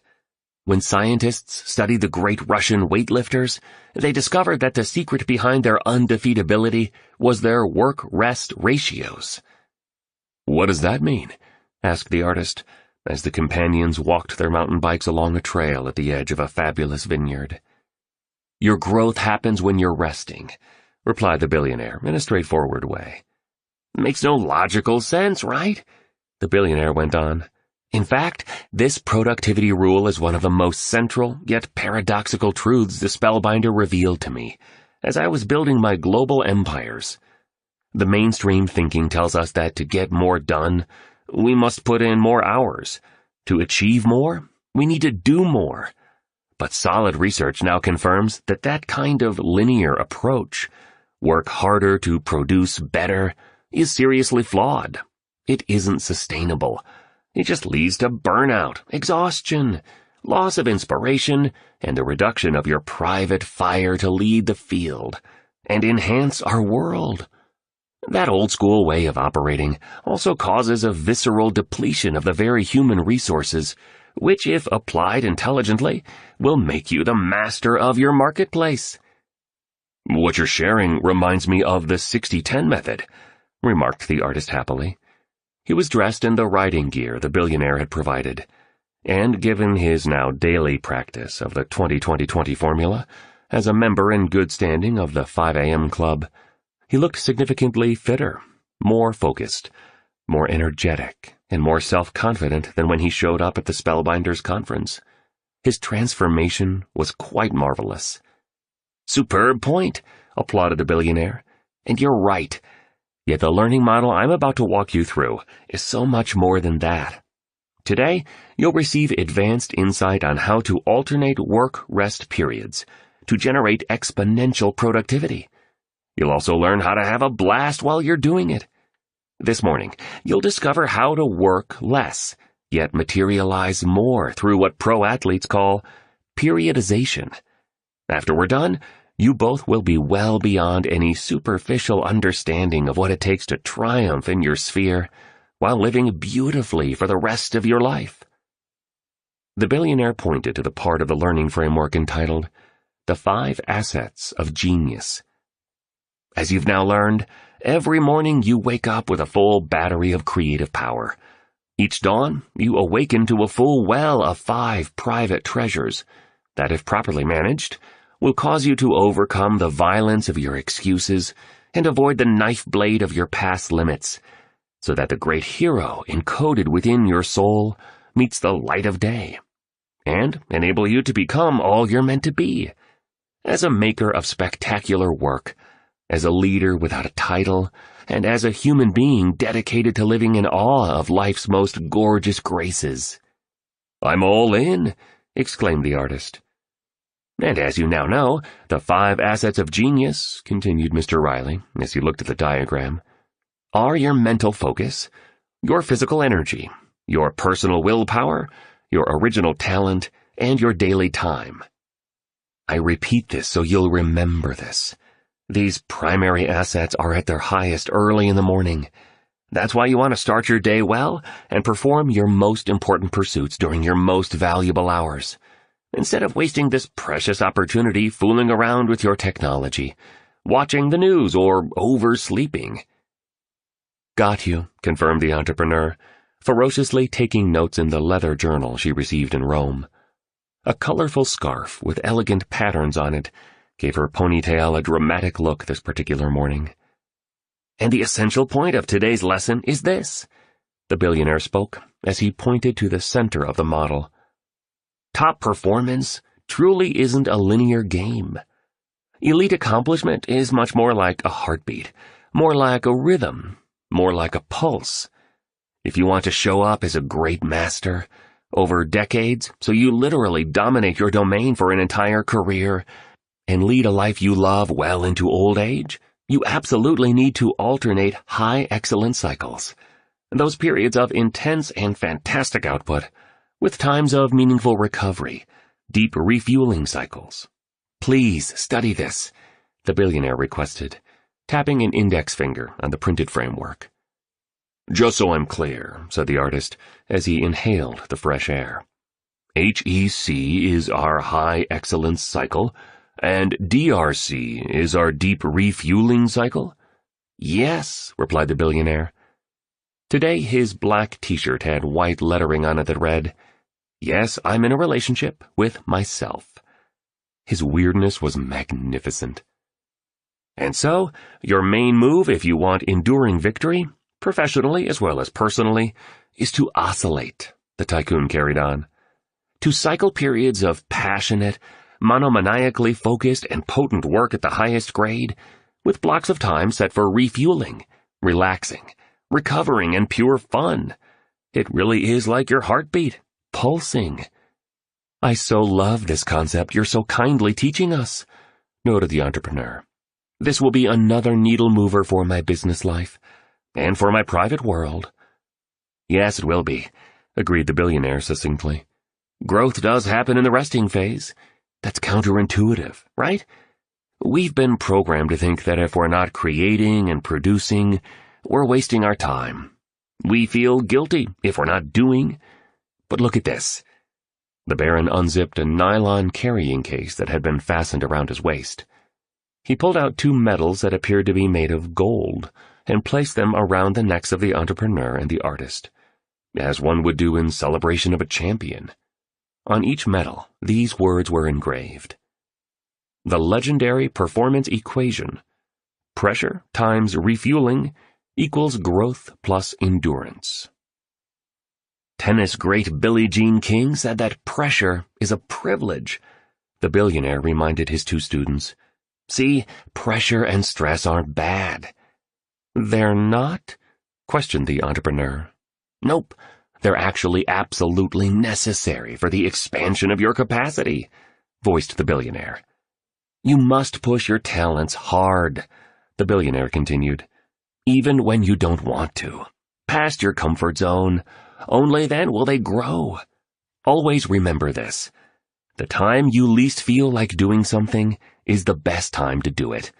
And part of the reason for this, as you also now know, is because when you enlarge your willpower muscle in one important area, your self-discipline in every other area rises with you. The larger point I'm trying to make here is that pressure and stress are wonderful blessings that A players exploit. Our gifts don't increase when we stay in our safety circles. Nope. Challenge and stretch your capacities past the normal. Muscles expand only when we take them past our usual limits, and then allow for some time to refuel and recover. The billionaire surveyed the vineyard. Then he added, I recall having a fascinating conversation with a pro athlete who showed up at one of my charity dinners. You know what he told me? What? Wondered the artist. I rest to allow all my training to take effect, pronounced the billionaire. Profound way of seeing things. All work and no break depletes your greatness over time. Murmured the entrepreneur, rolling her mountain bike over to a stake and leaning the seat against it. If you want to build stronger abdominal muscles, you stress them past their current boundaries, said the billionaire.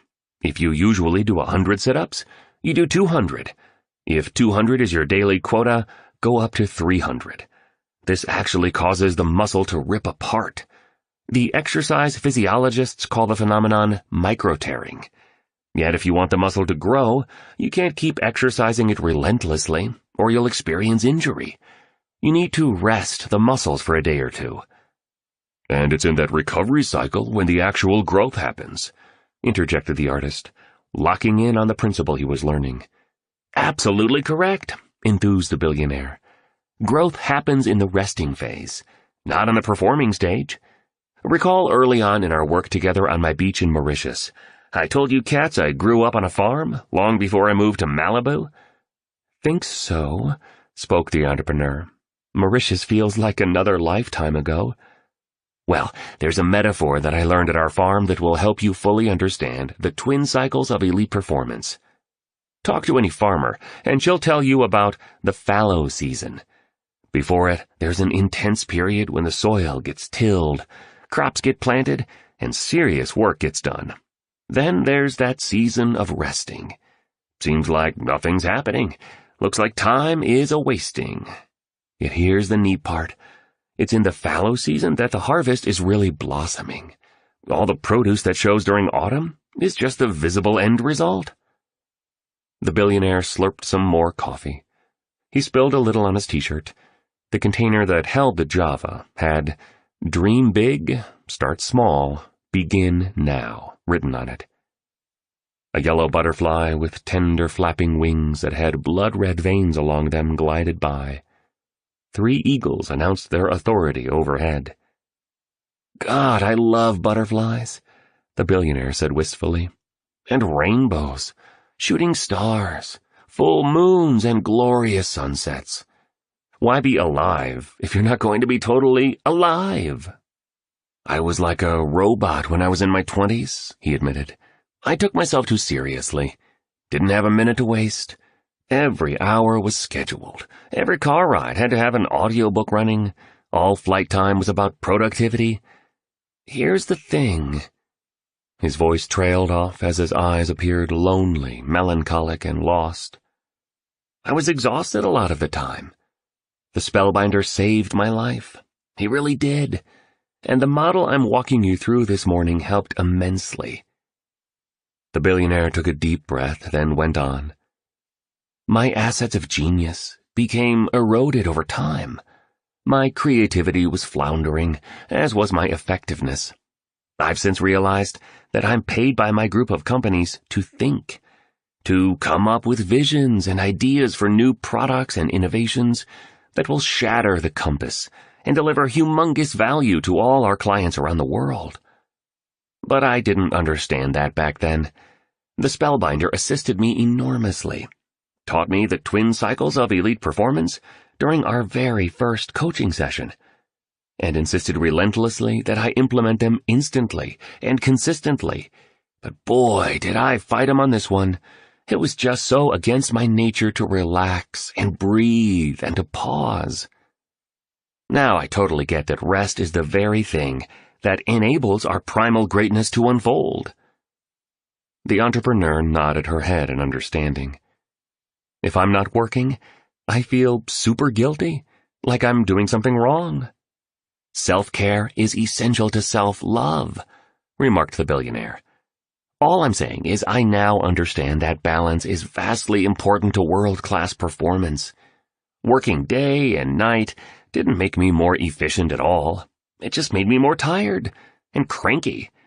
So now I make the time to rest, to nourish myself, to mountain bike, to read the books I've always wanted to read, to enjoy a glass of excellent wine, like the glass of amazing pinotage I savored last night in front of the blazing fire in my cottage here in the valley. Ironically, as I've practiced this kind of recovery, my creativity has multiplied, my productivity has soared, and my results have skyrocketed. It's just so profound. I work less, have more fun, and yet I get way more done.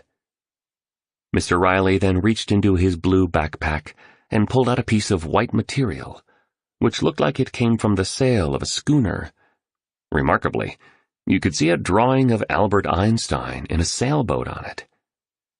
The industrialist continued his discourse out in that delightful vineyard. Oh yes, cool cats. Having fun is so very essential to leading your field, upgrading your life, and inspiring the world. All of the amazing creatives and productive icons of history had one thing in common, you know? Tell us, please, requested the entrepreneur, as her bangles made a clink-clink sound. Her new wedding ring shimmered in the morning sunlight. The billionaire flipped into a quick handstand. He then beat his chest fast with a single fist, as he whispered these words to himself. This day is priceless. All the money in the world will not bring it back again, and so I seize it, and I savor it, and I honor it. This day I fill my mind with big dreams, so there is no space for petty doubts. I replace the psychology of can't with the mentality of can, and I remember that my greatest growth lies at the jagged edges of my highest limits. This day, I'll recall that until my mission becomes my obsession, my gifts will never become my glory, and until my hunger to serve transcends the insecurities of myself, I'll miss the grand chance of these precious hours to be a vehicle for helpfulness. This day, I reload my devotion to avoid a counterfeit nobility, staying sincere, humble, with both feet on this sacred ground. Should naysayers and bad actors throw rocks at me, I reply with kindness and love in the face of their bad behavior, even if they don't deserve it. Should critics make fun of me, as they always have since I was a kid, I'll take the rocks they throw at me and make them into monuments of mastery. And should anyone call me strange, as they often do, I'll smile with the blatant wisdom stuck deep in my heart that it's only misfits, oddballs, and eccentrics that change our world. Being different is really cool, and eccentricity is very hip. It was quite a sensational scene. Stone Riley, upside down, beating his chest as if to activate his heart, and reciting his poetry. "Words are creative, you know," he articulated as he stood up and inhaled a big gulp of fresh Franzhoek air. "Speak the words of unchained heroism. Talk the preach of a passionate possibilitarian. Use the languaging of hope, the sentencing of power, and the phrasing of leadership, and unbridled love.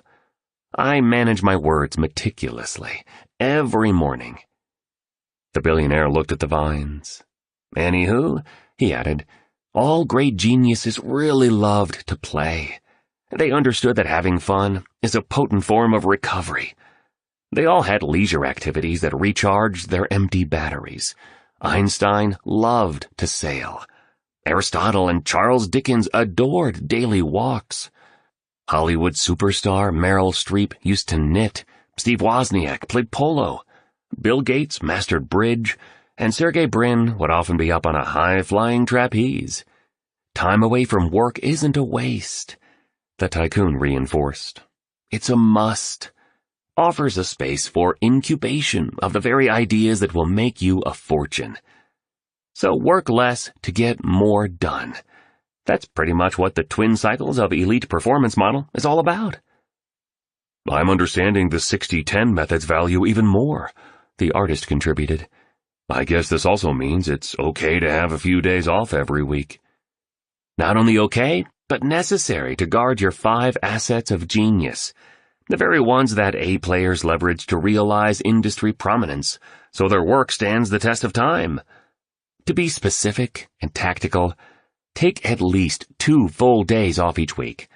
No technology, 0 device days, is what the Spellbinder calls them. Full recovery. And every quarter, take off even more time. For decades, I've taken June, July, and August to vacation. I sail, bike, sleep, read, swim, chill with my friends, have the happiest times with my daughter, and experience life at its best. You cats may not be able to take this much time off, but I need to tell you that during these renewal cycles, I do my best thinking and planning and get my best insights. I always return to the office 1,000 times more inspired, on fire, and alive." Another butterfly floated by. The vineyard seemed to whisper of wonderful miracles to come. Though the sun now stood in its full radiant glory, a thin slip of a moon competed for attention in the big African sky. It was breathtaking. The entrepreneur grasped her husband's hand. "This is magical," she said. "You know, guys," Mr. Riley said as he picked up his bike and started walking along the secret back road that he had somehow discovered. "Heaven on earth isn't some mystical, spiritual place to aspire to. It's not some realm reserved only for saints, seers, and sages. Not at all. I've discovered, and boy, have I led a colorful, intense life all these years, that heaven on earth is a state that anyone can create." The billionaire was now deepening the conversation significantly and growing even more philosophical around this particular lesson on work-life boundaries for sustained legendary performance and a happier existence, because business victory without a joyful heart misses the opportunity. "I feel really, really blessed in my life," Stone Riley stated. "I live mostly in the magic." "The magic?" wondered the artist, now pulling on 2 dreadlocks and unlacing his biking shoes. "The magic," confirmed the billionaire, looking serene yet confident, relaxed yet thoughtful, playful yet spiritual. "I've learned that being successful without feeling soulful is the highest of defeats." The entrepreneur and the artist sat down next to each other on the soil of the vineyard. The billionaire kept on. "While I've always been passionate about advancing my companies and expanding my commercial interests, mostly to see how far I can go and to help me fuel my philanthropic work. I am equally dedicated to savoring the magic of a life astoundingly well lived. Winning without enjoying is nothing." "Not so sure I get you," admitted the entrepreneur, as a truck carrying a gaggle of workers with charismatic smiles sailed by. "It's a great morning," one shouted. "I love my work so much, and I do get a lot of pleasure from the homes, the goods, and the toys I own. But I need none of it. I have my things, and my public reputation as a global business person. Yet I don't identify with it. I'm not attached to any of this. As I grow older, I still love the pleasures of this world very much, but I don't require them for my happiness and peacefulness. I've come to see it all as a big game, a sport of sorts. I own my things, but they don't own me," the Baron continued. "And though I play in the world, I also adore the wilderness, not only metaphorically, but literally, like here experiencing the natural wonders of this ethereal valley in Franz Hook. This, too, is how I live the twin cycles model. I make time to enjoy life completely. The magic," repeated the billionaire, as singing birds seemed to croon louder, and a flutter of even more butterflies showed up to listen in on the conversation. "God, life is beautiful. Don't miss out on all of its awesomeness and incredibleness. It's there for you, no matter what you might be going through. See, we all live on borrowed time, and life does whiz by so quickly. You two cats will be old before you know it, probably hanging out with 100 grandchildren," he said with a chuckle. "Anywho," Mr. Riley spoke in a whisper, "Utopia, Shangri-La, Nirvana, and heaven on earth are just names for a state of being, not a place of visiting. You enter the magic of life and begin to experience outright bliss daily, once you reclaim the inherent power that lurks in your core. And when you don't postpone being grateful for even the tiniest of everyday graces, you'll become a magnet for miracles when you begin being a magician of sorts." "The billionaire's getting into some pretty mystical and far-out territory now," thought the entrepreneur. "Heaven on earth," recited the industrialist. "My life is generally a steady stream of beauty, you know? And I've discovered this has little to do with having a lot of money. It has more to do with finding fulfillment in the smallest of things. The way the fire warmed me and inspired me last evening, for example. It has to do with spending a lot of time in nature, whether that's in vineyards like these," he said, pointing an index finger across the wine farms that filled the valley, "or on walks in a forest, or hiking in the mountains, or being near the sea, or drifting through the sands of a barren desert. It has to do with reconnecting to the awe, wonder, and majesty that every human life has available to it by visiting art galleries frequently and letting the energy and genius of the creators infuse your mindset, heart set, health set, and soul set. It has to do with eating fresh food, simply prepared, with interesting, real, thoughtful, creative, and compassionate people who make you feel good. Stepping into the magic also has a lot to do with saying goodbye to your past, embracing the present, and making a return to the imaginativeness, innocence, exuberance, and lovingness you were intimate with when you were a child. Adults are deteriorated children. Heaven on earth shows up naturally in your heart when you have the brilliance and bravery to start opening it up again, like you did when you were little. Picasso once said, "It took me 4 years to paint like Raphael, but a lifetime to paint like a child," contributed the artist energetically. "I'd agree that getting back to being more innocent brings the magic back to our lives." The billionaire stopped. He rested his bike and waved for his 2 students to follow him over to an area of the vineyard that had a black metal sign marked Chenin Blanc in bright yellow letters. Stone Riley then fell to his knees. The entrepreneur and the artist watched him draw a learning model in the mineral-rich soil of the terroir. Joy as a GPS is reproduced on the enhancement. The magic, the billionaire mused, still whispering as he stood up straight as a soldier. His eyes were closed now. His thick hair fluttered slightly in the mild wind. As he placed one hand to his heart, more doves materialized. I'm really into breezes these days. You'd only appreciate them if you didn't have them anymore. Like I'm saying, there's such an enchantment to life. It's right in front of you, available to anyone. We all can become magicians of sorts. But to experience this higher reality I'm speaking of, to really find it, you'll need to leave the world a lot. Play in common society and succeed in the game it sells you, but disconnect from it often, so you're never really owned by it. Because the sport the majority is playing is only an illusion, sort of a waking dream, that too many good people are donating the best mornings of their finest days to, as they put money over meaning, profits over people, popularity over integrity, being busy over family and achievement over loving the basic miracles of the now. The billionaire's eyes remained closed. Next, he lifted both hands toward the heavens, as he liked to do. You enter the magic by using your joy as a GPS, disclosed the billionaire, speaking directly to the diagram he'd drawn in the dirt. To know ever-increasing amounts of happiness, trust what makes you feel happy. Your heart knows where you need to be.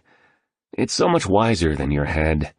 Instinct knows so much more than intellect, and intuition is smarter than reason, that's for sure.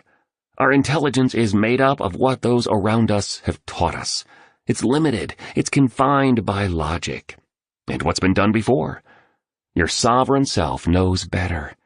It operates in possibility, not practicality. It's visionary. It's unlimited. Not sure I understand you, said the entrepreneur. Follow your joy, instructed Mr. Riley. Only be around those people who fuel your joy. Only perform those pursuits that feed your bliss. Only be in those places that make you feel most alive. Look, I know it's hard to live this model perfectly. So please see this framework as an ideal to move toward. And like everything else I've taught you, it's a process, not an event. It'll take time. But it begins with being aware of this model, and then allowing your joy to be your GPS. The billionaire started walking with his mountain bike, and gently motioned for his two students to follow. Ah, the magic that lives at the essence of life. Love it so much. Fills me with more serenity and tranquility than any material object ever has. And this is the importance of balancing being successful with being soulful. The billionaire clenched his arms tightly and looked as if he was dealing with severe pain yet again. Your heart is always wiser than your head, he repeated softly. It knows where you must be. Follow it. Trust it. You'll find the magic. The billionaire gave a signal, and instantly from behind a scarecrow, an assistant dashed across the vineyard to his employer. A silver spade was handed to the billionaire, and a quick hug was exchanged. The magnate began to dig with gusto.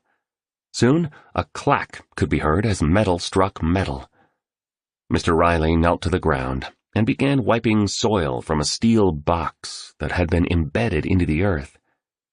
As he did this, he started yodeling, much as folk singers in Switzerland and Austria do. It was something else to watch the industrialist as he dug and to hear him sing. The entrepreneur and the artist were mesmerized. The box was then opened with colossal care. Inside were 11 magic charms, each attached to a letter. In that moment, sunshine radiating over the billionaire created the effect of another shimmering halo. I am part of all that is, mumbled the billionaire to himself. The great power of the universe is within me. All I desire, with active faith, positivity, expectancy, and purposeful conviction, is on its way to me. And if that which I wish for does not come, it's simply because something even better is on its way. I know this belief to be true. All wizards know it to be true." The entrepreneur and the artist stared at each other, eyes wide open. "What are you doing?" quizzed the artist. "I'm using one of my incantations," responded the billionaire. He added more yodeling to the end of his sentence, then said, "You can't produce magic in your life until you learn the luminous arts of a real magician." Abruptly, the box began to rise and hover over the soil for just a moment. The mouths of the entrepreneur and the artist were now as open as a rose in springtime. The artist was a little unnerved. "Optical illusion, someone taught you, right?" "Maybe yes, maybe no." Mr. Riley's reply only heightened the mystery. "Each of these magic charms will help you remember one of the 11 maxims I've been applying over these past decades for increasing my financial fortune and for experiencing an exquisite life. Like I said, my days provide a steady stream of beauty, grand awe, and relentless wonder. Heaven on earth," the billionaire reiterated. "And I want you both to live like this too. The cool thing is that anyone can create this kind of an existence, but very few people alive today know how to manifest one. And each associated letter will bring together some of the key themes I've shared with you on this sensational adventure, sort of to summarize things as we approach the end," the mogul added. The first charm was a small mirror. Here's what the letter attached to it said. The billionaire's maxim number 1. To create magic in the world, own the magic within yourself. Look in the mirror. Your relationship with you predicts your relationship with the world. Remember that you have a primitive longing for silence and solitude, and that it is in quietude that self-awareness rises. French mathematician Blaise Pascal wrote, "All of humanity's problems stem from man's inability to sit quietly in a room alone." Release your need for complexity and immerse yourself in the stillness only the early morning can provide, so you get to know yourself again. Because a flight from solitude really is an escape from freedom. To become an everyday magician, so your life is rich with passion, plenty and peace, grow more comfortable being still. So you start to hear the whispers of the great genius who slumbers within you. In restfulness, you'll remember all you truly are. You'll re-access that supreme self, abundant with creativity, potency, invincibility, and a love that has no conditions. In this sanctuary of silence, you will also be afforded something so rare in this age, time for yourself to be. And the more you do so, the more you'll discover how life really works.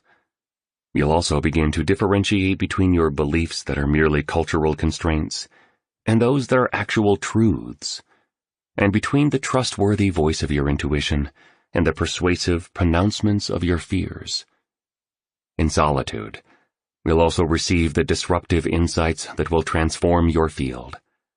I know it sounds strange, but amid serenity, you'll actually visit the alternate reality in which visionaries like Nikola Tesla, Albert Einstein, Grace Hopper, Thomas Edison, John D. Rockefeller, Marie Curie, Andrew Carnegie, Katharine Graham, Sam Walton, Rosalind Franklin, and Steve Jobs, among other luminaries, spent much time.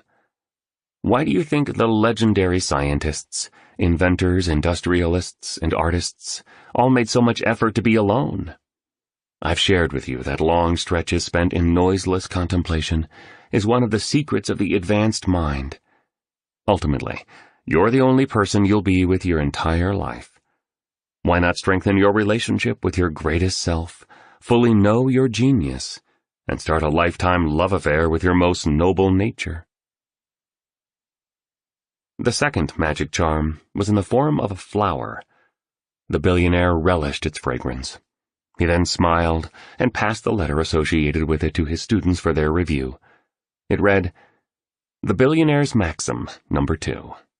Collect miraculous experiences over material things." The world has burdened and hardened you. As a child, your instinct showed you how to spot the miraculousness of a snowflake, find fortune in a spider's web, and adore the splendor of falling leaves on a colorful autumn morning. The pursuit wasn't about acquiring things. It was about exploring life. To switch the lens through which you see life from one that views what's ordinary to one that perceives the extraordinary is to multiply your ability to create miracles, and to re-engage with the lost purity you knew in your youth before a broken society trained you to value objects and cash over joys and delights.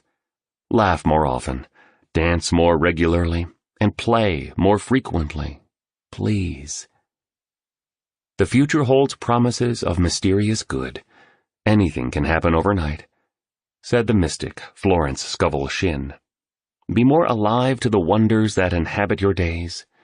Gentle breezes, squirrels chasing each other in a park, and music that is so wonderful it makes you cry. And you will begin to live as royalty along with heightening your primal powers, to produce even more magic in your mornings. Never sacrifice your well-being and quality of life for greater annual income or larger net worth. The determinants of a magnificent life have remained the same for centuries. A sense that you're growing and capitalizing on your human potential. Effortful work that draws out your finest productivity and is profitable for humanity. Weighty connections with positive people who escalate your jubilation, and time doing that which nurtures your spirit as you advance through your days with a grateful heart. Yes, in Rome, I licked my journal. It's one of the rituals I run to actively heighten my aliveness by raising my appreciation of all the good blessings that have been given to me. The more vividly I value everything in my life, the more everything in my life climbs in value. So, become a collector of awesome experiences instead of a consumer of material things. Simplify your life and make a return to the essential enjoyments that are sitting right under your noses.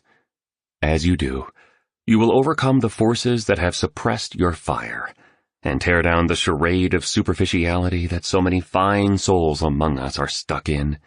And as you continue, you will come to know how gorgeous and terrific your life really is.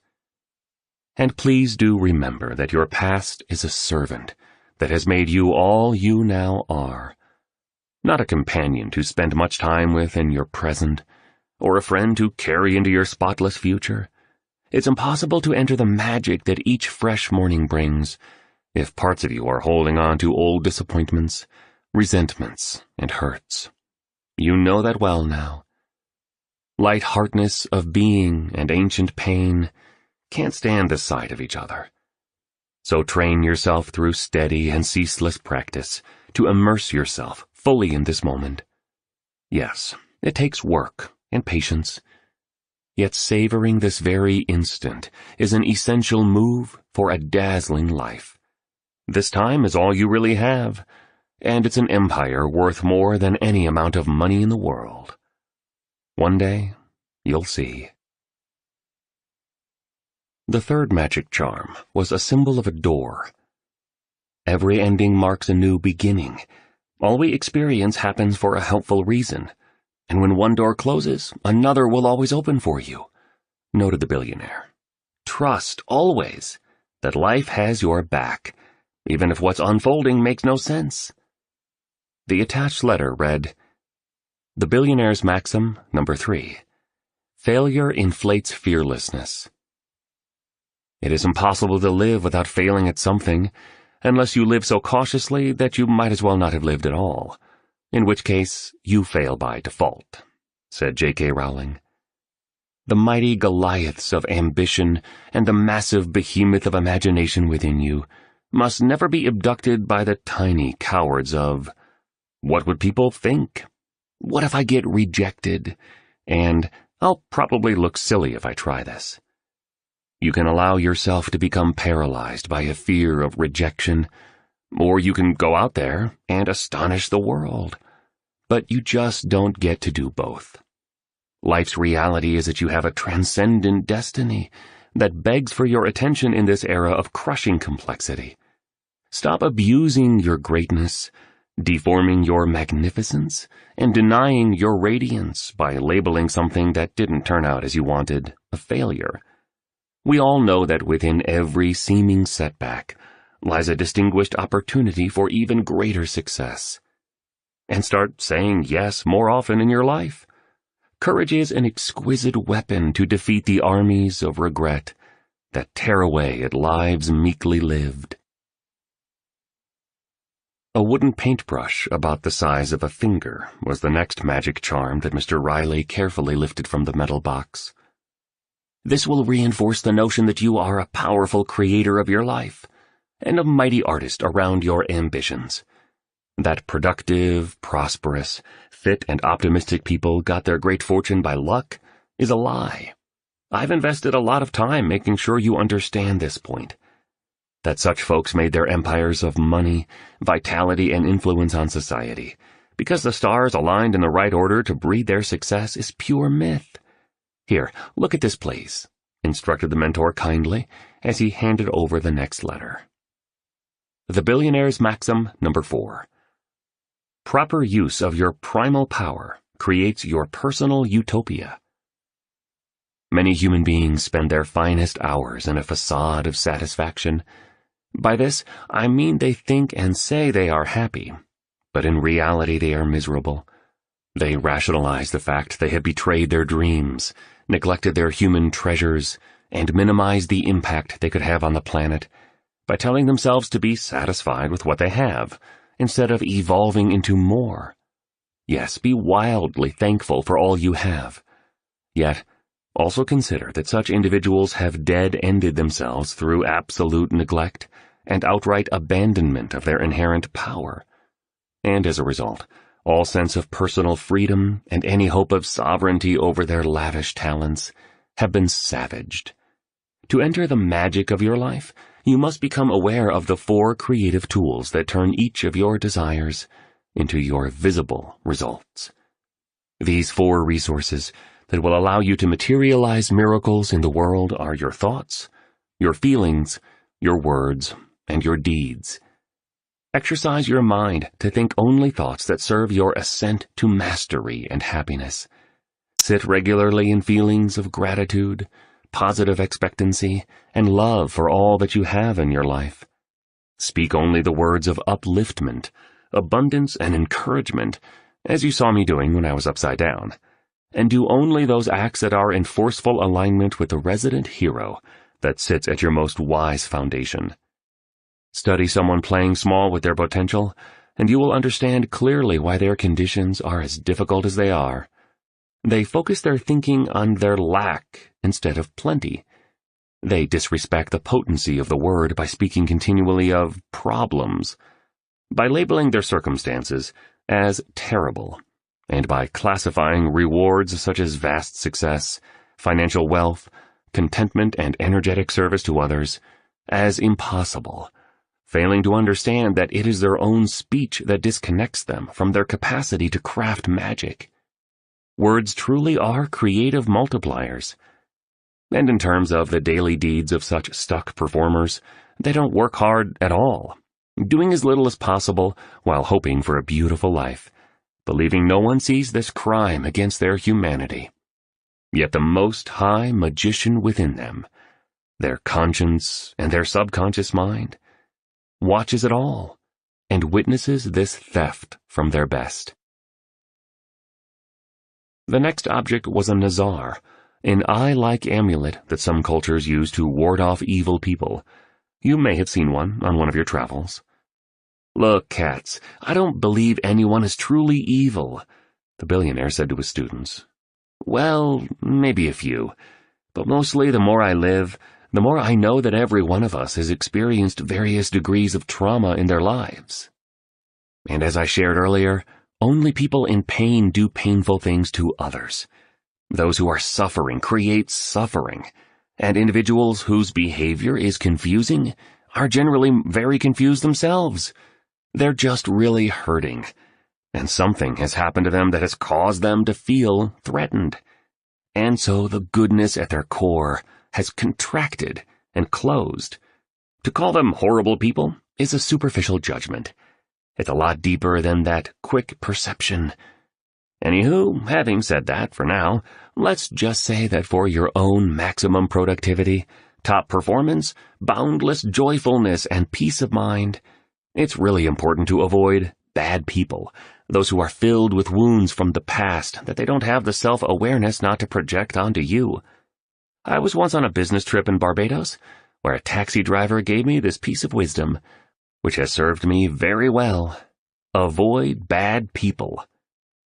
The eye had this letter stuck to it. The Billionaire's Maxim number 5.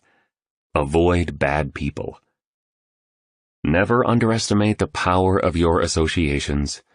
By the phenomenon known as emotional contagion, as well as through the activation of the mirror neurons in our brains, we model the behavior of the people we spend our days with. Fill your life with exceptionally excellent, enterprising, healthy, positive, ethical, and sincerely loving people. And over time, you'll exemplify these lofty traits. Allow dream stealers, energy thieves, and enthusiasm bandits into your tight bubble of total focus, and please know you're sure to become like them. The real key is to avoid trouble creators. People who have grown up in an environment riddled with drama and nonstop problems will consciously and subconsciously recreate drama and nonstop problems because, as amazing as it seems, such conditions feel familiar, safe, and like home to them. Stay away from all drama queens and negativity kings. If you don't, sooner or later, they'll dissolve your bigness and destroy your life.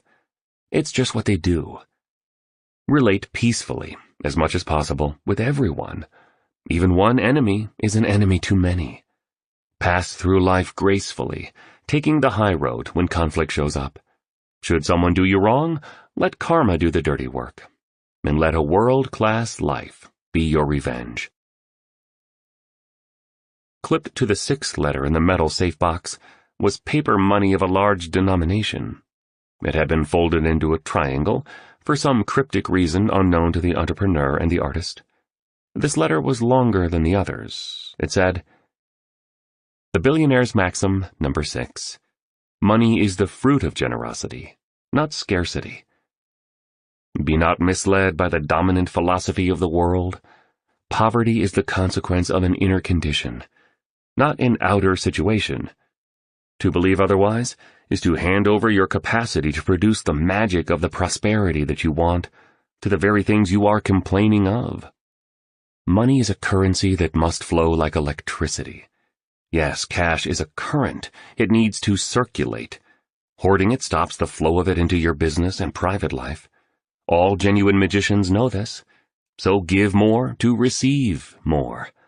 Leave lavish tips for servers in restaurants, housekeepers in hotels, and drivers in taxicabs. Donate to charities. Do wonderful things for your family and friends without a single thought of any return. A tsunami of abundance will be sent to you. You may wonder why so many of us live in such scarcity. This state of being is due to our money scars.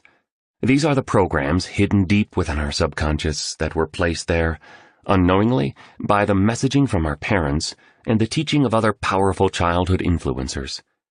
Their common statements, based on the falsehoods that were taught to them, sound like, be happy with what you have, or rich people are dishonest, or money doesn't grow on trees.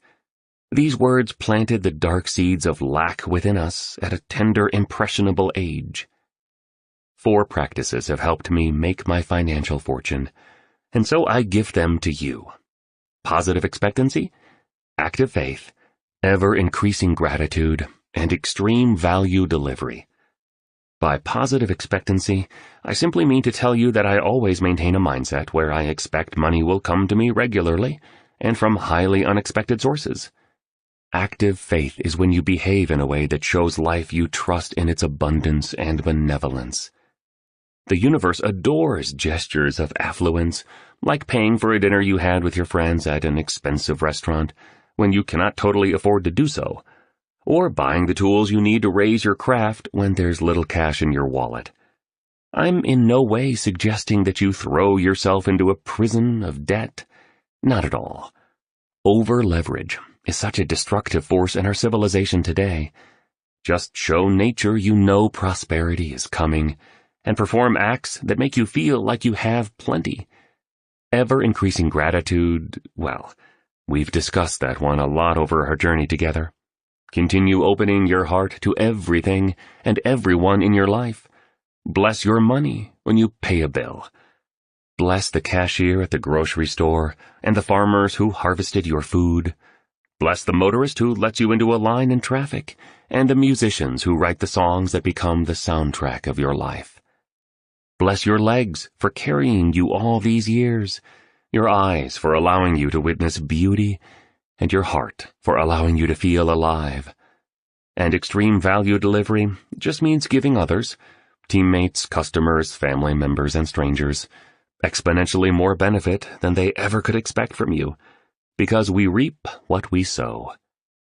Developing and then armor-plating your prosperity consciousness will realize quantum gains in your income and personal net worth. So please get this piece right.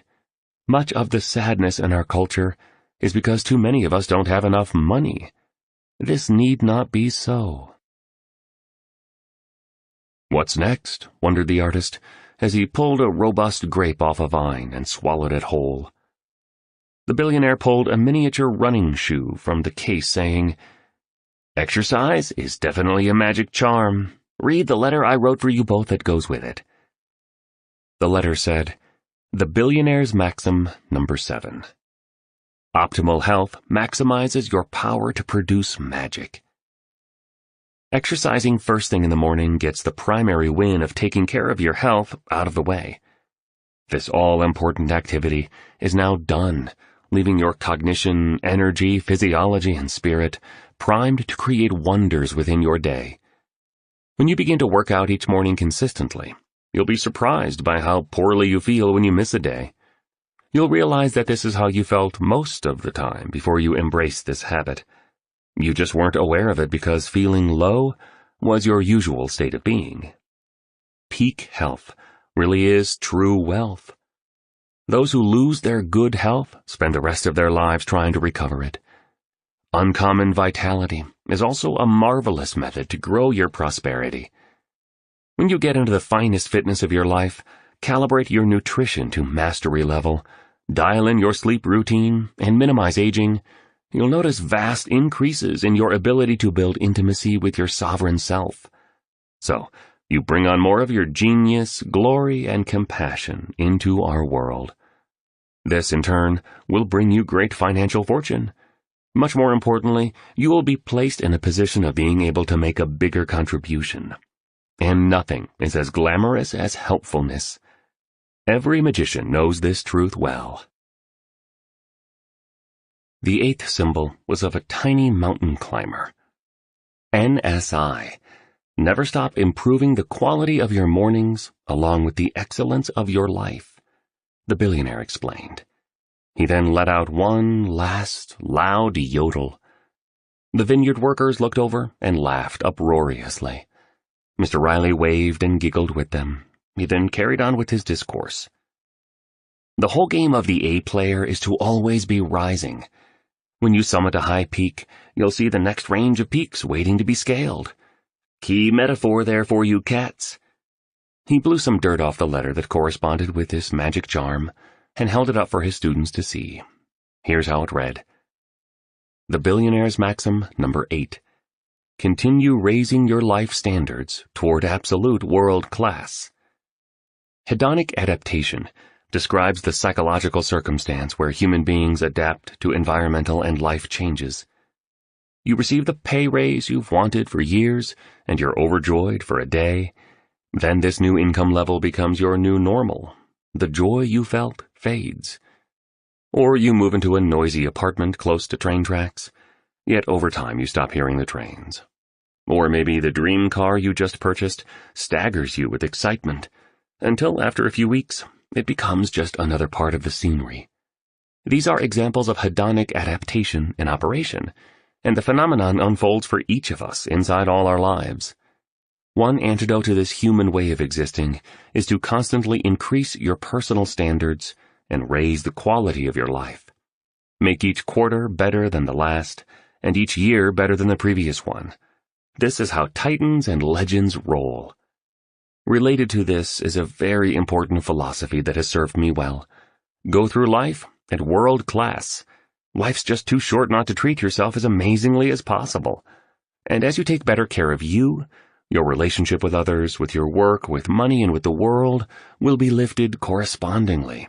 Because your relationship with everything outside of yourself cannot help but be a demonstration of your relationship with all that is within you. This is just the way it is. Invest in the finest books you can buy, and you'll be rewarded in multiples. Eat fantastic food of the highest caliber, even if all you can currently afford is an excellent starter salad at a luxurious local restaurant.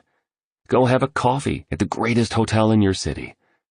If where you live has a professional sports team that you love, sit courtside for one game, rather than hanging out in the cheap seats for a few seasons. Drive the best car you possibly can, listen to joyful music daily, visit art galleries like I have taught you, so the creativity and consciousness of the painters will rub off on your soul. And remember, be around flowers often. They raise your frequency, as well as your ability to see the alternate universe all visionaries tap into. Why do you think so many of the great saints, seers, healers, and sages kept flowers beside them? You'll be pleasantly stunned at what this does for your powers to generate all that you desire. Magic charm number 9 was a heart, and here's what the associated letter said. The billionaire's maxim number 9. Deep love yields unconquerable joy. Any chance you get, show people love. A quote often attributed to William Penn has guided most of my life and served me wonderfully. It goes, I expect to pass through life but once. If therefore there can be any kindness I can show, or any good thing that I can do to any fellow being, let me do it now, and not defer or neglect it, as I shall not pass this way again. Tell people how proud you are of them, and how much you love them while you and they are still alive. I once met a person who told me he felt abounding happiness at the very sight of a live person. Why? I asked him. Because I've seen so many dead people in my life that meeting someone alive is a special gift, he said. Not one of us knows when we'll face our end. So why hold back that which is most valuable, your human capacity to love deeply? Part of your job as a fully alive human is to make people feel better about themselves and to make others smile.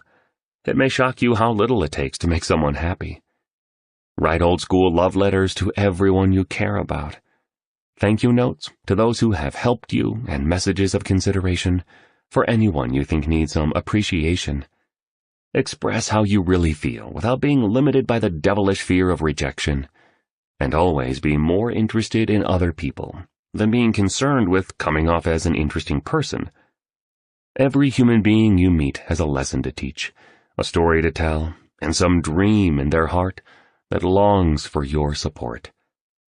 Our best selves will be shackled by the caring words we leave unspoken, the warm feelings we fail to display, and the good deeds we leave undone.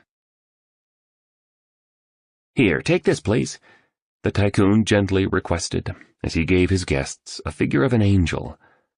What's on this page is especially important. I suggest you read it with a very open spirit. The letter expressed the following.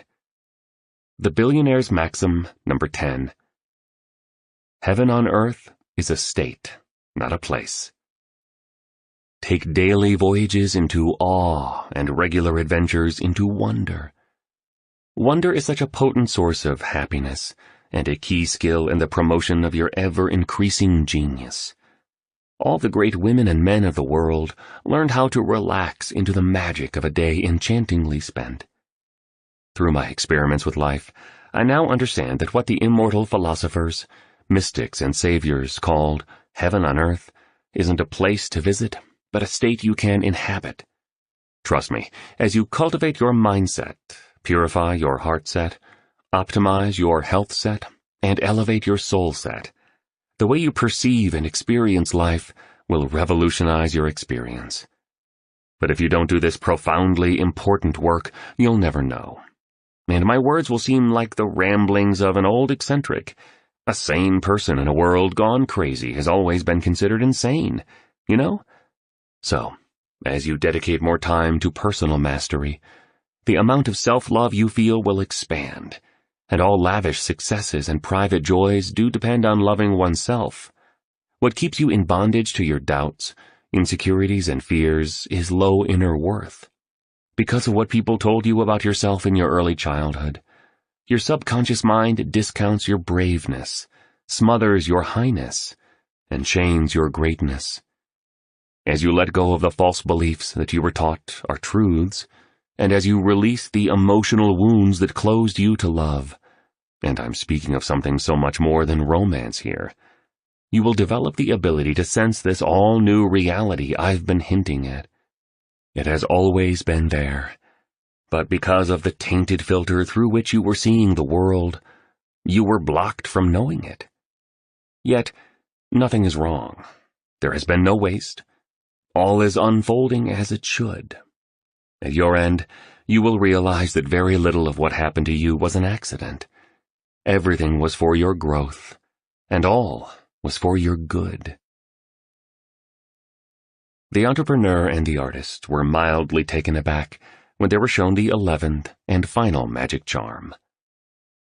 If you really want to play in the magic of life, reflect often on this one, instructed the billionaire as he handed them a miniature coffin. This letter, unlike the previous ones, was written in red ink. It read, "The billionaire's maxim number 11. Tomorrow is a bonus, not a right. Postpone not your heroism, and never delay your peacefulness. Your life can fall apart within an hour. I am an optimist and a genuine merchant of hope, and yet I am also a realist. Accidents, illness, loss, and death happen every day. It's human nature to think these things will never occur, yet all wise philosophers teach us of the transience of our existence. Armed with this insight, connect with your mortality. Understand that your days are numbered, and with the passage of each glorious morning, you grow closer to your end. Don't put off expressing your gifts and talents, and make certain you enjoy this ride. Have a good time as you rise toward your magnificence. It's so sad how most people postpone having a beautiful, fun, and magical life until they are too old to fully savor it. Life absolutely is a sublime journey. Yes, we all experience trials and heartbreak, but it's all mostly good. Every hero story needs to have a villain as well as some juicy tragedy, along with the triumphs and ultimate victory for it to be a tale worth watching. And so, keep the shortness of life at the forefront of your focus. Don't put off your happiness until you have more time, or you get the promotion, or you have more money in the bank. These are excuses, born of feelings that you are undeserving. Sense them, and then extract them from your orbit so that you can keep ascending into your loftiest realms. Tomorrow is a promise, not a fact. Enjoy every morning and appreciate each day you have on earth. Take bold risks, yet hedge them with common sense. Balance living like there is no tomorrow with behaving like you'll live forever, so that when the end does come, you'll know you lived your life as a majestic testimony to the capacity for legendary that every human being carries inside of them. The billionaire then proceeded to kiss his students. I love you two, you know. I'll really miss you. Then he disappeared into the vineyard, leaving only his mountain bike. Chapter 17. The 5 a.m. club members become heroes of their lives. Live like a hero. That's what the classics teach us. Be a main character. Otherwise, what is life for? J.M. Coetzee. The helipad in Cape Town, South Africa, is on the V&A waterfront, a place where tourists ride the Cape Wheel, yacht racers replenish their supplies for courage-filled, adrenaline-fueled ocean contests. Fishing charters may be booked, and strong morning coffee can be found. The bubbly brunette with librarian glasses made sure the liability waivers were signed by the billionaire, the entrepreneur, and the artist. She then stood on a leather sofa, made notes on her checklist, and provided her 3 VIP clients with the safety briefing that was mandatory before their helicopter whisked them to Robben Island. As you know, Robben Island, a barren, not-so-huge, shark-surrounded, ominous-looking parcel of land, sitting not so far from the coast of Cape Town, is where Nelson Mandela was confined to an enormously tiny prison cell for 18 of the 27 years he was imprisoned. Over time, this great hero of the world was attacked, abused, and otherwise mistreated. And yet he replied to this bad behavior with olive branches, seeing the good in his captors, and guarding his hope for a democratic nation where all people would be equals. Speaking about Mahatma Gandhi, Einstein once said, "Generations to come will scarce believe that such a one as this ever in flesh and blood walked upon this earth." The same could be expressed of Mr. Mandela. "It's an absolute pleasure to have you here for your short trip over to the island," the woman indicated politely. South Africans are remarkably well-mannered and thoughtful people. The billionaire wore a black baseball cap with the phrase, "To lead is to be of use," stitched on the front of it. "You'll have to take that off once you step onto the helipad, young man," the woman told him with a golden glimmer in her eye. The billionaire beamed. "I think she likes me," he whispered to his companions. "Today's our last day together," he added matter-of-factly. After the safety instruction had been delivered, the billionaire, the entrepreneur, and the artist were escorted out of the building and into a paved holding area, where 2 weather-beaten picnic tables sat. Though it was sunny, the winds were gusty. The billionaire removed his hat. "I feel a little anxious," thought the billionaire. "I've never been to Robben Island. I've read a lot about what went on there under the inhumane and evil system of apartheid, which ranked the treatment of people according to their color of skin, with no consideration for the caliber of their character or the quality of their hearts." A serious-looking young man wearing a slim raincoat, khaki trousers, and boating shoes emerged from one of the empty maintenance bays and requested that the billionaire and his students follow him out to the helipad. An army green helicopter sat at the center of the area, with its rotors spinning impressively. The pilot was at the controls, adjusting dials, knobs, and the like. The young man meticulously made sure that all 3 clients were properly situated in the aircraft for a safe and even weight distribution, then placed a headphone with a microphone onto the billionaire's head. "Good morning," boomed the billionaire enthusiastically to the helicopter pilot as the rotors accelerated. The pilot's face could not be seen beneath his helmet, aviator sunglasses, and face protector, and he refused to say a word. "Not so friendly," muttered the billionaire, remaining both somewhat nervous, yet positively excited for this once-in-a-lifetime experience that was about to unfold. The helicopters started rising, slowly initially, then ascending quickly. "The trip will take about 5 minutes. Winds and sea swells are extra strong today," was all the pilot spoke, and even this he voiced curtly. The billionaire, the artist, and the entrepreneur remained quiet. Each of them simply stared at Robben Island, a landmass that seemed more vast and even more brutal as they neared it.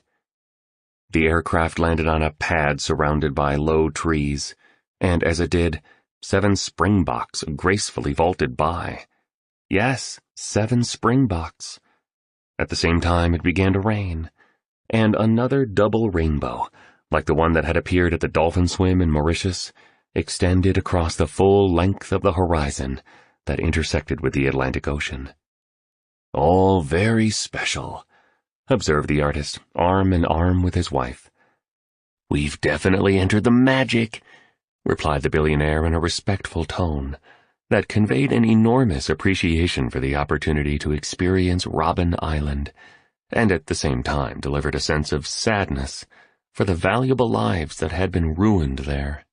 The pilot lingered in the cockpit, pressing buttons and turning off the helicopter, while his 3 passengers exited onto the asphalt landing space and silently took in the scene. From out of nowhere, an old pickup truck with KSA marked on the side raced toward them, leaving voluminous clouds of dust in its wake. "You're not supposed to be here," shouted the driver, clearly a security guard, in a thick South African accent once he had reached the helicopter. He remained in his vehicle. "Because of the weather, Robben Island has been closed to the public," he called forcefully. "The ferries have all stopped running. No vessel can come to the port area here, and no helicopters are allowed to land. You should have known about this. You should not be here," the officer emphasized, adding, "Who are you people?" The guard did remain professional at all times, but he was visibly surprised, and obviously mildly shaken, perhaps imagining that the occupants of the aircraft had planned some kind of ground assault, and thinking the unexpected visitors had illicit intentions. "All is good here," the pilot said with a firmness and confidence not often seen.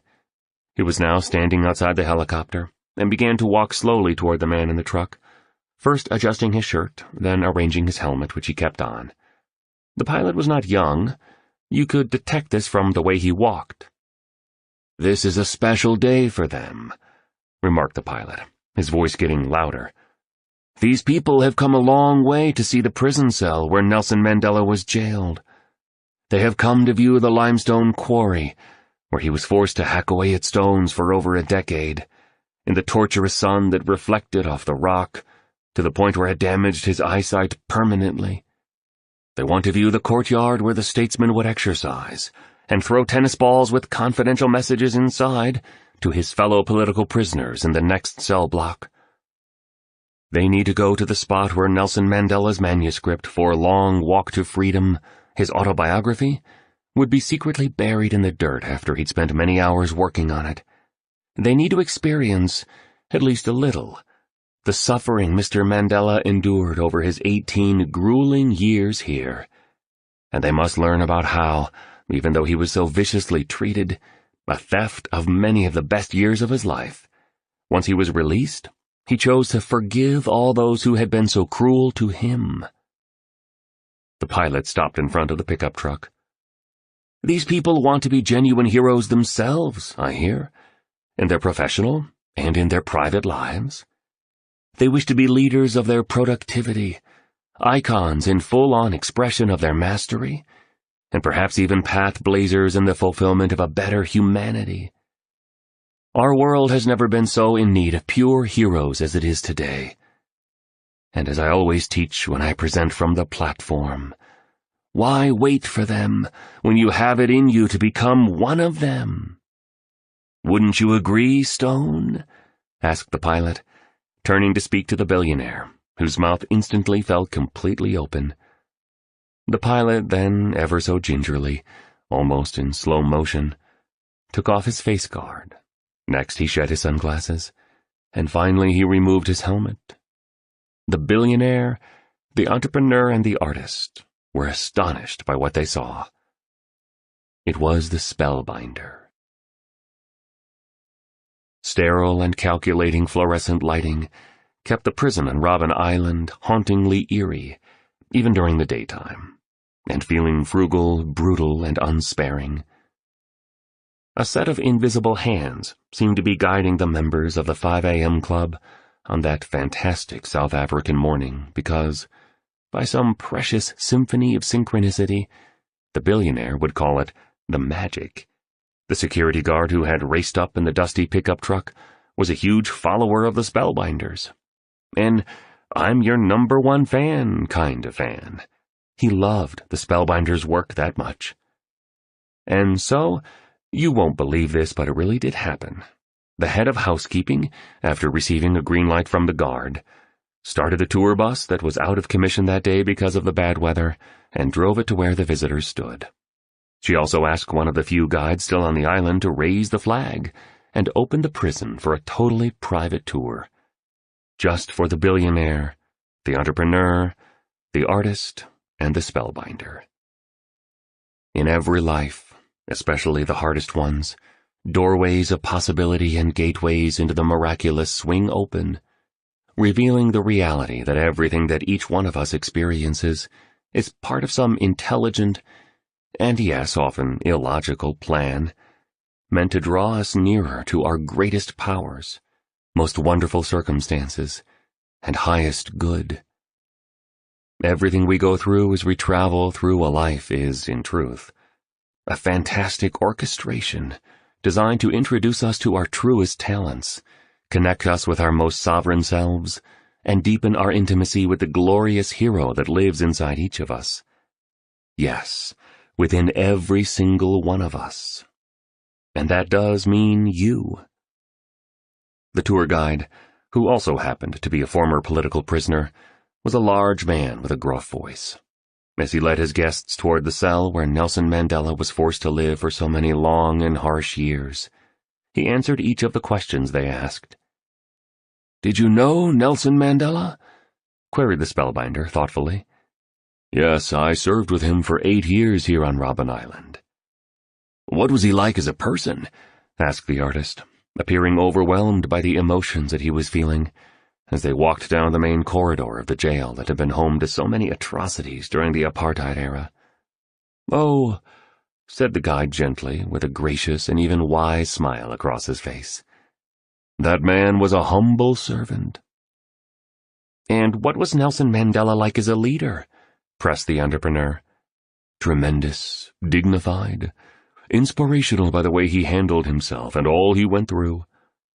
Every time he met one of his fellow leaders, often it was here in this courtyard," commented the guide as he stepped into the area where the political prisoners would walk, talk, plan, and stand. He would ask, "Are you learning?" He'd also often say, "Each one, teach one." In this way, mentoring his associates on the importance of sharing their daily learning to increase the leadership capability of all those around them. Mr. Mandela understood that education is the ultimate highway into freedom. That man was treated so poorly. All those hours of back-breaking work in the limestone quarry, all the degradation and humiliation. A few years after he came here, he was ordered to dig a grave in the prison yard, and then to lie in it, the tour guide added. "He must have thought that was the end," reflected the billionaire softly. "Probably," replied the guide. Instead, the guards unzipped their pants and urinated over him. The spellbinder, the billionaire, the entrepreneur, and the artist all looked down.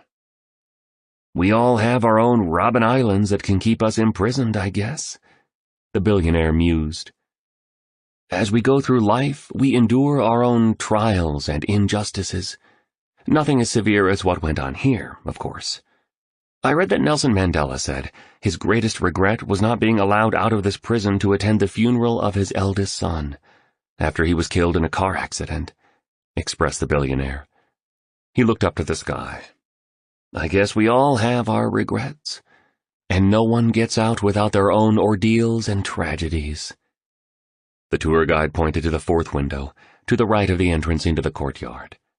"There," he stated, "that's Nelson Mandela's cell. Let's go in."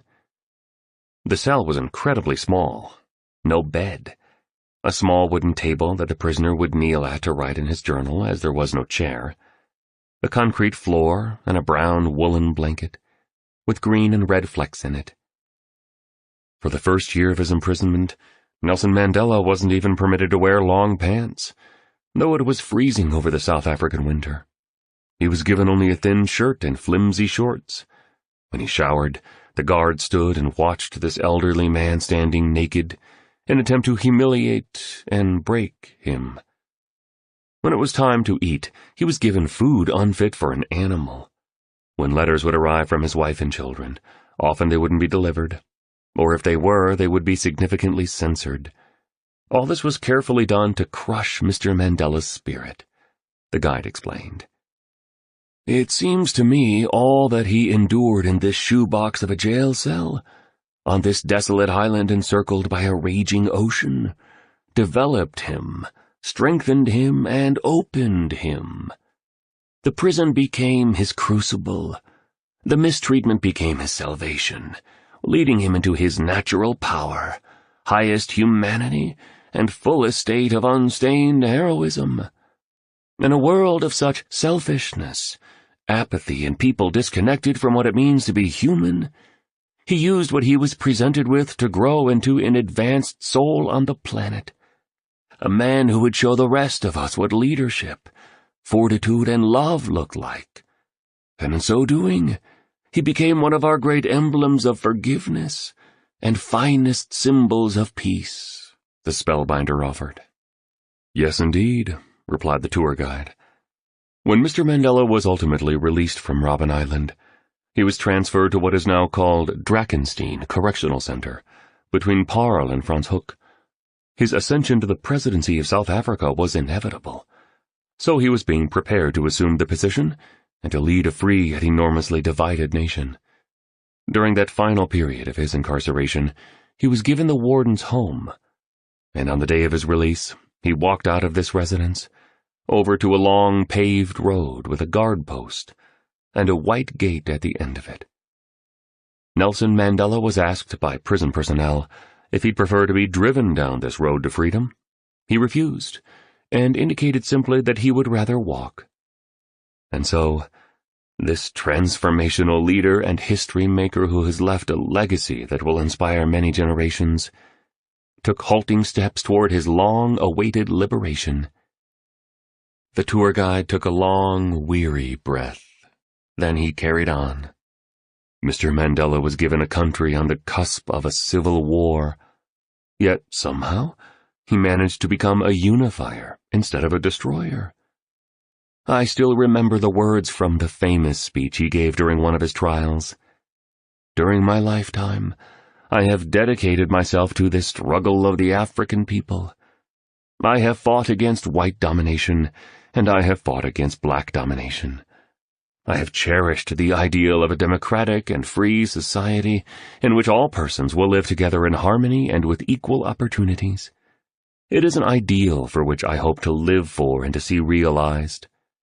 But, if it needs be, it is an ideal for which I am prepared to die. Mr. Riley cleared his throat. He kept looking at the cement floor of the tiny cell. Mr. Mandela was a true hero, confirmed the guide. After his release, he invited the prosecutor who demanded the death penalty for him to dinner. Can you believe that? And he asked one of the jailers who watched over him here on Robben Island to attend his inauguration as the President of South Africa. Really? The entrepreneur asked quietly. Yes, that's a fact, responded the tour guide. He was a real leader, a man of genuine forgiveness. The spellbinder raised a finger to signal he wished to share another point. Nelson Mandela wrote, As I walked out the door toward the gate that would lead to my freedom, I knew if I didn't leave my bitterness and hatred behind, I'd still be in prison. He also said that to be free is not merely to cast off one's chains, but to live in a way that respects and enhances the freedom of others, the guide added, and that no one is born hating another person because of the color of his skin, or his background, or his religion. People must learn to hate, and if they can learn to hate, they can be taught to love, for love comes more naturally to the human heart than its opposite. I read he'd often get up around 5 a.m. and run on the spot for 45 minutes, then perform 200 sit-ups, and then do 100 fingertip push-ups. That's the reason I'm always doing my push-ups, the billionaire contributed, somewhat awkwardly. Said the tour guide before continuing. Mr. Mandela came into this cell as a hot-headed, angry, hostile, and militant young man. It was who he grew into here in this prison that made him the icon we all now revere. As Archbishop Desmond Tutu taught us, suffering can either embitter us or ennoble us. Thankfully, Madiba, which was his clan name, chose the latter.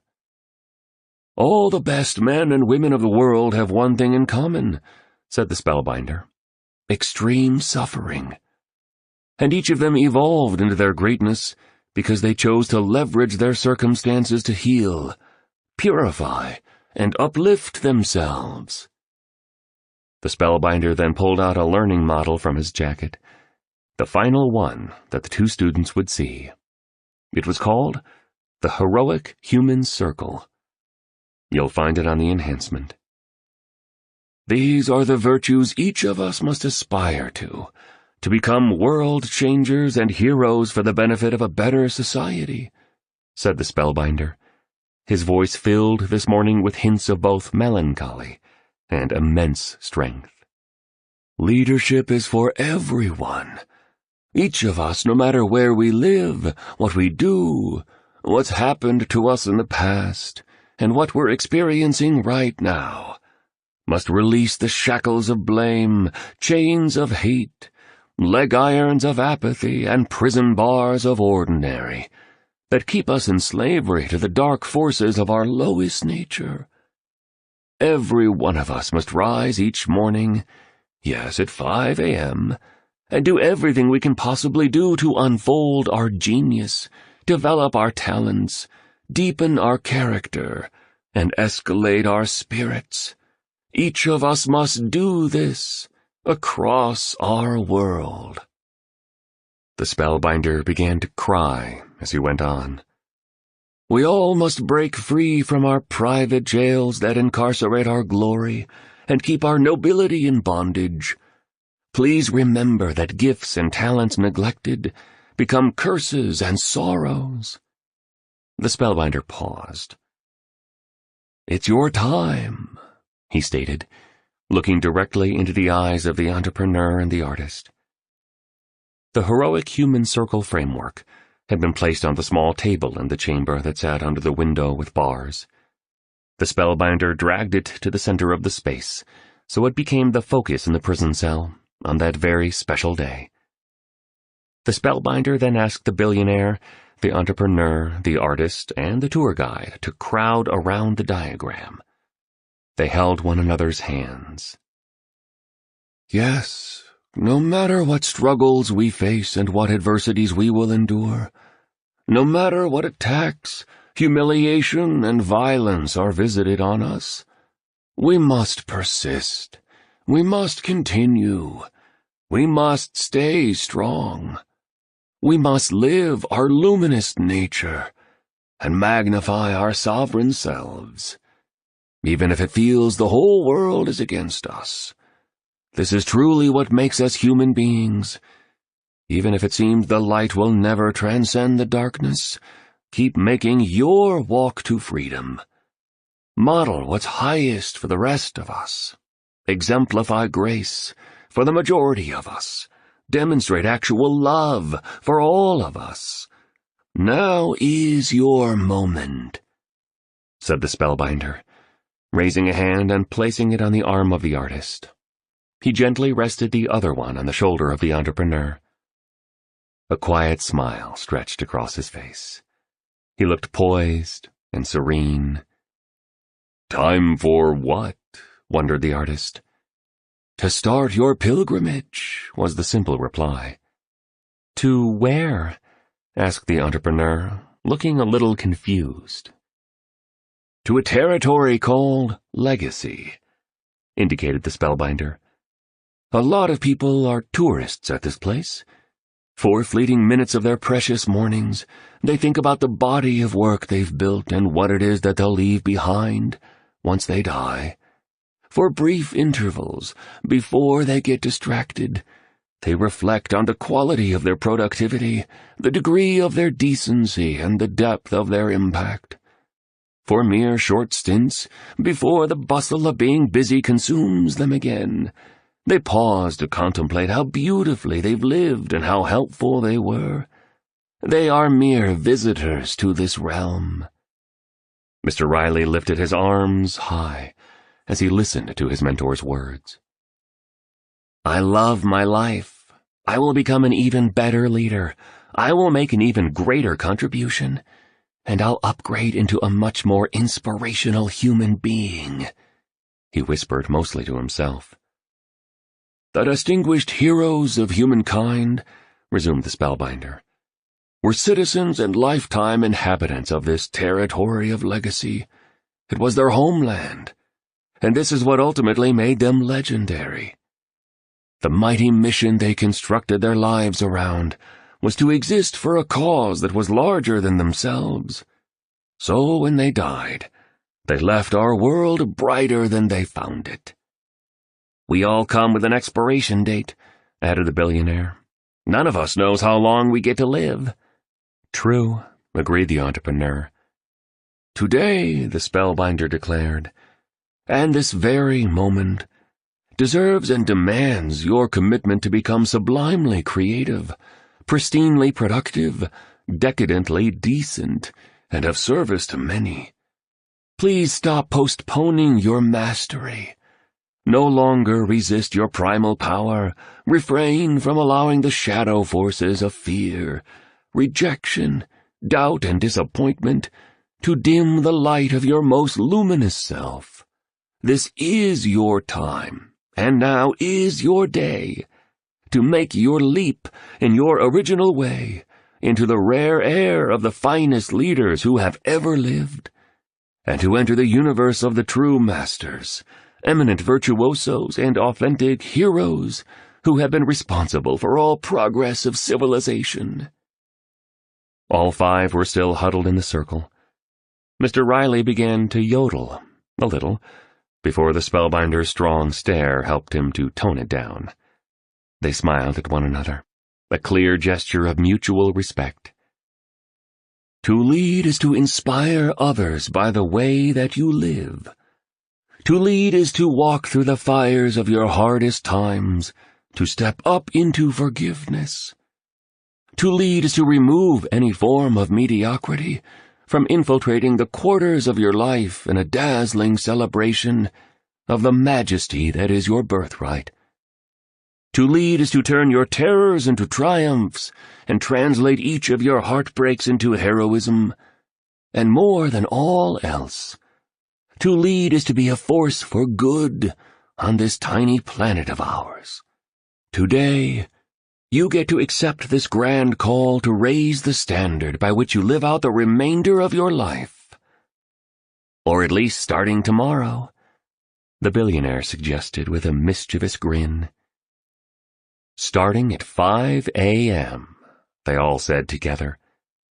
Own your morning. Elevate your life."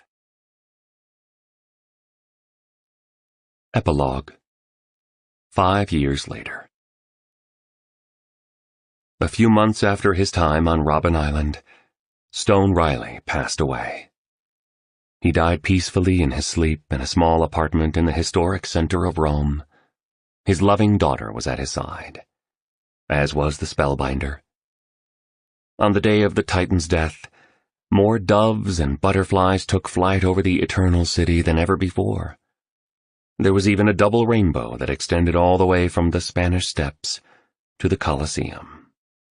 You would have been impressed if you had been there to see it. The billionaire had been suffering from a rare and incurable disease which he had told no one about, except for the spellbinder, because he was his best friend. You'll be happy to know that, during his last days, the eccentric tycoon completely liquidated the various ventures of his vast business empire, and gave the entire amount to charity. Mr. Riley did decide to leave his oceanside compound in Mauritius to the entrepreneur and the artist, as he knew how much they loved being there. Allow me to share what has happened to the entrepreneur and the artist since the time of that most surreal adventure they had with the billionaire. I know you're probably wondering.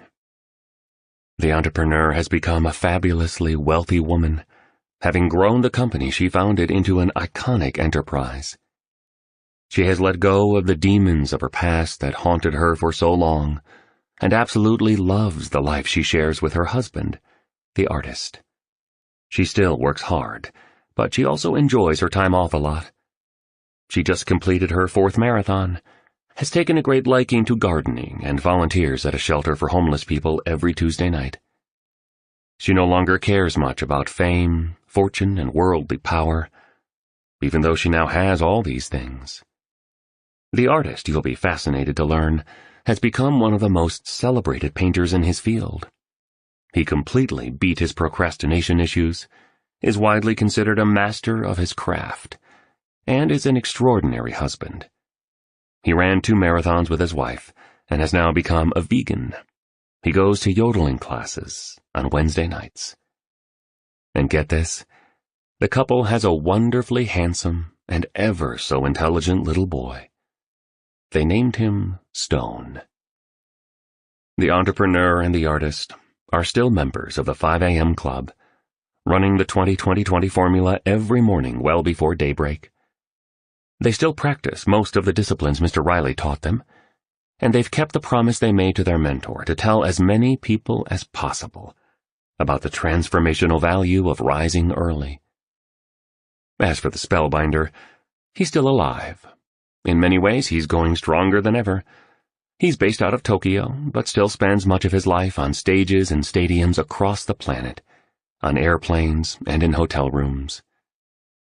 He still loves fishing.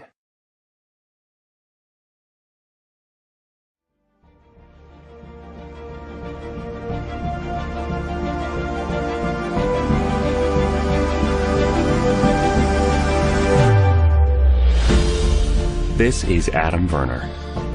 We hope you have enjoyed this unabridged production of the 5 a.m. Club. Own Your Morning, Elevate Your Life by Robin Sharma. Like and share. Don't forget to subscribe.